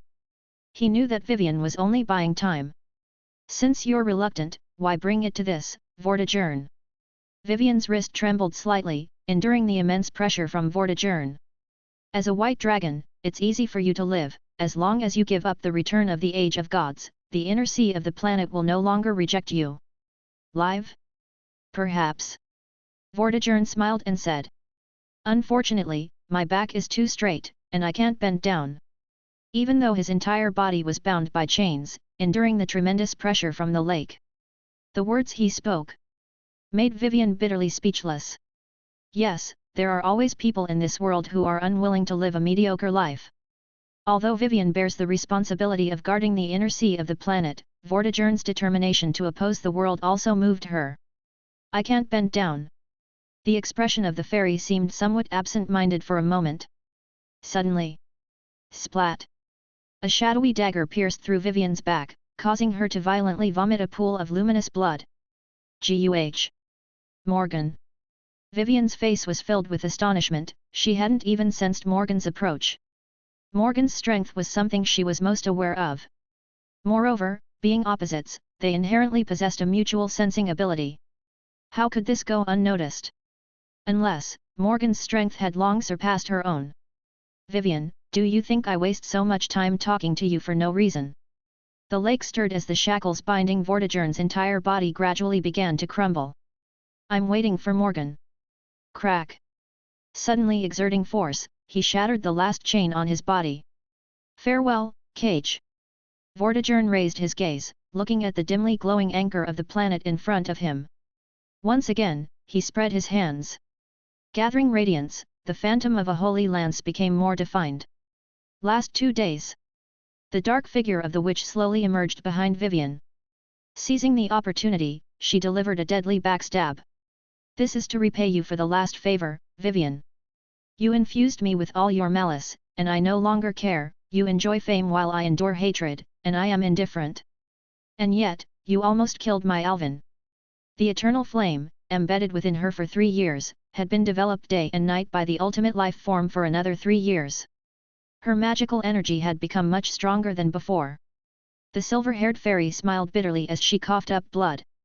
In their relationship as beings of light and darkness, they were each other's most formidable opponents. Morgan, that was not my intention, it was the fairy's dash.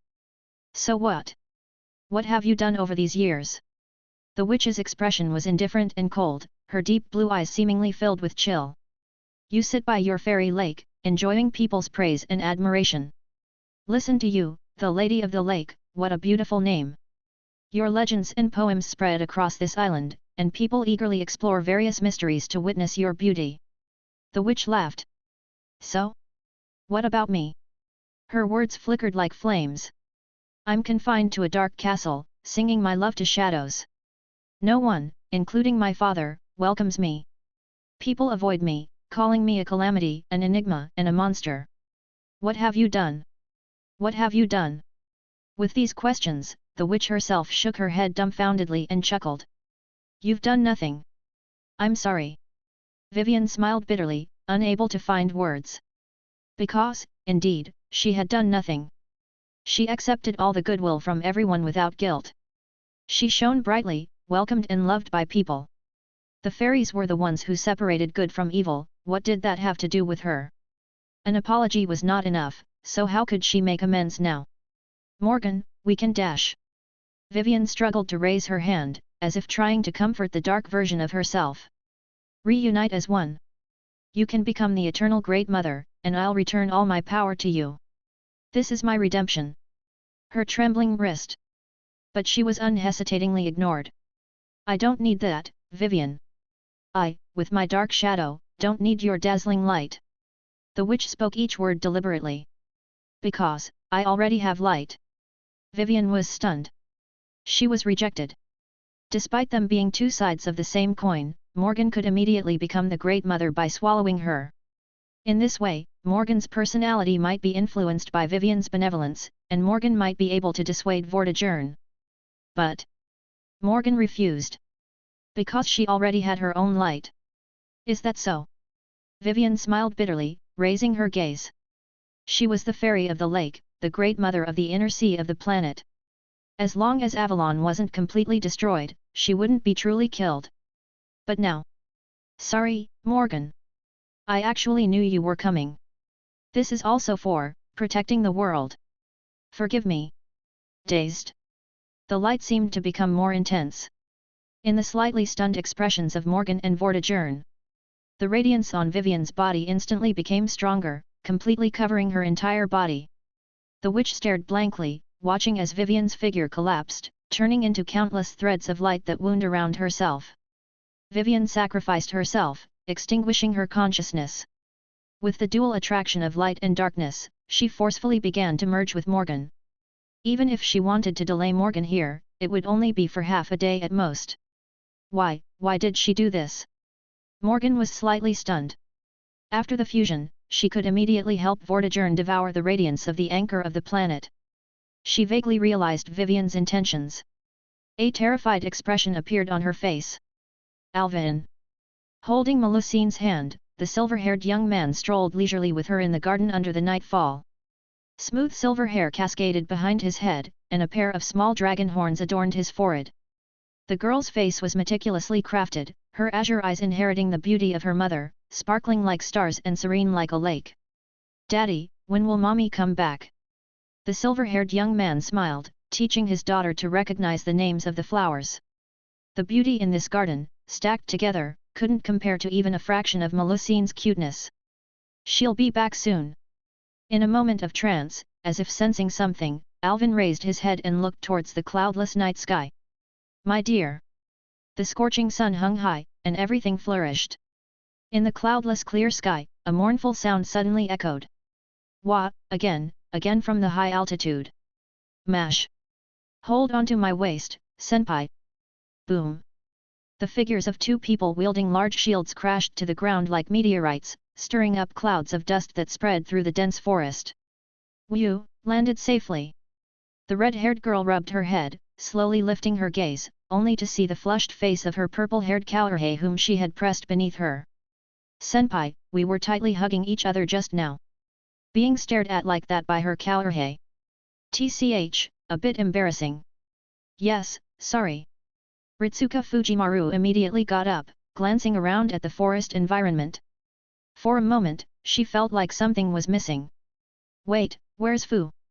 Cough, cough, cough. Cleared his throat with a couple of coughs. A gentle and refreshing voice of a man sounded in front of the two. "Welcome to Britannia, my friends. I am the Magus of Flowers." Boom. The small beast with snowy fur shot out in a spiral, viciously swiping its claws across the face of the Magus of Flowers. "Die, Merlin!" "Ahn!" The half-incubus tumbled to the ground. Ritsuka and Mash looked at the scene where a person and a creature were entangled on the ground, their expressions appearing slightly bewildered. "Fu. Oh, so that's how it is. Merlin-san, Fu was a familiar you once kept." "No, in a single timeline, two bodies cannot exist simultaneously, so the saint graphs of the two Fu have merged." Ritsuka murmured this information, looking up at the Magus of Flowers in front of her. "By the way, your eyes." The Magus of Flowers in front of her had a magnificent face full of charm. However, he kept his eyes closed, and two faint purple bloodstains seeped from his eye sockets. He was blind.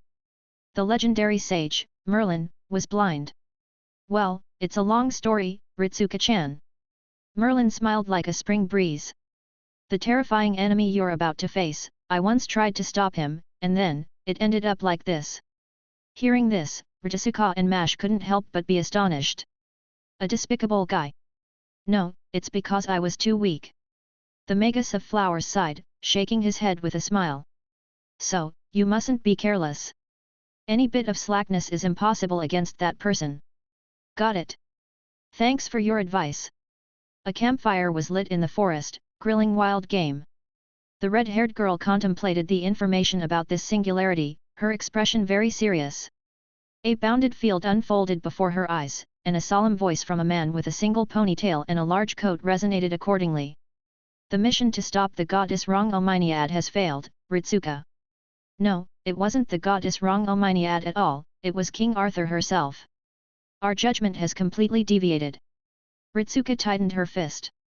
Yes, they had made a big mistake. Why did it turn out like that? By planting the Holy Lance and intending to trim the world for the perpetual cycle of Britain's history, it was not the will of the goddess, but the King Arthur herself. Recalling her encounters with her comrades, the red-haired girl's face revealed a somewhat unspeakable sadness. Mash, by her side, gently held her hand. They were the last masters of humanity, agents of the organization preserving human history, Chaldea. Up until now, they had repaired several singularities, witnessing various poignant farewells along the way. The most recent one was in Jerusalem in the year 1273, where a singularity with a Human Order Foundation X had appeared. It represented a severe deviation in that singularity's history. Summoned by Goetia, King Arthur wielding the Holy Lance, she established the holy city Camelot in the Jerusalem desert, created a sacred tree with the Holy Lance, and aimed to trim the world for the perpetual survival of Britain's history. Under the leadership of Bedivere, one of the Knights of the Round Table, Ritsuka and her party embarked on a journey to return the Holy Sword. King Arthur could never want to destroy humanity. So they judged that it was the will of the Holy Lance Rong-Ominiad that had taken over King Arthur's will. But they failed. Bedivere went as far as to sacrifice everything, adhering to 1,000 years of loyalty and perseverance, presenting the shattered silver arm to that king. However, all he received was her ice-cold response. Get lost. Despair. Complete despair enveloped everyone's hearts. They were wrong. This wasn't the goddess Rong-Ominiad, it was King Arthur herself. Her own will was to destroy the world. To save the king, we must reach that day for sure. Bedivere sacrificed his last life, giving the shattered silver arm, the remnants of his life, and sent them back to Chaldea. The original singularity continued to burn with human order. And a new, even more terrifying singularity emitted a massive alarm in Chaldea. It was the year 527 AD in Britannia, a huge crisis that would overturn the entire world, not Goetia's doing, but a mutated singularity. The Eternal Night Spiral City, Londinium. Found it. The image of a girl wearing a splendid dress with a mix of blue and red hurriedly squeezed into the communication. In the era you entered. King Vortigern is about to pull out the Holy Lance, causing Britannia to return to the Age of Gods. So, this is the famous history of the battle between the Red Dragon and the White Dragon. Ritsuka, you must correct this mistake, and perhaps you can solve the singularity in Jerusalem as well. The Human Order Foundation value here is. Da Vinci's voice suddenly came to a stunned stop. Error. Chaldeus can't make a judgment on this. Error. Error? What does that mean? Ritsuka browsed through the information sent by Chaldea, slightly squeezing the palm of her hand, lowering her golden eyes. On her arm was a silver pattern like a sword blade. It was the last promise made by Bedivere, who burned his last life, the tattered silver arm, also the imprint of the Excalibur. Leave it to me, Da Vinci-san. This is the last master of humanity's promise. I will definitely not betray Bedivere-san's determination. Wait. Ritsuka. Mash. The anxious voice of the woman sounded again. Chaldeus also detected two others, summoned to this era as an assist for you to restore human order. Their Saint Graph intensity is. Da Vinci's voice paused for a moment, swallowing a mouthful of saliva. Grand class. The night sky was cloudless, adorned with dazzling stars. By the pool reflecting the sparkling starry sky, a man with long hair, wearing a blue robe, was fishing in the water. He held a rudimentary bamboo rod in his hand, with a woven fish trap placed beside him.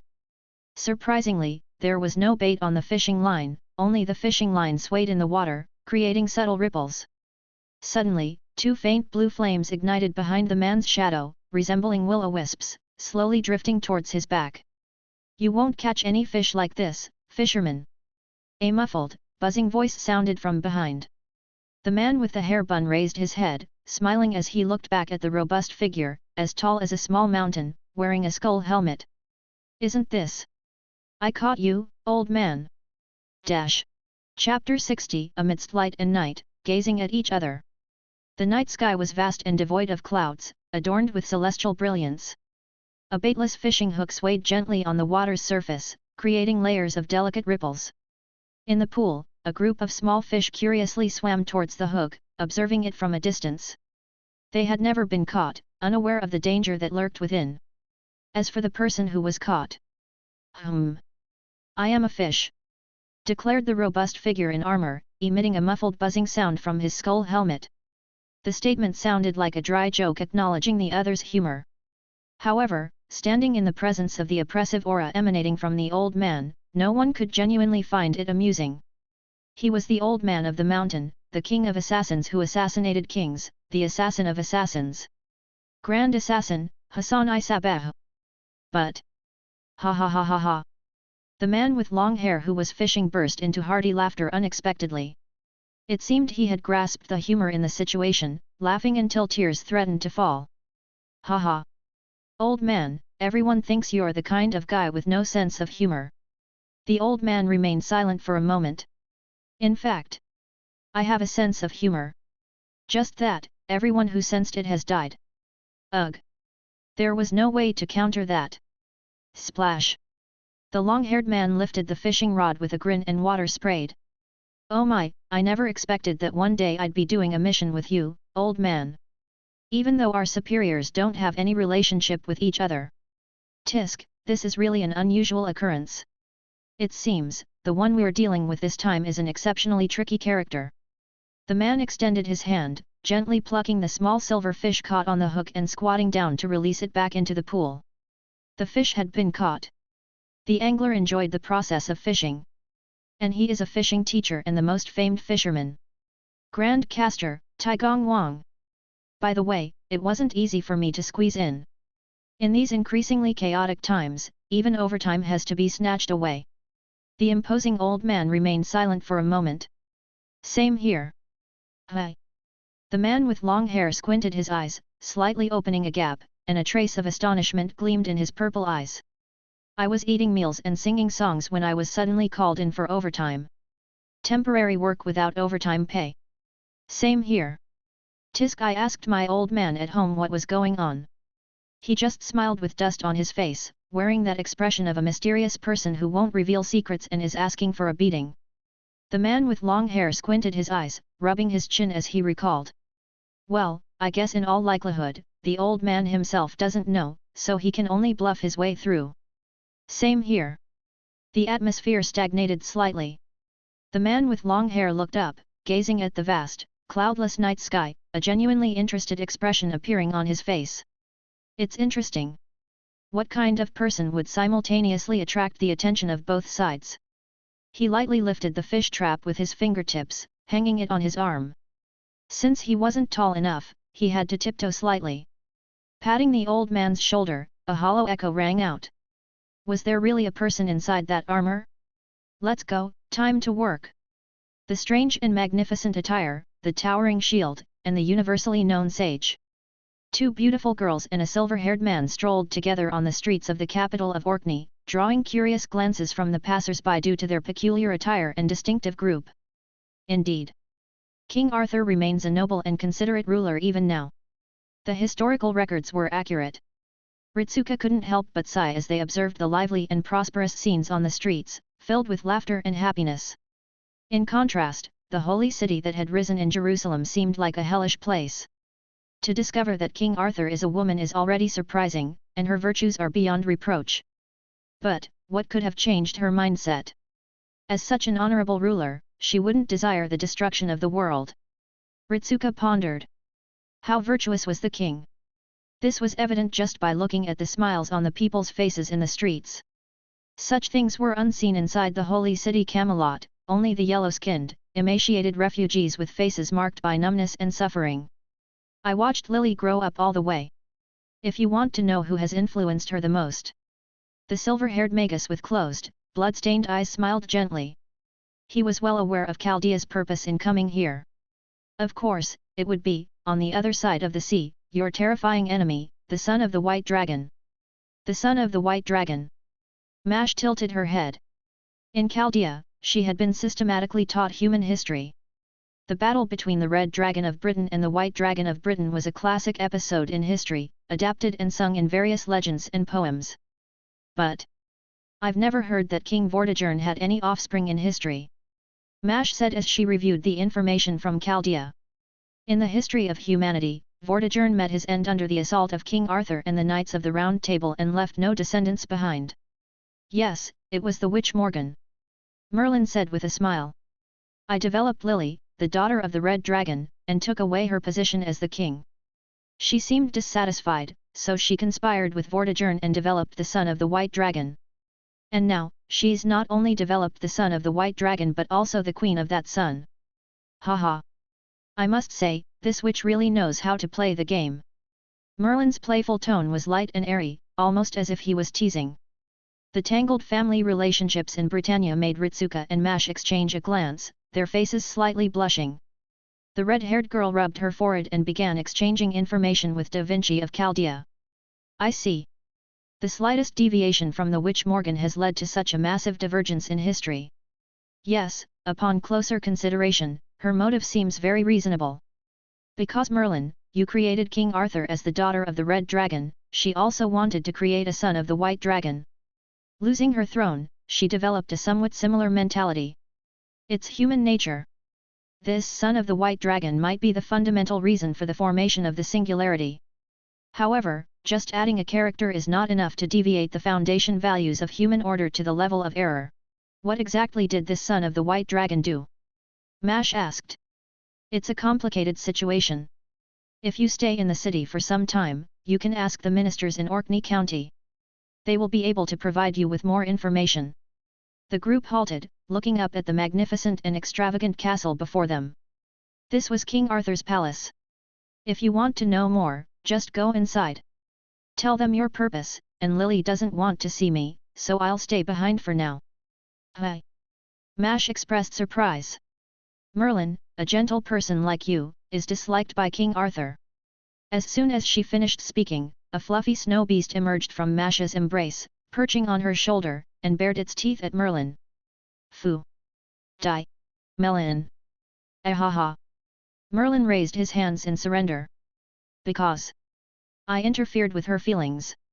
This kind of thing is hard to persuade, especially if it's you guys, you should understand, right? With a meaningful smile, Merlin left, his figure dissolving into petals. The implied meaning in his words made Senpai and Kaoruhei exchange another glance, their cheeks blushing again. They had faced life and death together on their journey, willing to sacrifice their lives for each other. Was this merely the bond of comradeship? Yes, it's a complicated intertwining of love and hatred. I seem to understand a bit now. Ritsuka whispered. Recalling the determined expression on the face of that king, she seemed very familiar with that kind of expression. Because she herself had worn the same expression. It was the expression that appeared on one's face when willing to destroy the world to save a single person. 5 months have passed. Morgan still hasn't returned.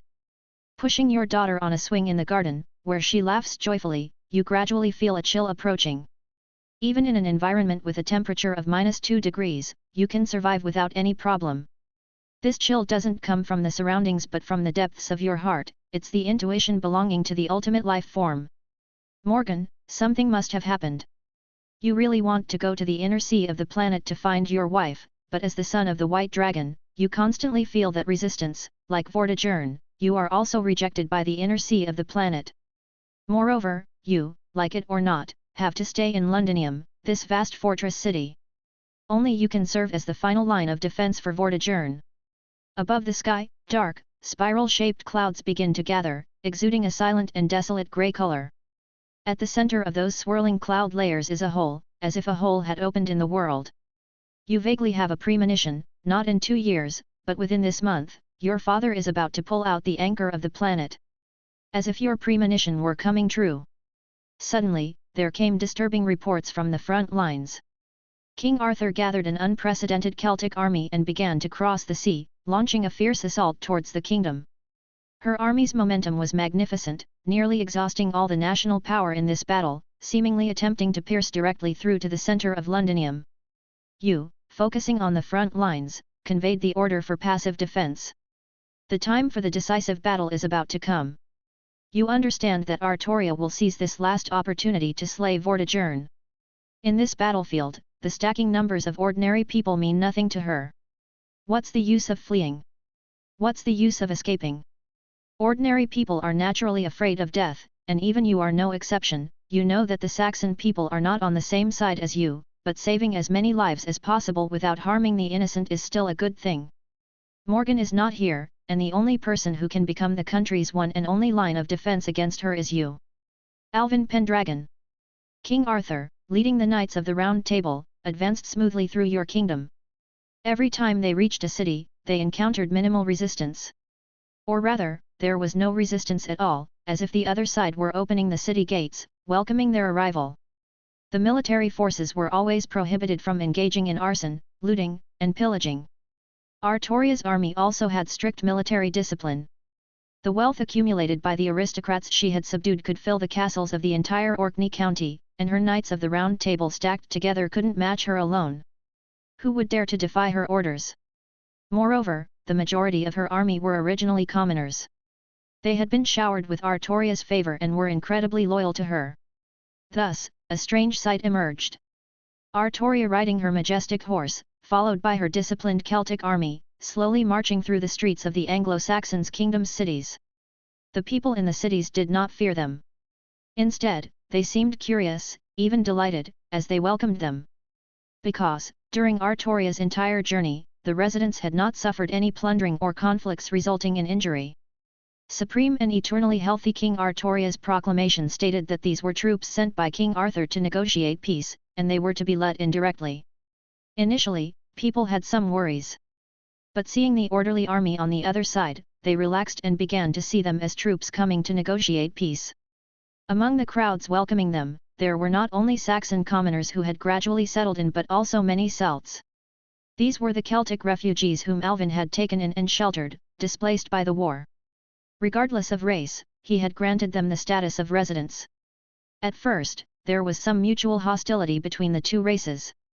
But eventually, all worked together for the sake of their homelands and actively participated in production and construction. Because, since the nobles' exploitation had ceased, after paying adequate taxes, all other agricultural products belonged to them. Alvin issued minted coins for circulation as a common equivalent. There were even specialized agricultural officers who, for performance and promotion, worked hard to teach and promote farming techniques. Every bit of labor yielded harvests that made their lives more comfortable and brought stability and happiness to themselves and their cherished families.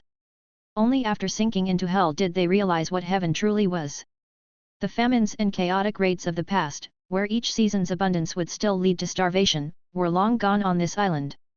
The millennia-old blood feud between the Saxon and the Celts seemed to have gradually subsided in these 3 years. People began to realize that they were just ordinary people pursuing peace of mind. The residents standing on both sides of the street cheered Artoria's arrival, shedding tears of excitement at the prospect of this long-lasting war finally coming to an end. Occasionally, families separated during the war recognized each other in the crowd and tearfully embraced. Leading the army at the forefront, riding on horseback, Artoria's expression seemed distant and frozen. Under the same bright sunlight, in the same welcoming scene, her thoughts seemed to return to the day she drew the sword of selection. The Dark Knight stood at the end of the road, gently removing his helmet, smiling softly at her. "Long time no see, Artoria." "Alvin." Murmuring this name, Artoria's heart seemed to traverse mountains and seas. Beside her, Ritsuka and Mash, who were riding horses, also stared blankly at this touching scene. After meeting with King Arthur, she welcomed and understood their arrival. During the time they spent together, Ritsuka naturally understood that Artoria was indeed a king admired and respected for her virtue and nobility. However, she remained silent about her past with Merlin and her relationship with the son of the White Dragon, unwilling to discuss it. But that didn't affect their mutual understanding and cooperation. Because, the most crucial aspect of this singularity lay not with the son of the White Dragon. It lay with King Vortigern, who was about to pull out the Holy Lance, intending to bring about the return of the Age of Gods. As long as Vortigern could be stopped, the singularity could be repaired. Artoria joined forces with them, precisely preparing to go and defeat King Vortigern. As for the son of the White Dragon, the king requested that, as far as possible, his life be preserved, claiming that he had merely been bewitched by Vortigern and was not inherently evil. Indeed, it seemed to be the case. For several days since entering enemy territory, Ritsuka and her companions had not encountered any resistance. More importantly, they hadn't experienced, within the kingdom, the malicious reputation spread by the former aristocrats, now ministers, about the son of the White Dragon. Clearly, what they saw was happiness. It was even more peaceful and tranquil happiness than in Orkney County. It wasn't about being confined and suppressing desires, it was about gaining peace through the pursuit of a more beautiful and vibrant life, full of joy and progress.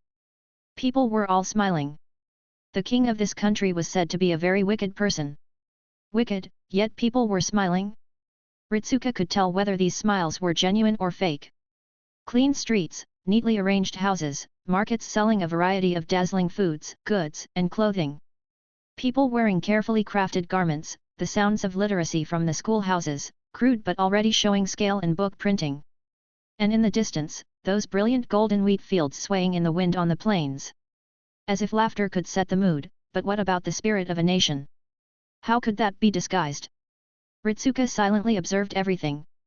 Beside her, Mash was also lost in thought. In the purple-haired girl's pupils, something called happiness was reflected. It was something she had never understood since she was created as an artificial human, until she met her senpai. Never before had there been so much, so close to overflowing, happiness reflected in her eyes. No drums, no music. Only laughter. Yet it sounded like the most heartwarming song. Behind Artoria, the faces of the knights riding horses were ugly and gloomy. Most of them were of noble birth. Seeing commoners living happily made them feel worse than their own suffering. Shouldn't commoners all be submissive and obedient? Their own country was still suffering, yet these people from the enemy country, shrouded in the shadow of the son of the White Dragon, why were they so happy? Why? Why were they even happier without the governance of nobles? This scene filled their empty hearts with resentment. The slander against Artoria had never ceased since the nobles were dissolved in her kingdom. Imitating the enemy's policies, how could that be the conduct of a king? The fallen aristocrats, now ministers, dared not criticize their king, but they had never stopped smearing the name of the regent king across the sea. After all, he was the one who caused all this trouble, leading to the looting of their homes. The nobles cursed him, vilified him, hoping he would go to hell. Moreover, their country would go to hell with him. They wanted to show those cheering commoners over there what the fate of a country without nobles would be like. Now, they saw it. This was the fate. The other side's country was governed even better than their own. Looking at the meticulously crafted farming tools placed in various households. In the past, fine iron tools, only nobles had such equipment, and who would use precious iron to make farming tools? Wasn't that a waste? If these tools were melted down into weapons, the vitality contained within them made the knights feel palpitations. Now the knights understood, their king's decision was indeed so wise. Had they not followed suit, their country would have long been thrown into the garbage heap of history by the enemy. But, how could the knights accept, how could they admit? Accepting the fact that they were historical garbage. Compared to the knights' impotent rage, Chaldea's master was contemplating the deepest question. The Ember King, butcher, tyrant. Blamed by thousands, cursed by tens of thousands. What kind of person was this so-called the disaster son of the White Dragon? His achievements were clear, his reputation abysmal. He, like a perfect king, established this perfect kingdom on earth. His governance brought happiness and peace to the people, but standing under Vortigern's banner, he seemed to want to subvert and destroy this world again. Contradiction. Life and death, endless, a person full of endless contradictions like an endless spiral. Truly, peculiar. In Ritsuka's heart, endless curiosity arose about this name. A person who could feel such infinite charm without even meeting, it reminded her of someone in reality, a magus she had only briefly encountered. Alvin Pendragon. The red-haired girl looked up at the sky, murmuring. What kind of person are you? In the depths unknown, within caves filled with roots. The fluorescent lights flowing within the roots seemed dimmer compared to 3 years ago. Alvin, with his grey eyes, gazed at this scene, then lowered his eyelids slightly. His body slowly crouched down, meeting the gaze of the small and adorable silver-haired girl before him. Melusine, you've always been obedient. As he caressed his daughter's silver hair, he softly chuckled. You're a good girl, right? Yes. I'm a good girl. Daddy. Melusine blinked her eyes, nodding vigorously, bouncing around. Her gaze slowly swept around her surroundings. Where is this, Daddy? It's pretty, but so dark. This is our basement, a hiding place for hide and seek. The silver-haired young man spoke softly, then listened to his daughter's innocent voice. Daddy, are you leaving? Alvin fell silent for a moment. A bitter smile appeared on his face. Yes. Mom has gone on a long journey. Daddy needs to take care of Grandpa. You have to stay here alone for a while. I've prepared everything you like to eat. If you're hungry or thirsty, remember to eat. I know you're afraid of being alone, afraid of the shadows, Melusine. But don't be afraid, because even the shadows are daddy. Just like always, my beloved Melusine. This is a game of hide and seek. Do you understand daddy's words? Looking at the daddy before her with lowered eyelids, Melusine blinked her deep blue eyes. She nodded vigorously. It was just a game of hide and seek, and she was the best at hiding. In any case, don't go out. No matter what vibrations you feel, no matter what sounds you hear, don't go out, Melusine. Mom will come to get you. Mommy will come to get me, then, what about you, Daddy? But there was no answer. As usual. Before the game of hide and seek, Daddy hugged her and made a gesture to shush her. Melusine quietly ran away. The last embrace, that warmth gradually disappeared, just like the fading figure of her daddy. She crouched silently in the darkness, the deep shadows enveloping her whole body. But this time, Melusine didn't feel afraid. Because Daddy said so. The shadow was him. Melusine curled up in the shadow. It was as if she was still curled up in her daddy's warm embrace. 15 days have passed, and King Arthur's great army is about to besiege the city. You have long evacuated all the soldiers and residents. This once prosperous fortress city under your rule now lies silent, like a dead city. Numbers are meaningless, across this entire island, only you can bear the responsibility of guarding Vortigern. Silent and unmoving, you stand atop the grand castle. Though it is broad daylight, your surroundings seem to be shrouded in flickering shadows like flames. A strange, slowly flowing, spiral-like cloud cover hovers over the city's skyline, a sign of the impending projection of the anchor of the planet. You gently grasp the hilt of your sword, unleashing the radiance of the ultimate life form without reservation. In an instant, the sunlight is devoured by you. The intense daylight swiftly transitions into profound eternal night. A dim and lightless night sky envelopes the entire firmament of Londinium. With your own strength, you have completely altered the celestial phenomena of this fortress city. Londinium welcomes a silence and tranquility akin to eternal night. The scorching sun hangs high, and all things grow. All of Britain seems to prosper as usual. However, no matter how intense the sunlight, no matter how bright the sun, it cannot penetrate the shadow belonging to the son of the white dragon that looms over the city. The city beneath the eternal night spiral is also the ultimate battlefield. Under this eternal night spiral stands the savior of villains. Bathed in the lightless shadow, it is the moment of the king's ignition. Just as it was 10 years ago, standing on the high tower of the castle. Your gaze gradually rises, gazing toward the farthest reaches of this land. On the verge of extinction, a brilliant golden light faintly emerges from the horizon. Bathed in this clear, exhilarating sunlight, the advancing Celtic army has crossed the final pass. In the distant, boundless horizon, there seemed to be a sudden dimming. Everyone seemed to sense something and lifted their gaze towards the end of the road, where stood the magnificent fortress city. Hissing. The sound of gasps echoed incessantly.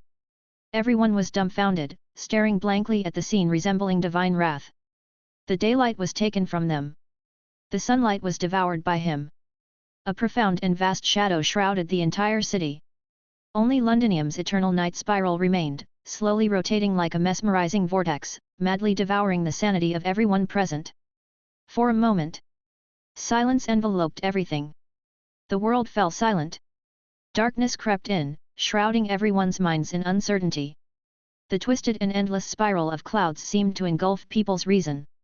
The moist, sticky tentacles writhed and slithered, instilling fear and panic. Monsters! The soldiers in the ranks, completely shattered by this vision, began to scream uncontrollably, and panic spread like a virus. That person, he is darkness itself. Shooting arrows and cursing at the darkness, can they harm even a fraction of the darkness?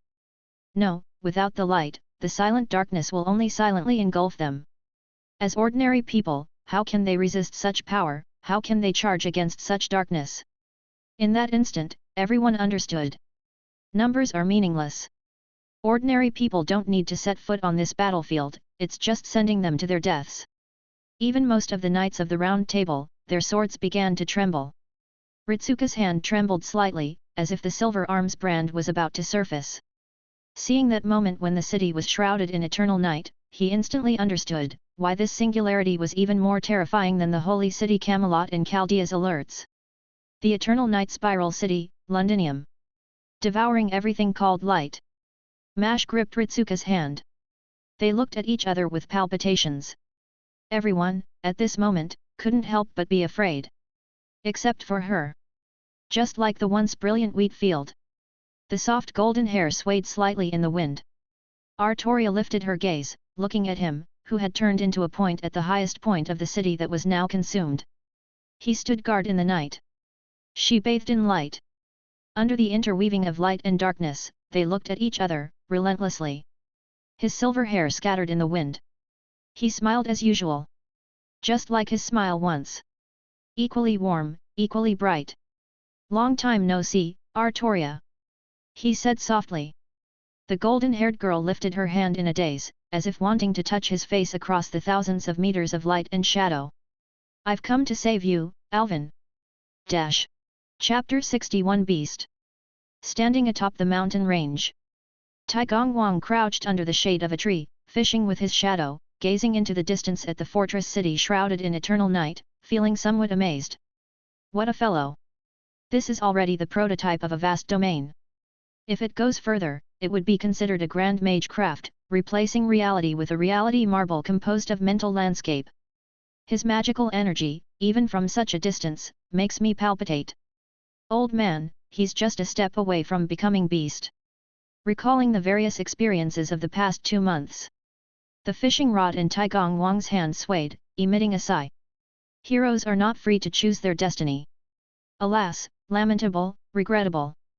He wants the people on the island to survive as much as possible, but alas, fate often does not comply with our wishes, and circumstances have pushed him into this situation today.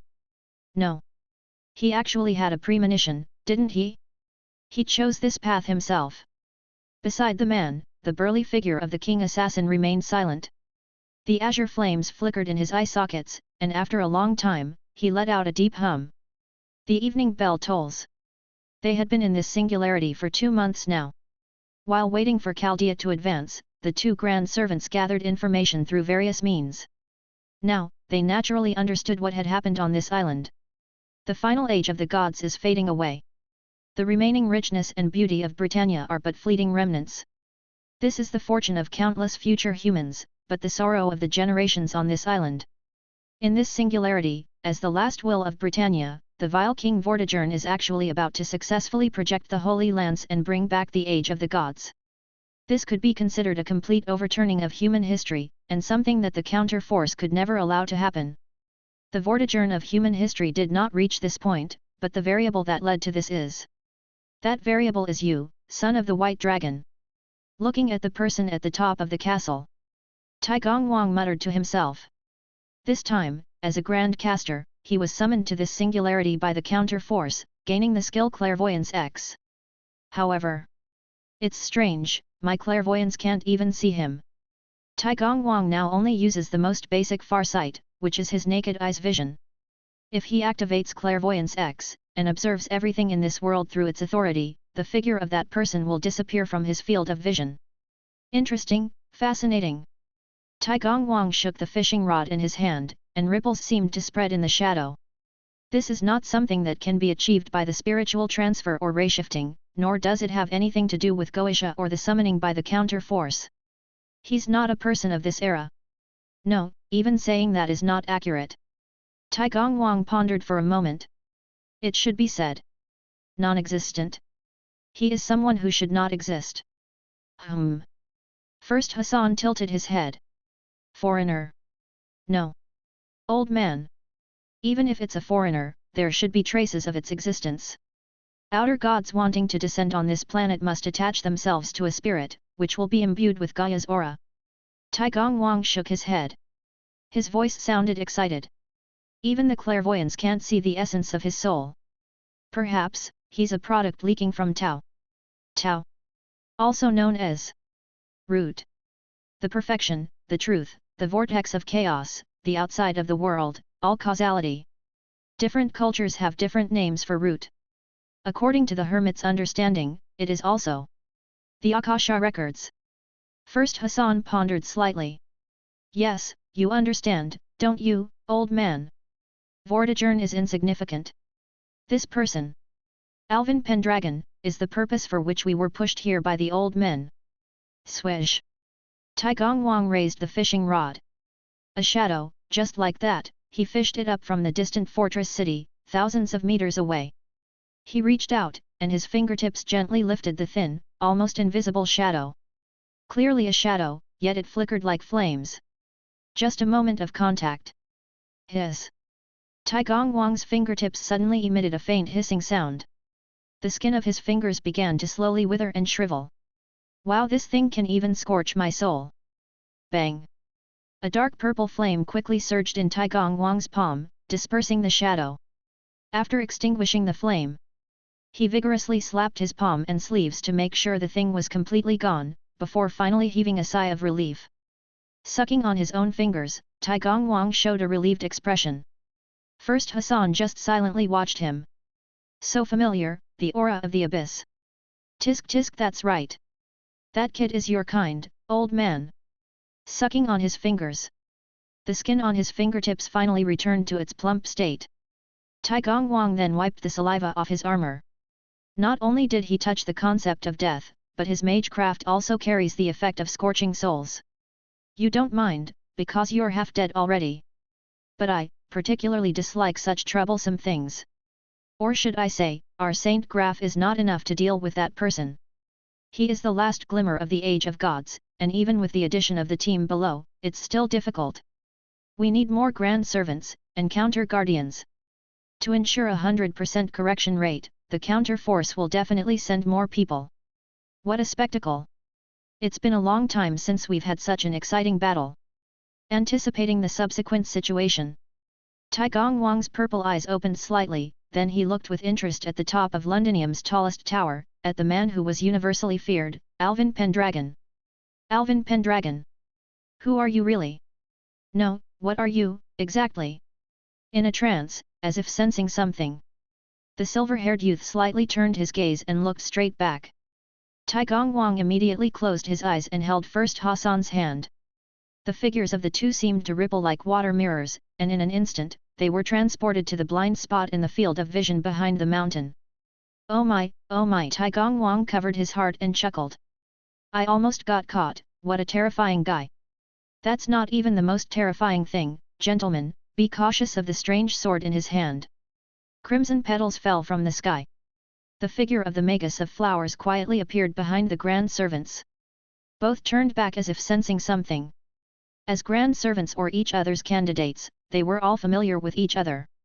Seeing Merlin's face, his closed eyes and blood flowing from his eye sockets, first Hassan made a sound of acknowledgement and remained silent. A teasing expression appeared on Taigong Wang's face involuntarily. Merlin, how did you end up in such a sorry state? At the words, Merlin could only smile bitterly. What do you think? Oh, no wonder. I thought this era of Britannia was your territory. Why am I, as a Grand Caster, summoned, while you didn't come along? Taigong Wang burst into laughter, unable to contain himself. Ha ha ha. I see, it's because you're blind. He knew the temperament of this half-incubus. He liked to make fun of others, but now he had become the #1 target of ridicule. Merlin, who had lost clairvoyance, no longer had the qualifications to be summoned as a Grand Caster, effectively being kicked out of the Grand Caster candidate. Why jest, fisherman? Merlin smiled and said, I may have lost clairvoyance, but if you're not careful, you might end up in a similarly miserable state. We're just projections of the counter force, blind or not. Taigong Wang chuckled, sounding unconcerned. Indeed, they were summoned and projected by the counter force, and this body was merely molded by it. Even as Grand Servant projections, being summoned as agents was a kind of limitation on their abilities. It was like scooping a bucket of water from a pool, unable to exert their full strength. The so-called Grand Servant were just slightly larger buckets. Or rather, they were specifically designed for dealing with the beast. Normally, they wouldn't end up as Grand Servant projections. However, although they couldn't exert their full strength, the advantage of doing so is, since it's just a projection, there's no remorse even if it's damaged. At Taigong Wang's response, Merlin couldn't help but chuckle. He didn't really want to remind these two, but he was worried that negligence in defeating Alvin would lead to failure. Even if it's a projection, so what? Go try it, that sword can directly attack the essence of your heroic spirits. The smile on Taigong Wang's lips froze for a moment. First Hassan's armor made a clacking sound. There can't be such a weapon. Taigong Wang's tone became solemn.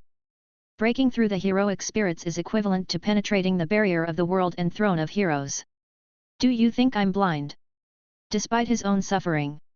Hearing the other's incredulous tone, Merlin couldn't help but feel somewhat satisfied. My illusions were pierced by his sword, injuring my body in the inner sea of the planet. Such an effect. Taigong Wang and First Hassan glanced at each other. That's right. If that were the case, it might actually be possible to damage their essence on the heroic spirits through the projection. What kind of sword is that? Some sort of British holy sword. Taigong Wang had noticed the strange spiral sword on the opponent, but unable to recognize it, he thought it was just an ordinary British holy sword. After all, there were too many sacred swords in Britain, they couldn't count them even if they used both hands and feet. Even if it's the Excalibur, which is free from 13 restraints, wouldn't be able to penetrate the heroic spirits like that. Merlin shook his head, frowning. I can't identify that holy sword. No, that's not even a holy sword, and it's not even a sword that should exist in this world. Such words caused both Grand Servant to fall into contemplation. Recalling the figure of that person, Taigong Wang smiled slightly. A person who shouldn't exist, wielding a sword that shouldn't exist. It's like a bug in the world, truly an intriguing fellow. First Hassan's armor clattered as he took a step and strode toward the fortress city below the mountain. A familiar aura. He is an assassin who has touched my domain. In that case, I shall go and meet him. Oh, I can't let you have all the fun, old man. It's useless to play relatives, seeing is believing. The man with long hair and the burly assassin descended the mountain step by step. Although their steps seemed light, they seemed to traverse hundreds of meters in an instant. Gazing at the large shadow in the center of his grayish-white vision, Merlin's smile remained frozen on his face, but there was no longer a hint of gentleness. Instead, he seemed somewhat chilling. Struggle, and then meet your unshakable end.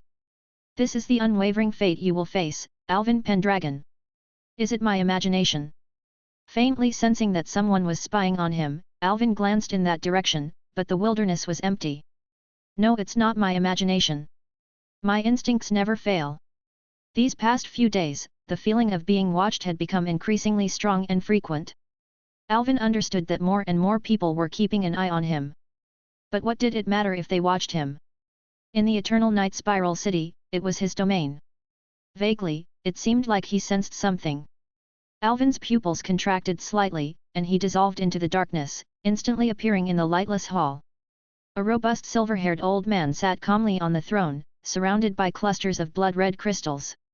A pitch-black knight stood before the throne, his iron-grey eyes slightly lowered, expressionless as he gazed at the strange figure in the skull mask below the steps, also shrouded in darkness. The other's presence was deeply concealed. If not for this realm of eternal night where shadows were his senses, Alvin would have found it difficult to detect. An assassin? In the eye sockets of the strange figure, blue flames flickered, and his aura was ghostly. A deep and solemn voice emanated from beneath the skull mask, resonating like the tolling of a bell. Oh, son of the White Dragon! We have no intention of being your enemies. But your father defied the world, and the age of gods cannot continue. By the divine decree, I shall take his life. As the voice trailed off, the shadows in the hall converged like flames, enveloping and obscuring the entire throne where Vortigern was seated. This was Alvin's response. No matter who you are. The silver-haired youth spoke calmly. Take one more step forward, and you'll die.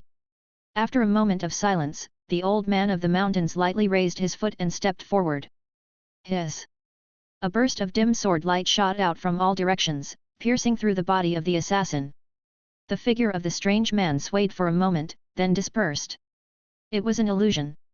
Good speed. Clang! The intersecting and annihilating sword lights flashed abruptly in the hall. In an instant, the two had exchanged blows more than 100 times. Silence. Calm. The sensation of the opponent's sword was what Alvin felt. A familiar feeling. Despite concealing his aura like an assassin lurking, this strange figure did not seem like an assassin at all. He wielded a giant sword, opening and closing it grandly. With every slash and thrust, he aimed directly for Alvin's vital points, always penetrating his weakest defenses. But Alvin understood that the opponent was indeed an assassin. Because his sword was imbued with death. As an assassin among knights, Alvin was extremely familiar with it. That was the pinnacle of death. The pinnacle of assassination. Combined with the skull mask, the opponent's identity was obvious. This was the assassin among assassins, the king of assassins. First Hassan, the old man of the mountains? Recalling the class of assassin in the Holy Grail War, Alvin instantly understood the opponent's identity.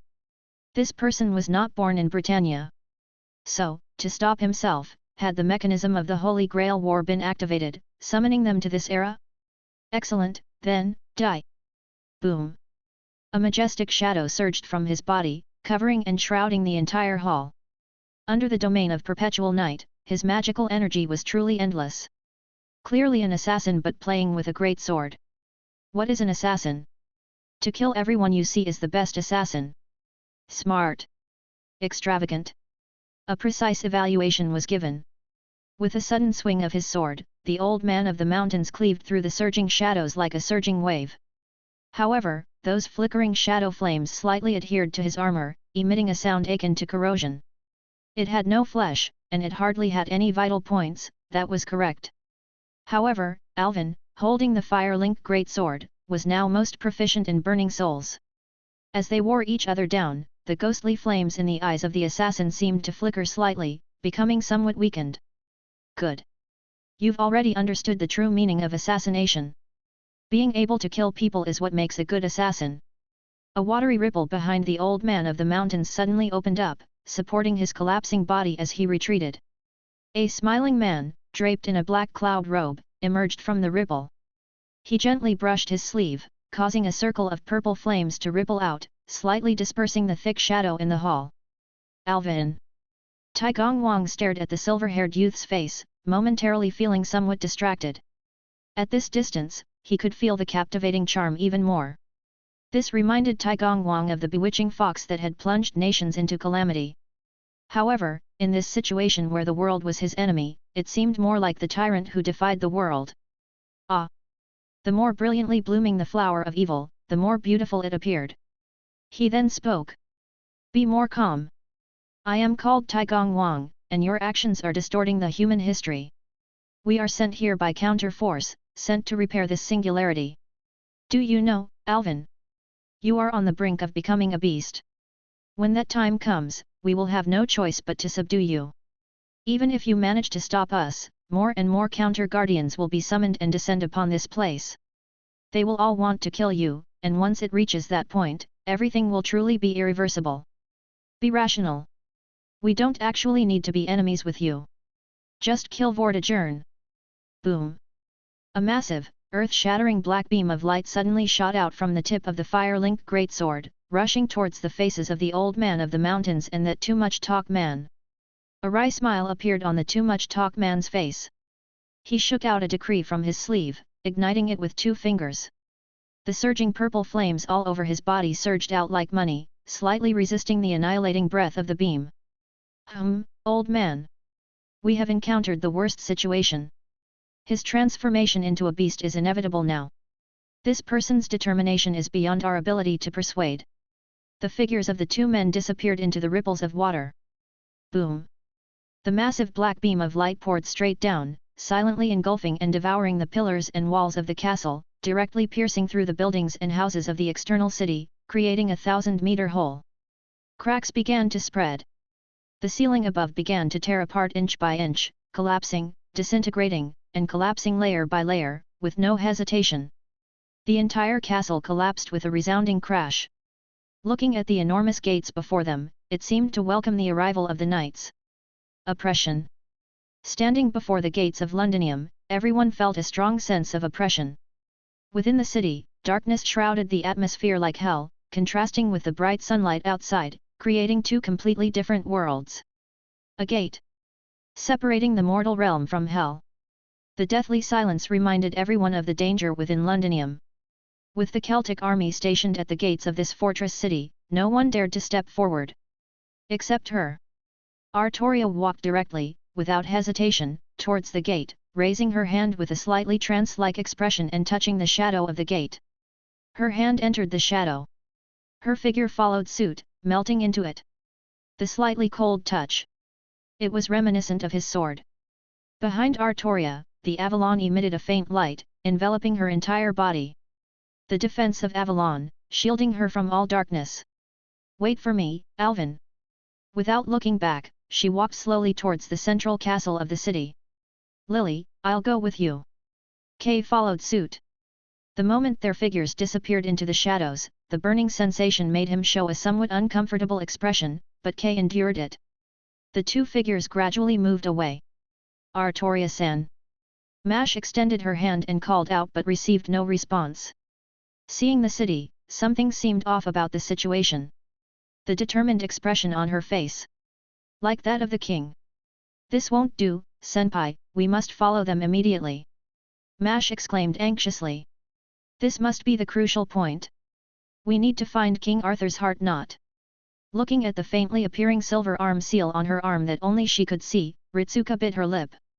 Bedivere-san, I will not disappoint your righteousness. Fu. Mash. Wait a moment, both of you guests. Behind them came a deep call. As Knights of the Round Table, how can we let guests charge ahead? A purple-haired knight of the Round Table clad in exquisite armor approached. It was Lancelot. For some reason, ever since they first met 2 months ago, he felt an unusual fondness for the purple-haired girl before him. As a demi-servant, Mash naturally knew that the man before her was Galahad-san's father. But how could she explain this complicated relationship? Galahad-san has already returned to the throne of heroes, and what remains on her is nothing but a saint graph and noble phantasm.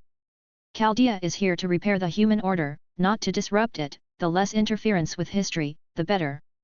In the round table here, there is also that Bedivere-san. But at this moment, both sides are just strangers. The knights do not recognize the Chaldea team, only knowing them as honored guests of the king. As Knights of the Round Table, how can we let guests risk their lives? How can we let the king go alone? Although Lancelot was unruly, his loyalty to the king was unmatched among the Knights of the Round Table. He turned back. Fellow warriors, stay here, you have no obligation to sacrifice yourselves. Knights, if you fear death, stay here, the king does not ask it of you. If you are willing to follow, if you are still a Knight of the Round Table, then charge with me. Let's exterminate the dragon that defies the natural order. The undamaged Arondingt in his hand suddenly burst into a faint blue light, dispersing the dense, oppressive shadow slightly. Leading the increasingly spirited Knights of the Round Table, Lancelot decisively launched the charge, leading the knights forward. Mash, let's go too. Looking at her resilient Cowherhey. The last master of humanity stepped into the gates of this eternal night spiral. In an instant, the vision suddenly darkened. Then, the chill. A chill rose slowly from the depths of their hearts. Although Lancelot's sword had slightly dispelled the burning shadow, it couldn't dispel the haze shrouding people's hearts. Ritsuka raised her head, looking at the dark clouds swirling strangely in the dark sky. These dark clouds seemed to oppress people's hearts. Just at this moment, a sense of relief washed over their hearts. The shadows that pervaded the entire city began to sway and then surged towards the central castle under the eternal night spiral. Clang! A resonant clash of metal rang faintly from the hall. Everyone looked at each other in astonishment. Someone is fighting the son of the White Dragon. For a moment, everyone stopped, then. Danger! Lily, don't get close! A sudden palpitation surged in their hearts. That was the instinctive fear as living beings. Kay reached out, suddenly grabbing the golden-haired girl who had already stepped onto the castle steps, pulling her back continuously. In the next moment, boom! A massive beam of pitch-black light, like the breath of a world-destroying dragon, suddenly erupted from within the castle, blasting a 1,000-meter hole in the city's buildings. The ground of the entire street rippled like waves. Wherever the breath passed, buildings collapsed, houses torn apart. Everything in its path was completely pierced, shattered, and turned into fragmented debris. Kay stared blankly at the scene. The Chaldea team stared blankly at the scene. All the knights stared blankly at the scene. Was this the monster they could fight? The magnificent castle in the center of Londinium began to tremble violently, cracks spreading from its walls. Crack! Giant debris from the building began to tilt and fall. Wait! Lily! Kay grabbed the golden-haired girl on the stairs, pulling her back suddenly, pulling her back continuously. The entire castle collapsed like an avalanche, the piles of building debris crashing to the ground, emitting a deafening roar. The billowing dust, like a surging tsunami, surged in all directions. In just a few minutes, the once grand castle had turned into ruins amidst the dust. In the silence, the shadows began to flow. The haze that pervaded the horizon was swept away by the surging, pitch-black shadows, clearing it in an instant. Crash! The final battlefield emerged. It was a vast ruin with only remnants of walls and debris, and there, upon the dais, sat the throne of the silver-haired old man. Before the intact throne stood a figure, clad in armor stained pitch black, as if shrouded entirely in shadow. He wielded a spiral great sword, his figure akin to a captivating vortex. Regardless of gaze or sunlight, any light that fell upon him seemed to be devoured. As if a hole in the world had opened. An icy, inhuman fear pervaded everyone present. Time seemed frozen in amber. Artoria gazed at him in astonishment. The man raised his hand, slowly removing the black helmet, revealing the bewitching, captivating visage of the man. Like an oasis hidden in a desert, all desires for beauty erupted forth, and people worshipped him fanatically as if possessed. Alvin Pendragon. But there was no smile at this moment. The silver-haired youth spoke indifferently, yet his words resonated in the hearts of everyone present. Wishing to kill my father. He spoke each word. Then, you must step over my dead body first. The Black Knight stood before the throne. Alone, yet seemingly an impregnable barrier like the last line of defense of Britain. Below the steps of the Great Hall, the Knights of the Round Table, gripping their swords, began to tremble and step back. Artoria stared blankly at the man. Though he stood right in front of her, it seemed as if she couldn't utter a word. Their distance drew closer, yet kept growing farther apart. Meanwhile, Kay continued to flee with her. As a knight, the ancestral sense of duty made Kay feel. Ritsuka grabbed hold of Masha's hand, starting to retreat. Even they, who were most familiar with battle between heroic spirits, seemed to feel it. This was a battlefield they could not participate in. A tremendous sense of oppression descended. The man with long hair and the burly assassin stood on the battlements of the fortress, silently watching the scene below. Suddenly, Tai Gongwang lifted his gaze, looking at the increasingly grey clouds above his head. In the clouds, faint flashes of lightning darted like electric serpents, and there seemed to be a glow flowing like molten lava. It's coming! The old man in the mountains buzzed. Tai Gongwang also revealed a wry smile. Yes, the Holy Lance is about to be projected. The counter-force will have to be exerted to the fullest. As if sensing something, Alvin lifted his head, gazing at the endless horizon. The brilliant sunlight seemed to continuously magnify before his eyes. A familiar sight. His space seemed to tear apart, rippling with fine ripples. In the center of that field of view was an incomparably dazzling, brilliant sun, as if transformed into a pure light spear, annihilating everything along the way and shooting towards them, piercing through the throne of Britain. In an instant, the tip of the spear abruptly stopped. The Black Knight raised his hand, grasping the shaft of the light spear. The trembling tip of the spear was barely an inch away from the old man's face. As the temperature was too scorching, the entire arm of the silver-haired youth kept decomposing, yet it kept repairing in the surging shadows. This time, he couldn't dodge. The one wielding the spear was much more terrifying than Percival. But, get out of my way! With all his might, Alvin activated his light-devouring power, shifting his arm slowly to deflect the attack of the light spear. Boom! The spear tip crashed to the ground, and a burst of intense light erupted, obliterating a district of Londinium. To be able to withstand my full-force blow, you're enough to make me remember your name. Bathed in the brilliant sunlight penetrating the dark clouds, the blue-haired man descended slowly from the sky. Behind him, a pair of wings seemingly made of gold suddenly spread out, shining brightly under the brilliant sunlight. Romulus Quirinus. The blue-haired man said expressionlessly. The soul under my spear, if you die, you can also remember my name. The earth began to tremble. A man as huge as a bear slowly walked in from the gates of Londinium, every step he took causing a continuous tremor to spread on the ground. The strongest hunter who hunted beasts throughout the world looked up at the Black Knight, sighing heavily. Orion, you'd better not remember my name, sorry. Tick. Tick, tick, tick. In the spiral grey sky, it suddenly began to rain heavily. A silver blue-haired boy, sitting on top of the highest pillar of the ruins, began to swing his legs slightly. He held a golden weapon resembling a boat paddle in his hand, and there was a hint of sadness in his light green eyes. God so loved the world.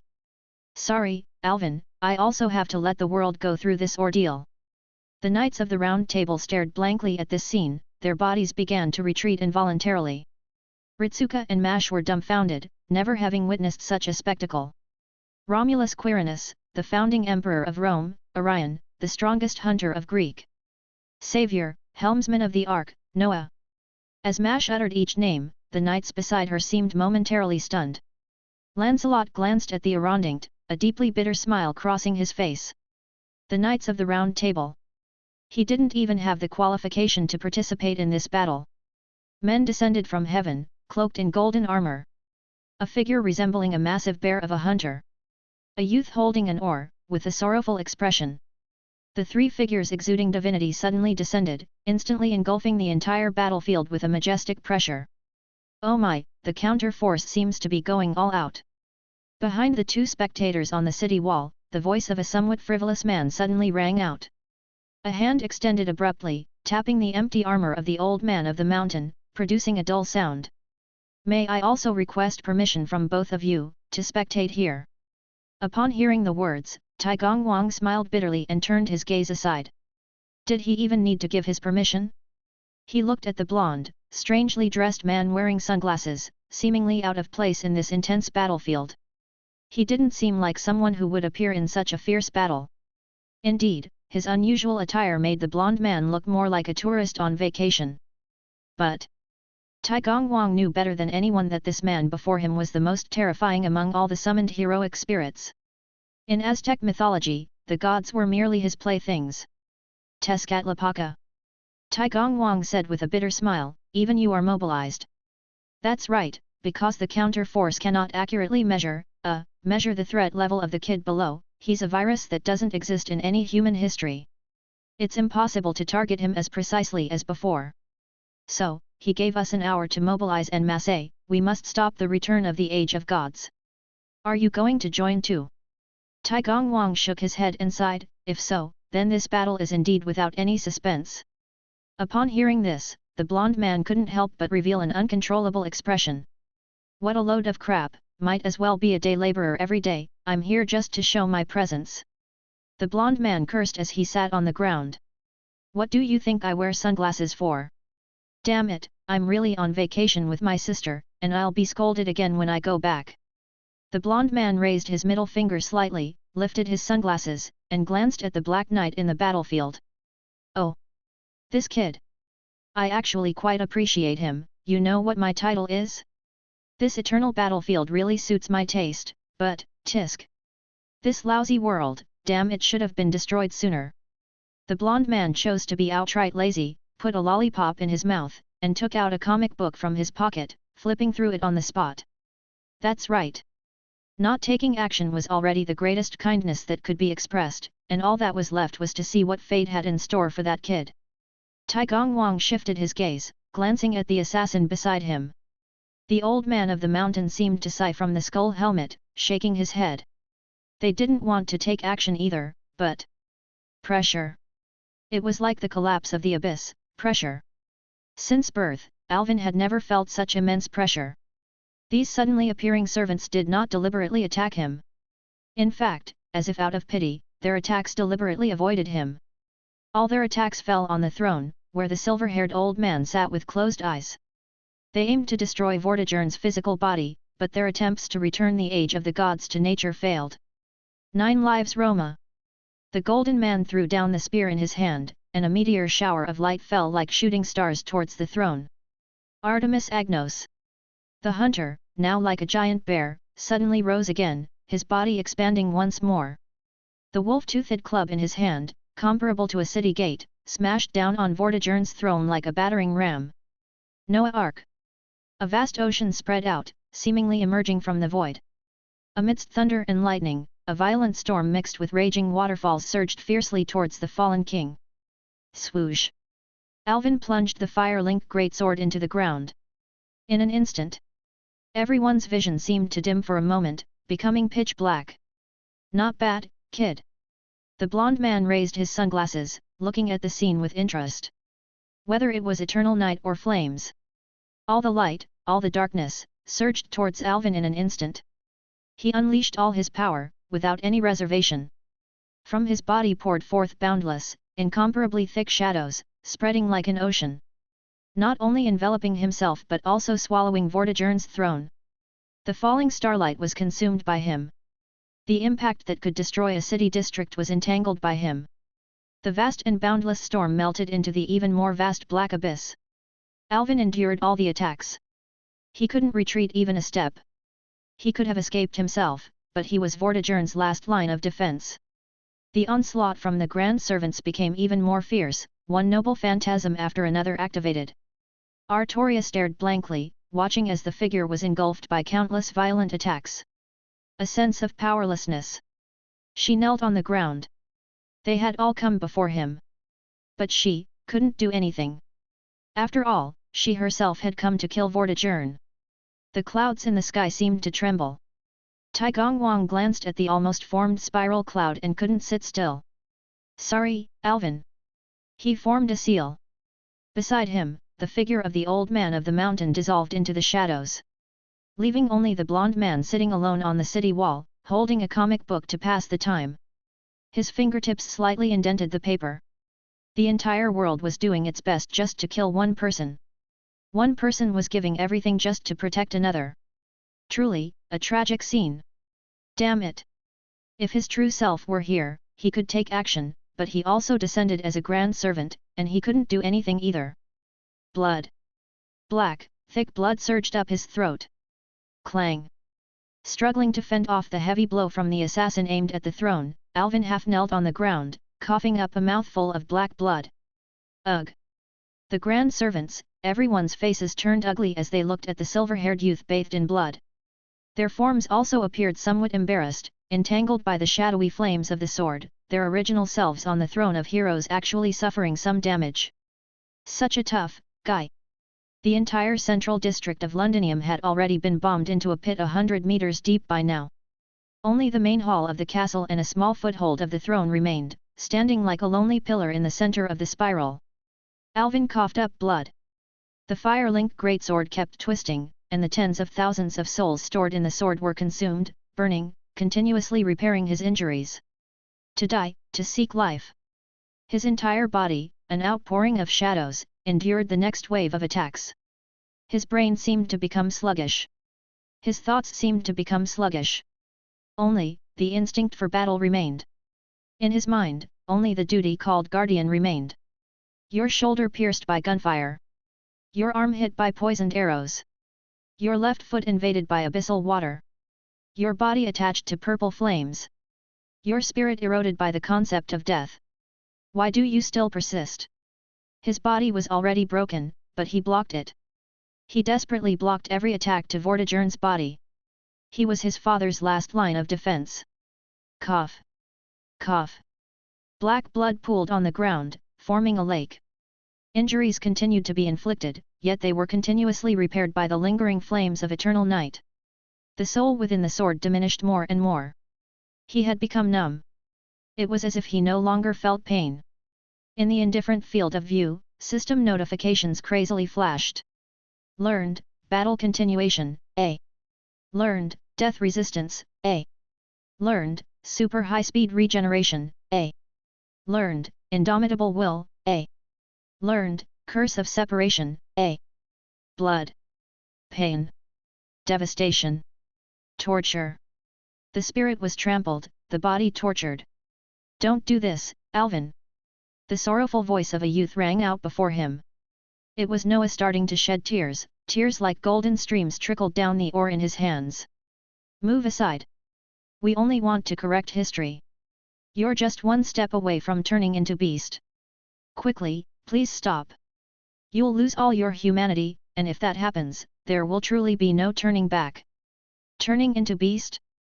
Alvin vaguely remembered that many people had said this to him before. What was beast? In this narrow world, on this weak planet. It seemed to mock the entire universe. The silver-haired youth bathed in blood raised his head and emitted a hoarse, blood-spitting laugh at the heroes. Losing humanity, losing many things. Losing beastliness, losing everything. Moved. All the grand servants in the arena fell into silence in an instant. The rain gradually intensified, washing away the blood on the ground. The biting cold wind, the icy raindrops. Creatures in cages flapped their wings, but once they fell into the world of laughter and abuse, they couldn't escape the cage called the soul. Romulus, the ancestor of Rome, slowly raised the spear in his hand. I admit, you are a formidable opponent, Alvin Pendragon, and next, I will do my utmost to respect you. Per aspera ad astra. Boom. The sun plummeted. Launched by Grand Lancer, the strongest in destructive power, a fiercely radiant light spear pierced through the throne on the ground. Pfft. The spear did not pierce Vitagen. Everyone knew, they were already well aware, that the spear would only pierce through that person's chest. With both hands holding the handle of the light spear, the silver-haired youth stood before the throne, vomiting a large amount of blood. As if his insides were about to be vomited out. The pain. His nerves seemed to be shattered. He stiffly, incomprehensibly tilted his head, emitting a cracking sound. In the pouring rain. Under the gaze of all. The sound of raindrops dripping sounded like a funeral procession, without drum beats or music. The brilliant, radiant heroes, their souls slowly merged into the soul of the dragon's son, defeating the darkness at last, and then a brilliant flag was planted on his drooping head. The collapse of wool, the collapse of the building. System prompts were spread by incorrect signals. The mask was removed. Beast. The silver-haired youth coughed, hoarsely, laboriously laughing. Although blood oozed from his eye sockets. But he laughed hoarsely. There was no despair. Only a howl emitted by a beast, as if awakening. Everything belonging to this body was paid with a single torch. Just to refuse to be a slave to fate. The hero's perspectives didn't matter at all, did they? After all, he was a villain filled with evil. Alvin lifted his gaze. The face beneath the pitch-black armor of the silver-haired youth. In the eyes of everyone at this moment, it was no longer a complete human form. Instead, it presented an incredibly eerie and grotesque posture. Hands all over the body. Eyes all over the body. Eyes still growing on hands. Hands still growing eyes. A hair-raising, spine-chilling sensation, being watched. Several, dozens, hundreds, thousands, tens of thousands of people. They all looked this way. Their gazes converged, silent. Chill. Chill seemed to surge up the spine. Malice. Malice began to invade the mind. The grand servants at the scene looked at this scene with immense sorrow. Salvation, mercy, sacrifice, love. The evil of these humans, and the heart that desires peace. Forged together, giving birth to a beast that persists. Its name is Beast, remain, may you rest in the embrace of the Most High. Noah drew a cross on his chest, offering a silent eulogy for a life past. The golden-haired man fell silent. He raised his head, gazing at the spiral night sky. The sorrow of a man who had been staring at the black night for a long time. The dilapidated, pitch-black armor finally shattered and fell off, revealing the incredibly eerie appearance of the silver-haired youth with 1,000 hands and eyes. As if all restraints had been removed. Freedom that felt as deep as a well. There was no ecstatic joy of violently breaking all chains, only the profound tranquility akin to the clear water in a well. I am free. The body expanded. The wool extended. His spirit seemed to stand at some lofty height, overlooking this island, surrounded by countless twinkling stars. Silent and motionless, the silver-haired youth stood before the throne, his blood-stained body with 1,000 eyes and hands gradually splitting open, oozing crimson blood. Claws began to grow on him, teeth began to grow, dragon scales grew, wings grew, and countless grotesque golden vertical pupils grew. All the primordial instincts surged forth. He engulfed the throne of Vortigern, enveloping his own body, forming a twisted and grotesque amalgamation of countless phantasmal species blood. Countless human souls writhed and wailed beneath his surface. The end point of continual evolution, adapting to all extreme environments in order to survive. The ultimate life form is named Beast of Preservation. Thoughts broke free. Bestial nature unleashed. Wants to eat. Wants to completely overthrow this world. Countless blood-red golden pupils stared intently at the magnificent and dazzling people floating in the air. On the city walls, the golden-haired man who witnessed everything crushed the glasses in his hand. Evils of humanity, is revealed. As a grand servant, he must join the fight. Sorry, Alvin. The grand servants raised their noble phantasms. The fallen into beast, there's no one left who can save you, no one can reverse this process. We must do our utmost to kill you. It was already difficult for him to understand their words. All that was needed was to kill. Nothing, no one, could stop him from surviving. Alvin. What? Alvin. What are they saying? Lily. Don't get closer, he's already a monster. No. He is Sir Alvin. It seemed like someone pounced on their body, then was pushed away. The grotesque monster's body had already swollen larger than the entire castle, and the countless vertical pupils all over his body were brewing countless annihilating, magical, and terrifying black beams of light. In their dazed consciousness, the sky seemed to be torn apart suddenly. It seemed like a silver-haired witch descended from the sky, gently cradling his face. He raised one eyeball, staring blankly and absent-mindedly. That tearful smile seemed familiar. The grand servants looked bewildered, almost frozen, and lowered their noble phantasms. This is impossible. Romulus murmured such words. Noah shed tears. Orion stared blankly and absent-mindedly. Taigong Wang and First Hassan glanced at each other, then sighed deeply. Tezcatlapaka suddenly stood up, a brilliant, joyful smile appearing on his face. 4. The dragon scales faded away. The wings fell off. The grotesque flesh and eyeballs all over the body sank back into his body. The silver-haired youth, kneeling in his tattered, pitch-black armor, raised his gaze blankly. He looked at the silver-haired woman shedding tears. Alvin. I have come. Chapter 62 Father. The dragon scales fade away. The wings fall off. The grotesque flesh and eyeballs all retract back into that body. On this burning battlefield, akin to a pillar that supports the heavens, the silver-haired witch embraces the dark night, tears welling up in her eyes like broken pearl curtains. The grand servants, entranced, gaze at this scene. The biting cold wind, the pouring rain. Yet, whether it's the sound of the wind or the rain, it seems to dissipate in this silence. Alvin Pendragon. He has transformed from beast, into a human. But, how is this possible? Romulus gazes incredulously at the scene. He is the founding emperor of Rome, revered as the ancestor of the gods, his life magnificent and glorious, admired and worshipped by countless people. But even as a god ancestor, he has never seen such a scene. He has completely turned into beast. Such a thing completely subverts all his knowledge up to now. Why can this abnormality be reversed? Because of love. The silver-haired youth bows to the sky, tears of emotion filling his eyes as he prays for the meeting of his beloved and wishes them true blessings. The so-called evil of humanity is also the love of humanity. The beastified Alvin has forgotten everything, only the desire for existence and power remains, but he still remembers her face. At this moment, she is his salvation. Noah clasps his hands tightly together, as if in prayer.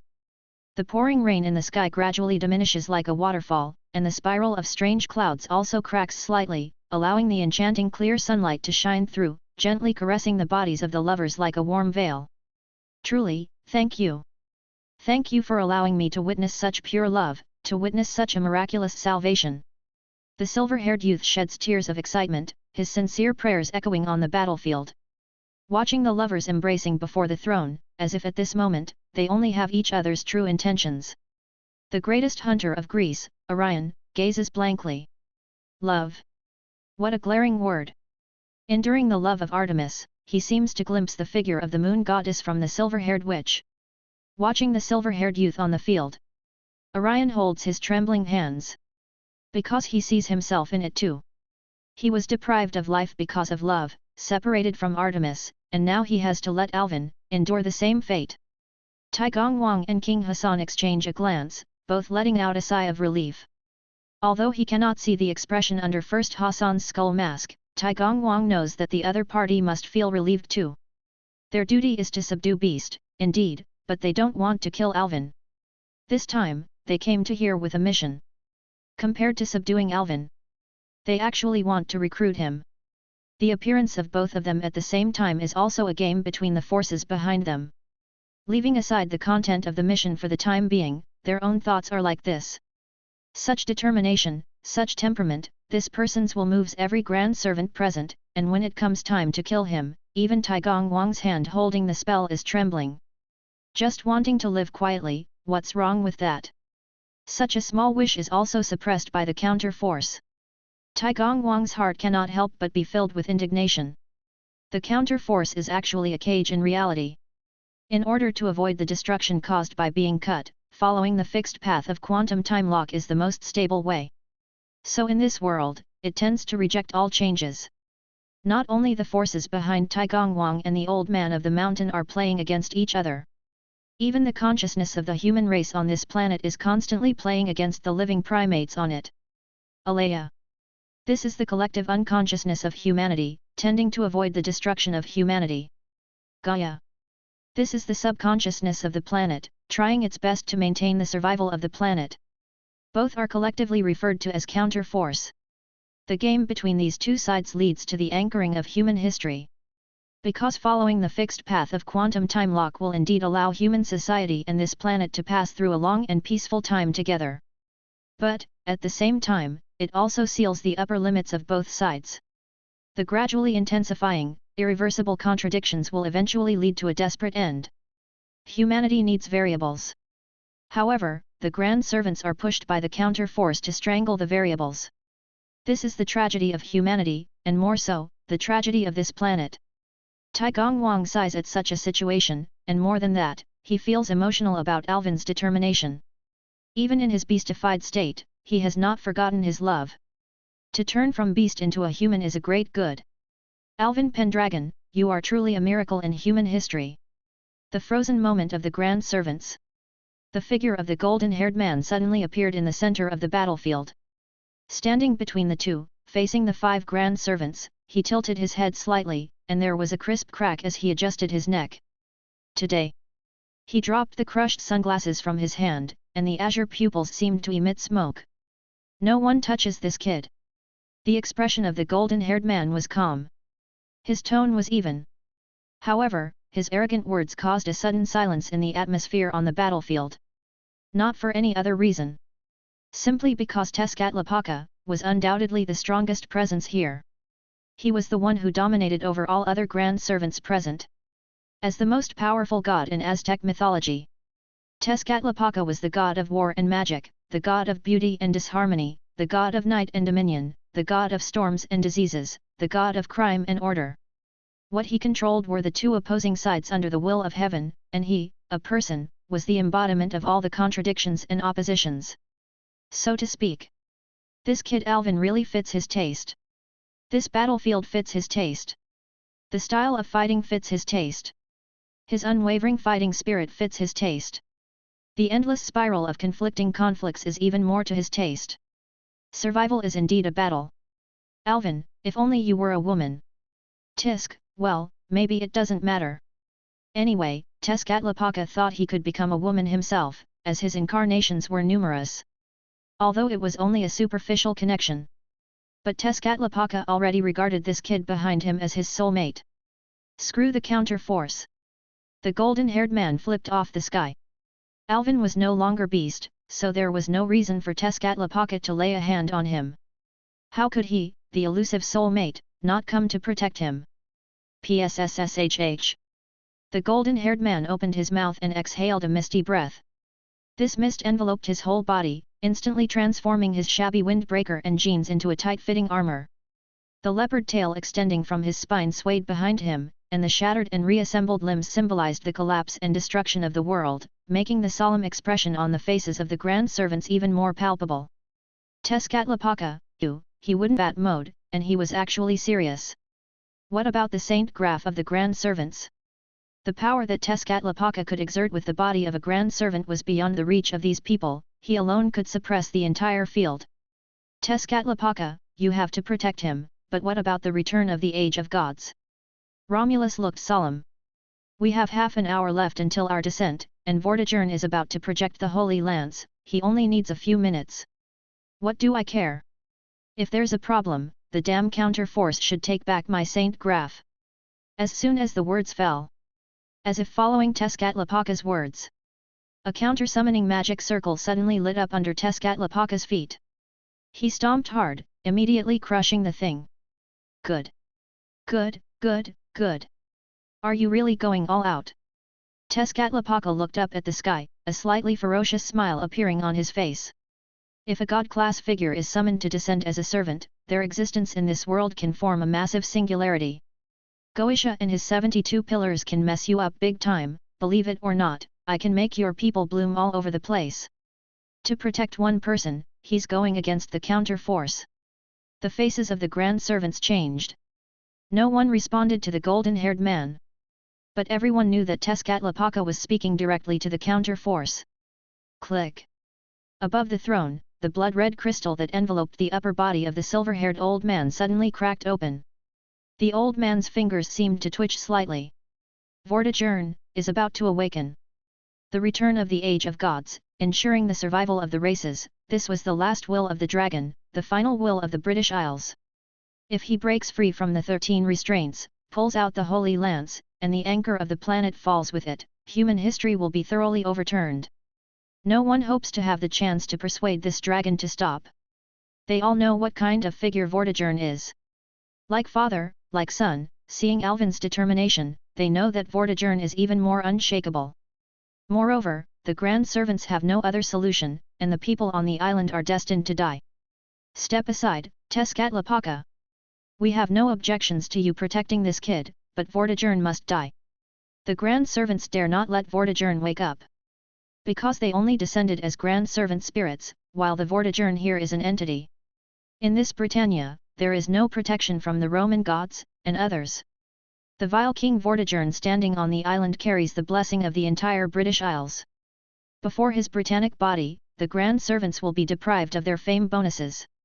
However, as Romulus finished speaking, the silver-haired youth kneeling on the ground, staring blankly at the witch, slowly turned his gaze. His consciousness seemed somewhat hazy, but his hand subconsciously gripped the fire-linked greatsword. Tezcatlipoca turned his head to glance at the kid, feeling somewhat emotional. His subconscious urge to protect his family had almost become ingrained. There was no doubt. He would definitely resist all attacks against Vortigern. A dilemma. Even as an Aztec god, Tezcatlipoca's face also showed a difficult expression. The grand servants remained silent, simply raising their weapons. The atmosphere on the battlefield gradually became tense once again. In this almost stagnant atmosphere, suddenly, the faint and ethereal voice of the witch rang out. There is a way. Instantly, everyone present looked at her. Embracing the face of the silver-haired youth tightly, she gently pulled him into her embrace. The Witch of Britannia spoke softly. There is a way to persuade Vortigern. For a moment, the expressions of the grand servants were filled with disbelief. In this hopeless situation, there was still hope? What way? The decline of the Age of Gods will cause all prosperity on the British Isles to gradually disappear, and the land will become barren. Vortigern. He only wants to resist the decline of the Age of Gods to ensure that the people on the island can survive as much as possible. And Alvin, for the sake of this goal, has been conducting research for almost 10 years. Holding her beloved, the Witch of Britannia continued speaking in a soft, ethereal voice before the throne. Her words made the grand servants ponder. And it made the knights standing on the edge of the battlefield below, their expressions almost frozen. Morgan Le Fay. Is she saying what? King Vortigern.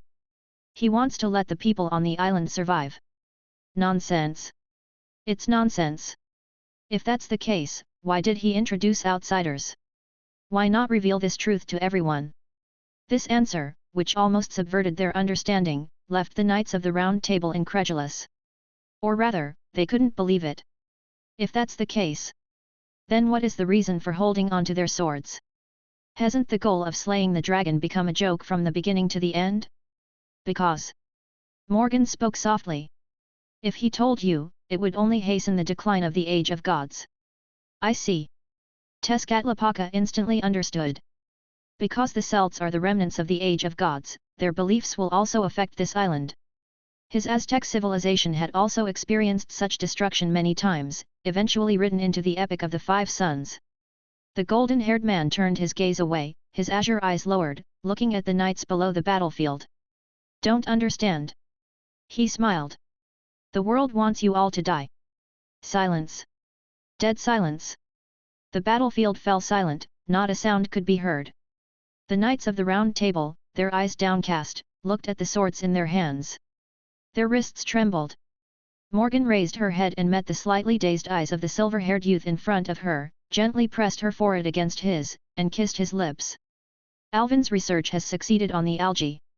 He has found the microalgae that can serve as a last resort food. Give him 10 years, transform the ecology of this island. Even after the decline of the Age of Gods, most people can barely survive and gradually adapt to the changes in the environment. Microalgae. Noah murmured the word. On his Ark of Salvation, he had gathered almost all species, making him almost familiar with all the animals and plants. Yes, this is an answer. And a superb one. Alvin has definitely put in countless efforts. The smallest creature can break through the most formidable fate. As the words fell silent, the expressions of the grand servants became quite complicated. They had tried their best to try to kill Vortigern. However, that person was not only doing his best to protect his father, but also doing his best to protect this island. At this final moment, all the truths were revealed. All the silent secrets were no longer buried. Kay stood at the edge of the Great Hall. He had chased Lily up here, but his hands were trembling at this moment. Alvin! You rascal! You've been keeping everything to yourself. Beside his brother, Artoria's expression was dazed and stagnant. The decline of the Age of Gods would cause people to die. She had known such things for a long time, but she couldn't say it. Because if she did, the entire kingdom would quickly collapse and fall apart. If Alvin wanted to destroy her country, it would be very simple, he just needed to reveal the truth. But, he carried it all by himself. This was the unspoken secret between them. She and that person had a telepathic connection. She always held the same unspoken understanding with him. But what she didn't know was, it wasn't just verbal oaths, he was actually trying to save this land all along. He had been stepping on that dark and lightless road with his footprints and sweat, step by step. He had never, ever stopped his own steps. Artoria faintly recalled the first time she met him, in that wheat field. Because there are research topics I want to study. Ah! So it started from that time. But all her attention was focused on sword practice and on him. A sense of loss. As if her soul had been drawn away. Agony. Artoria felt as if her heart was being twisted in pain. Yes. She had actually overlooked such an important matter. Actually, she didn't really understand him, did she? She hadn't paid attention to anything. Because she had never truly believed in him, believed that he could save this island. Just as he had described. What she held onto was nothing but a ridiculous desire to sacrifice. The world and everything in it didn't matter. She just wanted to save him alone, by seemingly sacrificing herself, in order to prove her love. As her worldview collapsed, Artoria finally realized that everything she had done was pulling him away. Pulling him. Hoping for him. Hoping that he could selfishly stay by her side like that. Ah, that's right. Why was she pushed away? Why couldn't she save Alvin, unable to bring him back to sanity? Because she was never as good as her sister. Boom. Artoria collapsed weakly to the ground, covering her face, making a sound that seemed like a sob, like crying. In the end, she still couldn't do anything. In the center of the ruined hall, the grand servants stared blankly at the silver-haired youth half kneeling in front of the throne. Tai Gong sighed deeply. Alvin. His perseverance, his determination, his enlightenment, allowed him to grasp this only lifeline. Really? The more you look at him, the more likable this kid becomes. Tai Gongwang secretly glanced at the old man in the mountains beside him and found that the blue fire in his eye sockets was also glancing at him. This child is fated with our majesty. First Hassan hummed. Fuck off. He is a Briton, bathed in our majesty since birth. He is not of this world, how dare you assume his beliefs, old man. Fisherman, you reject the truth of reality too much. Hey, fuck that reality. That's right, each to their own. The situation seemed to have cleared up. Something called hope seemed to be taking root and sprouting. Yes, if that's the case. Morgan. Romulus said solemnly, are you confident you can persuade Vortigern? Although the counter-force command was to kill Vortigern, yes. But, out there, fate is not always under control. Do you understand this concept of counter-force? The situation on the battlefield was ever-changing. To kill or not to kill, it's not for us Grand Servant to decide. If Vortigern can be persuaded to abandon the Age of Gods and return, then the Grand Servants actually don't need to subjugate him. This is a perfect ending. This is the glimmer of hope that Alvin Pendragon, with his perseverance day after day, has finally pursued, a glimpse of perfection. Hearing Romulus's question, Morgan's expression was slightly dazed. In fact, beside the anchor of the planet, she had already asked Vortigern this question. With the hope now finally dawning after hearing all about Alvin's efforts, the eyes of the silver-haired old man drooped slightly, seeming sorrowful and sighing. Morgan, sorry. I dare not gamble. Yes, Vortigern dared not gamble. The Holy Lance was right in front of him, and Vortigern dared not gamble on what would happen in the next 10 years. Alvin's research was indeed hopeful, but it was just hope. What if this hope were shattered? The Holy Lance setting sail was 100% certain answer. And, the success rate of ecological transformation was still unknown. Vortigern was the embodiment of the island's will, and everything he did was for the sake of the island's continuation. He was reluctant to go against this will. So, I am not confident. The witch confessed softly. She knew that in front of these people, any lies, disguises, and pretenses were meaningless. But the witch lifted her gaze, fearlessly locking eyes with every renowned hero present. Alvin definitely can. She said with conviction. If it's Alvin, he can definitely persuade his father. My dear. The silver-haired youth lifted his gaze. That dazed look seemed to gradually regain its luster. And the witch's answer. It made Tezcatlapaka's face suddenly burst into a brilliant smile. Yes, if it's this kid. He can definitely do it. I believe in this kid. Tezcatlapaka took out a new pair of sunglasses from his pocket and put them on with a smile. His tight armor had somehow changed back into that flashy coat and jeans. The gaze under those sunglasses swept over the grand servants with determination. Come on, show some attitude. After a moment of silence, Grand Lancer, Romulus, lowered his eyelids, sighed, and folded his golden wings, slowly descending to the ground. It's something that can't be doubted. Grand Archer, Orion, the burly man, like a bear, slowly relaxed the tension in his hands, and the warm sunlight draped over him like a cool moonbeam. I don't want to ruin such a beautiful love anymore. Grand Rider, Noah, clasped his hands together, his face adorned with a devout and serene smile. The snow-white doves chirped softly and settled peacefully on his shoulders. Ah, this must be the true will. Even after the flood of destruction, the earth will surely welcome the sunshine. Grand Caster, Tai Gongwang. Facing everyone's gaze, the man with long black hair draped in a black cloud cape waved his hand. What am I supposed to do? I'm the most useless one here, so let's finish early and have a meal. Grand Assassin, the old man of the mountain, first Hassan I Sabah. From under the skull mask, the assassin's dull buzzing sounded. Have you heard? The evening bell hasn't sounded yet. The 5 grand servants all expressed their stance. Hey, consensus reached. Tezcatlapaka clapped his hands with a smile.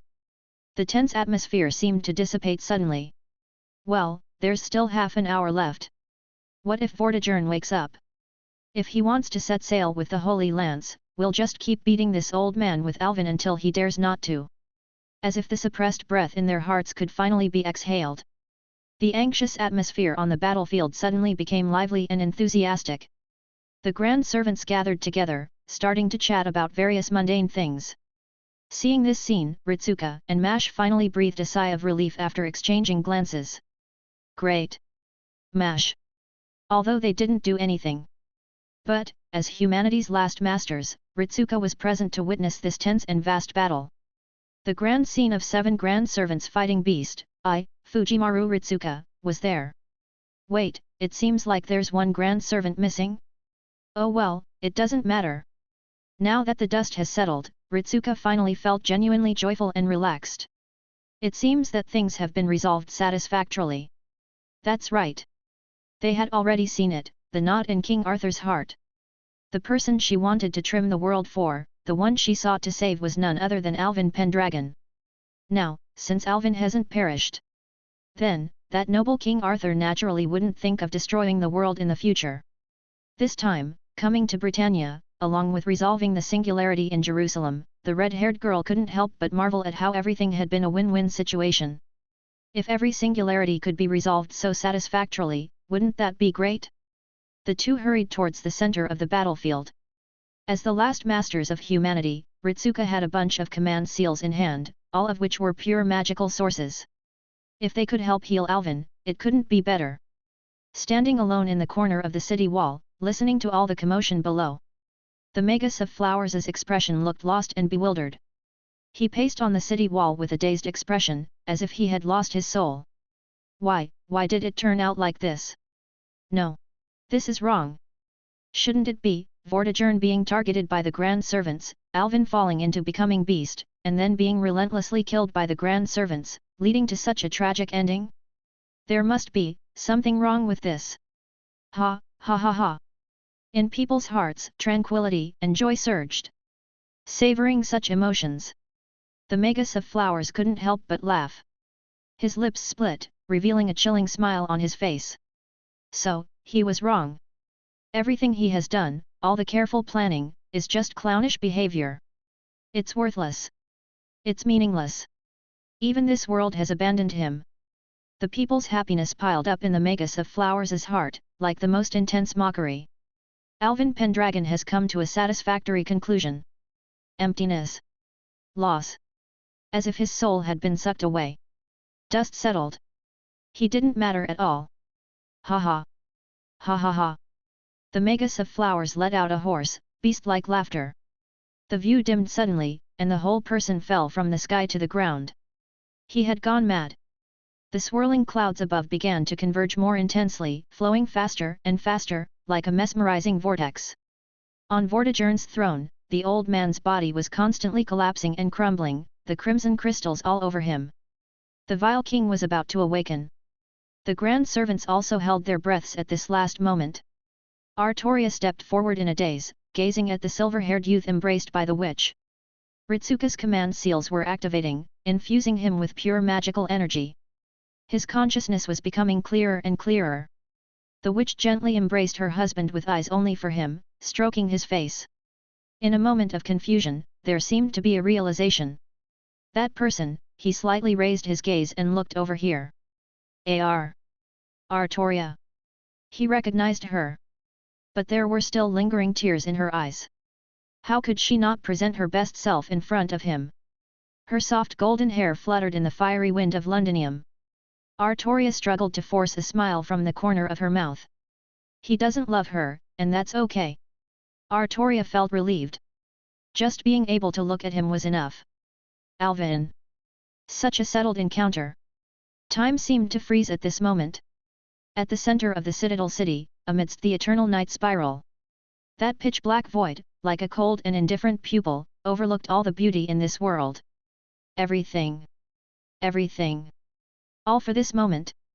All the attention of the grand servants focused on Vortigern. Meanwhile, Morgan and Ritsuka were focused on Alvin. And so, at that moment, except for Kay, no one noticed, the blonde girl's hand quietly grasped the hilt of the holy sword. Excalibur. Everything. Every scene seemed to slow down.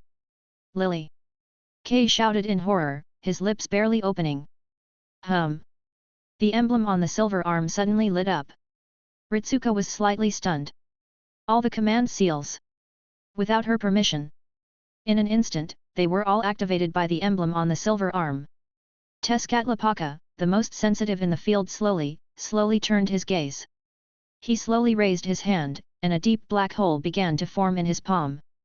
But it was too late. The emblem on the silver arm, at such a close distance, completely awakened the sword of promised victory. Boom! An immensely fierce, endless beam of light suddenly burst from the blonde girl's body. Her body floated in the air, a blazing white halo appearing behind her head, her golden hair slowly floating up, each strand shining with brilliant light. Forged from within the planets, the divine construct known as Excalibur. Under the full power of Gaia's will, all the seals were instantly broken. All the restraints were cast off in an instant. All 13 restraints, completely released. The sword of promised victory, fully unleashed. In that moment, she was no longer Artoria, but the original saber. The will of the sword of promised victory completely occupied Artoria's body.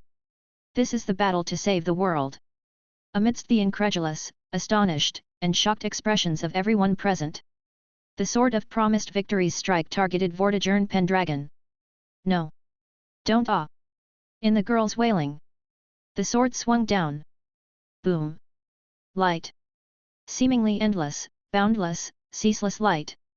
Like the exhalation of a planet, an unstoppable force of nature. The brilliant radiance pouring forth from the sword of promised victory pierced through Vortigern's throne. Trap! This was a trap. At the closest distance. At the most relaxed moment of vigilance. By the most unexpected person.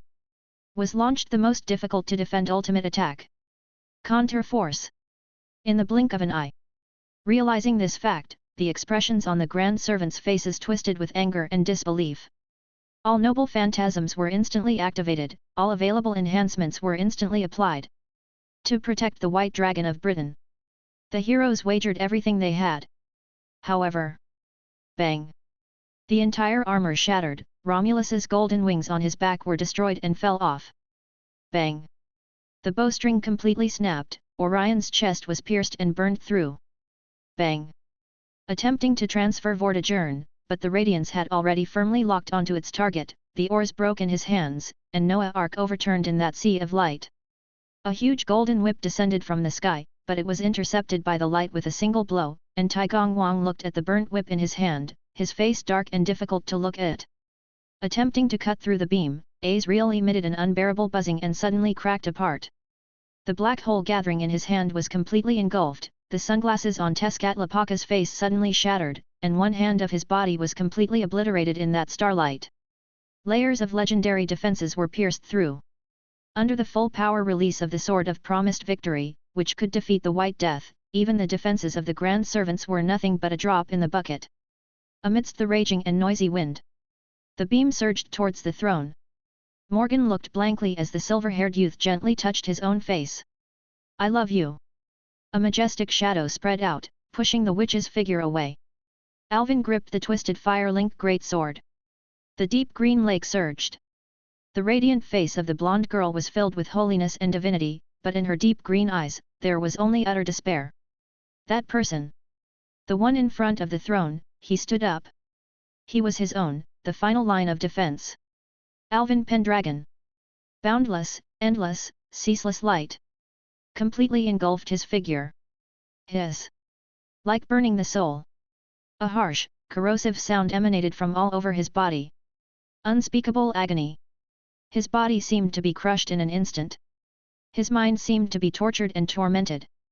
However, Alvin resisted. Boundless darkness emanated from his entire body, fire-linked greatsword in his hand twisted and rotated, desperately resisting the brilliance of the holy sword. The stored souls inside it burned to the maximum, consuming. His body was constantly annihilated by the light, yet constantly repaired. However, having burned through all the souls stored in the sword, it finally burned out completely. Crack! The fire-linked greatsword suddenly cracked open. The light completely engulfed the knight's body. A brilliant lightning bolt descended from the sky, thundering, as if the sky was screaming. On the throne, the White Dragon of Britain, engulfed in light, suddenly opened its eyes. In an instant, a spiral-shaped holy lance formed in Vortigern's hand. The vile king suddenly stood up, his body covered in shattered crimson crystals. He raised his hand and thrust the holy lance, Reinhard. Breath of Vortigern. Throughout the entire island of Britain, under the blessing of the holy lance, the white dragon of Britain, engulfed in light, unleashed a breath of light devouring. Boom! Endless, boundless, ceaseless darkness burst forth from the tip of the holy lance, completely annihilating the fading brilliance of the holy sword, triggering a violent explosion. Dust. Dust dispersed on the battlefield. A knight, completely black, stood amidst the ruins, still standing tall amidst the dust. On the battlefield of ruins, everyone stared blankly at the figure. The radiance of the sword in his hand dimmed completely. The fallen blonde girl and the silver-haired witch, as if mad, desperately ran towards that figure. Suddenly, Artoria stopped in her tracks. She stood bewildered amidst the dust, like a puppet whose winding had stopped. Morgan continued to run madly, stumbling over rubble, her face covered in dust. She immediately got up and continued running. The dust gradually thinned under the pressure of the wind. The figure also gradually became clear. However, the clearer it became, the more despairing it seemed. The soft silver hair fluttered in the wind. The Black Knight stood in front of the throne, his left hand, along with most of his chest, completely engulfed by the brilliance of the holy sword. In his right palm, the coiled sword was riddled with cracks. His whole body, covered in cracks. The colorful, never-ending flames of the stars continued to burn his body. Through the gap in his chest, you could see the remaining half of his heart, still weakly pulsating. Morgan stood blankly on the battlefield of ruins. She stood bewildered in front of him, unable to say a word. "What happened, my dear?" The silver-haired youth with cracks on his face tremblingly held her hand, placed her palm on his face, and smiled so hard. "Your hand, why is it still so cold?" Click. A piece of facial skin cracked and fell to the ground, turning into black dust. His body had already been incinerated by the sword of promised victory. At this moment, his consciousness was just a dying flicker. No skills, no noble phantasms could save him. The silver-haired youth's head hung low. He still stood. But his head hung low. Thud. Artoria fell to her knees, her hair disheveled. She looked at the sword of promised victory in her hand. Using all her remaining strength, she forcefully threw it away, emitting a piercing, tearful scream as if torn from her throat. Looking at the indomitable Alvin, the grand servants, all wounded, surrounded him with pity, silently. In front of the intact throne, King Vortigern stood expressionless. The silver-haired old man, wielding the holy lance Reinhard, exuded an unprecedented majestic aura, so oppressive that it left one breathless. Standing on the land of Britannia, as the will of the island, he was invincible. Failed. Utter failure.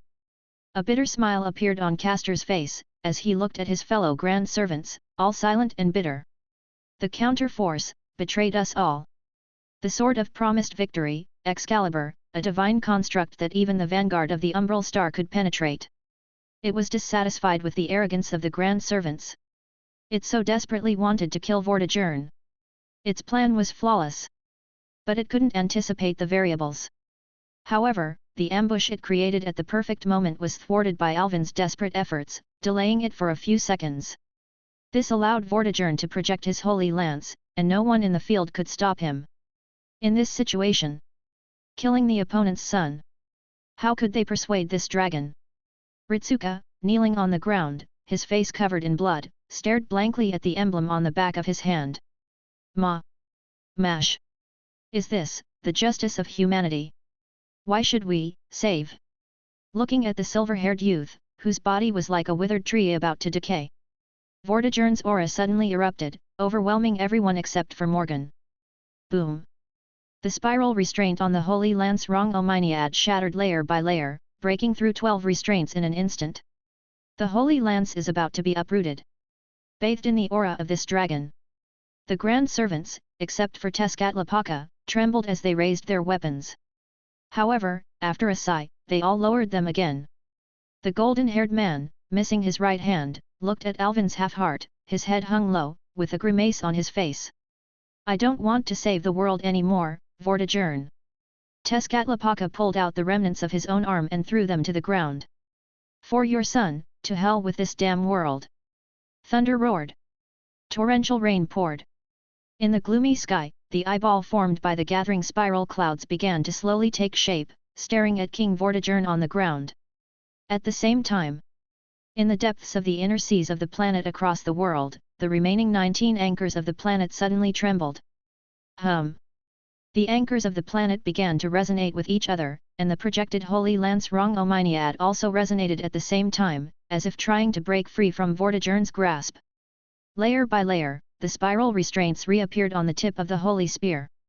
These were restraints forcibly imposed by the resonance of the anchors of the planet, aiming to restrain the holy lance once again.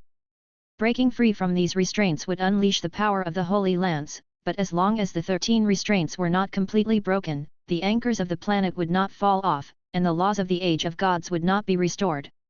Under Vortigern's power, the spiral restraints continued to shatter and reform on the tip of the spear. 12 restraints had already been broken. However, the last restraint resisted Vortigern's power. Just one step left. All the grand servants present looked at Vortigern and the struggle between him and the world, grimacing. Clearly possessing the power to protect human history. At this moment, they all desperately hoped that Vortigern would win. The Holy Lance Reinhard is the anchor of the Age of Gods in Britannia. The witch's voice, trembling and ghostly, resounded on the battlefield. The thing with the densest Age of Gods aura must be used to break the final seal of the Holy Lance. As someone who has merged with Vivian, I am the Great Mother of Avalon. Vortigern. Come. Sacrifice me. Then, pierce through this world. The thing with the densest Age of Gods aura. The silver-haired old man seemed to tremble slightly. Come on. Vortigern. The witch pounced in front of Vortigern, grabbing his collar, roaring and shouting. Then, she was pushed away by the old man. No, Morgan. Vortigern said softly. It shouldn't be you. You need to live, your power is useful. The most suitable one on the field undoubtedly is the thing with the densest Age of Gods aura. Under the shocked and horrified gaze of everyone. Splurt.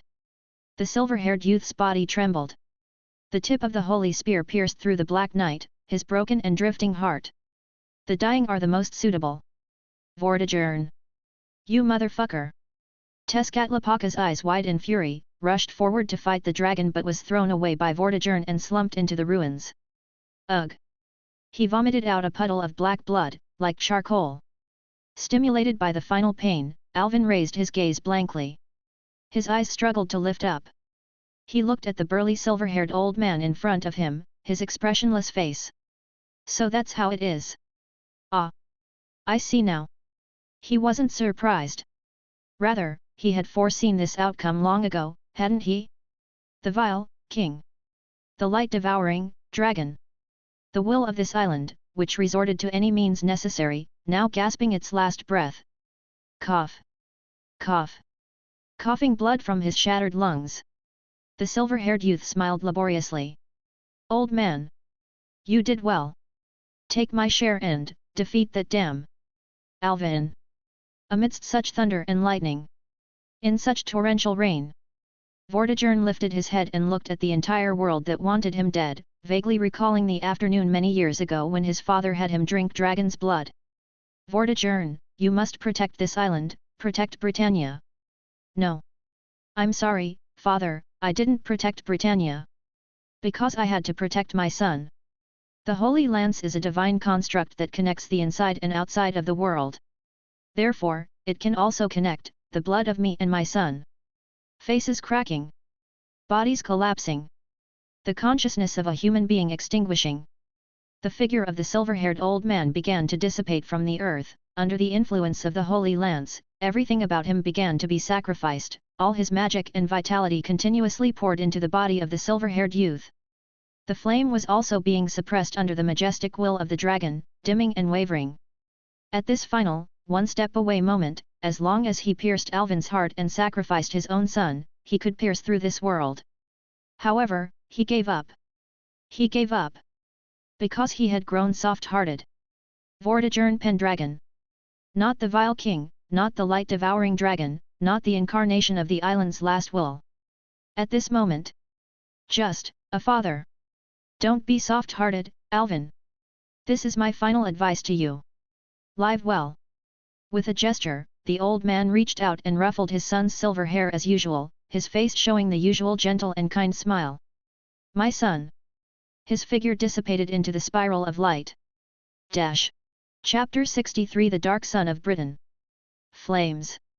The fire in the hearth crackled and burned. Alvin's gaze flickered. He found himself sitting in a chair. Sitting in his incredibly familiar bedroom.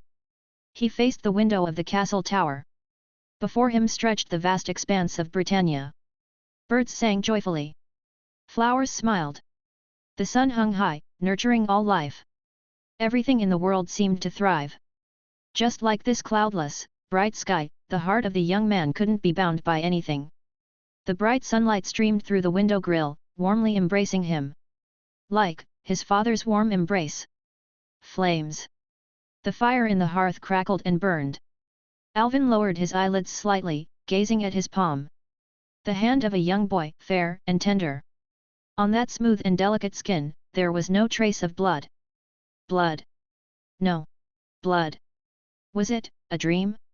So, was it a dream? Alvin vaguely recalled dreaming of a very fierce battle. So fierce. He was about to die. But it was a dream. Too surreal, just a dream. Flames. The fire in the hearth crackled and burned. Alvin raised his gaze to the window in front of him. Bathed in the clear and pure sunlight, the land under the towering castle tower was radiant. Looking at this beautiful scene, the expression on the silver-haired youth's face was slightly dazed. Alvin, you seem distracted. Accompanied by the familiar, mellow voice of the old man from behind. A rough hand, covered in scars and calluses, gently pressed on the boy's shoulder. Alvin turned his head suddenly. What met his eyes was the gentle smile on Vortigern's face. Father! He called out softly, somewhat too lightly. Lightly, as if afraid of scaring something away. However, there was no response. The smiling silver-haired old man fell into a strange and silent silence. Like a clockwork doll running out of gears, the expression on his face quickly melted away, becoming as cold as ice. In Alvin's field of vision, blood slowly oozed from Vortigern's 7 orifices. The figure of the silver-haired old man collapsed like a pile of ashes, leaving no trace behind, like sand washed away by the tide. Father! Alvin stood up suddenly. Suddenly. The light dimmed. The clouds darkened, the sunlight waned. As if, in an instant, noon turned into dusk. Outside the window, the bright and clear sunlight in the sky was obscured by a layer of gloomy clouds, casting a misty and sickly light into the bedroom. Flames. The fire in the hearth crackled and burned. Alvin turned his head slightly in confusion, looking at the dim sunlight behind him. However, he did not see the sun. Because, dusk had already turned into night. Under the deep night sky, the figure of the tall silver-haired old man, holding a wooden sword in his hand, stood in front of him with a stagnant expression, seeming somewhat compassionate. Alvin stood dumbfounded in the training ground. In front of him lay a broken wooden sword. His sword broke. But, he won. Because, at just 8 years old, he had defended himself against his father's 10 rounds of attacks with superb swordsmanship, proving his determination to protect himself. Standing in the vast night, the silver-haired old man remained silent for a long time, finally letting out a faint sigh. Alvin, as far as swordsmanship is concerned, there is nothing more your father can teach you. You will have to explore the path ahead on your own. Father! The silver-haired youth stepped forward. His pace quickened. He started to run. He stumbled and fell to the ground, but despite the dust on his face, he immediately got up and began to run forward. Father! However, no matter how he ran, no matter how he exerted himself, trying to catch up, Vortigern's figure gradually moved away, and the desolate twilight of the night did not make the old man's figure appear lonely. Flames. The fire in the hearth crackled and burned. The sound of the wind faded away. Everything around seemed to dim. Alvin's steps also gradually slowed down. By his side, faint flickers of what seemed like fireflies began to shimmer. The boy's figure also began to grow. As he walked, the boy grew into a young man who could stand alone. Alvin seemed to remember something.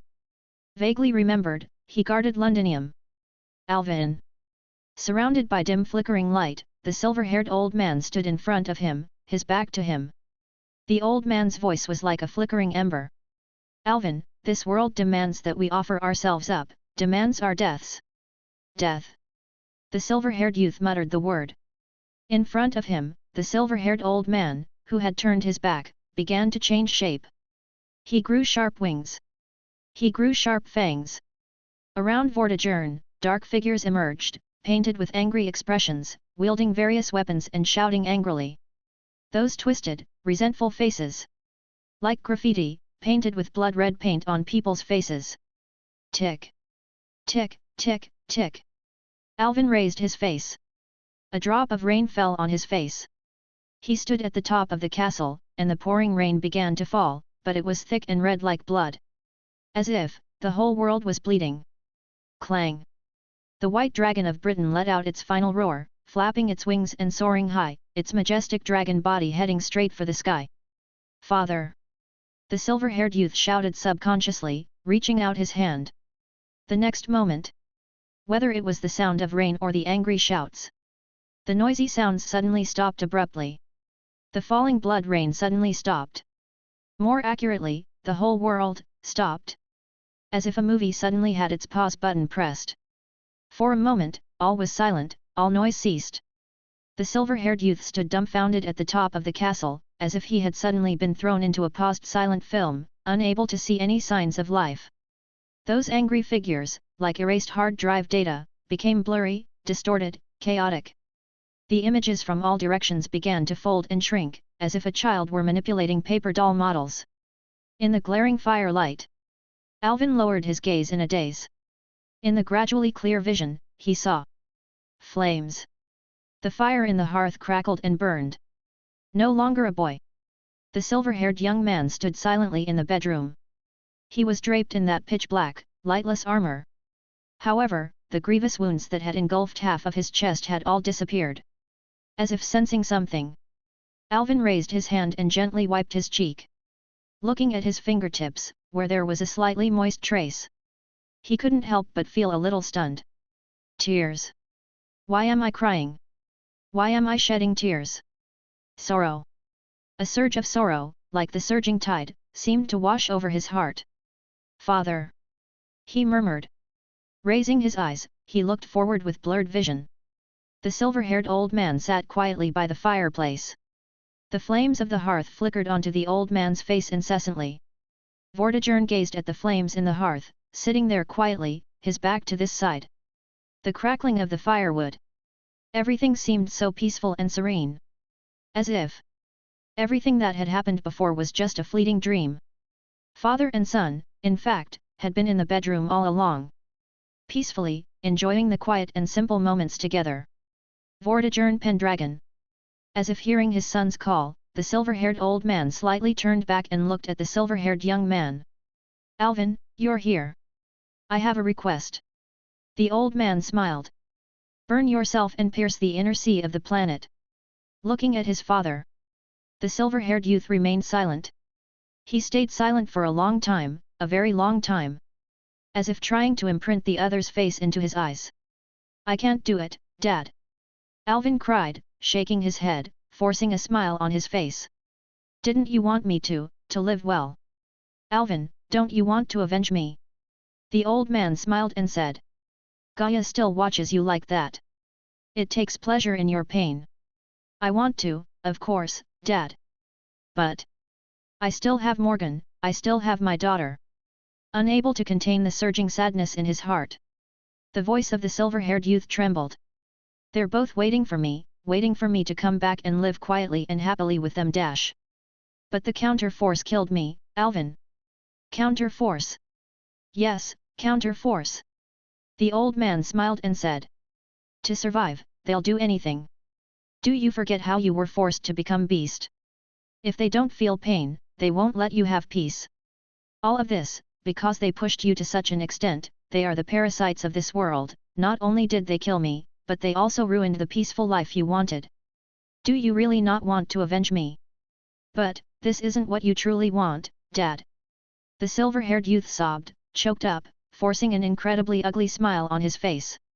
This is my dream, you sacrificed yourself to save me, father, you clearly told me to live on dash. Just do it for me, Alvin. The old man stood up. He reached out and ruffled his son's silver hair as usual. On his face, the same as always, that gentle and kind smile. Use the holy lance on the inner sea of the planet. No wailing. No shouting. The silver-haired youth just stared, dumbfounded, as the figure of his father slowly dissipated before his eyes. The cold wind howled. The torrential rain poured. Unstoppable tears, mixed with rainwater, fell to the muddy ground. On the ruins of broken walls and debris. In the almost frozen gazes of everyone. Click. The Dark Knight standing before the throne slowly raised his arm. He grasped the holy lance plunged into his own heart. Squelch. The holy lance, Reinhard, was pulled out. A large amount of blood splattered out. However, Alvin didn't even tremble a bit. Because such pain no longer mattered. The gruesome wound on his chest quickly healed, shrouded and obscured by shadows, forming a dark and lightless armor. The silver-haired youth slowly raised his gaze. The pouring rain dripped down his face. Like mottled tear stains. In the torrential rain.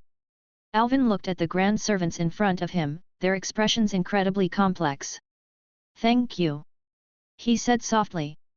You've all worked hard. Heroes. They shine brightly. They are dazzling. They are true heroes. And you, carrying the blame of thousands, suffering the scorn of millions. You are the antagonist, the infamous villain. But, even if fate never stands by your side. Even if you're a villain. You still need, the savior of a villains. The savior of a villains. Alvin lowered his eyelids and looked at the holy lance in his hand.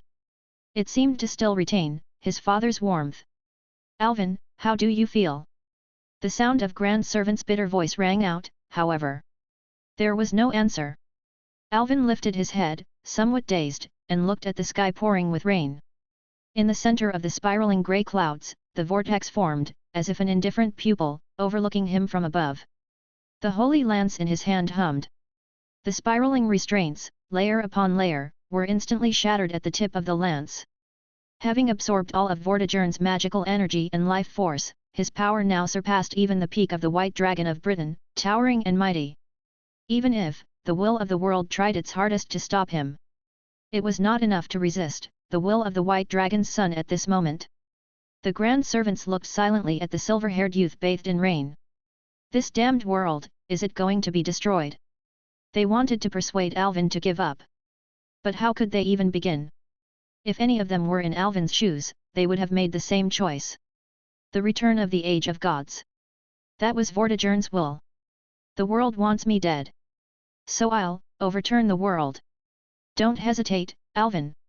The golden-haired man, with only his left hand remaining, wiped his damp hair, his eyes filled with pity. I support you. In the mixed gazes of the grand servants. The final spiral of restraint collapsed inch by inch. Click. The 13 restraints of the Holy Lance fell off. The Holy Lance has been lifted. The grand servants sighed, smiling with both regret and relief. Regretful because the irreversible ending was set. Relieved because such a world was better off predetermined. They were weary of counter-force. These two parasites would be dealt with once they returned to the throne of heroes. As for what happens a year from now, we'll talk about it a year from now. First, they had to settle the score with counter-force. The Holy Lance was the projection of the anchor of the planet. The lifting of the Holy Lance meant the detachment of the anchor of the planet. From now on, the Age of Gods would gradually return to this island and spread throughout the world. History.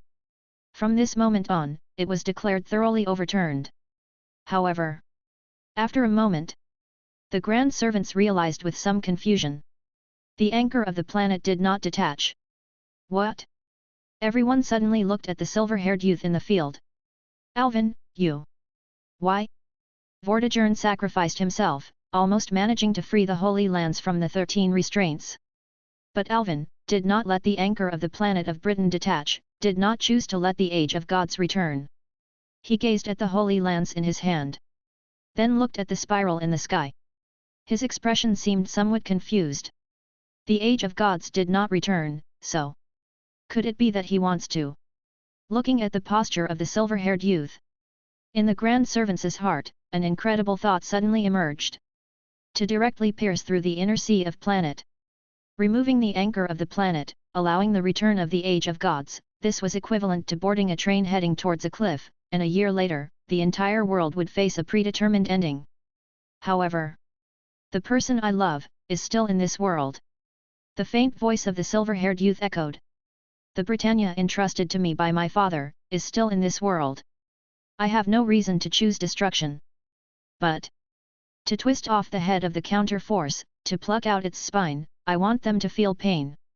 Yes. The inner sea of planet was the dream of the planet, and also the carrier of counter-force.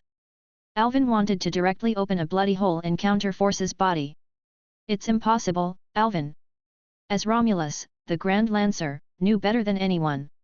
Even with the fully liberated Holy Lance, it can't do such a thing. Even Vortigern only wanted to use the lifting of the Holy Lance to make the anchor of the planet detach. That's right. How could the Holy Lance Rongomyniad, forged by the planet, be used to resist the body of the inner sea of the planet? The Holy Lance was not enough. So, what about adding the fire-linked greatsword? The Dark Knight slowly raised the coiled sword in his right hand, which was already cracked.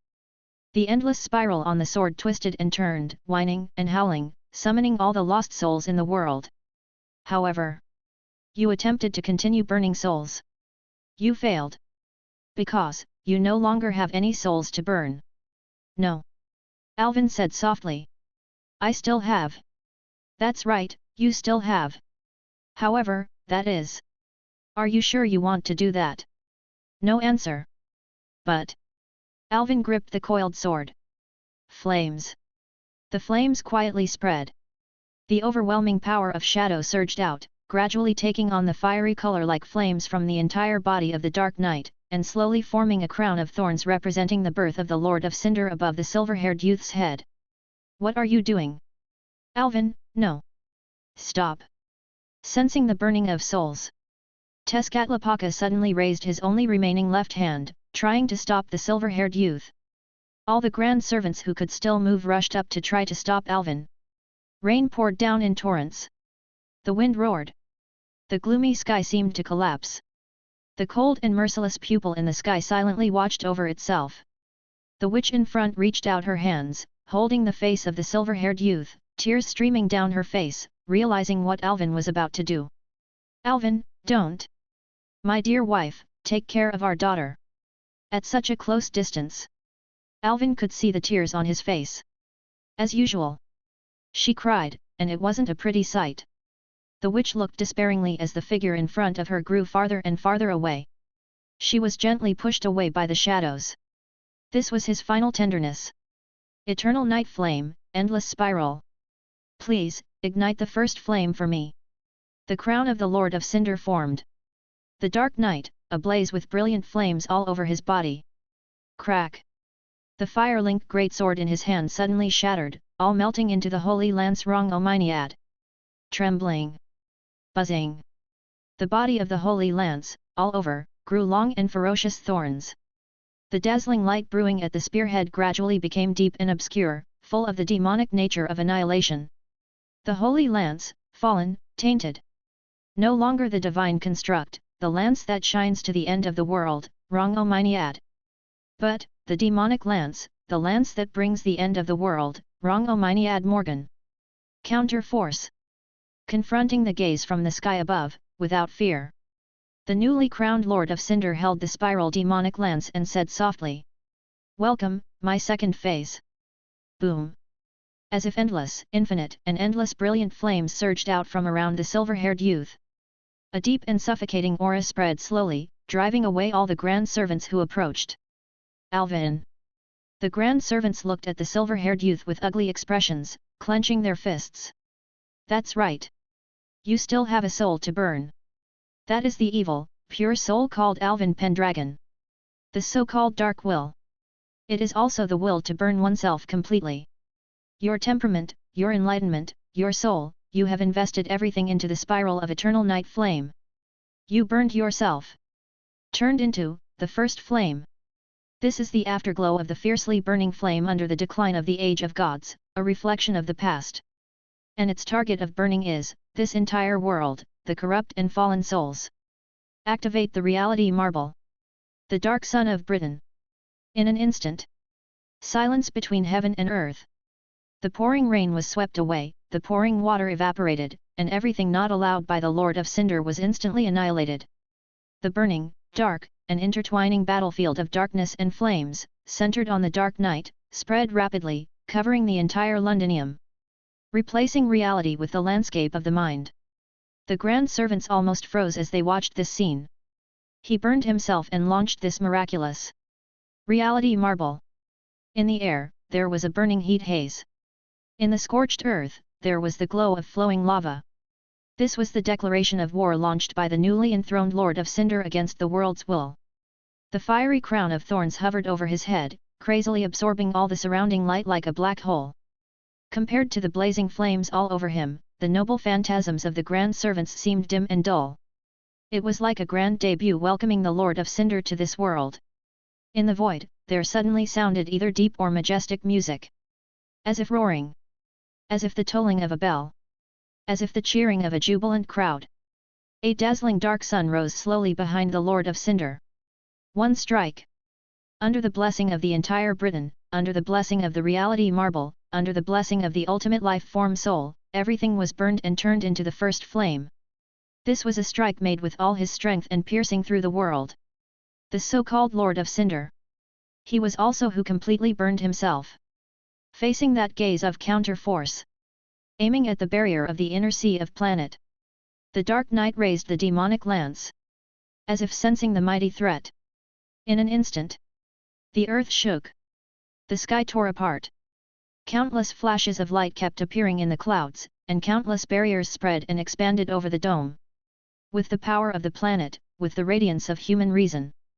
The counter-foes suddenly spread the strongest defense in front of the inner sea of the planet.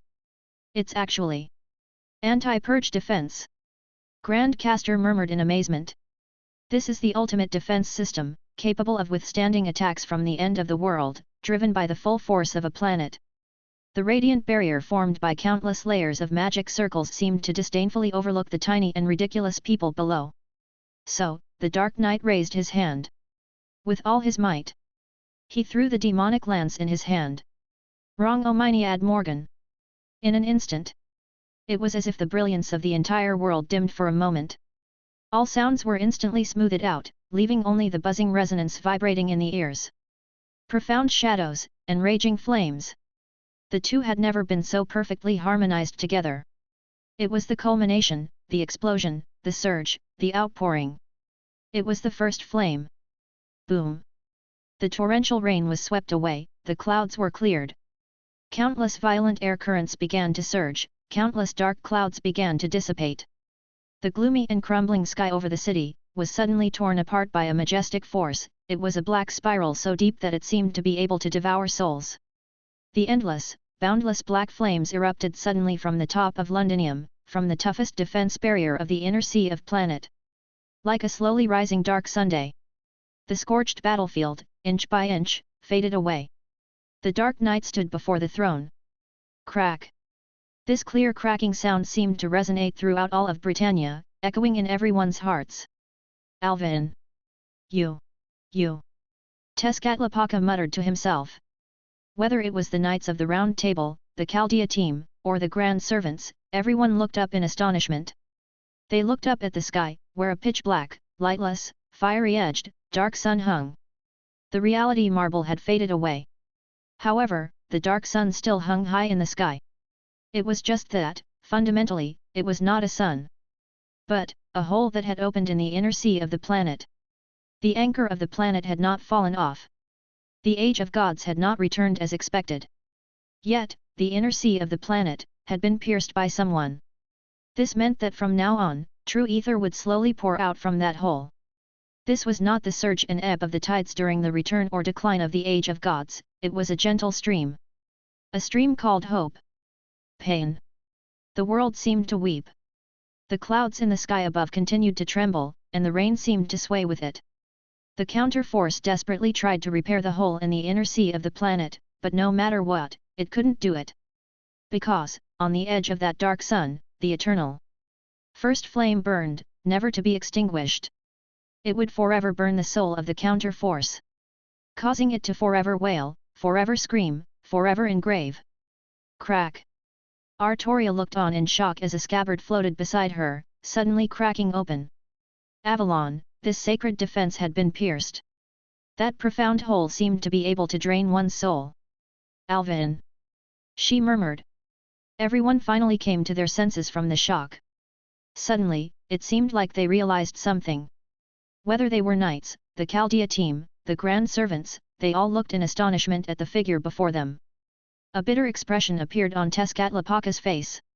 On Alvin's chest, there was a huge cavity, several palms wide, burning on his body. It was the spiral burnt structure. It was as if the dark sun had appeared on him. Even such a wound through the heart was not fatal to the ultimate life form. However, Tezcatlapaka could see it. Alvin's soul had been consumed. Only ashes remained. No one could save him.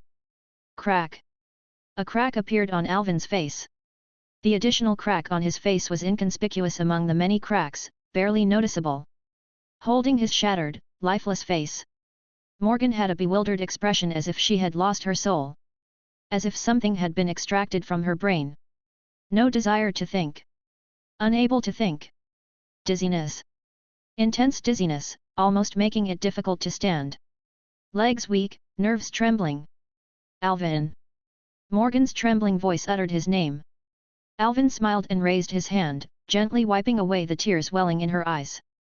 Then, the palm of that hand cracked and shattered, falling to the ground and turning into black dust. Don't cry, my dear. Lost his hand. Alvin lowered his eyes, gently rubbing Morgan's hand with his face. A piece of skin cracked open. At such a moment, he was still in the mood for jokes. Your hand is as cold as ever. My hand. Tears fell down. However, he no longer had a hand to wipe them away for her. It's warm, you always touch it. He touched it every day. Held it tightly. Held each other's hands. So it became warm. It wasn't cold anymore. Alvin smiled bitterly. Of course, she knew. So sorry, it turns out I couldn't feel it anymore. Alvin gently pressed against her forehead, gently kissing Morgan's lips. Because, I'm going to die, my dear. No. You're not allowed to die. Alvin, Alvin. Alvin Pendragon. I beg you, don't leave me, don't leave me. Don't leave me alone. Morgan didn't say a word. Although Alvin could see tears in her eyes. However, she didn't say a word. Yes. As always, she looked terrible when she cried. I have a gift for you. Trembling, he reached into his chest with his cracked left hand. Alvin pulled out his heart, which had been burned by flames until it was crystal clear and shining. It was the only intact thing on his body. He smiled. Just like 10 years ago, on that night when the roses fluttered. The silver-haired Alvin smiled gently, and a large piece of his jaw shattered. I'm very fortunate to have met you, my dear wife. You're so beautiful, yet I've never given you any jewelry. The heart of a witch is not to be approached by mere mortals. So, I'm giving you my heart. Morgan averted her gaze. She sobbed, trembling all over, and averted her gaze. Just like that night 10 years ago. She didn't dare to meet his eyes, so she shyly ran away. Alvin's face collapsed a large piece. So, he could only use his remaining eye to search in that grey, bleak field for that trembling golden color. Her conspicuous ahog was really useful. Artoria. Ven. The golden-haired girl could no longer make any expressions. Her sorrow, her bitterness, her pain had already completely destroyed her. It was she who caused all this. It was she who drew out the Excalibur. It was she who killed Alvin. The more she thought about it, the more frightened she felt. Frightened, her body began to tremble. Wanting to end her own life. What's the point? Feeling lost. As if souls were being blown away by the wind. It's not your fault. That person, half of his face struggling to smile, said. Artoria, Don't blame yourself. Why? Artoria trembled slightly, roared out in despair and powerlessness. Why? You said I have a desire for sacrifice. Then what about everything you've done? You could have lived well, so why did you have to burn yourself and pierce through the inner of the planet? Wasn't it for you to live well, Alvin? Faced with such questioning, Alvin fell silent for a while. Indeed, he didn't know how to answer himself. Perhaps he had always been such a stubborn person, not listening to his old man's advice.